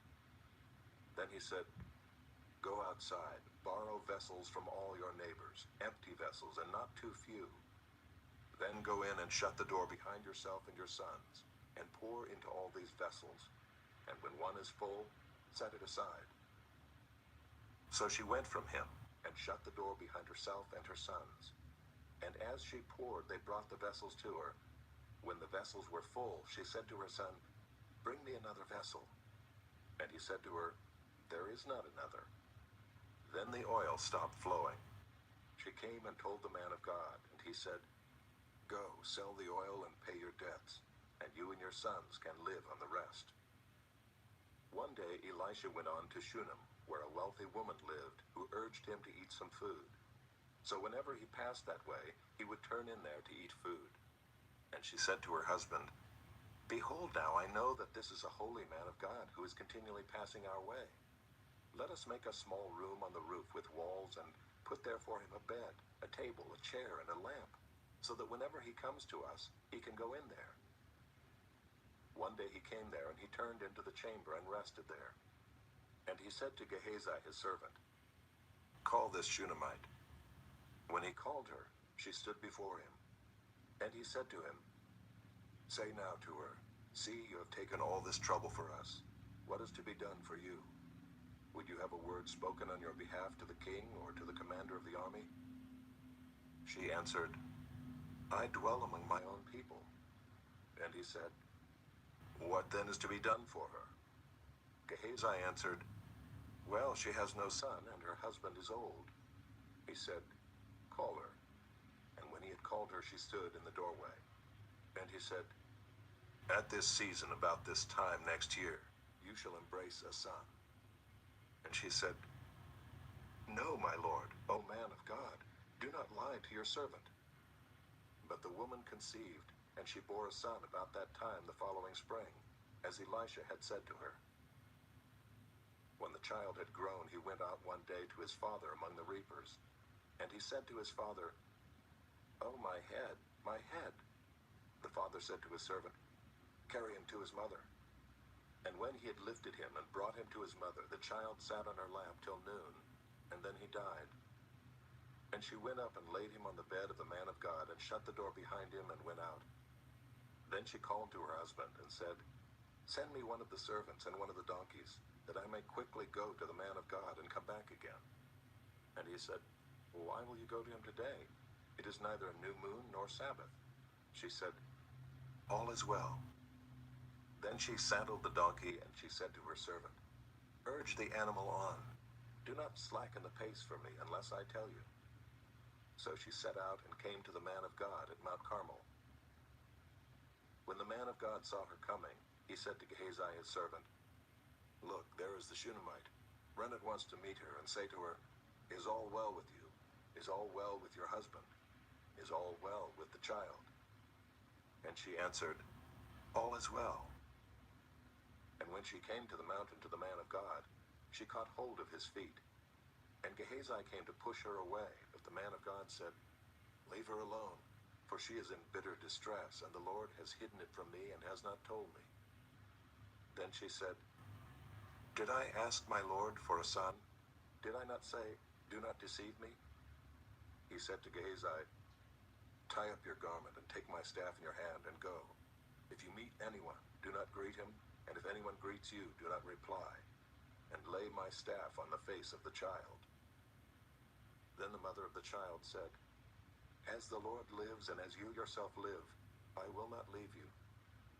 So he arose and followed her. Gehazi went on ahead and laid the staff on the face of the child, but there was no sound or sign of life. Therefore he returned to meet him and told him, The child is not awakened. When Elisha came into the house, he saw the child lying dead on his bed. So he went in and shut the door behind the two of them and prayed to the Lord. Then he went up and lay on the child, putting his mouth on his mouth, his eyes on his eyes, and his hands on his hands. And as he stretched himself upon him, the flesh of the child became warm. Then he got up again and walked once back and forth in the house, and went up and stretched himself upon him. The child sneezed 7 times, and the child opened his eyes. Then he summoned Gehazi and said, Call this Shunammite. So he called her, and when she came to him, he said, Pick up your son. She came and fell at his feet, bowing to the ground. Then she picked up her son and went out. And Elisha came again to Gilgal, when there was a famine in the land. And as the sons of the prophets were sitting before him, he said to his servant, Set on the large pot and boil stew for the sons of the prophets. One of them went out into the field to gather herbs, and found a wild vine, and gathered from it his lap full of wild gourds, and came and cut them up into the pot of stew, not knowing what they were. And they poured out some for the men to eat. But while they were eating of the stew, they cried out, Oh, man of God, there is death in the pot. And they could not eat it. He said, Then bring flour. And he threw it into the pot and said, Pour some out for the men that they may eat. And there was no harm in the pot. A man came from Baal Shalishah, bringing the man of God bread of the first fruits, 20 loaves of barley and fresh ears of grain in his sack. And Elisha said, Give to the men that they may eat. But his servant said, How can I set this before 100 men? So he repeated, Give them to the men that they may eat. For thus says the Lord, They shall eat and have some left. So he set it before them, and they ate and had some left, according to the word of the Lord.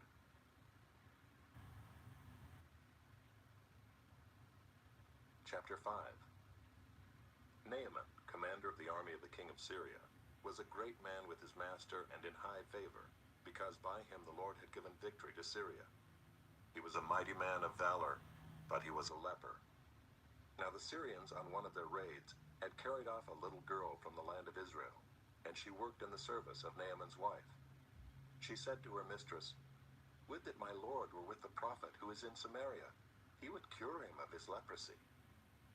So Naaman went in and told his lord, "Thus and so spoke the girl from the land of Israel." And the king of Syria said, "Go now, and I will send a letter to the king of Israel." So he went, taking with him 10 talents of silver, 6,000 shekels of gold, and 10 changes of clothing. And he brought the letter to the king of Israel, which read, "When this letter reaches you, know that I have sent to you Naaman my servant, that you may cure him of his leprosy."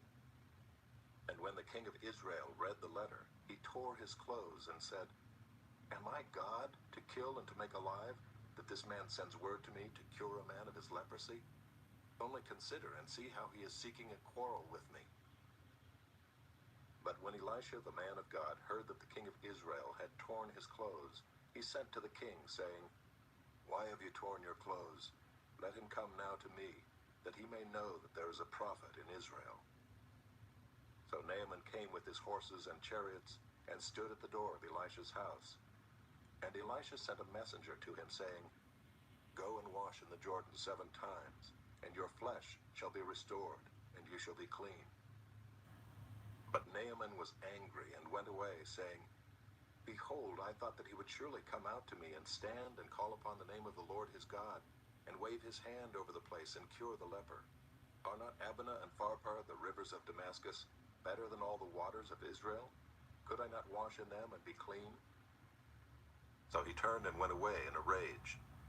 But his servants came near and said to him, "My father, it is a great word the prophet has spoken to you. Will you not do it? Has he actually said to you, 'Wash and be clean'?" So he went down and dipped himself 7 times in the Jordan, according to the word of the man of God. And his flesh was restored, like the flesh of a little child, and he was clean. Then he returned to the man of God, he and all his company, and he came and stood before him. And he said, "Behold, I know that there is no God in all the earth but in Israel. So accept now a present from your servant." But he said, "As the Lord lives before whom I stand, I will receive none." And he urged him to take it, but he refused. Then Naaman said, "If not, please let there be given to your servant 2 mule loads of earth. For from now on your servant will not offer burnt offering or sacrifice to any god but the Lord. In this matter may the Lord pardon your servant, when my master goes into the house of Rimmon to worship there, leaning on my arm, and I bow myself in the house of Rimmon. When I bow myself in the house of Rimmon, the Lord pardon your servant in this matter." He said to him, "Go in peace." But when Naaman had gone from him a short distance, Gehazi, the servant of Elisha the man of God, said, "See, my master has spared this Naaman the Syrian, in not accepting from his hand what he brought. As the Lord lives, I will run after him and get something from him." So Gehazi followed Naaman, and when Naaman saw someone running after him, he got down from the chariot to meet him and said, "Is all well?" And he said, "All is well. My master has sent me to say, 'There have just come now to me from the hill country of Ephraim 2 young men of the sons of the prophets. Please give them a talent of silver and 2 changes of clothing.'" And Naaman said, "Be pleased to accept 2 talents. And he urged him and tied up 2 talents of silver in 2 bags with 2 changes of clothing, and laid them on 2 of his servants. And they carried them before Gehazi. And when he came to the hill, he took them from their hand and put them in the house, and he sent the men away, and they departed. He went in and stood before his master, and Elisha said to him, "Where have you been, Gehazi?" And he said, "Your servant went nowhere." But he said to him, "Did not my heart go when the man turned from his chariot to meet you? Was it a time to accept money and garments, olive orchards and vineyards, sheep and oxen, male servants and female servants? Therefore the leprosy of Naaman shall cling to you and to your descendants forever." So he went out from his presence a leper like snow.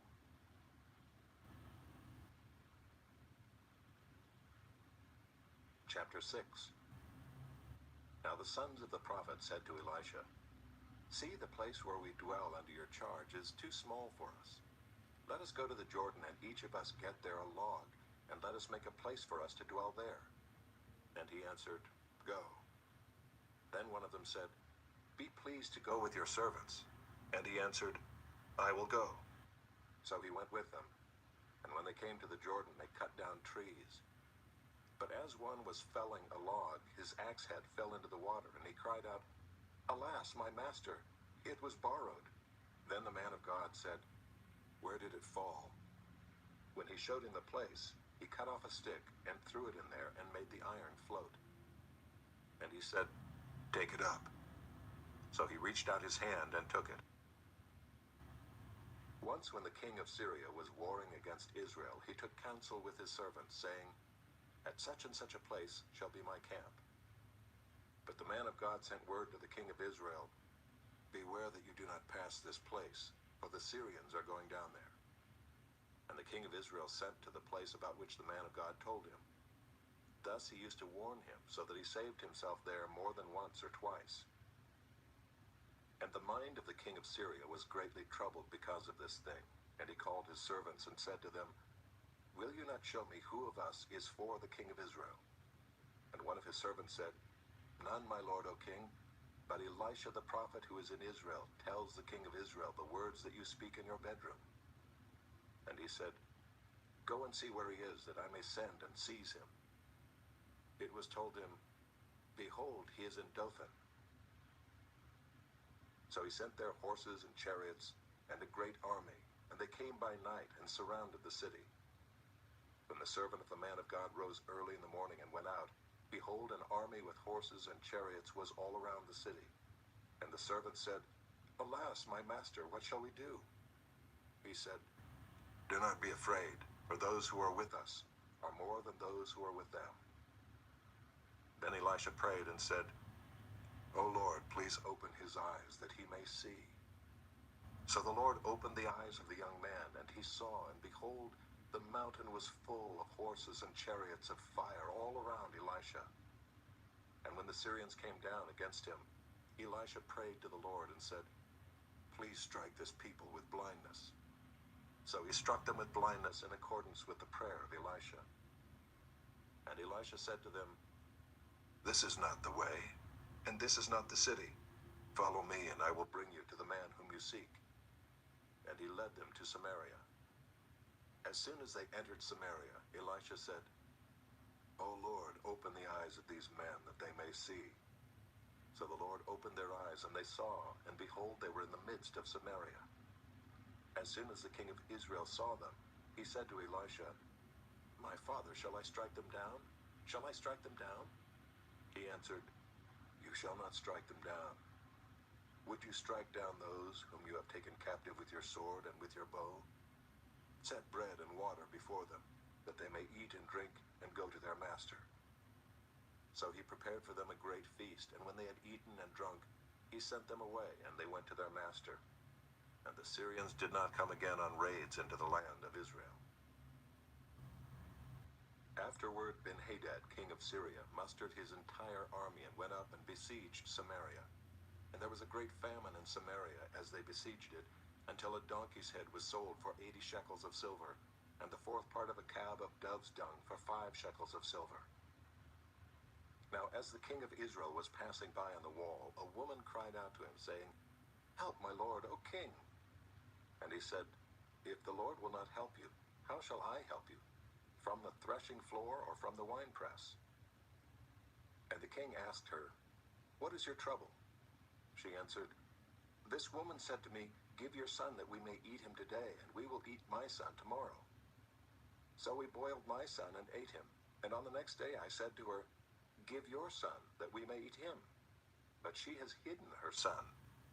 When the king heard the words of the woman, he tore his clothes. Now he was passing by on the wall, and the people looked, and behold, he had sackcloth beneath on his body. And he said, "May God do so to me, and more also, if the head of Elisha the son of Shaphat remains on his shoulders today." Elisha was sitting in his house, and the elders were sitting with him. Now the king had dispatched a man from his presence, but before the messenger arrived, Elisha said to the elders, "Do you see how this murderer has sent to take off my head? Look, when the messenger comes, shut the door and hold the door fast against him. Is not the sound of his master's feet behind him?" And while he was still speaking with them, the messenger came down to him and said, "This trouble is from the Lord. Why should I wait for the Lord any longer?"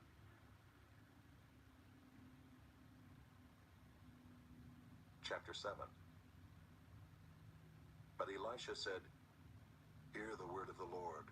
Thus says the Lord, tomorrow about this time a seah of fine flour shall be sold for a shekel, and 2 seahs of barley for a shekel at the gate of Samaria." Then the captain on whose hand the king leaned said to the man of God, "If the Lord himself should make windows in heaven, could this thing be?" But he said, "You shall see it with your own eyes, but you shall not eat of it." Now there were 4 men who were lepers at the entrance to the gate, and they said to one another, "Why are we sitting here until we die? If we say, 'Let us enter the city,' the famine is in the city, and we shall die there. And if we sit here, we die also. So now come, let us go over to the camp of the Syrians. If they spare our lives, we shall live, and if they kill us, we shall but die." So they arose at twilight to go to the camp of the Syrians. But when they came to the edge of the camp of the Syrians, behold, there was no one there. For the Lord had made the army of the Syrians hear the sound of chariots and of horses, the sound of a great army, so that they said to one another, "Behold, the king of Israel has hired against us the kings of the Hittites and the kings of Egypt to come against us." So they fled away in the twilight and abandoned their tents, their horses, and their donkeys, leaving the camp as it was, and fled for their lives. And when these lepers came to the edge of the camp, they went into a tent, and ate and drank, and they carried off silver and gold and clothing, and went and hid them. Then they came back and entered another tent, and carried off things from it, and went and hid them. Then they said to one another, "We are not doing right. This day is a day of good news. If we are silent and wait until the morning light, punishment will overtake us. Now therefore come, let us go and tell the king's household." So they came and called to the gatekeepers of the city, and told them, "We came to the camp of the Syrians, and behold, there was no one to be seen or heard there, nothing but the horses tied and the donkeys tied and the tents as they were." Then the gatekeepers called out, and it was told within the king's household. And the king rose in the night and said to his servants, "I will tell you what the Syrians have done to us. They know that we are hungry. Therefore they have gone out of the camp to hide themselves in the open country, thinking, 'When they come out of the city, we shall take them alive and get into the city.'"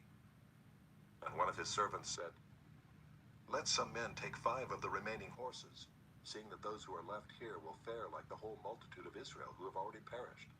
Let us send and see." So they took 2 horsemen, and the king sent them after the army of the Syrians, saying, "Go and see." So they went after them as far as the Jordan, and behold, all the way was littered with garments and equipment that the Syrians had thrown away in their haste. And the messengers returned and told the king. Then the people went out and plundered the camp of the Syrians. So a seah of fine flour was sold for a shekel, and 2 seahs of barley for a shekel, according to the word of the Lord. Now the king had appointed the captain on whose hand he leaned to have charge of the gate. And the people trampled him in the gate, so that he died, as the man of God had said when the king came down to him. For when the man of God had said to the king, 2 seahs of barley shall be sold for a shekel, and a seah of fine flour for a shekel about this time tomorrow in the gate of Samaria, the captain had answered the man of God, "If the Lord himself should make windows in heaven, could such a thing be?" And he had said, "You shall see it with your own eyes, but you shall not eat of it." And so it happened to him, for the people trampled him in the gate, and he died. Chapter 8. Now Elisha had said to the woman whose son he had restored to life, "Arise and depart with your household, and sojourn wherever you can, for the Lord has called for a famine, and it will come upon the land for 7 years." So the woman arose and did according to the word of the man of God. She went with her household, and sojourned in the land of the Philistines 7 years. the end of the 7 years, when the woman returned from the land of the Philistines, she went to appeal to the king for her house and her land. Now the king was talking with Gehazi, the servant of the man of God, saying, "Tell me all the great things that Elisha has done." And while he was telling the king how Elisha had restored the dead to life, behold, the woman whose son he had restored to life appealed to the king for her house and her land. And Gehazi said, "My lord, O king, here is the woman, and here is her son, whom Elisha restored to life." And when the king asked the woman, she told him. So the king appointed an official for her, saying, "Restore all that was hers, together with all the produce of the fields, from the day that she left the land until now." Now Elisha came to Damascus. Ben-Hadad, the king of Syria, was sick. And when it was told him, "The man of God has come here," the king said to Hazael, "Take a present with you and go to meet the man of God, and inquire of the Lord through him, saying, 'Shall I recover from this sickness?'" So Hazael went to meet him and took a present with him, all kinds of goods of Damascus, 40 camels' loads. When he came and stood before him, he said, "Your son Ben-Hadad, king of Syria, has sent me to you, saying, 'Shall I recover from this sickness?'" And Elisha said to him, "Go, say to him, 'You shall certainly recover.' But the Lord has shown me that he shall certainly die." And he fixed his gaze and stared at him until he was embarrassed. And the man of God wept. And Hazael said, "Why does my lord weep?" He answered, "Because I know the evil that you will do to the people of Israel. You will set on fire their fortresses, and you will kill their young men with the sword, and dash in pieces their little ones, and rip open their pregnant women." And Hazael said, "What is your servant, who is but a dog, that he should do this great thing?"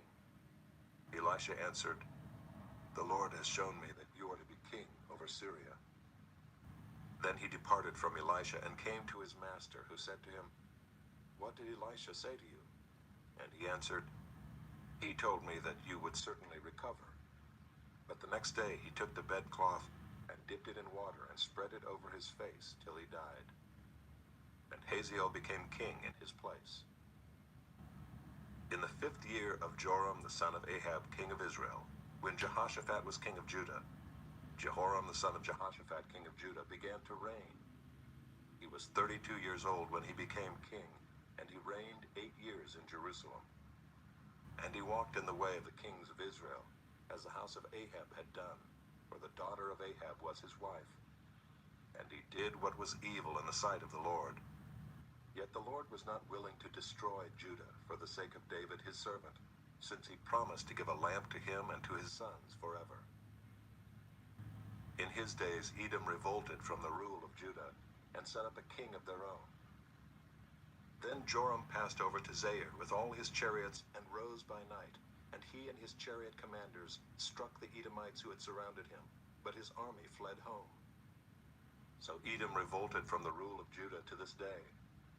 Then Libnah revolted at the same time. Now the rest of the acts of Joram and all that he did, are they not written in the book of the Chronicles of the kings of Judah? So Joram slept with his fathers, and was buried with his fathers in the city of David. And Ahaziah his son reigned in his place. In the 12th year of Joram the son of Ahab, king of Israel, Ahaziah the son of Jehoram, king of Judah, began to reign. Ahaziah was 22 years old when he began to reign, and he reigned 1 year in Jerusalem. His mother's name was Athaliah. She was a granddaughter of Omri, king of Israel. He also walked in the way of the house of Ahab, and did what was evil in the sight of the Lord, as the house of Ahab had done, for he was son-in-law to the house of Ahab. He went with Joram the son of Ahab to make war against Hazael, king of Syria, at Ramoth-Gilead. And the Syrians wounded Joram. And King Joram returned to be healed in Jezreel of the wounds that the Syrians had given him at Ramah, when he fought against Hazael, king of Syria. And Ahaziah the son of Jehoram, king of Judah, went down to see Joram the son of Ahab in Jezreel, because he was sick. Chapter 9. Then Elisha the prophet called one of the sons of the prophets, and said to him, Tie up your garments and take this flask of oil in your hand, and go to Ramoth Gilead. And when you arrive, look there for Jehu the son of Jehoshaphat, son of Nimshi, and go in and have him rise from among his fellows, and lead him to an inner chamber. Then take the flask of oil and pour it on his head, and say, Thus says the Lord, I anoint you king over Israel. Then open the door and flee, do not linger.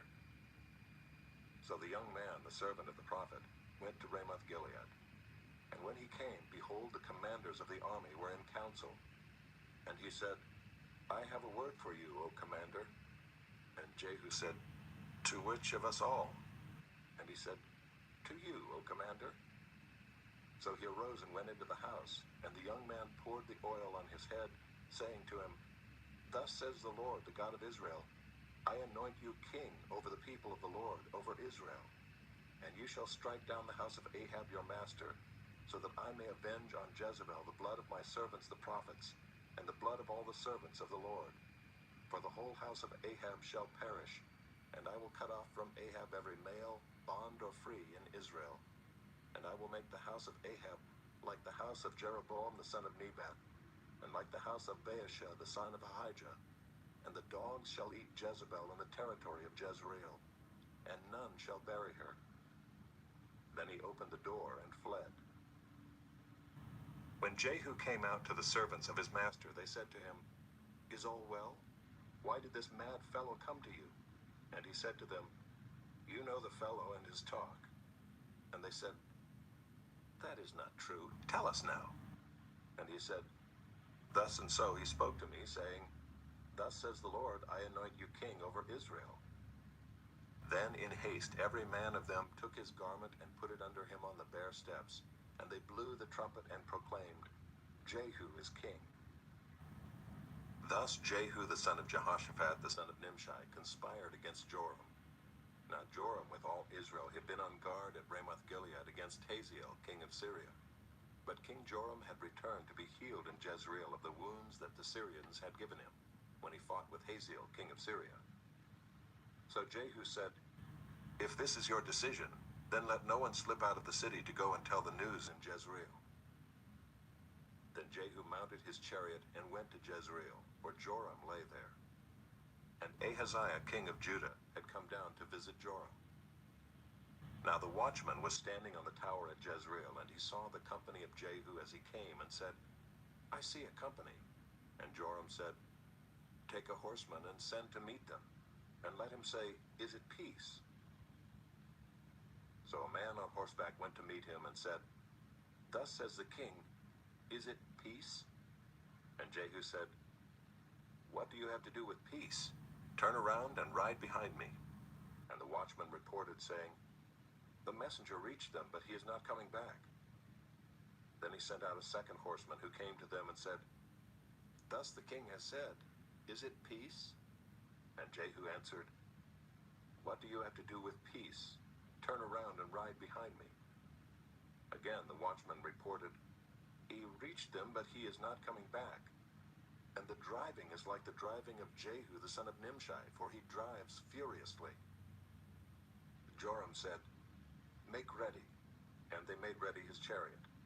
Then Joram king of Israel and Ahaziah king of Judah set out, each in his chariot, and went to meet Jehu, and met him at the property of Naboth the Jezreelite.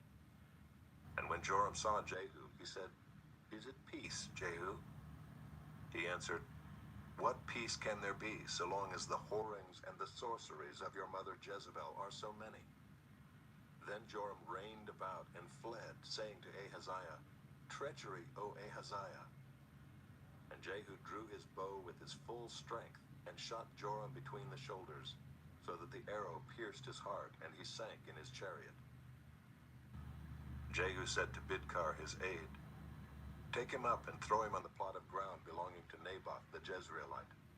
For remember when you and I rode side by side behind Ahab his father, how the Lord made this pronouncement against him. As surely as I saw yesterday the blood of Naboth and the blood of his sons, declares the Lord, I will repay you on this plot of ground. Now therefore take him up and throw him on the plot of ground in accordance with the word of the Lord. When Ahaziah the king of Judah saw this, he fled in the direction of Beth-Hagan. And Jehu pursued him and said, "Shoot him also." And they shot him in the chariot at the ascent of Gur, which is by Ibleam. And he fled to Megiddo and died there. His servants carried him in a chariot to Jerusalem and buried him in his tomb with his fathers in the city of David. In the 11th year of Joram the son of Ahab, Ahaziah began to reign over Judah.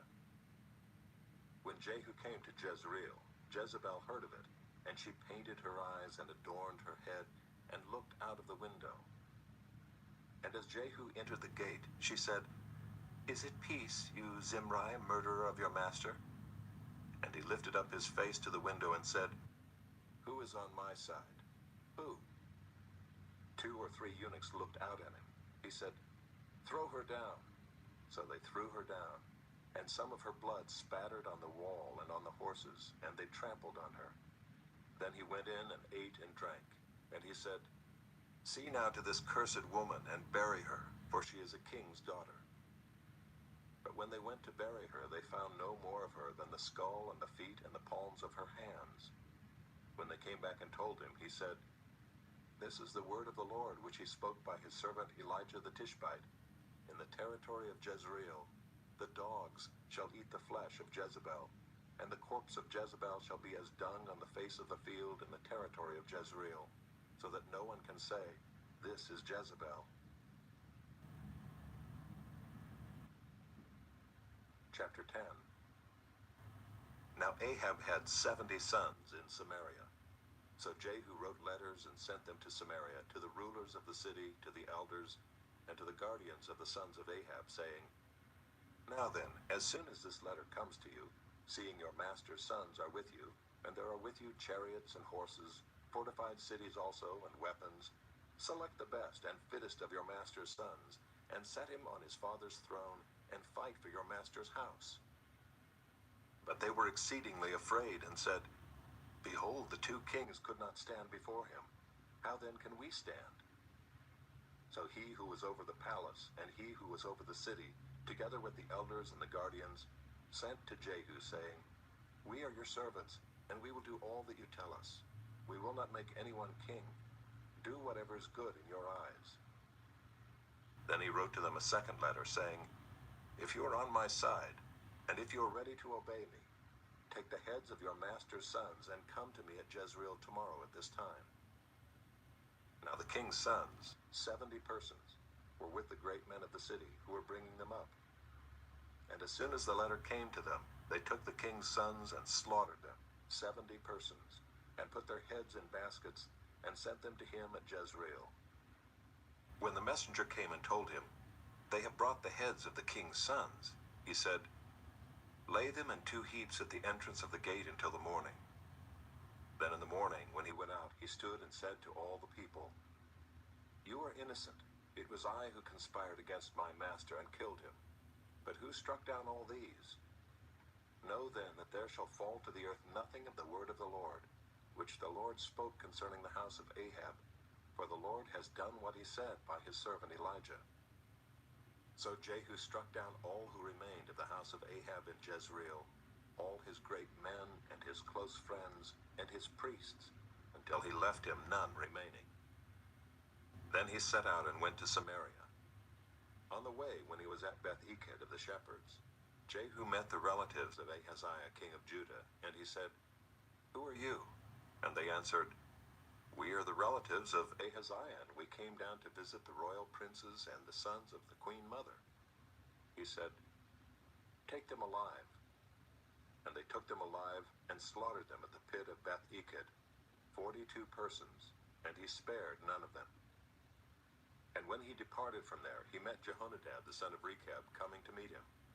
And he greeted him and said to him, "Is your heart true to my heart as mine is to yours?" And Jehonadab answered, "It is." Jehu said, "If it is, give me your hand." So he gave him his hand. And Jehu took him up with him into the chariot. And he said, "Come with me and see my zeal for the Lord." So he had him ride in his chariot. And when he came to Samaria, he struck down all who remained to Ahab in Samaria, till he had wiped them out, according to the word of the Lord that he spoke to Elijah. Then Jehu assembled all the people and said to them, Ahab served Baal a little, but Jehu will serve him much. Now therefore call to me all the prophets of Baal, all his worshippers and all his priests. Let none be missing, for I have a great sacrifice to offer to Baal. Whoever is missing shall not live. But Jehu did it with cunning in order to destroy the worshippers of Baal. And Jehu ordered, Sanctify a solemn assembly for Baal. So they proclaimed it. And Jehu sent throughout all Israel, and all the worshippers of Baal came, so that there was not a man left who did not come. And they entered the house of Baal, and the house of Baal was filled from one end to the other. He said to him who was in charge of the wardrobe, Bring out the vestments for all the worshippers of Baal. So he brought out the vestments for them. Then Jehu went into the house of Baal with Jehonadab the son of Rechab, and he said to the worshippers of Baal, Search and see that there is no servant of the Lord here among you, but only the worshippers of Baal. Then they went in to offer sacrifices and burnt offerings. Now Jehu had stationed 80 men outside and said, The man who allows any of those whom I give into your hands to escape shall forfeit his life. So as soon as he had made an end of offering the burnt offering, Jehu said to the guard and to the officers, Go in and strike them down, let not a man escape. So when they put them to the sword, the guard and the officers cast them out and went into the inner room of the house of Baal. And they brought out the pillar that was in the house of Baal and burned it. And they demolished the pillar of Baal and demolished the house of Baal and made it a latrine to this day. Thus Jehu wiped out Baal from Israel. But Jehu did not turn aside from the sins of Jeroboam the son of Nebat, which he made Israel to sin, that is, the golden calves that were in Bethel and in Dan. And the Lord said to Jehu, Because you have done well in carrying out what is right in my eyes, and have done to the house of Ahab according to all that was in my heart, your sons of the 4th generation shall sit on the throne of Israel. But Jehu was not careful to walk in the law of the Lord, the God of Israel, with all his heart. He did not turn from the sins of Jeroboam, which he made Israel to sin. In those days the Lord began to cut off parts of Israel. Hazael defeated them throughout the territory of Israel, from the Jordan eastward, all the land of Gilead, the Gadites and the Reubenites and the Manassites, from Aroer, which is by the valley of the Arnon, that is, Gilead and Bashan. Now the rest of the acts of Jehu and all that he did, and all his might, are they not written in the book of the Chronicles of the kings of Israel? So Jehu slept with his fathers, and they buried him in Samaria. And Jehoahaz his son reigned in his place. The time that Jehu reigned over Israel in Samaria was 28 years.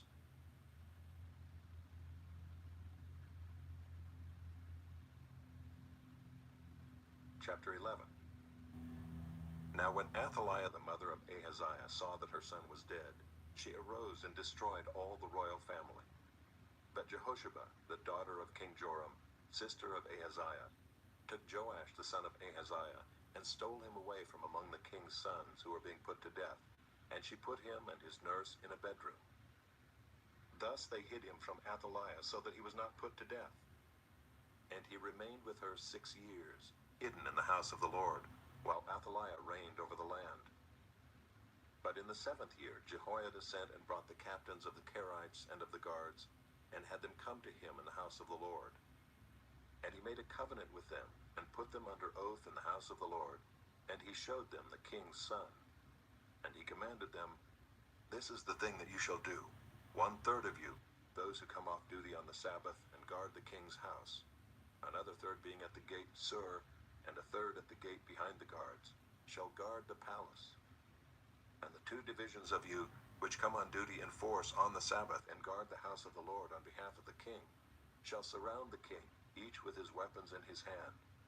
And whoever approaches the ranks is to be put to death. Be with the king when he goes out and when he comes in. The captains did according to all that Jehoiada the priest commanded, and they each brought his men who were to go off duty on the Sabbath, with those who were to come on duty on the Sabbath, and they came to Jehoiada the priest. And the priest gave to the captains the spears and shields that had been King David's, which were in the house of the Lord. And the guards stood, every man with his weapons in his hand, from the south side of the house to the north side of the house, around the altar and the house on behalf of the king. Then he brought out the king's son and put the crown on him and gave him the testimony. And they proclaimed him king and anointed him, and they clapped their hands and said, "Long live the king!"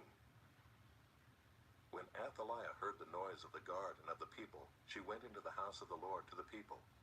And when she looked, there was the king standing by the pillar, according to the custom, and the captains and the trumpeters beside the king, and all the people of the land rejoicing and blowing trumpets.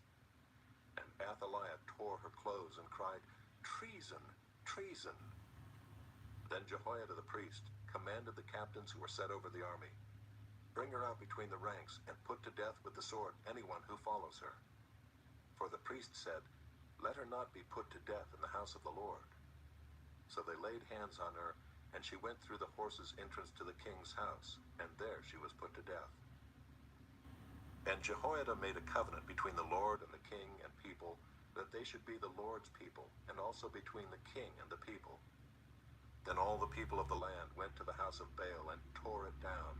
His altars and his images they broke in pieces, and they killed Mattan the priest of Baal before the altars. And the priest posted watchmen over the house of the Lord.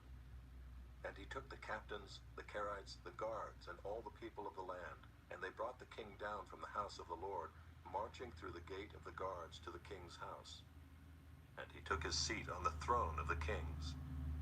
So all the people of the land rejoiced, and the city was quiet after Athaliah had been put to death with the sword at the king's house. Jehoash was 7 years old when he began to reign.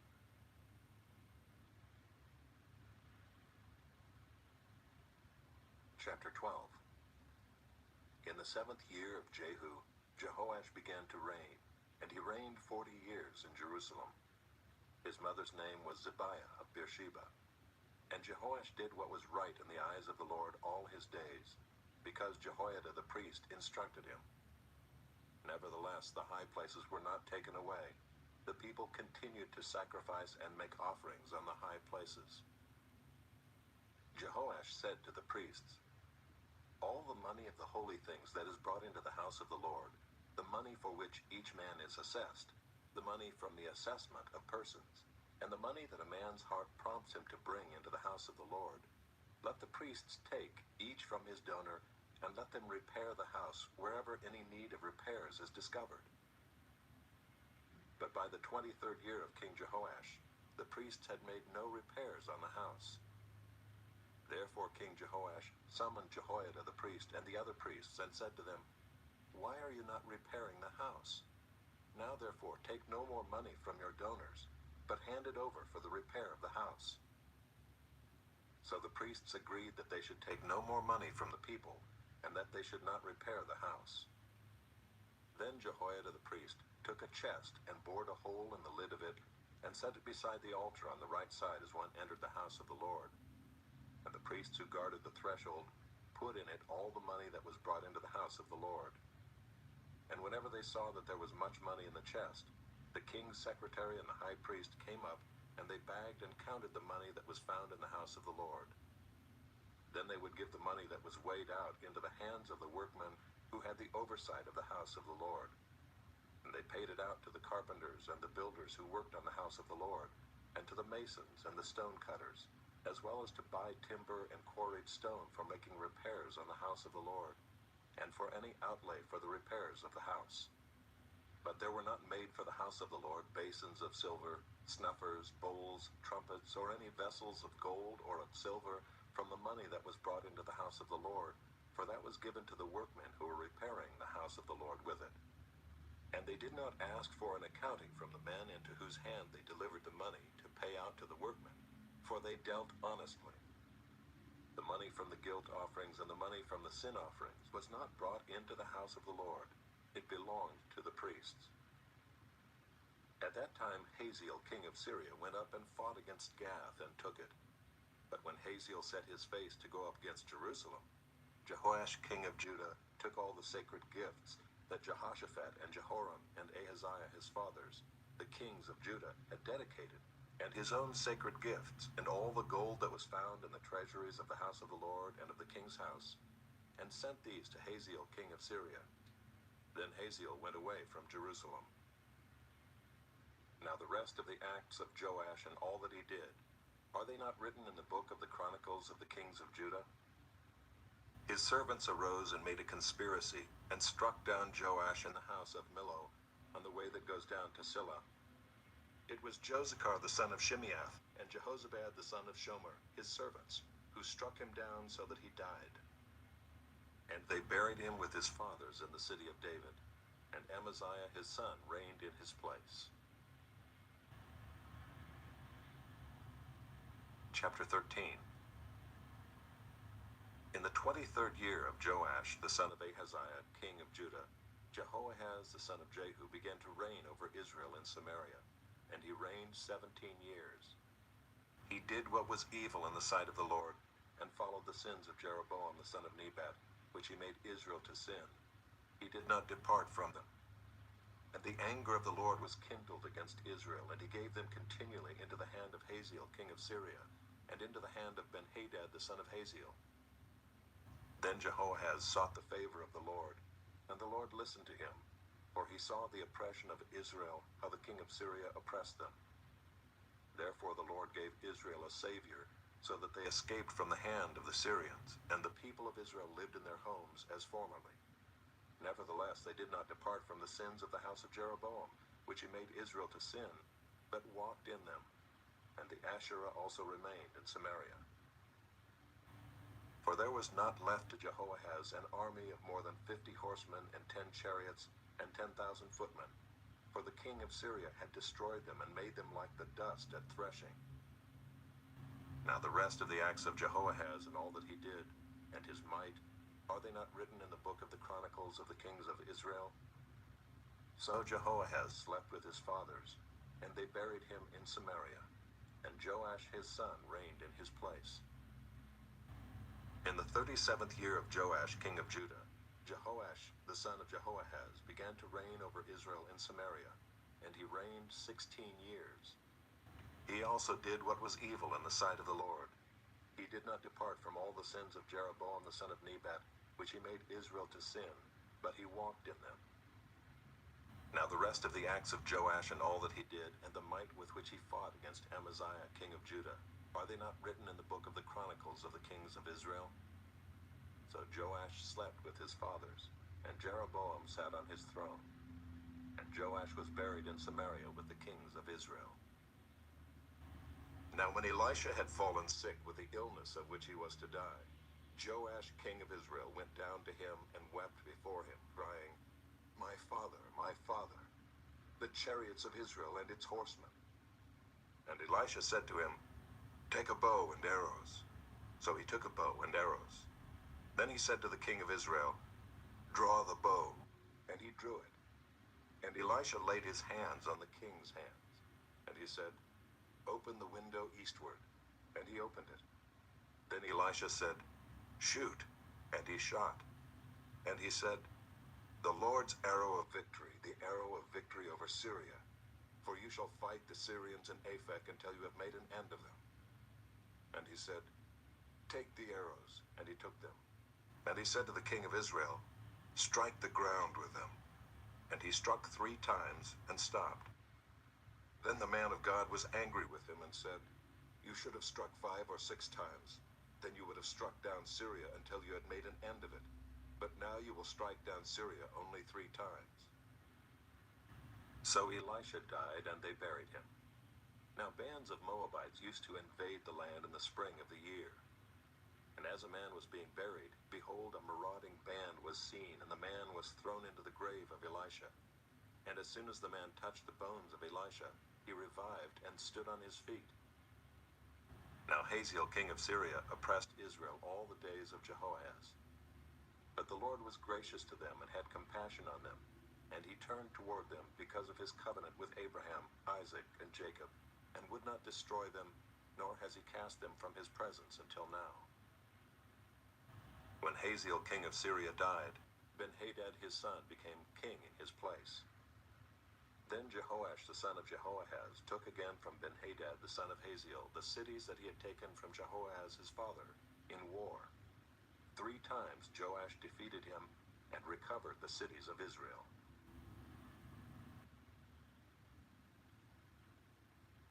Chapter 14. In the 2nd year of Joash the son of Joahaz king of Israel, Amaziah the son of Joash king of Judah began to reign.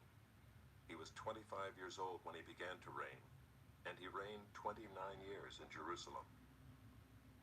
His mother's name was Jehoaddan of Jerusalem. And he did what was right in the eyes of the Lord, yet not like David his father. He did in all things as Joash his father had done. But the high places were not removed. The people still sacrificed and made offerings on the high places.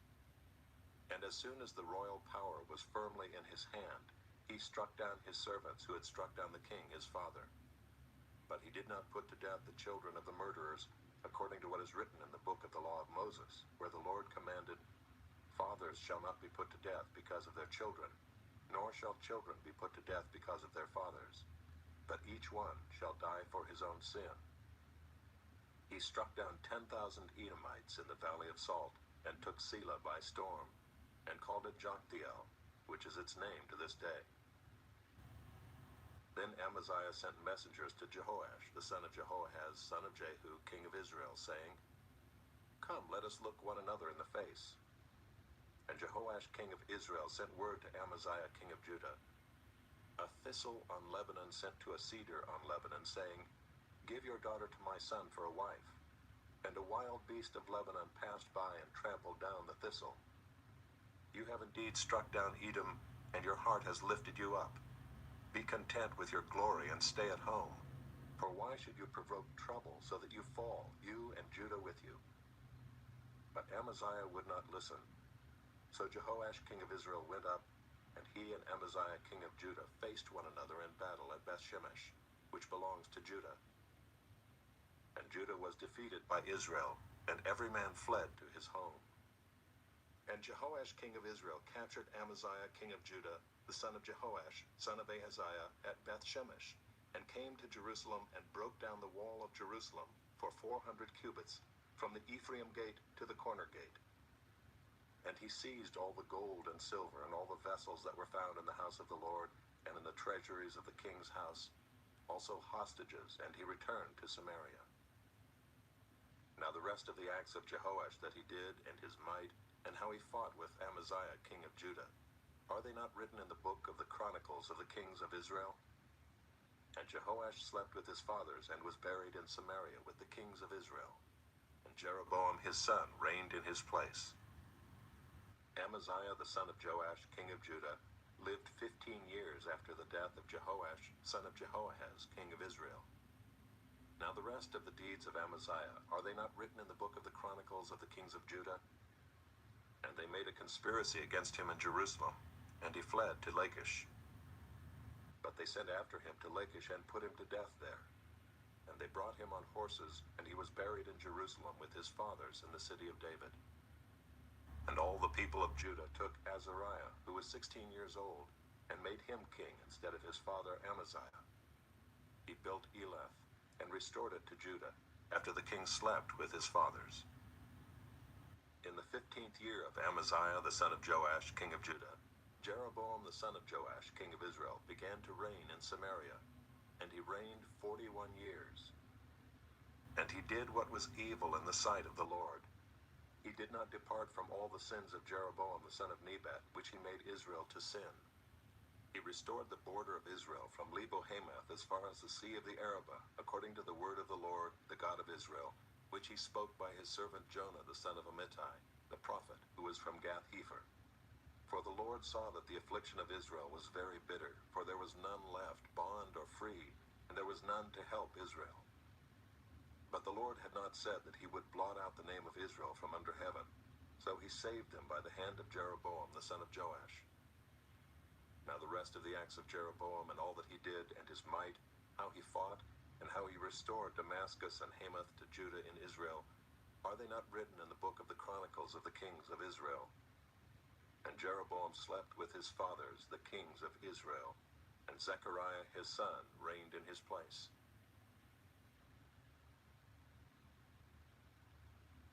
Chapter 15. In the 27th year of Jeroboam king of Israel, Azariah the son of Amaziah king of Judah began to reign. He was 16 years old when he began to reign, and he reigned 52 years in Jerusalem. His mother's name was Jechaliah of Jerusalem. And he did what was right in the eyes of the Lord according to all that his father Amaziah had done. Nevertheless, the high places were not taken away. The people still sacrificed and made offerings on the high places. And the Lord touched the king so that he was a leper to the day of his death, and he lived in a separate house. And Jotham the king's son was over the household, governing the people of the land. Now the rest of the acts of Azariah and all that he did, are they not written in the book of the Chronicles of the kings of Judah? And Azariah slept with his fathers, and they buried him with his fathers in the city of David, and Jotham his son reigned in his place. In the 38th year of Azariah king of Judah, Zechariah the son of Jeroboam reigned over Israel in Samaria 6 months. And he did what was evil in the sight of the Lord, as his fathers had done. He did not depart from the sins of Jeroboam the son of Nebat, which he made Israel to sin. Shallum the son of Jabesh conspired against him, and struck him down at Ibleam, and put him to death, and reigned in his place. Now the rest of the deeds of Zechariah, behold, they are written in the book of the Chronicles of the kings of Israel. This was the promise of the Lord that he gave to Jehu. Your sons shall sit on the throne of Israel to the 4th generation. And so it came to pass. Shallum the son of Jabesh began to reign in the 39th year of Uzziah king of Judah, and he reigned 1 month in Samaria. Then Menahem the son of Gadai came up from Tirzah and came to Samaria, and he struck down Shallum the son of Jabesh in Samaria, and put him to death, and reigned in his place. Now the rest of the deeds of Shallum and the conspiracy that he made, behold, they are written in the book of the Chronicles of the kings of Israel. At that time Menahem sacked Tiphsah, and all who were in it and its territory from Tirzah on, because they did not open it to him. Therefore he sacked it, and he ripped open all the women in it who were pregnant. In the 39th year of Azariah king of Judah, Menahem the son of Gadai began to reign over Israel, and he reigned 10 years in Samaria. And he did what was evil in the sight of the Lord. He did not depart all his days from all the sins of Jeroboam the son of Nebat, which he made Israel to sin. Pul, the king of Assyria, came against the land, and Menahem gave Pul 1,000 talents of silver, that he might help him to confirm his hold on the royal power. Menahem exacted the money from Israel, that is, from all the wealthy men, 50 shekels of silver from every man, to give to the king of Assyria. So the king of Assyria turned back and did not stay there in the land. Now the rest of the deeds of Menahem and all that he did, are they not written in the book of the Chronicles of the kings of Israel? And Menahem slept with his father, and Pekahiah his son reigned in his place. In the 50th year of Azariah king of Judah, Pekahiah the son of Menahem began to reign over Israel in Samaria, and he reigned 2 years. And he did what was evil in the sight of the Lord. He did not turn away from the sins of Jeroboam the son of Nebat, which he made Israel to sin. And Pekah the son of Remaliah his captain conspired against him with 50 men of the people of Gilead, and struck him down in Samaria, in the citadel of the king's house with Argob and Ariah. He put him to death and reigned in his place. Now the rest of the deeds of Pekahiah and all that he did, behold, they are written in the book of the Chronicles of the kings of Israel. In the 52nd year of Azariah king of Judah, Pekah the son of Remaliah began to reign over Israel in Samaria, and he reigned 20 years. And he did what was evil in the sight of the Lord. He did not depart from the sins of Jeroboam the son of Nebat, which he made Israel to sin.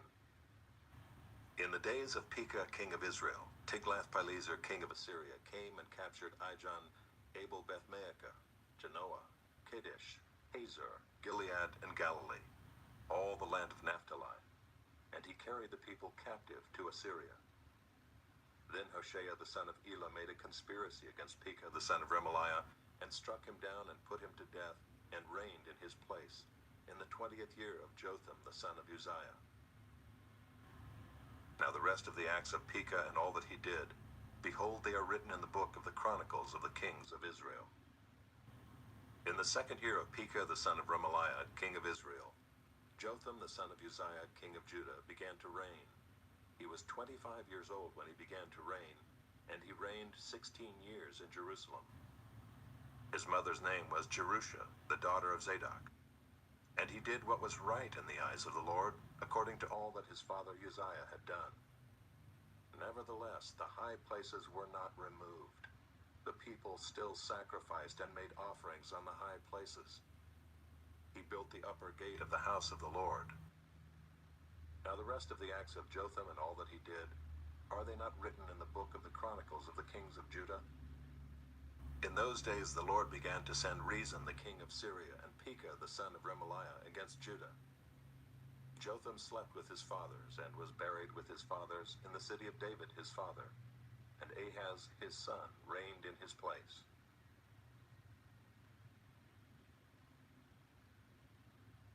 Chapter 16. In the 17th year of Pekah the son of Remaliah, Ahaz the son of Jotham king of Judah began to reign. Ahaz was 20 years old when he began to reign, and he reigned 16 years in Jerusalem. And he did not do what was right in the eyes of the Lord his God, as his father David had done, but he walked in the way of the kings of Israel.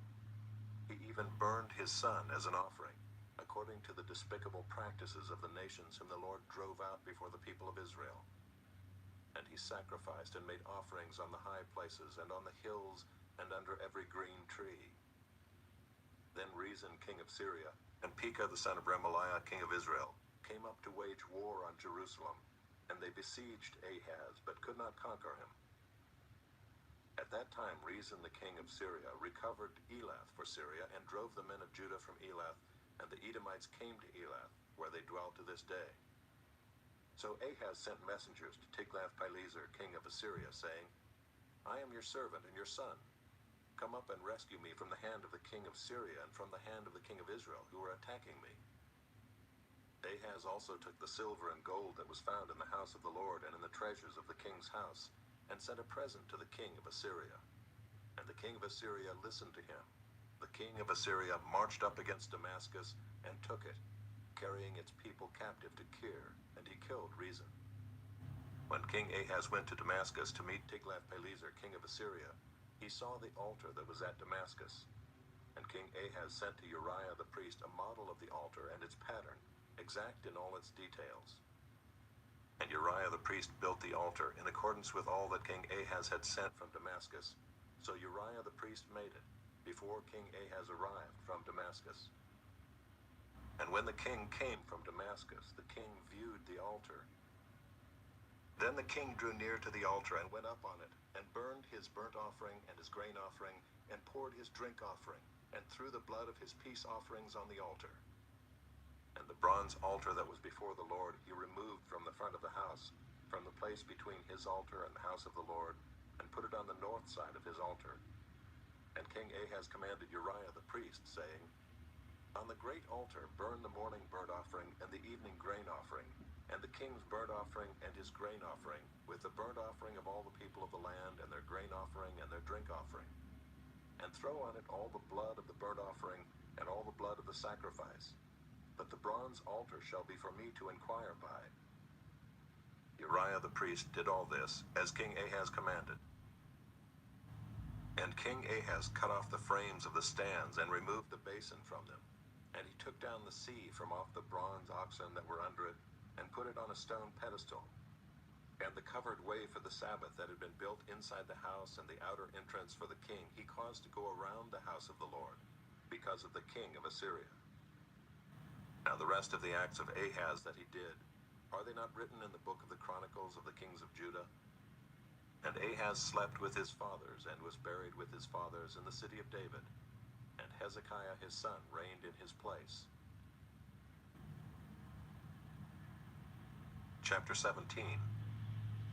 In the 12th year of Ahaz king of Judah, Hoshea the son of Elah began to reign in Samaria over Israel, and he reigned 9 years. And he did what was evil in the sight of the Lord, yet not as the kings of Israel who were before him. Against him came up Shalmaneser, king of Assyria, and Hoshea became his vassal and paid him tribute. But the king of Assyria found treachery in Hoshea, for he had sent messengers to So, king of Egypt, and offered no tribute to the king of Assyria, as he had done year by year. Therefore the king of Assyria shut him up and bound him in prison. Then the king of Assyria invaded all the land and came to Samaria, and for 3 years he besieged it. In the 9th year of Hoshea, the king of Assyria captured Samaria, and he carried the Israelites away to Assyria, and placed them in Halah, and on the Habor, the river of Gozan, and in the cities of the Medes. And this occurred because the people of Israel had sinned against the Lord their God, who had brought them up out of the land of Egypt from under the hand of Pharaoh, king of Egypt, and had feared other gods, and walked in the customs of the nations whom the Lord drove out before the people of Israel, and in the customs that the kings of Israel had practiced. And the people of Israel did secretly against the Lord their God things that were not right. They built for themselves high places in all their towns, from watchtower to fortified city. They set up for themselves pillars and asherim on every high hill and under every green tree. And there they made offerings on all the high places, as the nations did whom the Lord carried away before them. And they did wicked things, provoking the Lord to anger. And they served idols, of which the Lord had said to them, "You shall not do this." Yet the Lord warned Israel and Judah by every prophet and every seer, saying, "Turn from your evil ways, and keep my commandments and my statutes, in accordance with all the law that I commanded your fathers, and that I sent to you by my servants the prophets." But they would not listen, but were stubborn as their fathers had been, who did not believe in the Lord their God. They despised his statutes and his covenant that he made with their fathers, and the warnings that he gave them. They went after false idols and became false, and they followed the nations that were around them, concerning whom the Lord had commanded them, that they should not do like them. And they abandoned all the commandments of the Lord their God, and made for themselves metal images of 2 calves, and they made an Asherah, and worshipped all the host of heaven, and served Baal. And they burned their sons and their daughters as offerings, and used divination and omens, and sold themselves to do evil in the sight of the Lord, provoking him to anger. Therefore the Lord was very angry with Israel, and removed them out of his sight. None was left but the tribe of Judah only.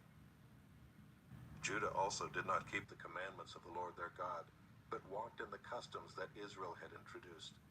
And the Lord rejected all the descendants of Israel, and afflicted them, and gave them into the hand of plunderers, until he had cast them out of his sight. When he had torn Israel from the house of David, they made Jeroboam the son of Nebat king. And Jeroboam drove Israel from following the Lord, and made them commit great sin. The people of Israel walked in all the sins that Jeroboam did. They did not depart from them, until the Lord removed Israel out of his sight, as he had spoken by all his servants the prophets. So Israel was exiled from their own land to Assyria until this day. And the king of Assyria brought people from Babylon, Cutha, Ava, Hamath, and Sepharvaim, and placed them in the cities of Samaria instead of the people of Israel. And they took possession of Samaria and lived in its cities. And at the beginning of their dwelling there, they did not fear the Lord. Therefore the Lord sent lions among them, which killed some of them. So the king of Assyria was told, "The nations that you have carried away and placed in the cities of Samaria do not know the law of the God of the land. Therefore he has sent lions among them, and behold, they are killing them, because they do not know the law of the God of the land." Then the king of Assyria commanded, "Send there one of the priests whom you carried away from there, and let him go and dwell there, and teach them the law of the God of the land." So one of the priests whom they had carried away from Samaria came and lived in Bethel, and taught them how they should fear the Lord. But every nation still made gods of its own, and put them in the shrines of the high places that the Samaritans had made, every nation in the cities in which they lived. The men of Babylon made Succoth-Benoth, the men of Cuth made Nergal, the men of Hamath made Ashima, and the Avites made Nibhaz and Tartak. And the Sepharvites burned their children in the fire to Adramelech, and Amalek, the gods of Sepharvaim. They also feared the Lord and appointed from among themselves all sorts of people as priests of the high places, who sacrificed for them in the shrines of the high places. So they feared the Lord, but also served their own gods, after the manner of the nations from among whom they had been carried away. To this day they do according to the former manner. They do not fear the Lord, and they do not follow the statutes or the rules or the law or the commandment that the Lord commanded the children of Jacob, whom he named Israel. The Lord made a covenant with them and commanded them, "You shall not fear other gods or bow yourselves to them or serve them or sacrifice to them. But you shall fear the Lord, who brought you out of the land of Egypt with great power and with an outstretched arm. You shall bow yourselves to him, and to him you shall sacrifice. And the statutes and the rules and the law and the commandment that he wrote for you, you shall always be careful to do. You shall not fear other gods, and you shall not forget the covenant that I have made with you. You shall not fear other gods, but you shall fear the Lord your God, and he will deliver you out of the hand of all your enemies." However, they would not listen, but they did according to their former manner. So these nations feared the Lord and also served their carved images. Their children did likewise, and their children's children. As their fathers did, so they do to this day.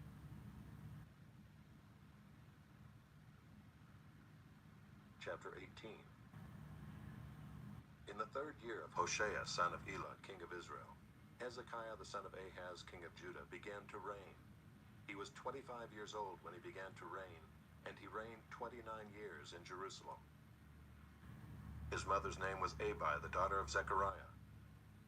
And he did what was right in the eyes of the Lord, according to all that David his father had done. He removed the high places and broke the pillars and cut down the Asherah. And he broke in pieces the bronze serpent that Moses had made, for until those days the people of Israel had made offerings to it. It was called Nehushtan. He trusted in the Lord, the God of Israel, so that there was none like him among all the kings of Judah after him, nor among those who were before him. For he held fast to the Lord. He did not depart from following him, but kept the commandments that the Lord commanded Moses. And the Lord was with him wherever he went out, he prospered. He rebelled against the king of Assyria and would not serve him. He struck down the Philistines as far as Gaza and its territory, from watchtower to fortified city. In the 4th year of King Hezekiah, which was the 7th year of Hoshea son of Elah, king of Israel, Shalmaneser king of Assyria came up against Samaria and besieged it. And at the end of 3 years he took it. In the 6th year of Hezekiah, which was the 9th year of Hoshea king of Israel, Samaria was taken. The king of Assyria carried the Israelites away to Assyria, and put them in Halah, and on the Habor, the river of Gozan, and in the cities of the Medes, because they did not obey the voice of the Lord their God, but transgressed his covenant, even all that Moses the servant of the Lord commanded. They neither listened nor obeyed. In the 14th year of King Hezekiah, Sennacherib king of Assyria came up against all the fortified cities of Judah and took them. And Hezekiah king of Judah sent to the king of Assyria at Lachish, saying, "I have done wrong.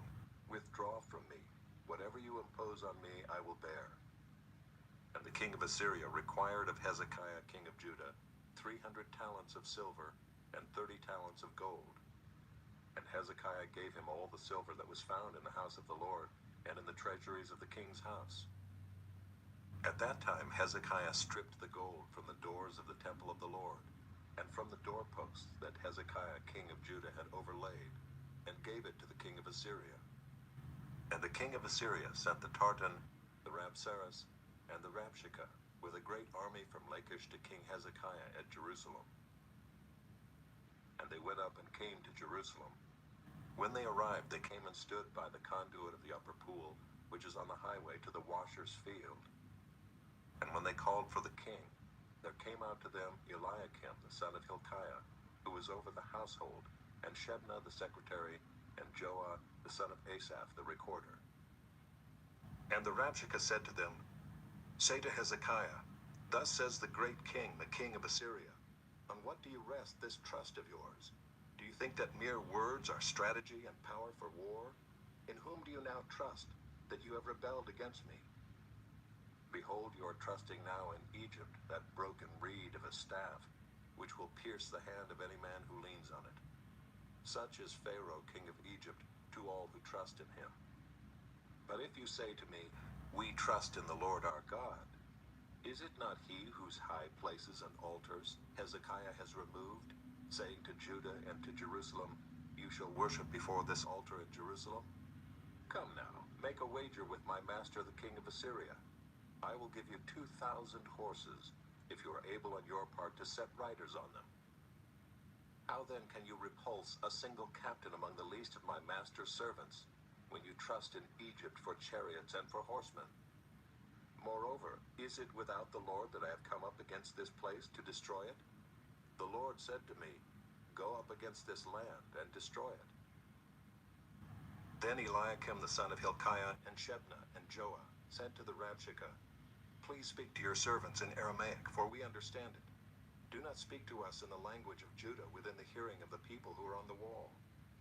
But the Rabshakeh said to them, has my master sent me to speak these words to your master and to you, and not to the men sitting on the wall, who are doomed with you to eat their own dung and to drink their own urine? Then the Rabshakeh stood and called out in a loud voice in the language of Judah, hear the word of the great king, the king of Assyria. Thus says the king, do not let Hezekiah deceive you, for he will not be able to deliver you out of my hand. Do not let Hezekiah make you trust in the Lord by saying, the Lord will surely deliver us, and this city will not be given into the hand of the king of Assyria. Do not listen to Hezekiah, for thus says the king of Assyria, make your peace with me and come out to me. Then each one of you will eat of his own vine, and each one of his own fig tree, and each one of you will drink the water of his own cistern, until I come and take you away to a land like your own land, a land of grain and wine, a land of bread and vineyards, a land of olive trees and honey, that you may live and not die. And do not listen to Hezekiah when he misleads you by saying, the Lord will deliver us. Has any of the gods of the nations ever delivered his land out of the hand of the king of Assyria? Where are the gods of Hamath and Arpad? Where are the gods of Sepharvaim, Hena, and Ivah? Have they delivered Samaria out of my hand? Who among all the gods of the lands have delivered their lands out of my hand, that the Lord should deliver Jerusalem out of my hand? But the people were silent and answered him not a word, for the king's command was, do not answer him. Then Eliakim the son of Hilkiah, who was over the household, and Shebna the secretary, and Joah the son of Asaph the recorder, came to Hezekiah with their clothes torn, and told him the words of the Rabshakeh. Chapter 19. As soon as King Hezekiah heard it, he tore his clothes and covered himself with sackcloth, and went into the house of the Lord. And he sent Eliakim, who was over the household, and Shebna the secretary, and the senior priests, covered with sackcloth, to the prophet Isaiah the son of Amoz. They said to him, thus says Hezekiah, this day is a day of distress, of rebuke, and of disgrace. Children have come to the point of birth, and there is no strength to bring them forth. It may be that the Lord your God heard all the words of the Rabshakeh, whom his master the king of Assyria has sent to mock the living God, and will rebuke the words that the Lord your God has heard. Therefore lift up your prayer for the remnant that is left. When the servants of King Hezekiah came to Isaiah, Isaiah said to them, say to your master, thus says the Lord, do not be afraid because of the words that you have heard, with which the servants of the king of Assyria have reviled me. Behold, I will put a spirit in him, so that he shall hear a rumor and return to his own land. And I will make him fall by the sword in his own land. The Rabshakeh returned and found the king of Assyria fighting against Libnah, for he heard that the king had left Lachish. Now the king heard concerning Tirhakah, king of Cush, behold, he has set out to fight against you. So he sent messengers again to Hezekiah, saying, thus shall you speak to Hezekiah, king of Judah. Do not let your God in whom you trust deceive you by promising that Jerusalem will not be given into the hand of the king of Assyria. Behold, you have heard what the kings of Assyria have done to all lands, devoting them to destruction. And shall you be delivered? Have the gods of the nations delivered them, the nations that my fathers destroyed, Gozan, Haran, Rezeph, and the people of Eden who were in Telassar? Where is the king of Hamath, the king of Arpad, the king of the city of Sepharvaim, the king of Hena, or the king of Ivah? Hezekiah received the letter from the hand of the messengers and read it. And Hezekiah went up to the house of the Lord and spread it before the Lord. And Hezekiah prayed before the Lord and said, O Lord, the God of Israel, enthroned above the cherubim, you are the God, you alone, of all the kingdoms of the earth. You have made heaven and earth. Incline your ear, O Lord, and hear. Open your eyes, O Lord, and see. And hear the words of Sennacherib, which he has sent to mock the living God. Truly, O Lord, the kings of Assyria have laid waste the nations and their lands, and have cast their gods into the fire.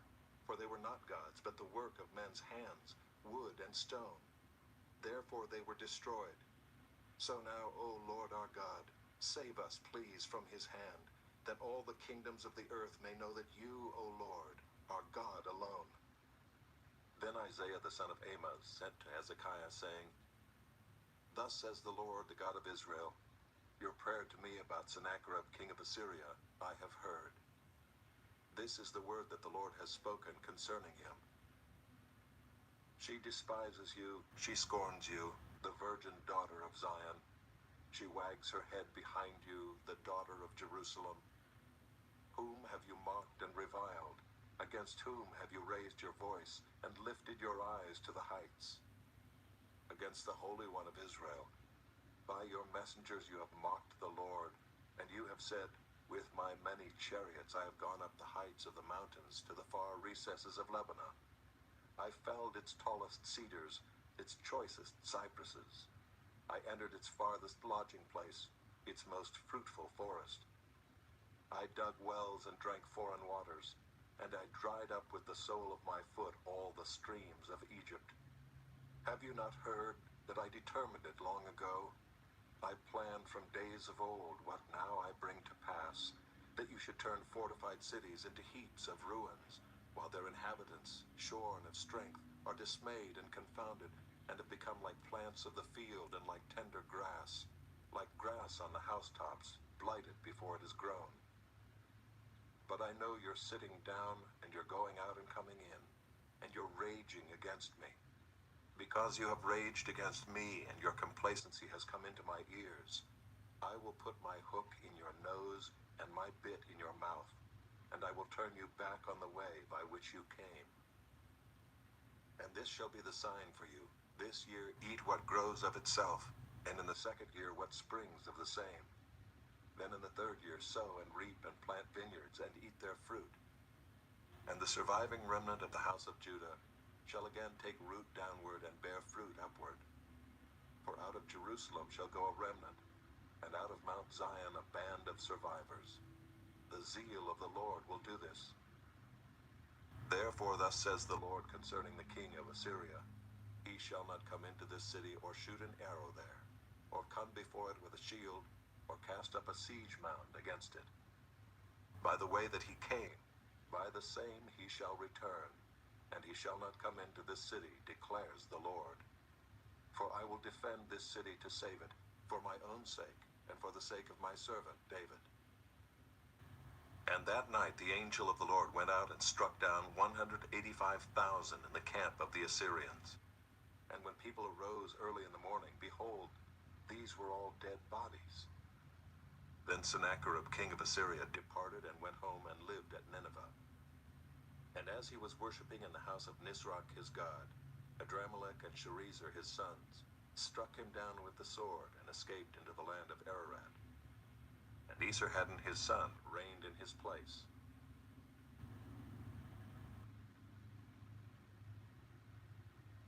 Chapter 20. In those days Hezekiah became sick and was at the point of death. And Isaiah the prophet, the son of Amoz, came to him and said to him, Thus says the Lord, set your house in order, for you shall die. You shall not recover.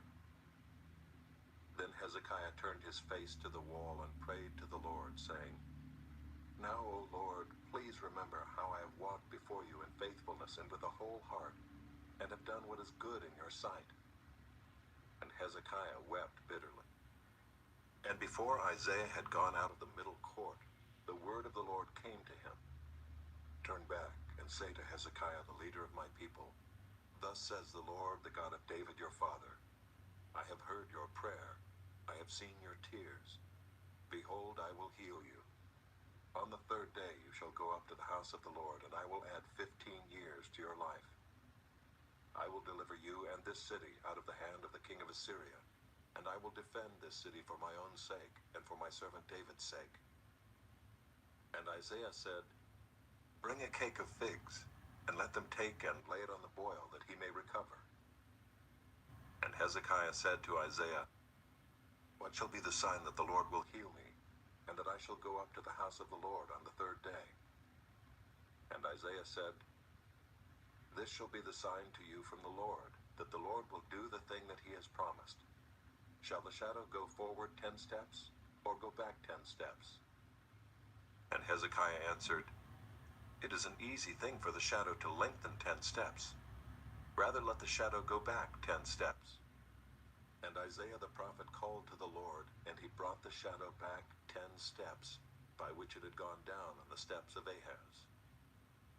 At that time Merodach-Baladan, the son of Baladan, king of Babylon, sent envoys with letters and a present to Hezekiah, for he heard that Hezekiah had been sick. And Hezekiah welcomed them, and he showed them all his treasure house, the silver, the gold, the spices, the precious oil, his armory, all that was found in his storehouses. There was nothing in his house or in all his realm that Hezekiah did not show them. Then Isaiah the prophet came to King Hezekiah and said to him, "What did these men say, and from where did they come to you?" And Hezekiah said, "They have come from a far country, from Babylon." He said, "What have they seen in your house?" And Hezekiah answered, "They have seen all that is in my house. There is nothing in my storehouses that I did not show them." Then Isaiah said to Hezekiah, "Hear the word of the Lord. Behold, the days are coming when all that is in your house, and that which your fathers have stored up till this day, shall be carried to Babylon. Nothing shall be left, says the Lord. And some of your own sons, who shall be born to you, shall be taken away, and they shall be eunuchs in the palace of the king of Babylon." Then Hezekiah said to Isaiah, "The word of the Lord that you have spoken is good." For he thought, "Why not, if there will be peace and security in my days?" The rest of the deeds of Hezekiah and all his might, and how he made the pool and the conduit, and brought water into the city, are they not written in the book of the Chronicles of the kings of Judah? And Hezekiah slept with his fathers, and Manasseh his son reigned in his place. Chapter 21. Manasseh was 12 years old when he began to reign, and he reigned 55 years in Jerusalem. His mother's name was Hephzibah, and he did what was evil in the sight of the Lord, according to the despicable practices of the nations whom the Lord drove out before the people of Israel. For he rebuilt the high places that Hezekiah his father had destroyed, and he erected altars for Baal and made an Asherah, as Ahab king of Israel had done, and worshipped all the host of heaven and served them. And he built altars in the house of the Lord, of which the Lord had said, "In Jerusalem will I put my name." And he built altars for all the host of heaven in the 2 courts of the house of the Lord. And he burned his son as an offering, and used fortune-telling and omens, and dealt with mediums and with necromancers. He did much evil in the sight of the Lord, provoking him to anger. And the carved image of Asherah that he had made, he set in the house of which the Lord said to David and to Solomon his son, "In this house and in Jerusalem, which I have chosen out of all the tribes of Israel, I will put my name forever. And I will not cause the feet of Israel to wander any more out of the land that I gave to their fathers, if only they will be careful to do according to all that I have commanded them, and according to all the law that my servant Moses commanded them." But they did not listen, and Manasseh led them astray to do more evil than the nations had done whom the Lord destroyed before the people of Israel.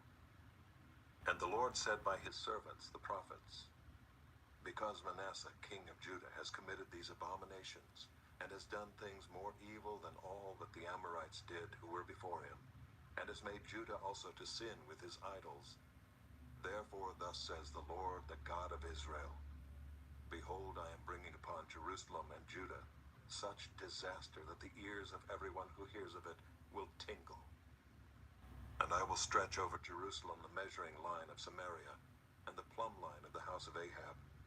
And I will wipe Jerusalem as one wipes a dish, wiping it and turning it upside down. And I will forsake the remnant of my heritage and give them into the hand of their enemies, and they shall become a prey and a spoil to all their enemies, because they have done what is evil in my sight, and have provoked me to anger, since the day their fathers came out of Egypt, even to this day. Moreover, Manasseh shed very much innocent blood, till he had filled Jerusalem from one end to another, besides the sin that he made Judah to sin, so that they did what was evil in the sight of the Lord. Now the rest of the acts of Manasseh, and all that he did, and the sin that he committed, are they not written in the book of the Chronicles of the kings of Judah? And Manasseh slept with his fathers, and was buried in the garden of his house, in the garden of Uzzah, and Amon his son reigned in his place. Amon was 22 years old when he began to reign, and he reigned 2 years in Jerusalem. His mother's name was Meshullemeth, the daughter of Haruz of Jotbah. And he did what was evil in the sight of the Lord, as Manasseh his father had done. He walked in all the way in which his father walked, and served the idols that his father served, and worshipped them. He abandoned the Lord, the God of his fathers, and did not walk in the way of the Lord. And the servants of Ammon conspired against him, and put the king to death in his house. But the people of the land struck down all those who had conspired against King Ammon, and the people of the land made Josiah his son king in his place. Now the rest of the acts of Ammon that he did, are they not written in the book of the Chronicles of the kings of Judah? And he was buried in his tomb in the garden of Uzzah, and Josiah his son reigned in his place.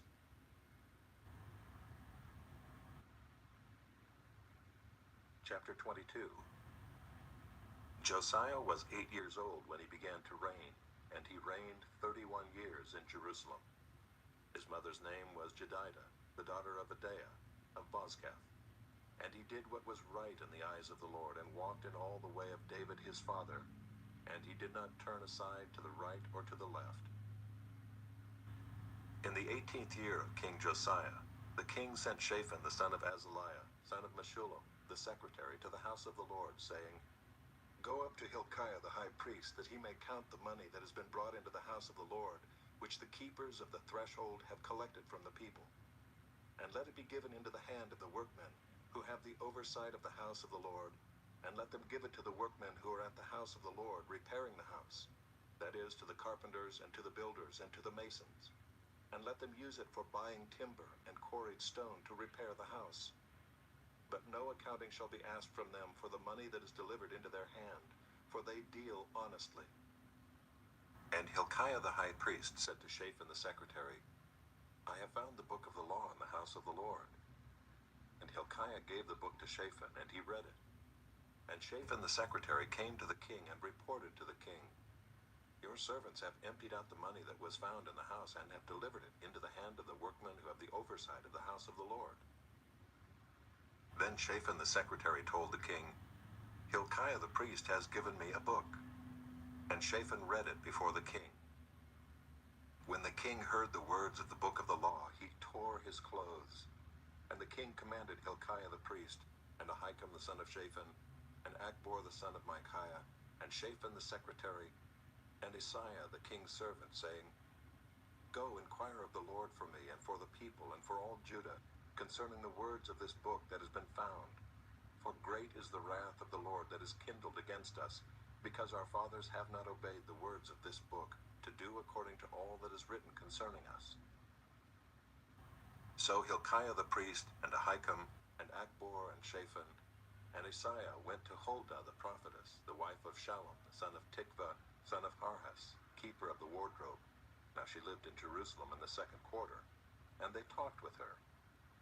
And she said to them, Thus says the Lord, the God of Israel, Tell the man who sent you to me, Thus says the Lord, Behold, I will bring disaster upon this place and upon its inhabitants, all the words of the book that the king of Judah has read, because they have forsaken me and have made offerings to other gods, that they might provoke me to anger with all the work of their hands. Therefore my wrath will be kindled against this place, and it will not be quenched. But to the king of Judah, who sent you to inquire of the Lord, thus shall you say to him, Thus says the Lord, the God of Israel, regarding the words that you have heard, because your heart was penitent, and you humbled yourself before the Lord, when you heard how I spoke against this place and against its inhabitants, that they should become a desolation and a curse, and you have torn your clothes and wept before me. I also have heard you, declares the Lord.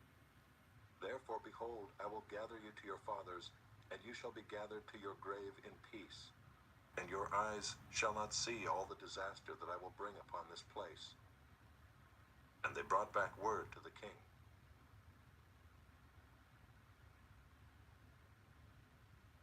Chapter 23. Then the king sent, and all the elders of Judah and Jerusalem were gathered to him. And the king went up to the house of the Lord, and with him all the men of Judah, and all the inhabitants of Jerusalem, and the priests and the prophets, all the people, both small and great. And he read in their hearing all the words of the book of the covenant that had been found in the house of the Lord.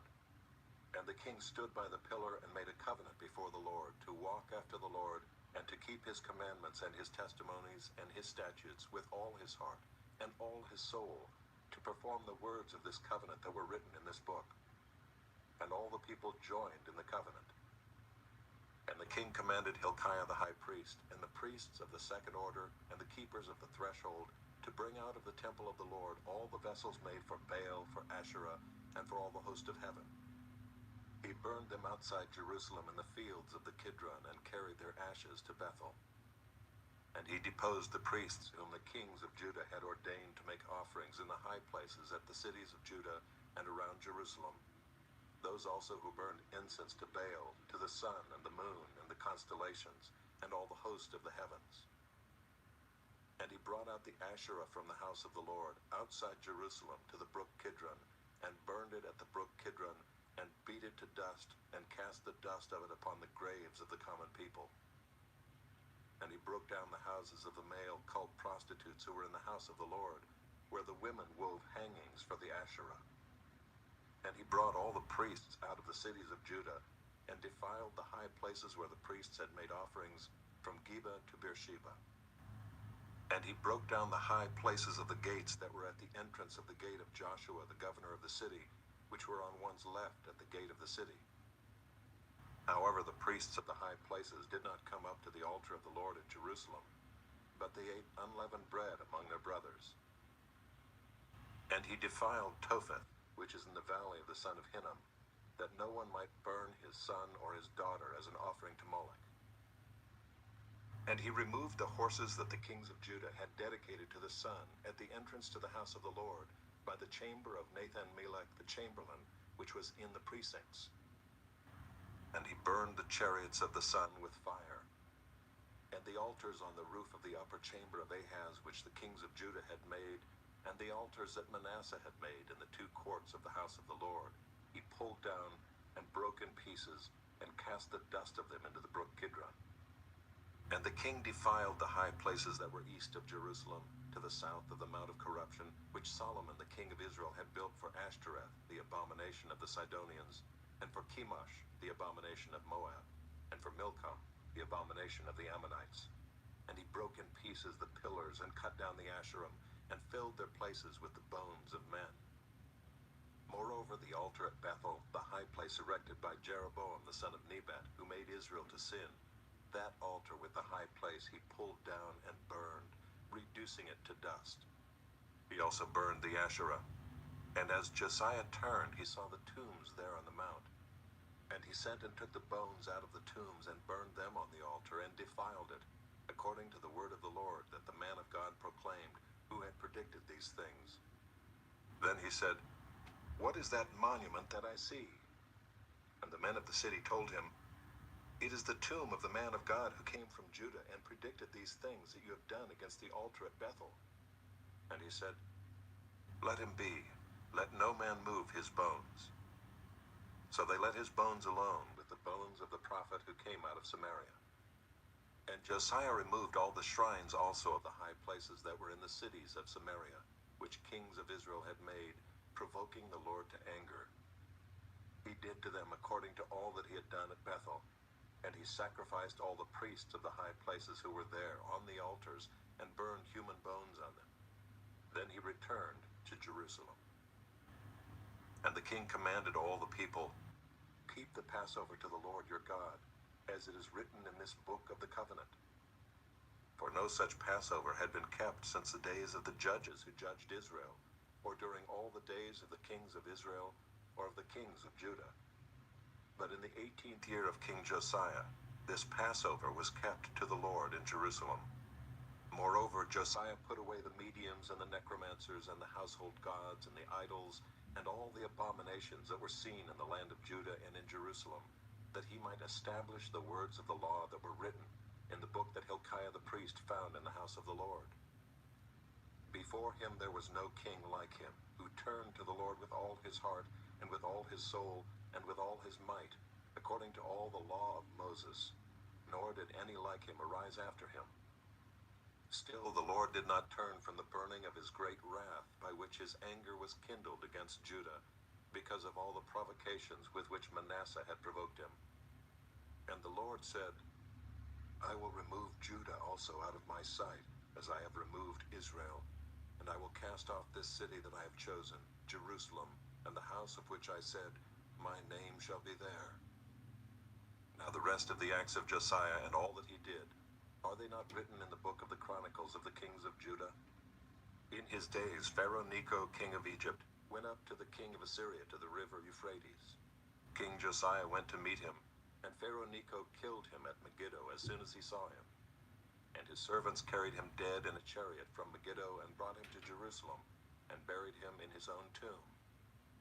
And the people of the land took Jehoahaz the son of Josiah, and anointed him, and made him king in his father's place. Jehoahaz was 23 years old when he began to reign, and he reigned 3 months in Jerusalem. His mother's name was Hamutal, the daughter of Jeremiah of Libnah. And he did what was evil in the sight of the Lord, according to all that his fathers had done. And Pharaoh Necho put him in bonds at Riblah in the land of Hamath, that he might not reign in Jerusalem, and laid on the land a tribute of 100 talents of silver and a talent of gold. And Pharaoh Necho made Eliakim the son of Josiah king in the place of Josiah his father, and changed his name to Jehoiakim. But he took Jehoahaz away, and he came to Egypt and died there. And Jehoiakim gave the silver and the gold to Pharaoh, but he taxed the land to give the money according to the command of Pharaoh. He exacted the silver and the gold of the people of the land, from everyone according to his assessment, to give it to Pharaoh Necho. Jehoiakim was 25 years old when he began to reign, and he reigned 11 years in Jerusalem. His mother's name was Zebidah, the daughter of Pedaiah of Rumah. And he did what was evil in the sight of the Lord, according to all that his fathers had done.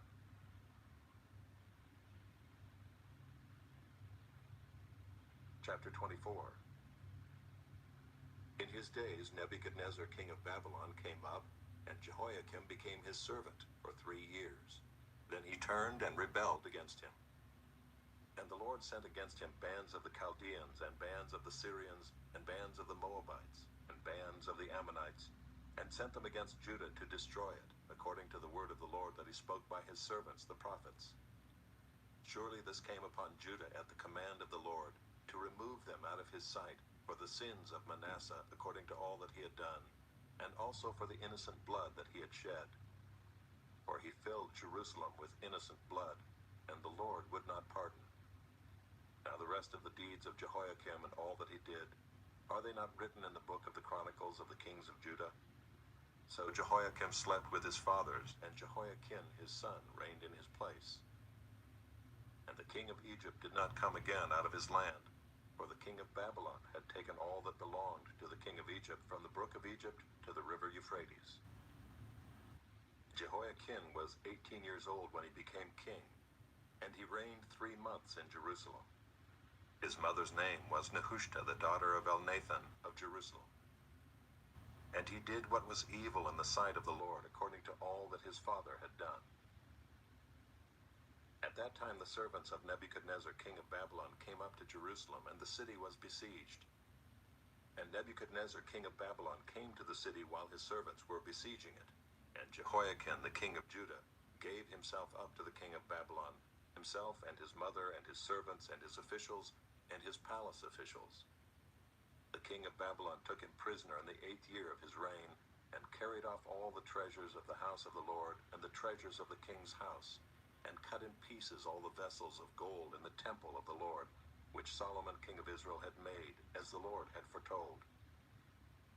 He carried away all Jerusalem, and all the officials and all the mighty men of valor, 10,000 captives, and all the craftsmen and the smiths. None remained except the poorest people of the land. And he carried away Jehoiakim to Babylon. The king's mother, the king's wives, his officials, and the chief men of the land he took into captivity from Jerusalem to Babylon. And the king of Babylon brought captive to Babylon all the men of valor, 7,000, and the craftsmen and the metalworkers, 1,000, all of them strong and fit for war. And the king of Babylon made Mattaniah, Jehoiakim's uncle, king in his place, and changed his name to Zedekiah. Zedekiah was 21 years old when he became king, and he reigned 11 years in Jerusalem. His mother's name was Hamutal, the daughter of Jeremiah of Libnah. And he did what was evil in the sight of the Lord, according to all that Jehoiakim had done. For because of the anger of the Lord it came to the point in Jerusalem and Judah that he cast them out from his presence. And Zedekiah rebelled against the king of Babylon. Chapter 25. And in the 9th year of his reign, in the 10th month, on the 10th day of the month, Nebuchadnezzar king of Babylon came with all his army against Jerusalem and laid siege to it. And they built siege works all around it. So the city was besieged till the 11th year of King Zedekiah. On the 9th day of the 4th month, the famine was so severe in the city that there was no food for the people of the land. Then a breach was made in the city, and all the men of war fled by night by the way of the gate between the two walls by the king's garden. And the Chaldeans were around the city, and they went in the direction of the Arabah. But the army of the Chaldeans pursued the king and overtook him in the plains of Jericho, and all his army was scattered from him. Then they captured the king and brought him up to the king of Babylon at Riblah, and they passed sentence on him. They slaughtered the sons of Zedekiah before his eyes, and put out the eyes of Zedekiah, and bound him in chains, and took him to Babylon. In the 5th month, on the 7th day of the month, that was the 19th year of King Nebuchadnezzar, king of Babylon, Nebuzaradan, the captain of the bodyguard, a servant of the king of Babylon, came to Jerusalem. And he burned the house of the Lord and the king's house and all the houses of Jerusalem. Every great house he burned down. And all the army of the Chaldeans who were with the captain of the guard broke down the walls around Jerusalem. And the rest of the people who were left in the city and the deserters who had deserted to the king of Babylon, together with the rest of the multitude, Nebuzaradan, the captain of the guard, carried into exile. But the captain of the guard left some of the poorest of the land to be vine dressers and plowmen. And the pillars of bronze that were in the house of the Lord, and the stands and the bronze sea that were in the house of the Lord, the Chaldeans broke in pieces and carried the bronze to Babylon. And they took away the pots and the shovels, and the snuffers and the dishes for incense, and all the vessels of bronze used in the temple service, the fire pans also, and the bowls. What was of gold the captain of the guard took away as gold, and what was of silver as silver. As for the 2 pillars, the one sea, and the stands that Solomon had made for the house of the Lord, the bronze of all these vessels was beyond weight. The height of the one pillar was 18 cubits, and on it was a capital of bronze. The height of the capital was 3 cubits. A latticework and pomegranates, all of bronze, were all around the capital. And the second pillar had the same with the latticework. And the captain of the guard took Seraiah the chief priest, and Zephaniah the second priest, and the 3 keepers of the threshold. And from the city he took an officer who had been in command of the men of war, and 5 men of the king's council who were found in the city, and the secretary of the commander of the army, who mustered the people of the land, and 60 men of the people of the land who were found in the city. And Nebuzaradan, the captain of the guard, took them and brought them to the king of Babylon at Riblah. And the king of Babylon struck them down and put them to death at Riblah in the land of Hamath. So Judah was taken into exile out of its land. And over the people who remained in the land of Judah, whom Nebuchadnezzar king of Babylon had left, he appointed Gedaliah the son of Ahikam, son of Shaphan, governor. Now when all the captains and their men heard that the king of Babylon had appointed Gedaliah governor, they came with their men to Gedaliah at Mizpah, namely Ishmael the son of Nethaniah, and Johanan the son of Kareah, and Sariah the son of Tanhumeth the Netophathite, and Jaazaniah the son of the Maacathite. And Gedaliah swore to them and their men, saying, Do not be afraid because of the Chaldean officials. Live in the land and serve the king of Babylon, and it shall be well with you. But in the 7th month, Ishmael the son of Nethaniah, son of Elishama, of the royal family, came with 10 men and struck down Gedaliah and put him to death along with the Jews and the Chaldeans who were with him at Mizpah. Then all the people, both small and great, and the captains of the forces arose and went to Egypt, for they were afraid of the Chaldeans. And in the 37th year of the exile of Jehoiakim king of Judah, in the 12th month, on the 27th day of the month, Evil-Merodach, king of Babylon, in the year that he began to reign, graciously freed Jehoiakim king of Judah from prison. And he spoke kindly to him and gave him a seat above the seats of the kings who were with him in Babylon. So Jehoiakim put off his prison garments, and every day of his life he dined regularly at the king's table, and for his allowance a regular allowance was given him by the king, according to his daily needs, as long as he lived. 1 Chronicles, chapter 1. Adam, Seth, Enosh, Kenan, Mahalalel, Jared, Enoch, Methuselah, Lamech, Noah, Shem, Ham, and Japheth. The sons of Japheth: Gomer, Magog, Madai, Javan, Tubal, Meshech, and Tiras. The sons of Gomer: Ashkenaz, Riphath, and Togarmah. The sons of Javan: Elisha, Tarshish, Kittim, and Rodanim. The sons of Ham: Cush, Egypt, Put, and Canaan. The sons of Cush: Seba, Havilah, Sabta, Raamah, and Sabteka. The sons of Raamah: Sheba and Dedan. Cush fathered Nimrod. He was the first on earth to be a mighty man. Egypt fathered Ludim, Anamim, Lehabim, Naphtahim, Pathrusim, Casluhim, from whom the Philistines came, and Caphtorim. Canaan fathered Sidon his firstborn, and Heth, and the Jebusites, the Amorites, the Girgashites, the Hivites, the Archites, the Sinites, the Arvadites, the Zemarites, and the Hamathites. The sons of Shem: Elam, Asher, Arpachshad, Lud, and Aram. And the sons of Aram: Uz, Hul, Ether, and Meshech. Arpachshad fathered Shelah, and Shelah fathered Eber. To Eber were born 2 sons. The name of the one was Peleg, for in his days the earth was divided, and his brother's name was Joktan. Joktan fathered Almodad, Sheleph, Hazarmaveth, Jerah, Adoram, Uzo, Diklah, Obal, Abimael, Sheba, Ophir, Havilah, and Jobab. All these were the sons of Joktan. Shem, Arpachshad, Shelah, Eber, Peleg, Reu, Sirach, Nahor, Terah, Abram, that is Abraham. The sons of Abraham: Isaac and Ishmael. These are their genealogies. The firstborn of Ishmael: Nebaioth, and Kedar, Abdiel, Mibsam, Mishma, Duma, Massa, Hadad, Tema, Jeter, Naphish, and Kedemah. These are the sons of Ishmael. The sons of Keturah, Abraham's concubine.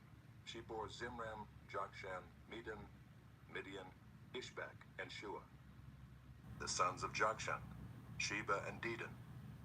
The sons of Midian: Ephah, Epher, Hanok, Abida, and Eldaah.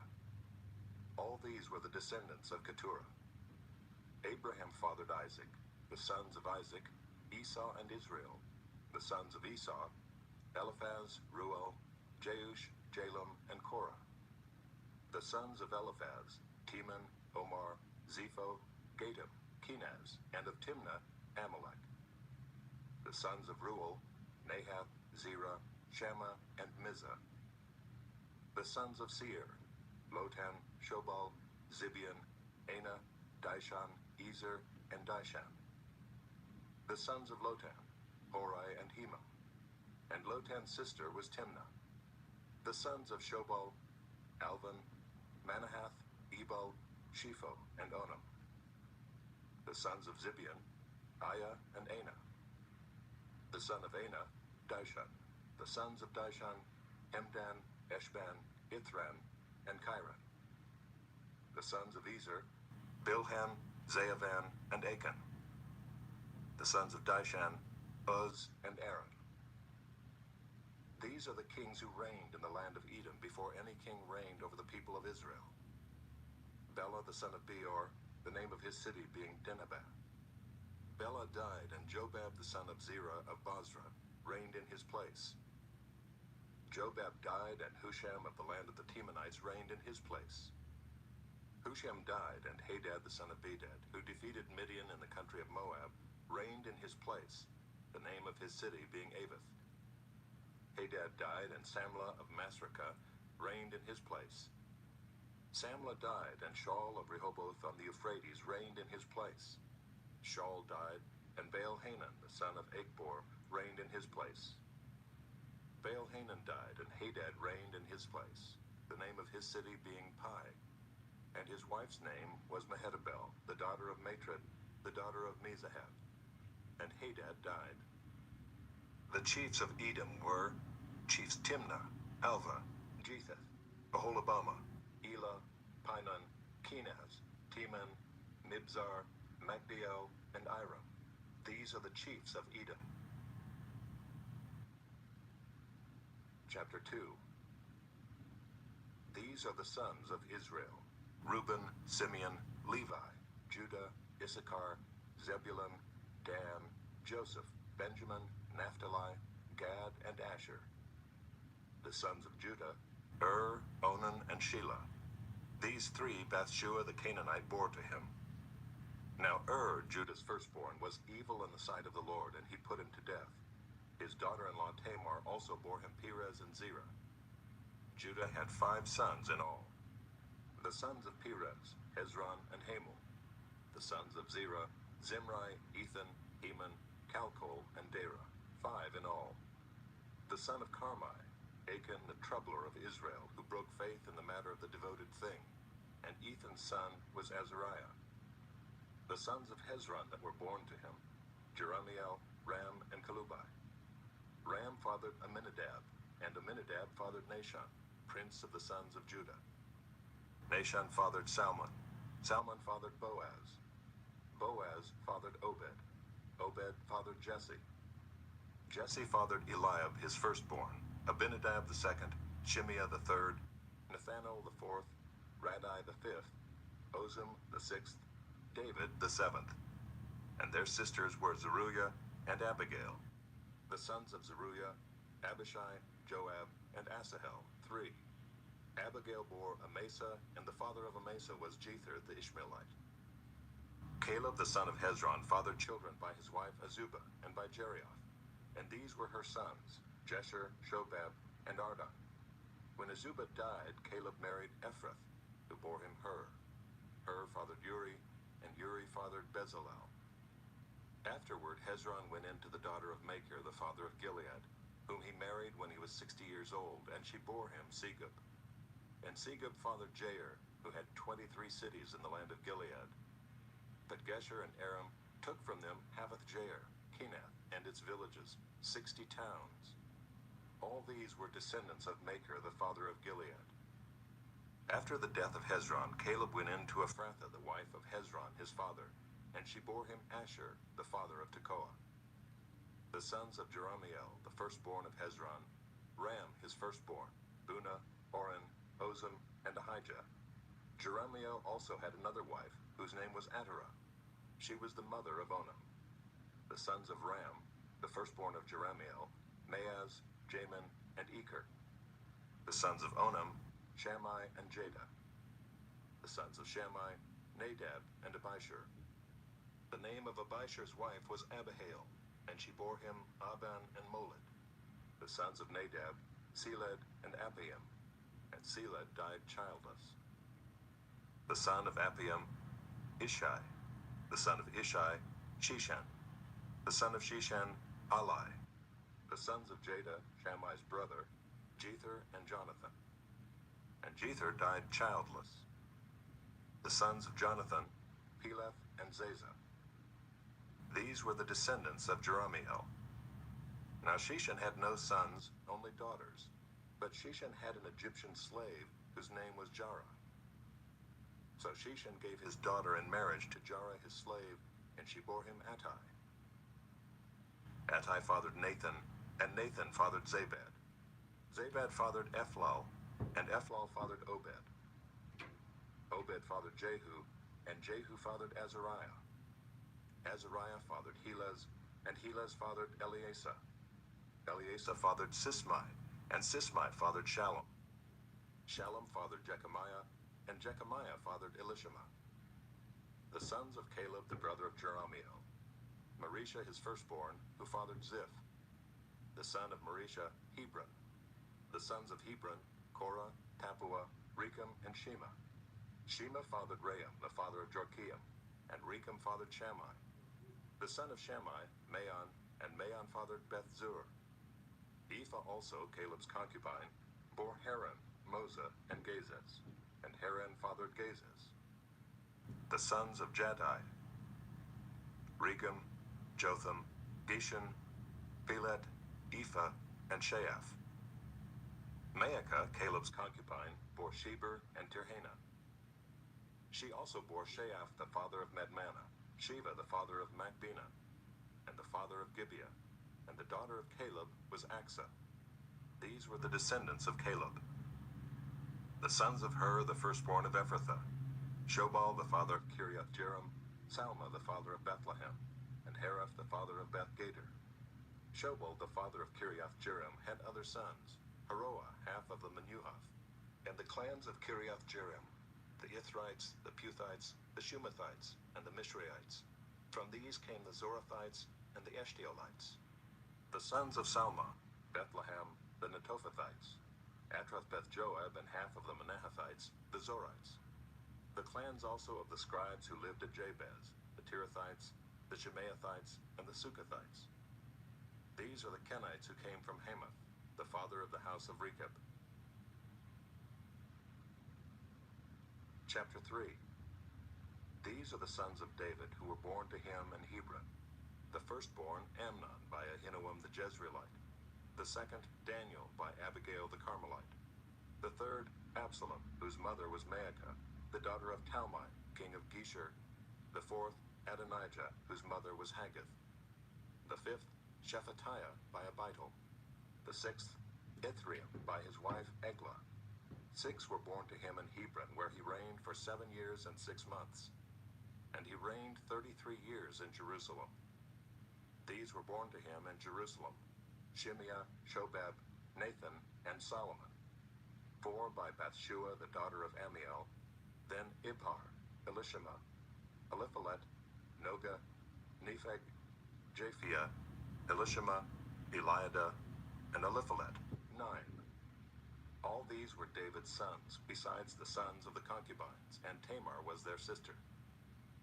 The son of Solomon was Rehoboam, Abijah his son, Asa his son, Jehoshaphat his son, Joram his son, Ahaziah his son, Joash his son, Amaziah his son, Azariah his son, Jotham his son, Ahaz his son, Hezekiah his son, Manasseh his son, Ammon his son, Josiah his son. The sons of Josiah: Johanan the firstborn, the second Jehoiakim, the third Zedekiah, the fourth Shallum. The descendants of Jehoiakim: Jeconiah his son, Zedekiah his son, and the sons of Jeconiah the captive: Shealtiel his son, Malchiram, Pedaiah, Shenazar, Jechemiah, Hoshama, and Nedabiah. And the sons of Pedaiah, Zerubbabel and Shimei. And the sons of Zerubbabel, Meshullam and Hananiah, and Shelomith was their sister. And Hashubah, Ohel, Berechiah, Hasadiah, and Jushab-Hesed, 5. The sons of Hananiah, Pelatiah and Jeshaiah, his son Raphaiah, his son Arnan, his son Obadiah, his son Shechaniah. The son of Shechaniah, Shemaiah. And the sons of Shemaiah, Hattush, Igal, Bariah, Neariah, and Shaphat, 6. The sons of Neariah, Elioenai, Hizkiah, and Azrikam, 3. The sons of Elioenai, Hodaviah, Eliashib, Pelaiah, Akab, Johanan, Delaiah, and Anani, 7. Chapter 4. The sons of Judah, Perez, Hezron, Carmi, and Shobal. Reaiah, the son of Shobal, fathered Jahath, and Jahath fathered Ahumai and Lahad. These were the clans of the Zorathites. These were the sons of Edom, Jezreel, Ishma, and Idbash. And the name of their sister was Hazelelponi. And Penuel fathered Gedor, and Ezer fathered Hushah. These were the sons of Hur, the firstborn of Ephrathah, the father of Bethlehem. Asher, the father of Tekoa, had 2 wives, Elah and Naarah. Naarah bore him Ahuzam, Epher, Temani, and Haahashtarai. These were the sons of Naarah. The sons of Helah, Zereth, Izhar, and Ethnan. Koz fathered Enab, Zobeba, and the clans of Aharlel, the son of Haram. Jabez was more honorable than his brothers, and his mother called his name Jabez, saying, "Because I bore him in pain." Jabez called upon the God of Israel, saying, "Oh, that you would bless me and enlarge my border, and that your hand might be with me, and that you would keep me from harm, so that it might not bring me pain." And God granted what he asked. Caleb, the brother of Shua, fathered Mehir, who fathered Eshton. Eshton fathered Bethrapha, Paseah, and Tehinnah, the father of Ir-Nahash. These are the men of Rechah. The sons of Kenaz, Othniel and Sariah, and the sons of Othniel, Hathath and Meonothai. Meonothai fathered Ophrah, and Sariah fathered Joab, the father of Geharashim, so called because they were craftsmen. The sons of Caleb, the son of Jephunneh, Iru, Elah, and Naam, and the son of Elah, Kenaz. The sons of Jehalelel, Ziph, Ziphah, Tiria, and Asarel. The sons of Ezra, Jether, Mered, Epher, and Jalon. These are the sons of Bithiah, the daughter of Pharaoh, whom Mered married, and she conceived and bore Miriam, Shammai, and Ishbah, the father of Eshtemoa. And his Judahite wife bore Jared, the father of Gedor, Heber, the father of Soko, and Jekuthiel, the father of Zanoah. The sons of the wife of Hodiah, the sister of Naam, were the fathers of Keilah the Garmite, and Eshtemoa the Maacathite. The sons of Shimon, Amnon, Rinnah, Ben-Hanan, and Tilon. The sons of Ishai, Zoheth, and Ben-Zoheth. The sons of Shelah, the son of Judah, the father of Lekah, Laadah, the father of Marisha, and the clans of the house of linen workers at Beth-Ashbea, and Jocham, and the men of Kozeba, and Joash, and Seraph, who ruled in Moab and returned to Liam. Now the records are ancient. These were the potters who were inhabitants of Netaim and Gedera. They lived there in the king's service. The sons of Simeon, Nemuel, Jamin, Jareb, Zia, Shaul, Shallum was his son, Mibsam his son, Mishma his son.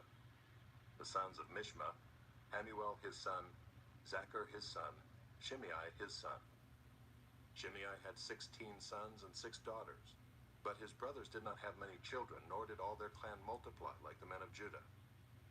They lived in Beersheba, Moladah, Hazar-Shual, Bilhah, Ezem, Tolad, Bethuel, Hormah, Ziklag, Beth-Markaboth, Hazar-Susam, Beth-Birai, and Shearaim.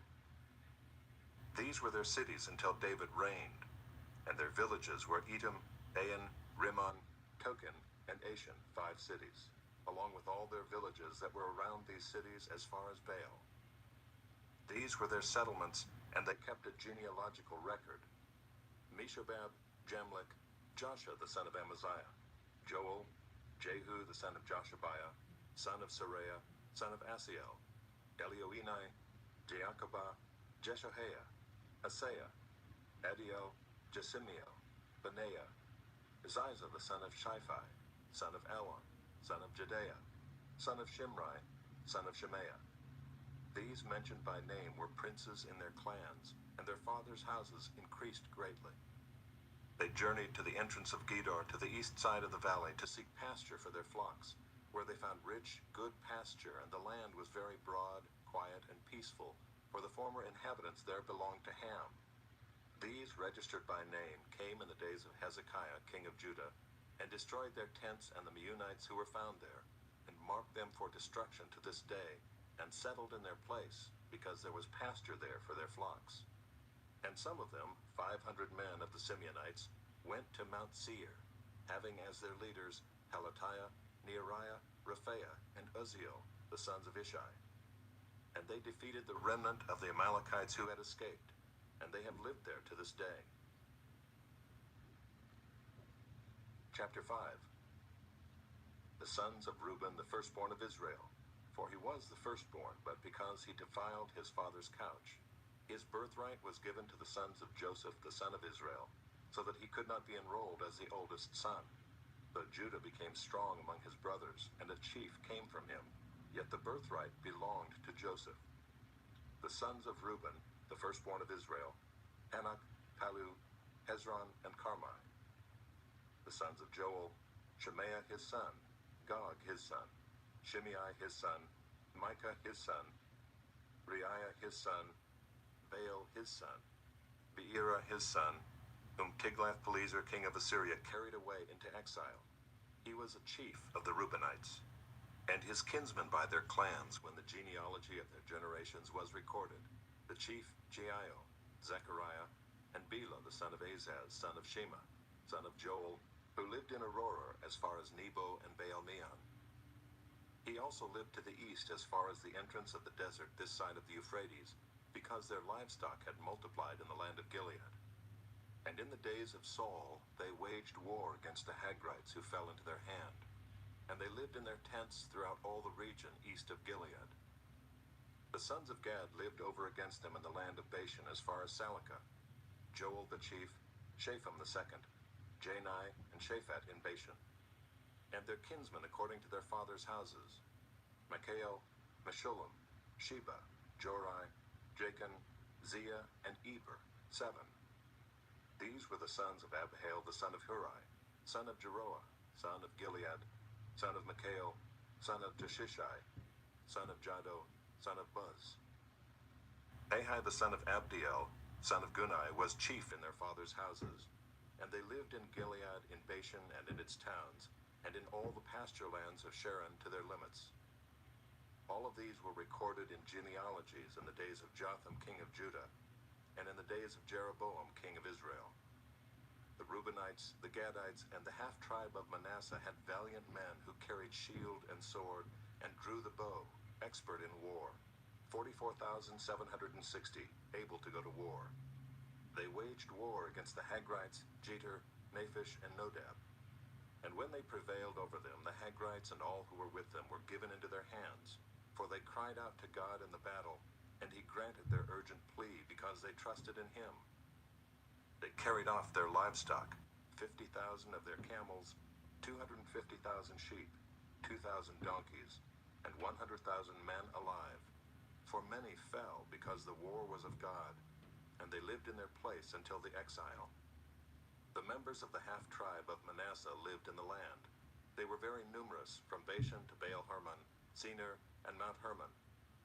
These were the heads of their fathers' houses: Epher, Ishi, Eliel, Azriel, Jeremiah, Hodaviah, and Jadiel, mighty warriors, famous men, heads of their fathers' houses. But they broke faith with the God of their fathers and whored after the gods of the peoples of the land, whom God had destroyed before them. So the God of Israel stirred up the spirit of Pul, king of Assyria, the spirit of Tiglath-Pileser, king of Assyria, and he took them into exile, namely the Reubenites, the Gadites, and the half-tribe of Manasseh, and brought them to Halah, Habor, Hara, and the river Gozan to this day. Chapter 6. The sons of Levi: Gershon, Kohath, and Merari. The sons of Kohath: Amram, Izhar, Hebron, and Uzziel. The children of Amram: Aaron, Moses, and Miriam. The sons of Aaron: Nadab, Abihu, Eleazar, and Ithamar. Eleazar fathered Phinehas. Phinehas fathered Abishua. Abishua fathered Buckai. Buckai fathered Uzai. Uzai fathered Zerahiah. Zerahiah fathered Meraioth. Meraioth fathered Amariah. Amariah fathered Ahitub. Ahitub fathered Zadok. Zadok fathered Ahimaaz. Ahimaaz fathered Azariah. Azariah fathered Johanan, and Johanan fathered Azariah. It was he who served as priest in the house that Solomon built in Jerusalem. Azariah fathered Amariah. Amariah fathered Ahitub. Ahitub fathered Zadok. Zadok fathered Shallum. Shallum fathered Hilkiah. Hilkiah fathered Azariah. Azariah fathered Seraiah. Seraiah fathered Jehozadak. And Jehozadak went into exile when the Lord sent Judah and Jerusalem into exile by the hand of Nebuchadnezzar. The sons of Levi: Gershom, Kohath, and Merari. And these are the names of the sons of Gershom: Libni and Shimei. The sons of Kohath: Amram, Izhar, Hebron, and Uzziel. The sons of Merari: Malai and Mushai. These are the clans of the Levites according to their fathers. Of Gershom: Libni his son, Jahath his son, Zimmah his son, Joah his son, Iddo his son, Zerah his son, Jeatherai his son. The sons of Kohath: Aminadab his son, Korah his son, Asher his son, Elkanah his son, Ebiasaph his son, Asher his son, Tahath his son, Uriel his son, Uzziah his son, and Shaul his son. The sons of Elkanah: Amasai and Ahimath. Elkanah his son, Zophai his son, Nahath his son, Eliab his son, Jeroam his son, Elkanah his son. The sons of Samuel: Joel his firstborn, the second Abijah.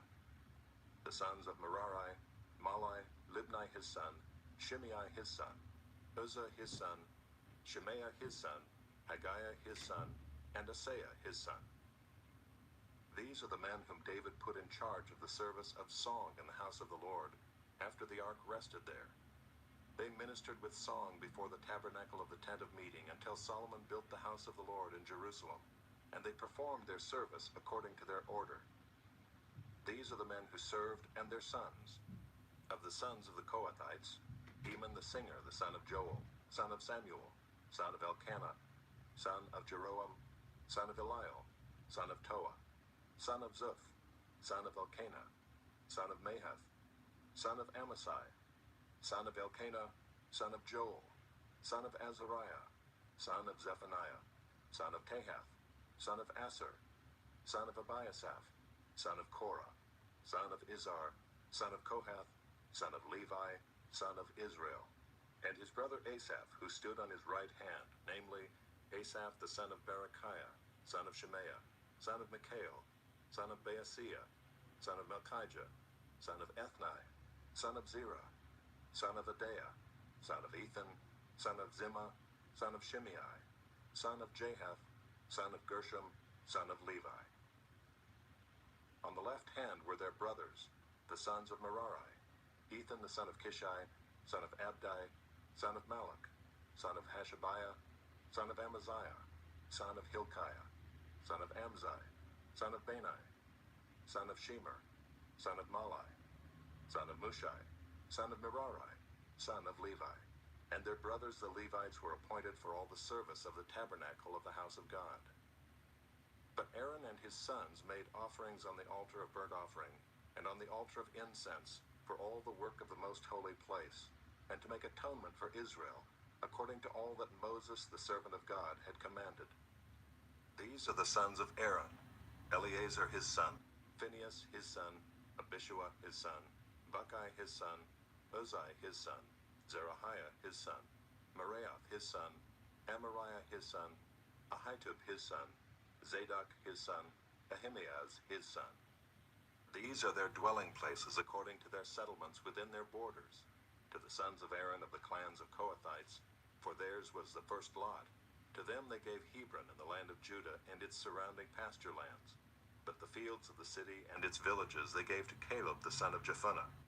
To the sons of Aaron they gave the cities of refuge, Hebron, Libnah with its pasture lands, Jattir, Eshtemoa with its pasture lands, Hilan with its pasture lands, Deber with its pasture lands, Ashan with its pasture lands, and Bethshemesh with its pasture lands. And from the tribe of Benjamin, Gibeon, Geba with its pasture lands, Alameth with its pasture lands, and Anathoth with its pasture lands. All their cities throughout their clans were 13. To the rest of the Kohathites were given by lot out of the clan of the tribe, out of the half-tribe, the half of Manasseh, 10 cities. To the Gershomites, according to their clans, were allotted 13 cities out of the tribes of Issachar, Asher, Naphtali, and Manasseh in Bashan. To the Merarites, according to their clans, were allotted 12 cities out of the tribes of Reuben, Gad, and Zebulun. So the people of Israel gave the Levites the cities with their pasture lands. They gave by lot out of the tribes of Judah, Simeon, and Benjamin these cities that are mentioned by name.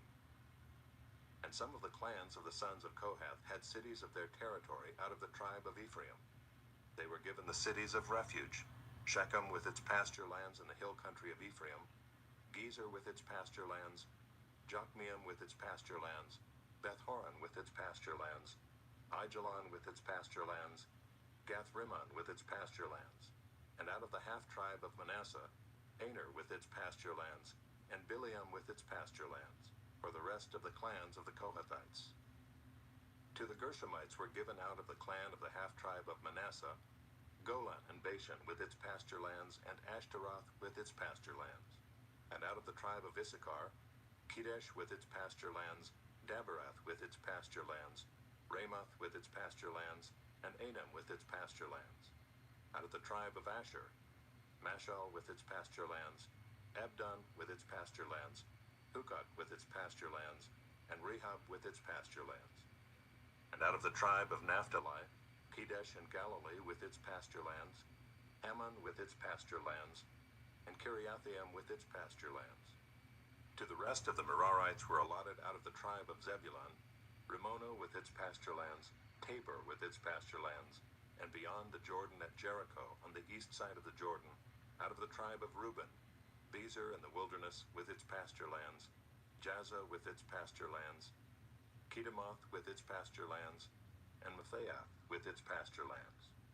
And out of the tribe of Gad, Ramoth and Gilead with its pasture lands, Mahanaim with its pasture lands, Heshbon with its pasture lands, and Jazer with its pasture lands. Chapter 7. The sons of Issachar, Tola, Puah, Jashub, and Shimron, 4.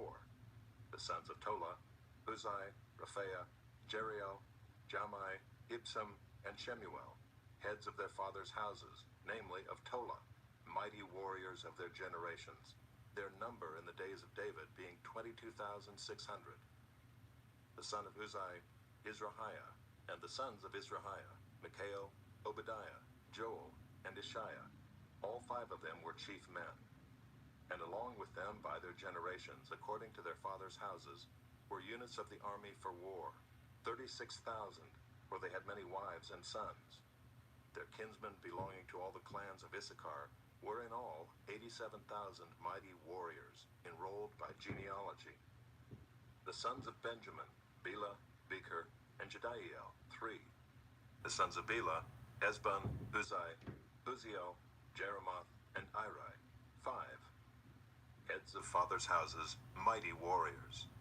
And their enrollment by genealogies was 22,034.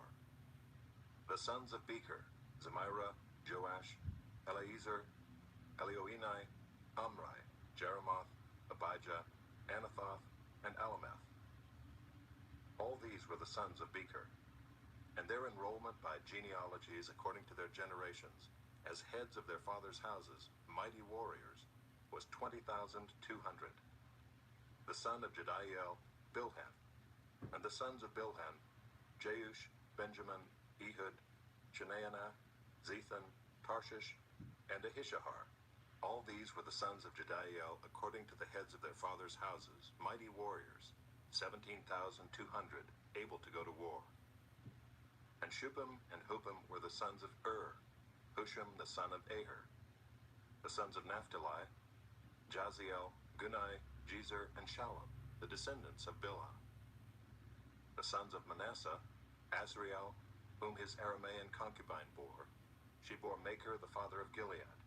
And Machir took a wife for Huppim and for Shuppim. The name of his sister was Maacah, and the name of the second was Zelophehad. And Zelophehad had daughters. And Maacah the wife of Machir bore a son, and she called his name Peresh. And the name of his brother was Sheresh. And his sons were Ulam and Rakem. The son of Ulam, Bedan. These were the sons of Gilead the son of Machir, son of Manasseh. And his sister Hamoleketh bore Ishad, Ebiezer, and Malah. The sons of Shemida were Ahian, Shechem, Likhai, and Aniam. The sons of Ephraim, Shuthelah, and Bered his son, Tahath his son, Eliada his son, Tahath his son, Zabad his son, Shuthelah his son, and Ezer and Eliad, whom the men of Gath who were born in the land killed, because they came down to raid their livestock. And Ephraim their father mourned many days, and his brothers came to comfort him. And Ephraim went in to his wife, and she conceived and bore a son. And he called his name Beriah, because disaster had befallen his house. His daughter was Sheerah, who built both Lower and Upper Beth-horon, and Uzan Sheerah. Repha was his son, Resheph his son, Telah his son, Tahan his son, Ladan his son, Ammihud his son, Elishama his son, Nun his son, Joshua his son. Their possessions and settlements were Bethel and its towns, and to the east Naaran, and to the west Gezer and its towns, Shechem and its towns, and Aiah and its towns. Also in possession of the Manassites, Bethshean and its towns, Taanach and its towns, Megiddo and its towns, Dor and its towns. In these lived the sons of Joseph the son of Israel. The sons of Asher, Imnah, Ishvi, Beriah, and their sister Serah. The sons of Beriah, Heber, and Malchiel, who fathered Bizaeth. Heber fathered Japhlet, Shomer, Hotham, and their sister Shua. The sons of Japhlet, Pesach, Bimal, and Ashvath. These are the sons of Japhlet. The sons of Shemer his brother, Roga, Jehuba, and Aram. The sons of Helam his brother, Zophah, Imnah, Shelesh, and Amal. The sons of Zophah, Sua, Harnepher, Shual, Beri, Imrah, Bezer, Ad, Shammah, Shilshah, Ithran, and Beerah. The sons of Jether, Jephunneh, Pispa, and Erah. The sons of Ulah, Erah, Haniel, and Rizia. All of these were men of Asher, heads of fathers' houses, approved, mighty warriors, chiefs of the princes. Their number enrolled by genealogies for service in war was 26,000 men. Chapter 8.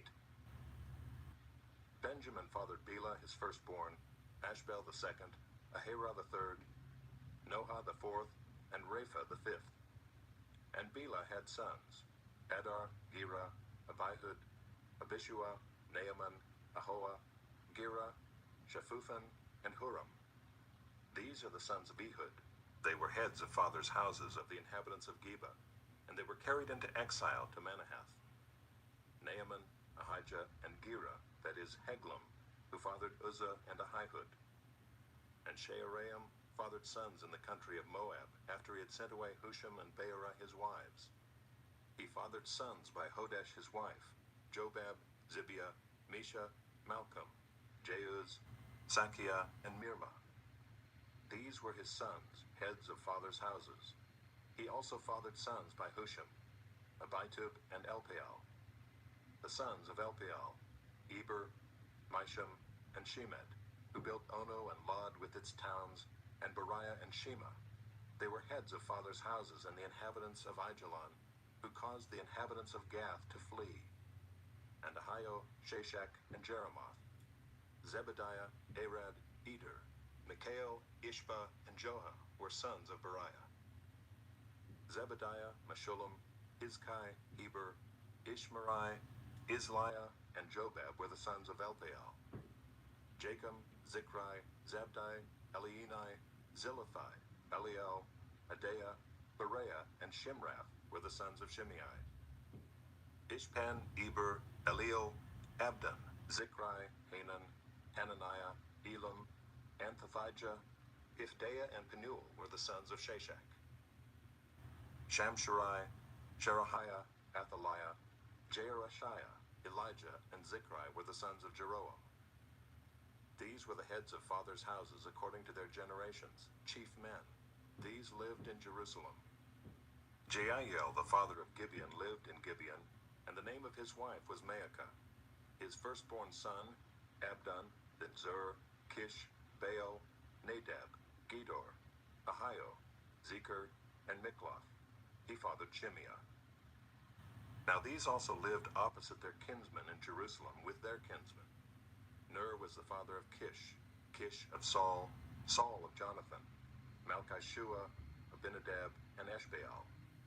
And the son of Jonathan was Meribbaal, and Meribbaal was the father of Micah. The sons of Micah, Pithon, Melech, Teriah, and Ahaz. Ahaz fathered Jehoiada, and Jehoiada fathered Alameth, Asmaveth, and Zimri. Zimri fathered Moza. Moza fathered Benaiah. Rapha was his son. Eleasa his son. Azel his son. Azel had 6 sons, and these are their names: Azrikam, Bokeru, Ishmael, Sheariah, Obadiah, and Hanan. All these were the sons of Azel. The sons of Eshek his brother: Ulam his firstborn, Jeush the second, and Eliphalet the third. The sons of Ulam were men who were mighty warriors, bowmen, having many sons and grandsons, 150. All these were Benjaminites. Chapter 9. So all Israel was recorded in genealogies, and these are written in the book of the kings of Israel. And Judah was taken into exile in Babylon because of their breach of faith. Now the first to dwell again in their possessions in their cities were Israel, the priests, the Levites, and the temple servants. And some of the people of Judah, Benjamin, Ephraim, and Manasseh lived in Jerusalem. Uthai the son of Ammihud, son of Omri, son of Imri, son of Bani, from the sons of Perez, the son of Judah. And of the Shilonites, Asaiah the firstborn and his sons. Of the sons of Zerah, Jeuel and their kinsmen, 690. Of the Benjaminites, Sallu the son of Meshullam, son of Hodaviah, son of Hasanuah. Ibneiah the son of Jeroam, Elah the son of Uzai, son of Mikri, and Meshullam the son of Shephatiah, son of Ruel, son of Ibnijah, and their kinsmen according to their generations, 956. All these were heads of fathers' houses according to their fathers' houses. Of the priests, Jedaiah, Jehoiarib, Jachin, and Azariah the son of Hilkiah, son of Meshullam, son of Zadok, son of Meraioth, son of Ahitub, the chief officer of the house of God, and Adaiah the son of Jeroam, son of Pashur, son of Malchijah, and Maaseiah the son of Adiel, son of Jezerah, son of Meshullam, son of Meshillemith, son of Immer, besides their kinsmen, heads of their fathers' houses, 1,760, mighty men for the work of the service of the house of God. Of the Levites, Shemaiah the son of Hashub, son of Azrikam, son of Hashabiah, of the sons of Merari, and Bakbakkar, Heresh, Galal, and Mattaniah the son of Micah, son of Zichri, son of Asaph, and Obadiah the son of Shemaiah, son of Galal, son of Jeduthun, and Berechiah the son of Asa, son of Elkanah, who lived in the villages of the Netophathites. The gatekeepers were Shallum, Akub, Talmon, Ahiman, and their kinsmen. Shallum was the chief. Until then, they were in the king's gate on the east side as the gatekeepers of the camps of the Levites. Shallum the son of Kori, son of Ebiasaph, son of Korah, and his kinsmen of his father's house, the Korahites, were in charge of the work of the service, keepers of the thresholds of the tent, as their fathers had been in charge of the camp of the Lord, keepers of the entrance. And Phinehas the son of Eleazar was the chief officer over them in time past. The Lord was with him. Zechariah the son of Meshelemiah was gatekeeper at the entrance of the tent of meeting. All these who were chosen as gatekeepers at the thresholds were 212. They were enrolled by genealogies in their villages. David and Samuel the seer established them in their office of trust. So they and their sons were in charge of the gates of the house of the Lord, that is, the house of the tent, as guards. The gatekeepers were on the four sides, east, west, north, and south, and their kinsmen who were in their villages were obligated to come in every 7 days in turn to be with these. For the 4 chief gatekeepers who were Levites were entrusted to be over the chambers and the treasures of the house of God. And they lodged around the house of God, for on them lay the duty of watching, and they had charge of opening it every morning. Some of them had charge of the utensils of service, for they were required to count them when they were brought in and taken out. Others of them were appointed over the furniture and over all the holy utensils, also over the fine flour, the wine, the oil, the incense, and the spices. Others of the sons of the priests prepared the mixing of the spices, and Mattathiah, one of the Levites, the firstborn of Shallum the Korahite, was entrusted with making the flat cakes. Also some of their kinsmen of the Kohathites had charge of the showbread to prepare it every Sabbath. Now these, the singers, the heads of fathers' houses of the Levites, were in the chambers of the temple free from other service, for they were on duty day and night. These were heads of fathers' houses of the Levites, according to their generations, leaders. These lived in Jerusalem. In Gibeon lived the father of Gibeon, Jeiel, and the name of his wife was Maacah, and his firstborn son, Abdon, then Zur, Kish, Baal, Ner, Nadab, Gedor, Ahio, Zechariah, and Mikloth. And Mikloth was the father of Shemaim, and these also lived opposite their kinsmen in Jerusalem with their kinsmen. Ner fathered Kish, Kish fathered Saul, Saul fathered Jonathan, Malchishua, Abinadab, and Eshbaal. And the son of Jonathan was Merabaal, and Merabaal fathered Micah. The sons of Micah, Pithon, Melech, Teriah, and Ahaz. And Ahaz fathered Jerah, and Jerah fathered Alameth, Asmaveth, and Zimri. And Zimri fathered Moza. Moza fathered Benaiah, and Rephaiah was his son. Eleasah his son, Azel his son. Azel had 6 sons, and these are their names: Azrikam, Bokeru, Ishmael, Sheariah, Obadiah, and Hanan. These were the sons of Azel. Chapter 10. Now the Philistines fought against Israel, and the men of Israel fled before the Philistines, and fell slain on Mount Gilboa. And the Philistines overtook Saul and his sons, and the Philistines struck down Jonathan and Abinadab and Malchishua, the sons of Saul. The battle pressed hard against Saul, and the archers found him, and he was wounded by the archers. Then Saul said to his armor-bearer, "Draw your sword and thrust me through with it, lest these uncircumcised come and mistreat me." But his armor-bearer would not, for he feared greatly. Therefore Saul took his own sword and fell upon it. And when his armor-bearer saw that Saul was dead, he also fell upon his sword and died. Thus Saul died, he and his 3 sons, and all his house died together. And when all the men of Israel who were in the valley saw that the army had fled, and that Saul and his sons were dead, they abandoned their cities and fled, and the Philistines came and lived in them. The next day, when the Philistines came to strip the slain, they found Saul and his sons fallen on Mount Gilboa.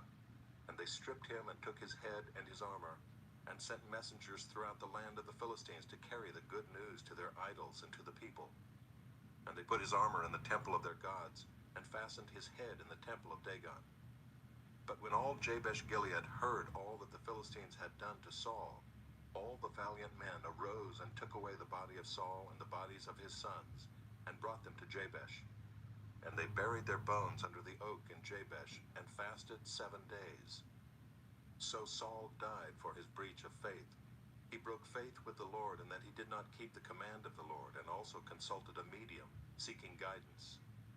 He did not seek guidance from the Lord. Therefore the Lord put him to death, and turned the kingdom over to David, the son of Jesse.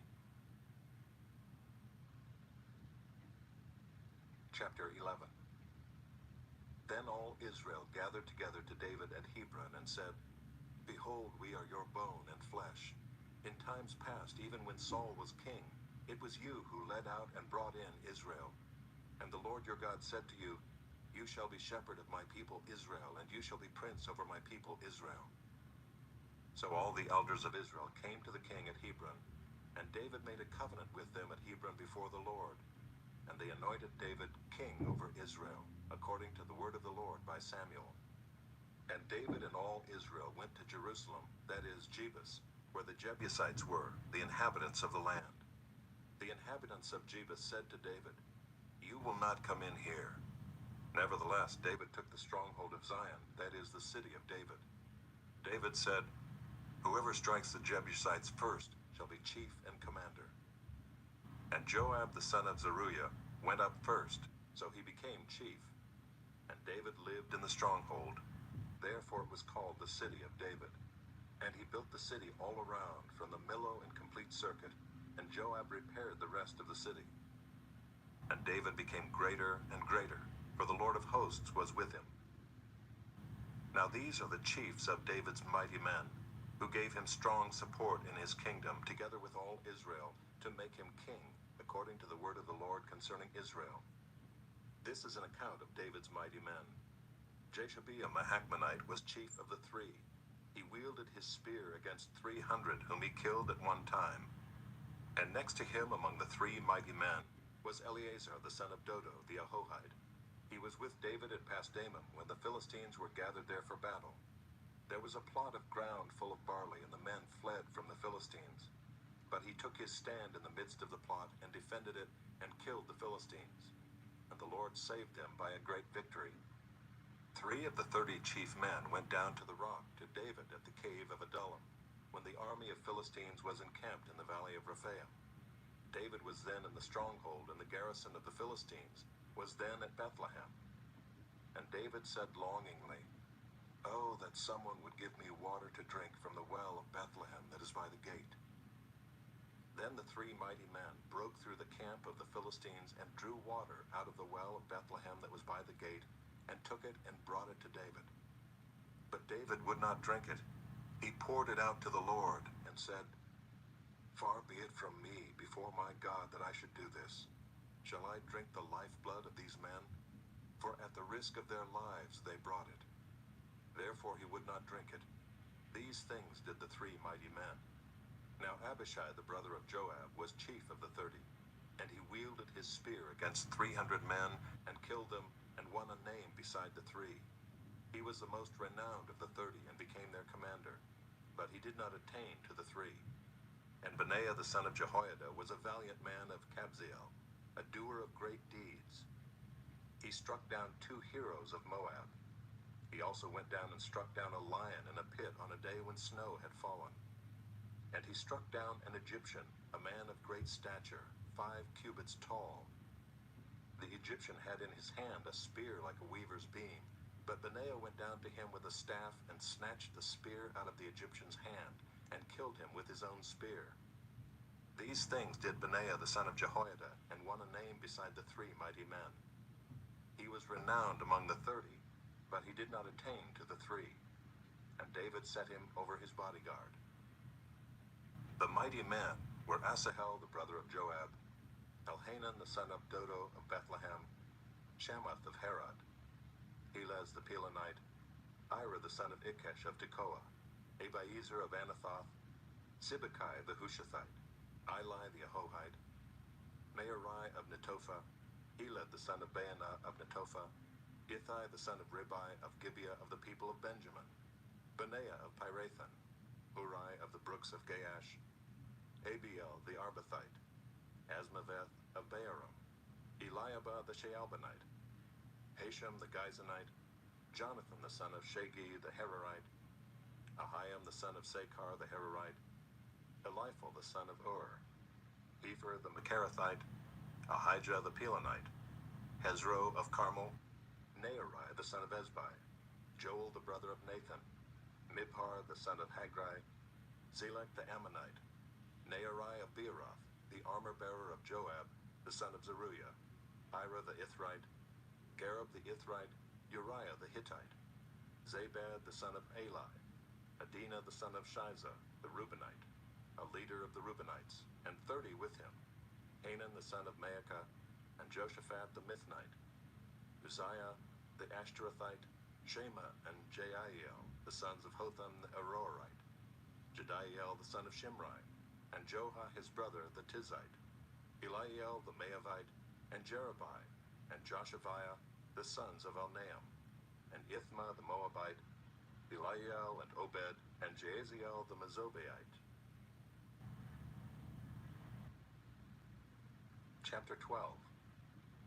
Now these are the men who came to David at Ziklag, while he could not move about freely because of Saul the son of Kish.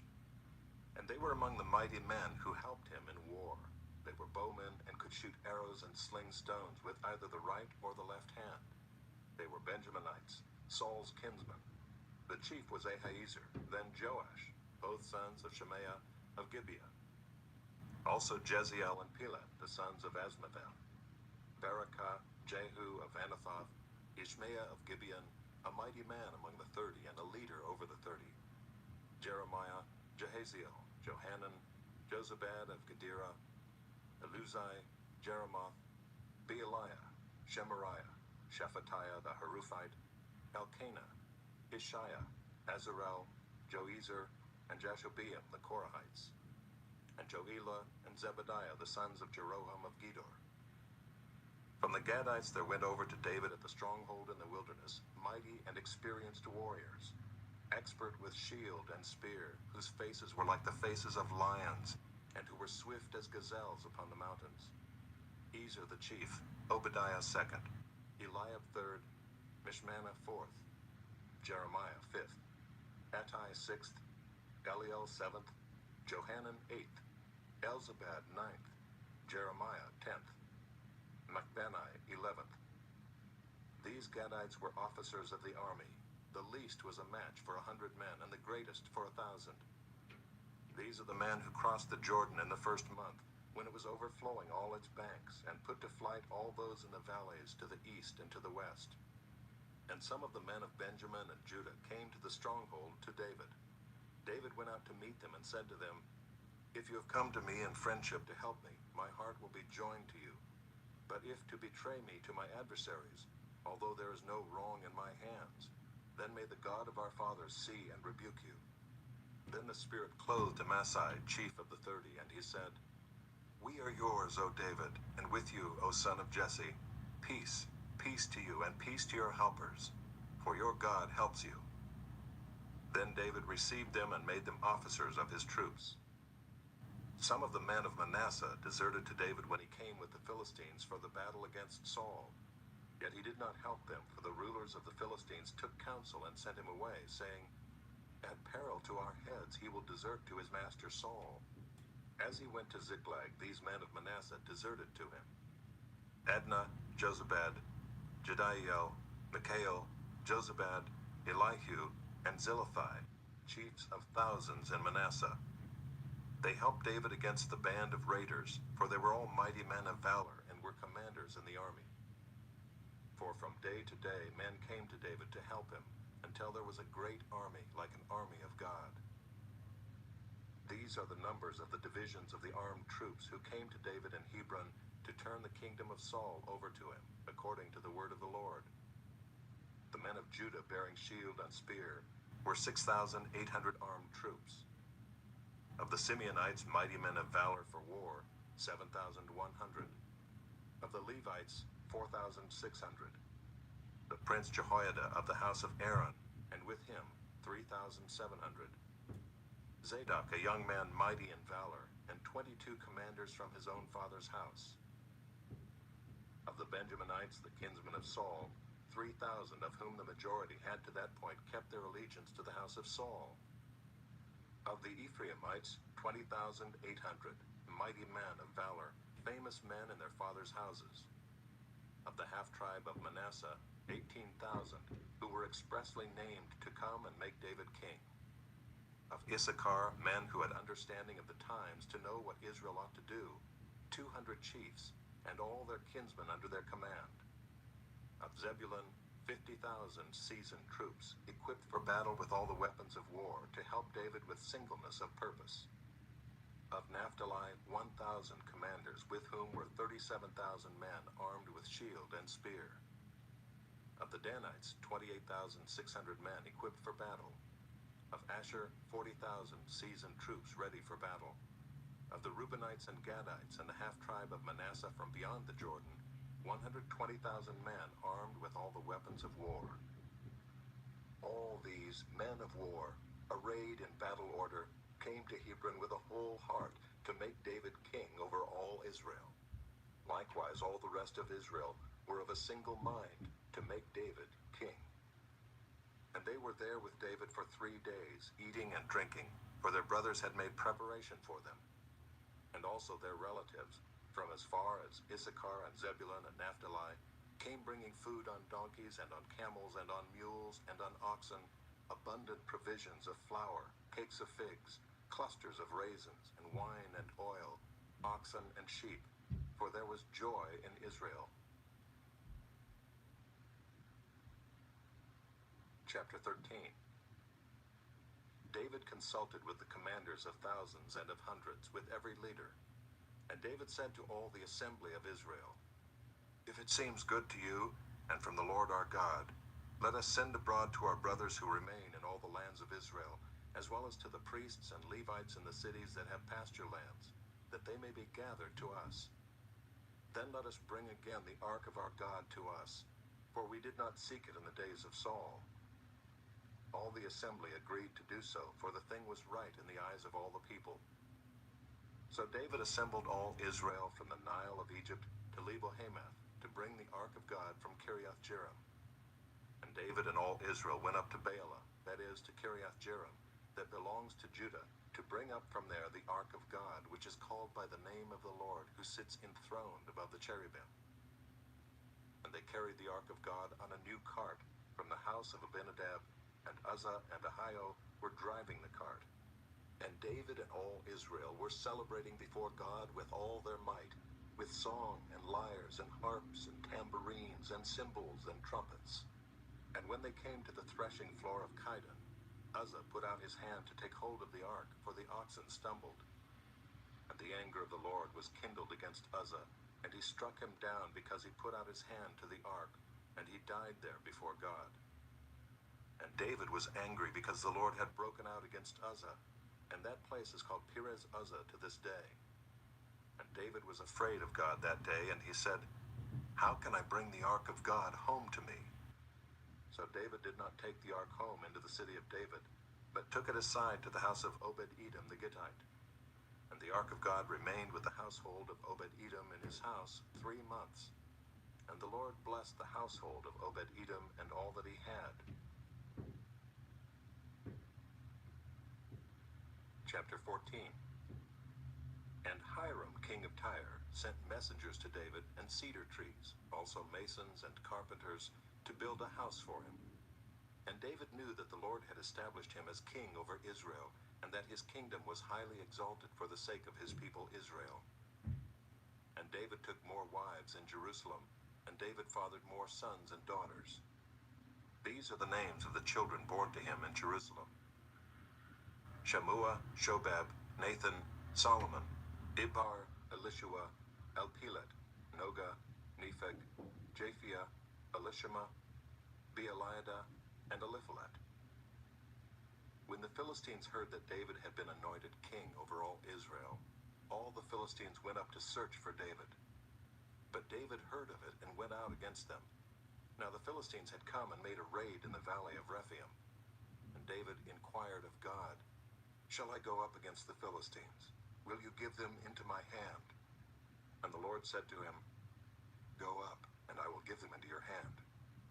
And he went up to Baal Perazim, and David struck them down there. And David said, God has broken through my enemies by my hand, like a bursting flood. Therefore the name of that place is called Baal Perazim. And they left their gods there, and David gave command, and they were burned. And the Philistines yet again made a raid in the valley. And when David again inquired of God, God said to him, You shall not go up after them. Go around and come against them opposite the balsam trees. And when you hear the sound of marching in the tops of the balsam trees, then go out to battle. For God has gone out before you to strike down the army of the Philistines. And David did as God commanded him, and they struck down the Philistine army from Gibeon to Gezer. And the fame of David went out into all lands, and the Lord brought the fear of him upon all nations. Chapter 15. David built houses for himself in the city of David, and he prepared a place for the ark of God and pitched a tent for it. Then David said that no one but the Levites may carry the ark of God, for the Lord had chosen them to carry the ark of the Lord and to minister to him forever. And David assembled all Israel at Jerusalem to bring up the ark of the Lord to its place, which he had prepared for it. And David gathered together the sons of Aaron and the Levites, of the sons of Kohath, Uriel the chief, with 120 of his brothers. Of the sons of Merari, Asaiah the chief, with 220 of his brothers. Of the sons of Gershom, Joel the chief, with 130 of his brothers. Of the sons of Elizaphan, Shemaiah the chief, with 200 of his brothers. Of the sons of Hebron, Eliel the chief, with 80 of his brothers. Of the sons of Uzziel, Aminadab the chief, with 112 of his brothers. Then David summoned the priests, Zadok and Abiathar, and the Levites, Uriel, Asaiah, Joel, Shemaiah, Eliel, and Aminadab, and said to them, You are the heads of the fathers' houses of the Levites. Consecrate yourselves, you and your brothers, so that you may bring up the ark of the Lord, the God of Israel, to the place that I have prepared for it. Because you did not carry it the first time, the Lord our God broke out against us, because we did not seek him according to the rule. So the priests and the Levites consecrated themselves to bring up the ark of the Lord, the God of Israel. And the Levites carried the ark of God on their shoulders with the poles, as Moses had commanded according to the word of the Lord. David also commanded the chiefs of the Levites to appoint their brothers as the singers, who should play loudly on musical instruments, on harps and lyres and cymbals, to raise sounds of joy. So the Levites appointed Heman the son of Joel, and of his brothers Asaph the son of Berechiah, and of the sons of Merari their brothers, Ethan the son of Cushiah, and with them their brothers of the second order, Zechariah, Jaziel, Shemiramoth, Jehiel, Unai, Eliab, Benaiah, Maaseiah, Mattathiah, Eliphalihu, and Micneiah, and the gatekeepers Obed-Edom and Jeiel. The singers Heman, Asaph, and Ethan were to sound bronze cymbals. Zechariah, Aziel, Shemiramoth, Jehiel, Unai, Eliab, Maaseiah, and Benaiah were to play harps according to Alamoth. But Mattathiah, Eliphalihu, Micneiah, Obed-Edom, Jeiel, and Azaziah were to lead with lyres according to the Sheminith. Kenaniah, leader of the Levites in music, should direct the music, for he understood it. Berechiah and Elkanah were to be gatekeepers for the ark. Shebaniah, Joshaphat, Nethanel, Amasai, Zechariah, Benaiah, and Eleazar the priests should blow the trumpets before the ark of God. Obed-Edom and Jehiah were to be gatekeepers for the ark. So David and the elders of Israel and the commanders of thousands went to bring up the ark of the covenant of the Lord from the house of Obed-Edom with rejoicing. And because God helped the Levites who were carrying the ark of the covenant of the Lord, they sacrificed 7 bulls and 7 rams. David was clothed with a robe of fine linen, as also were all the Levites who were carrying the ark, and the singers, and Kenaniah the leader of the music of the singers. And David wore a linen ephod. So all Israel brought up the ark of the covenant of the Lord with shouting, to the sound of the horn, trumpets, and cymbals, and made loud music on harps and lyres. And as the ark of the covenant of the Lord came to the city of David, Michal, the daughter of Saul, looked out of the window and saw King David dancing and celebrating, and she despised him in her heart. Chapter 16. And they brought in the ark of God and set it inside the tent that David had pitched for it, and they offered burnt offerings and peace offerings before God. And when David had finished offering the burnt offerings and the peace offerings, he blessed the people in the name of the Lord, and distributed to all Israel, both men and women, to each a loaf of bread, a portion of meat, and a cake of raisins. Then he appointed some of the Levites as ministers before the ark of the Lord, to invoke, to thank, and to praise the Lord, the God of Israel. Asaph was the chief, and second to him were Zechariah, Jeiel, Shemiramoth, Jehiel, Mattithiah, Eliab, Benaiah, Obed-Edom, and Jeiel, who were to play harps and lyres. Asaph was to sound the cymbals, and Benaiah and Jehaziel the priests were to blow trumpets regularly before the ark of the covenant of God. Then on that day David first appointed that thanksgiving be sung to the Lord by Asaph and his brothers. O give thanks to the Lord, call upon his name, make known his deeds among the peoples. Sing to him, sing praises to him, tell of all his wondrous works. Glory in his holy name. Let the hearts of those who seek the Lord rejoice. Seek the Lord and his strength. Seek his presence continually. Remember the wondrous works that he has done, his miracles and the judgments he uttered. O offspring of Israel his servant, children of Jacob, his chosen ones. He is the Lord our God. His judgments are in all the earth. Remember his covenant forever, the word that he commanded. For 1,000 generations, the covenant that he made with Abraham, his sworn promise to Isaac, which he confirmed to Jacob as a statute, to Israel as an everlasting covenant. To you I will give the land of Canaan as your portion for an inheritance. When you were few in number, of little account, and sojourners in it, wandering from nation to nation, from one kingdom to another people, he allowed no one to oppress them. He rebuked kings on their account, saying, Touch not my anointed ones. Do my prophets no harm. Sing to the Lord, all the earth. Tell of his salvation from day to day. Declare his glory among the nations, his marvelous works among all the peoples. For great is the Lord and greatly to be praised, and he is to be feared above all gods. For all the gods of the peoples are worthless idols, but the Lord made the heavens. Splendor and majesty are before him, strength and joy are in his place. Ascribe to the Lord, O families of the peoples. Ascribe to the Lord glory and strength. Ascribe to the Lord the glory due his name. Bring an offering and come before him. Worship the Lord in the splendor of holiness. Tremble before him all the earth. Yes, the world is established, it shall never be moved. Let the heavens be glad, and let the earth rejoice. And let them say among the nations, The Lord reigns. Let the sea roar, and all that fills it. Let the field exult, and everything in it. Then shall the trees of the forest sing for joy before the Lord, for he comes to judge the earth. Oh, give thanks to the Lord, for he is good, for his steadfast love endures forever. Say also, Save us, O God of our salvation, and gather and deliver us from among the nations, that we may give thanks to your holy name and glory in your praise. Blessed be the Lord, the God of Israel, from everlasting to everlasting. Then all the people said, Amen, and praised the Lord. So David left Asaph and his brothers there before the ark of the covenant of the Lord, to minister regularly before the ark as each day required, and also Obed-Edom and his 68 brothers, while Obed-Edom the son of Jeduthun and Hosah were to be gatekeepers. And he left Zadok the priest and his brothers the priests before the tabernacle of the Lord in the high place that was at Gibeon, to offer burnt offerings to the Lord on the altar of burnt offering regularly morning and evening, to do all that is written in the law of the Lord that he commanded Israel.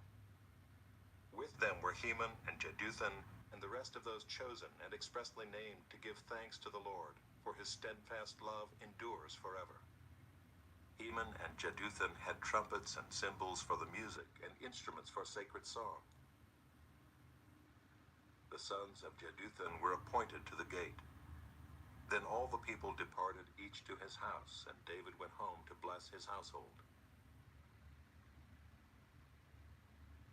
Chapter 17.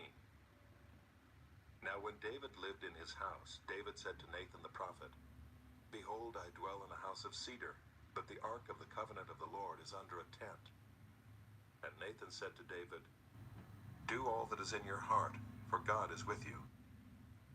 But that same night the word of the Lord came to Nathan, "Go and tell my servant David, thus says the Lord, it is not you who will build me a house to dwell in. For I have not lived in a house since the day I brought up Israel to this day, but I have gone from tent to tent and from dwelling to dwelling.